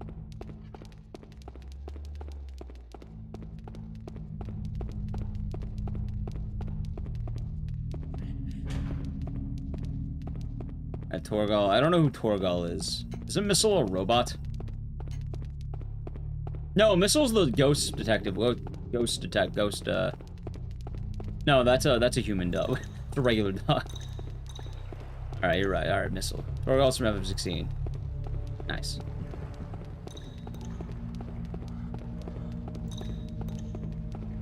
Phantom, yeah, Ghost Trick, that's right. I had the idea.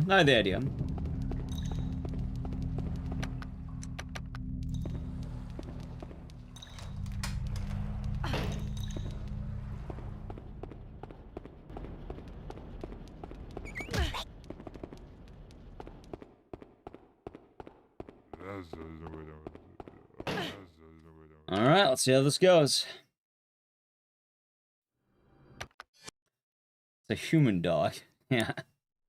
No, I was thinking of the Mega Man dog, who I don't remember his name. It's a robot dog. That's Dominic. Rush, like the band?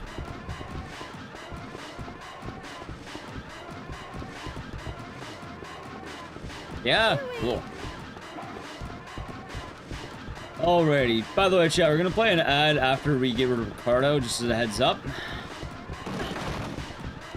I'd like to avoid the ads. Sub the channel. Prime Gaming. Ready? Edge. Ricardo was Dunzo. We got him. Alright, ready? Edge. Is that actually why they call him Rush? Really? Go, Huey. Also, I probably should say, chats, you're not a bad person if you like ESA. And even at the end of the day, I would like to see ESA succeed. I don't want to see him as a laughingstock or constantly fumbling. I would like to see success out of ESA. Time and time again, though, that's getting harder and harder to believe, and it probably doesn't make a lot more sense if they just form a new event. And I'm sure there's still watchers. Hell, you know, if I ever have friends who are in the event, I'll watch them, actually. Because I want to support my friends who are doing these things. At the end of the day, it's Europeans trying to speedrun, which is good. Come on. Ever play Fallout 3? No, I have not. I have never played it. Not much of a Fallout guy. All my knowledge comes from Javo streams. Not even that. I don't think most of the times I watch Javo, he's not even streaming Fallout. He's streaming other games. I know he streams Fallout, but like... I tend to remember the ones that aren't Fallout more. Ah, of course. How could we forget?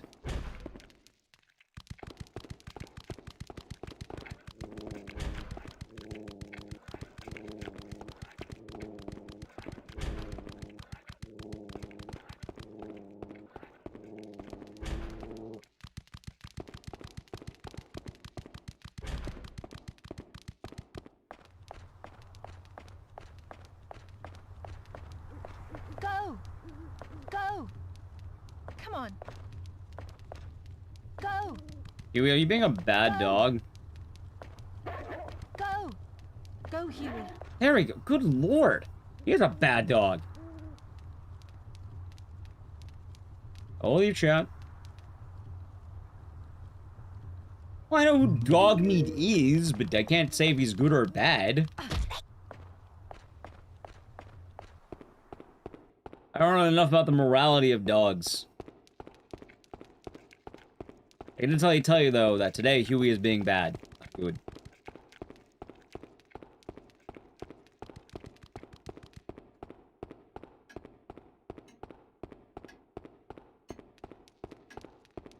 All dogs go to heaven. I don't know about that one. That's what they say. There are indeed some evil dogs out there, chat.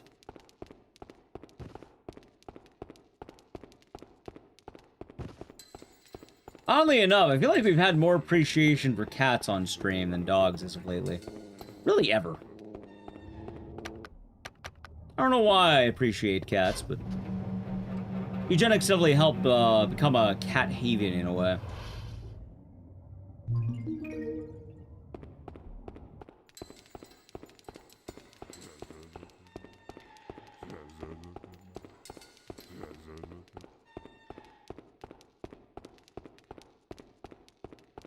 Usually owners have an issue with. That's fine. Although I do think there exist at least some dogs out there with malice in their hearts. Some truly evil dog. Worth it? What, cats? Need a dog equivalent of eugenics? You can't have a dog equivalent of eugenics. It wouldn't work. Dog fans can't handle doggenics. Cat enjoyers can handle eugenics. I don't think dog enjoyers would. They would cry. They would go, oh no, the doggo got eaten by the caveman, and then they would start crying. Cat enjoyers, you know I've seen a cat enjoyer do eugenics? I saw a cat enjoyer once spend an hour in eugenics, throwing cats in the air and then letting them like land on the ground on their feet.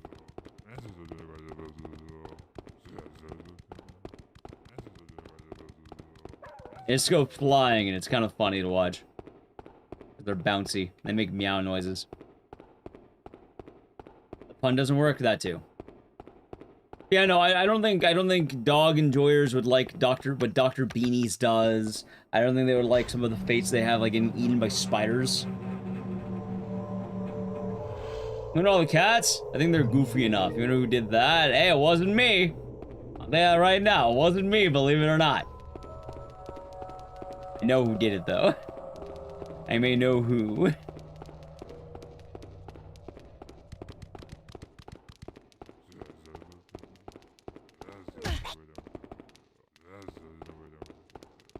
Dr. Stamples? Yeah, maybe. And we're gonna refund fast. Right, but that's the thing. I don't think it would catch on with dogs. Like, I really don't think it would. I don't think it would have the same silly charm. I think people would get way too serious about it. They wouldn't be able to handle it. And I think the game would not sell. I think people would go like, oh my god, how could you do it to the precious doggo? How? I think being able to make, you know, call Huey an asshole is an important thing, Chad. It makes him more lovable. You can love Huey while also agreeing he's an asshole. He's not infallible.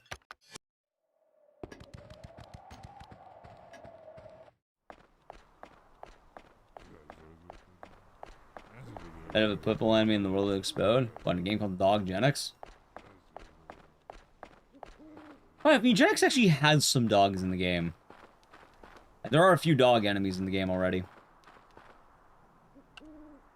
But it's mostly centered around cats. It would. It totally would. It absolutely would. Like, I think cat enjoyers, cat fans, all fun and laughs. Dog fans, literal heart attack on the spot.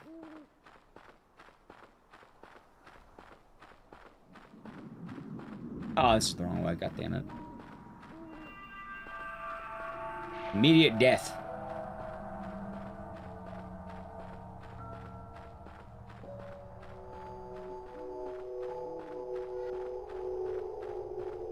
Which, I'm not sure how it happened. Like, I don't know what it was. But I feel like there was, like, you know how, like, Bacon got, like, AstroTurf to be really popular? I feel like dogs kind of had that. I don't know. I've had dogs. My family has dogs. I'm not anti-dog. I just want to put that out there. I'm not an anti-dog man. But I feel like there's been a point that, like, the enjoyment of dog went way the fuck up beyond anything else. I turned into a whole thing where it's like, but my precious doggo, man. And it became like even a millennial stereotype. You know what I'm talking about. And I don't know where that comes from. Like, it didn't happen overnight. I know it didn't happen overnight. Yeah, the hecking pupper and all that. No, code is not created by dogs. It wasn't code, it was before that.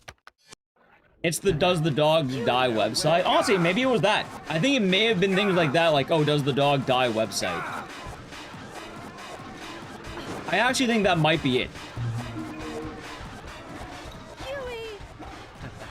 Over there. Things like, can I pet the dog? And yeah, honestly, maybe those two. We as Homo sapiens have closer bonds to dogs and cats. And I think that's fine. I know dogs are man's best friend and been around as long as time. It's a story thing. But it's not quite that what I'm getting at. It's definitely the thing like the hecking pupper, the doggo, the, oh, does the dog die in the movie? I don't want to watch a movie if the dog died in the movie. Does anything bad happen to the dog? Horses don't get that. They throw horses off the cliff, man. And just 2010's internet? Right, it seeped into a lot of our culture. It even happens now. I've had people unfollow me because they called Huey an asshole. Because he is an asshole. He knows what he did.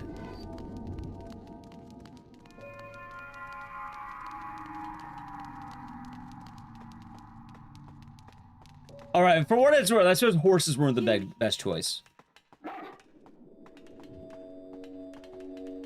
He's a good boy, and well, he'll get called a good boy if he's acting like one. Right now, he's not. Right now, I call him asshole dog. Because that's what he's being. You get sad for horses? That's fair. I suppose horses, for what it's worth, have gotten more popular in the last few years.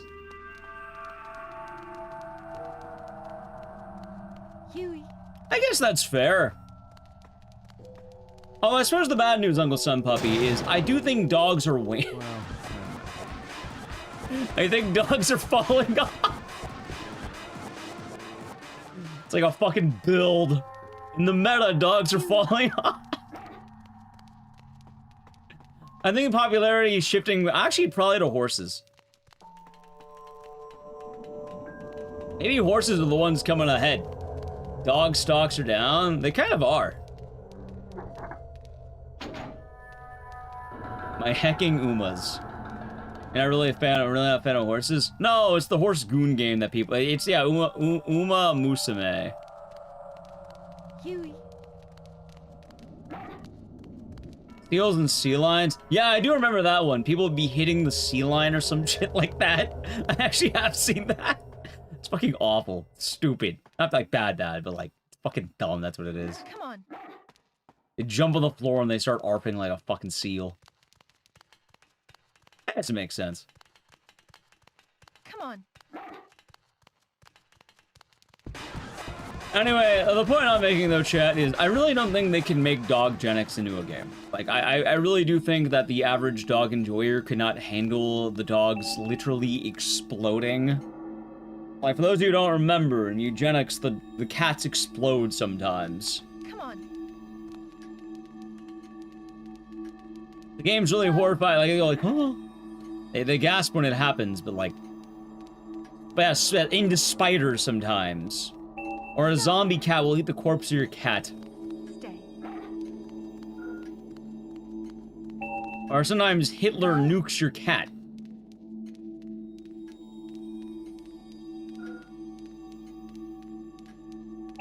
Stay. Can't handle eugenics? That's fair too. Stop. We're playing Haunted Paws. What is Haunted Paws? I think that's the thing. I think cats are assholes, so there's a bit of fun in it. Go. I think dogs are a lot more sympathized.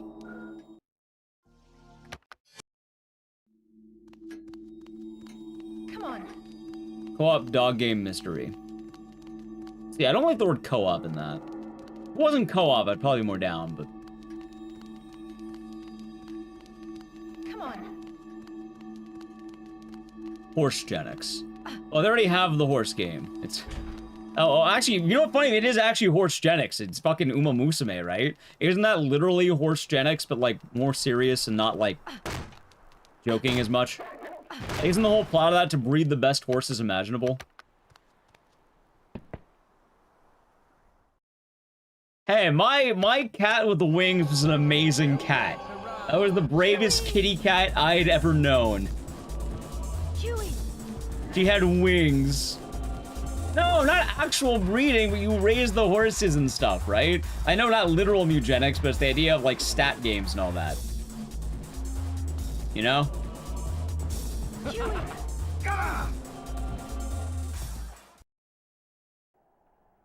Most messed up cats. I can tell you the best cat we had, chat. The best cat we had.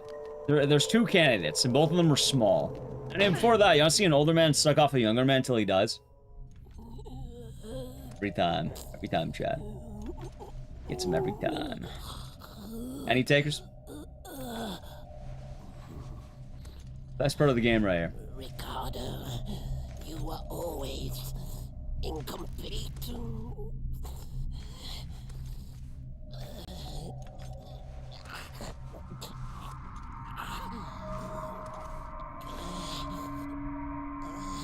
Good Boy movie. I tried to watch Good Boy, funny enough, and I fell asleep. Not because it was bad, but I was eepy.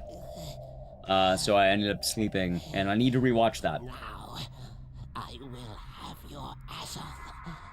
You have not died in... You know, I'm gonna ask, did anyone see the Good Boy movie, and was it any good? Or is it gonna be like a Skinamarink thing? Because from what I was watching, it felt like a Skinamarink thing. I kind of kept hoping before I went to bed that it was going to get better. I thought it was terrible, but like... You don't like this? Yeah, I told you, it's an older man sucking off a younger man until he dies. But that's all it really was decent. That sounds about right. I mean, I still want to give it another chance, because I don't think it's fair that I, you know, fell asleep. I like Skinamarink. Skinamarink was better on the second watch. I get why people like it. But I remember, I think I got drunk off my brother's soju. They took it while I was in Korea, and I thought it'd be funny. And, I tried watching it again. And it was better. I get why people like it. But it was a chore to sit through. And I mean an actual chore. As in, I had to try and watch it. It was not a casual, wow, this is a game changer. It was a, yeah, no, I needed to sit through it. I like the payoff. I think it had a good payoff. For what it's worth, I liked the ending a lot more than last time I watched it. I watched it twice. The first time I hated it, thought it was overrated, thought it was a bad movie. Second time, I get why people like it, and I still would not want to watch it again, but I did like the ending for what it's worth, and I thought it was a lot better the second time. But that's also because I feel like I paid a lot more attention to it the second time. Yes and yes, darn. And yes, it's like Skinamarink, darn.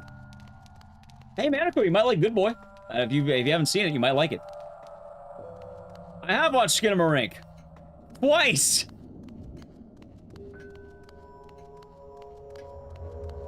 Oh, you know what my favorite part was, by the way? My favorite part of Skinamarink was the part where there's a toilet and then they take it away. So it just fucking vanishes. Doo-doo-doo. It's like... Just pops out, just pop. Ghost toilet. That's the part I most remember. That and the ending. I did like the ending, for what it's worth. I actually liked it a lot the second time.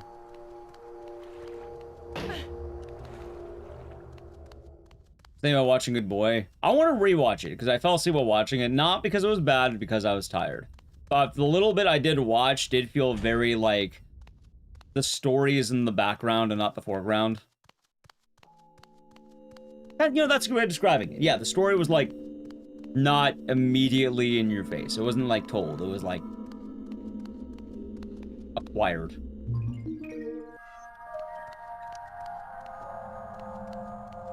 Which is an odd way of wording it, but I think that comes across. Also, I will say, for Skinamarink fans, I gave it an honest chance. And my opinion is, well, you will like it at least. It was better the second time. But I still not over the moon for it.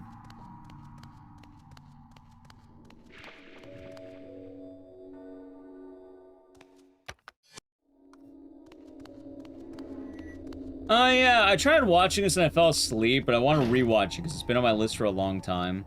Is the movie House of Wax considered good? I tried watching it and I was eepy. Huey never catches up. Oh, he'll be back. See? He's right. There he is. We do this cutscene to spawn him back in. Oh, I forgot to do that. It's mid. But like a fun mid or like an A mid. It was okay. I saw it like up to like they get to the town or something, I think. Yeah, it's the Paris Hilton one.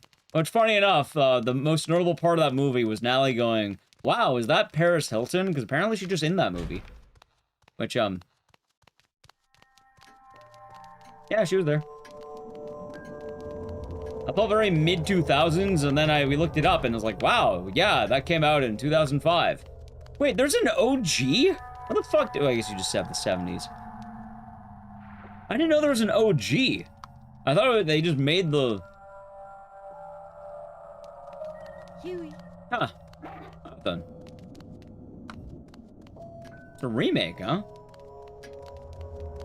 Is the remake, or is the OG on any, like, services? Didn't know there's a new one? I didn't know there was an old one. Like, I thought it was just the Paris Hilton one, because that's the one I see, like, I think I saw it on, like, a couple of horror YouTubers who I watch.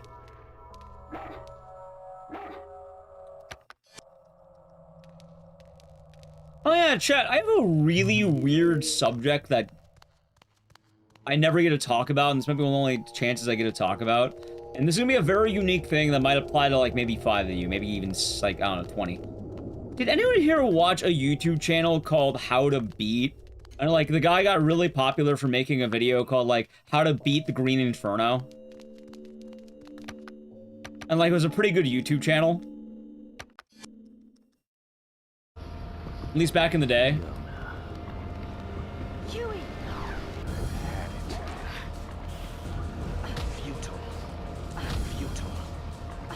You barely remember a channel like that. Alright, so the reason why I asked the Lord Cat one, I don't know. But, like, the reason I bring it up is because originally when I watched the Green Inferno video, the guy was Asian. And now it's a white guy. But it's the same fucking, like, content. I'm like, did they change ownership? What the fuck happened? How did like, there was a notable change, I don't know when it happened, and, like, did someone else just own the channel now?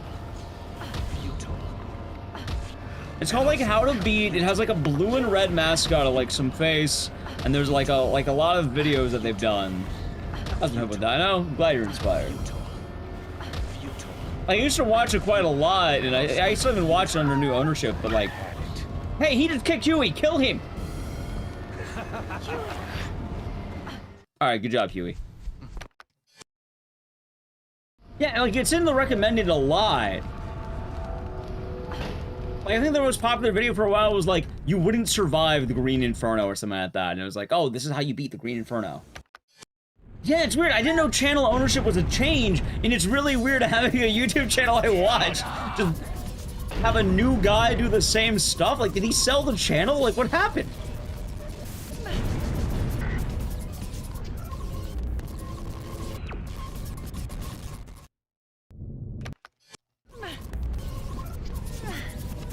Watch some of how Good Boy was made. Took 2-3 years in the project. That's pretty cool. I heard they had, like, best dog actor or something for that one.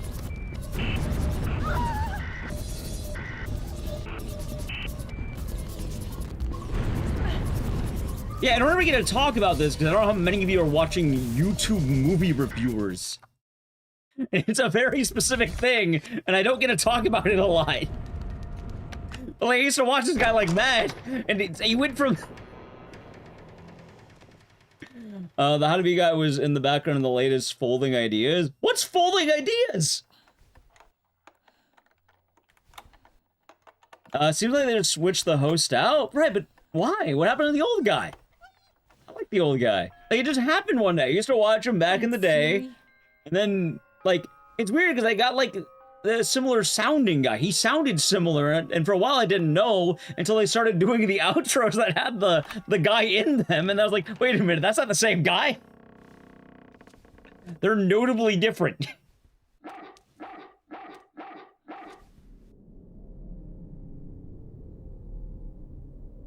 Like, oh, let me pull up 2 videos and chat. You can go to the end of these videos. Give me a second.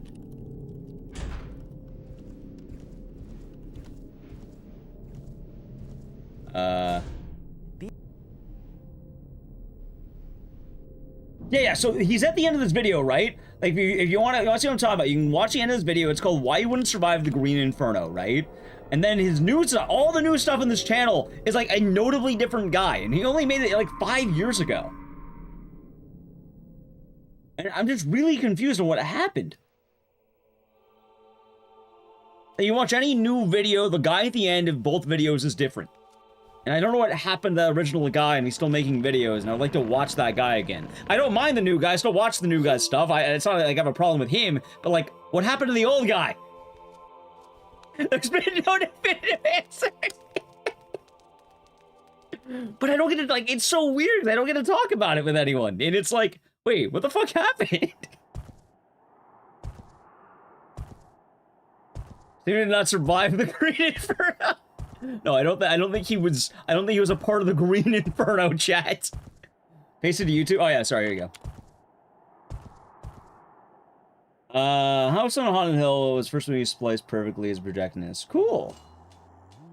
Yeah, I don't think he had to suffer the Green Inferno. Oh, that channel made me want to watch the Green Inferno too, is the funny thing. So I like that channel. Sometimes I'll find movies I didn't think I wanted to watch, but I ended up watching. It was kind of funny. And like I said, the new guy's stuff, he's not exactly bad. It's not like I hate the new guy, but it just is sort of weird just having a brand new guy just do the exact same thing. And it's like he took him over. He possessed him. OG House of Wax on Prime. Alright, I'll look into that. Mandela Effect? No, it is not the Mandela Effect. I just showed you the video. I just showed you the video. Thanks for reminding me why you stopped watching. Look at any new video on the channel. It is a blatantly different guy. It is not a Mandela effect. It is absolutely different. You can see in video evidence they look very different. If they do not look... one of the guys is Asian and the other is a white guy. I don't know how the fuck would they do that. That's not a Mandela effect. I think it works that way. So you think of that office scene where they replaced Jim? Wasn't the guy who replaced Jim also Asian? Like the guy from that Fresh Off the Boat? It was that guy, right? He runs the barbecue place? Yeah, Asian Jim, like that guy. Mirrors. Oh yeah, sorry, chat. It's a subtle editor's trick. A lot of discussion. Yeah, no, it's not about a YouTube video. I don't watch it as much as I used to. I used to be really into this guy. I'd watch him all the time. Like, he was my, like, playing some gaming, watch some YouTube video. I love binging this guy's stuff. And it happened a couple of years ago. Because, like, I didn't recognize it immediately because I'd always tab in. But it's like, wait a minute. You're a different guy. When did this happen? Because he sounded a little bit similar, so you couldn't tell off the bat. But in the end, it went from, like, for the Green Inferno one I linked, it was an Asian guy. And then, and then later, it's like, wait a minute. Am I crazy? Are you a different guy? And then I scrolled back to the old ones, like, wait a minute. You are absolutely a different guy. But again, the new guy's fine. The new guy, I don't like. I actually watch some of his stuff still. It's not as much, but, like, I still watch it. But I don't know. Bald? Yes, he's bald. What are we talking about? Alright, so it is a channel called How to Beat, and they did movie reviews, right? They did these movie reviews. And they were pretty fun. And the idea behind it was they would go through the horror movie and tell you why you wouldn't be beating blank. And originally it was ran by this Asian guy. I'm gonna play the music while you talk. At some point in the channel's history, as it started getting larger, a new host started taking over it with no announcement or anything. It just happened. Originally, I think when it happened, I thought like, oh, maybe it's like 2 guys. But then the other guy never came back. So I was like, wait a minute, maybe it's not 2 guys. What the fuck happened to the old guy? I don't want to like, I don't do a manhunt for this guy. I don't really care that much. But it's just weird to think about it. It's like, wait a minute, what happened? Where did the guy go? Like, what happened? Is he all right? I hope he's all right. It's kind of funny because every now and again I have creators who I really like who vanish off the face of the earth. Anyway, Chad, it's been 8.5 hours, and I'm gonna wrap it on up for the day. Chats, we'll be back tonight, tomorrow, if you want to call it. Before you go, let me tell you a few things. Ready? All right. Number 1, the schedule for the week. Today was Speedrun Marathon. Tonight we're doing Clock Tower 3 and Dead Rising. We're going to be grinding those, seeing if we get anything good. Wednesday we're doing Castlevania Symphony of the Night. I've never played it. It should be fun. First time. I'll probably put in the title for people not to spoil. Thursday we'll be doing some indie games. Indie games are tight. Maybe we'll look outside again. I don't know yet. And then Friday, we're doing the big Mugenics speedrun, the full game. I'm going to put a lot of work into it. We're going to try our best. I will probably be taking the weekend off for Saturday and Sunday because I'm expecting Mugenics to be long. We're going to get that big run in, and it'll be a good time. Start time, usually I start at like, let's say 10 p.m., 9 p.m. PST. It depends. Usually closer to 10. Hold on. That's it. But yeah, chat. We'll say goodbye to YouTube chat together. Bye, YouTube chat. And Twitch chat, we'll find someone to raid, but first, bye, YouTube. Alright, yeah.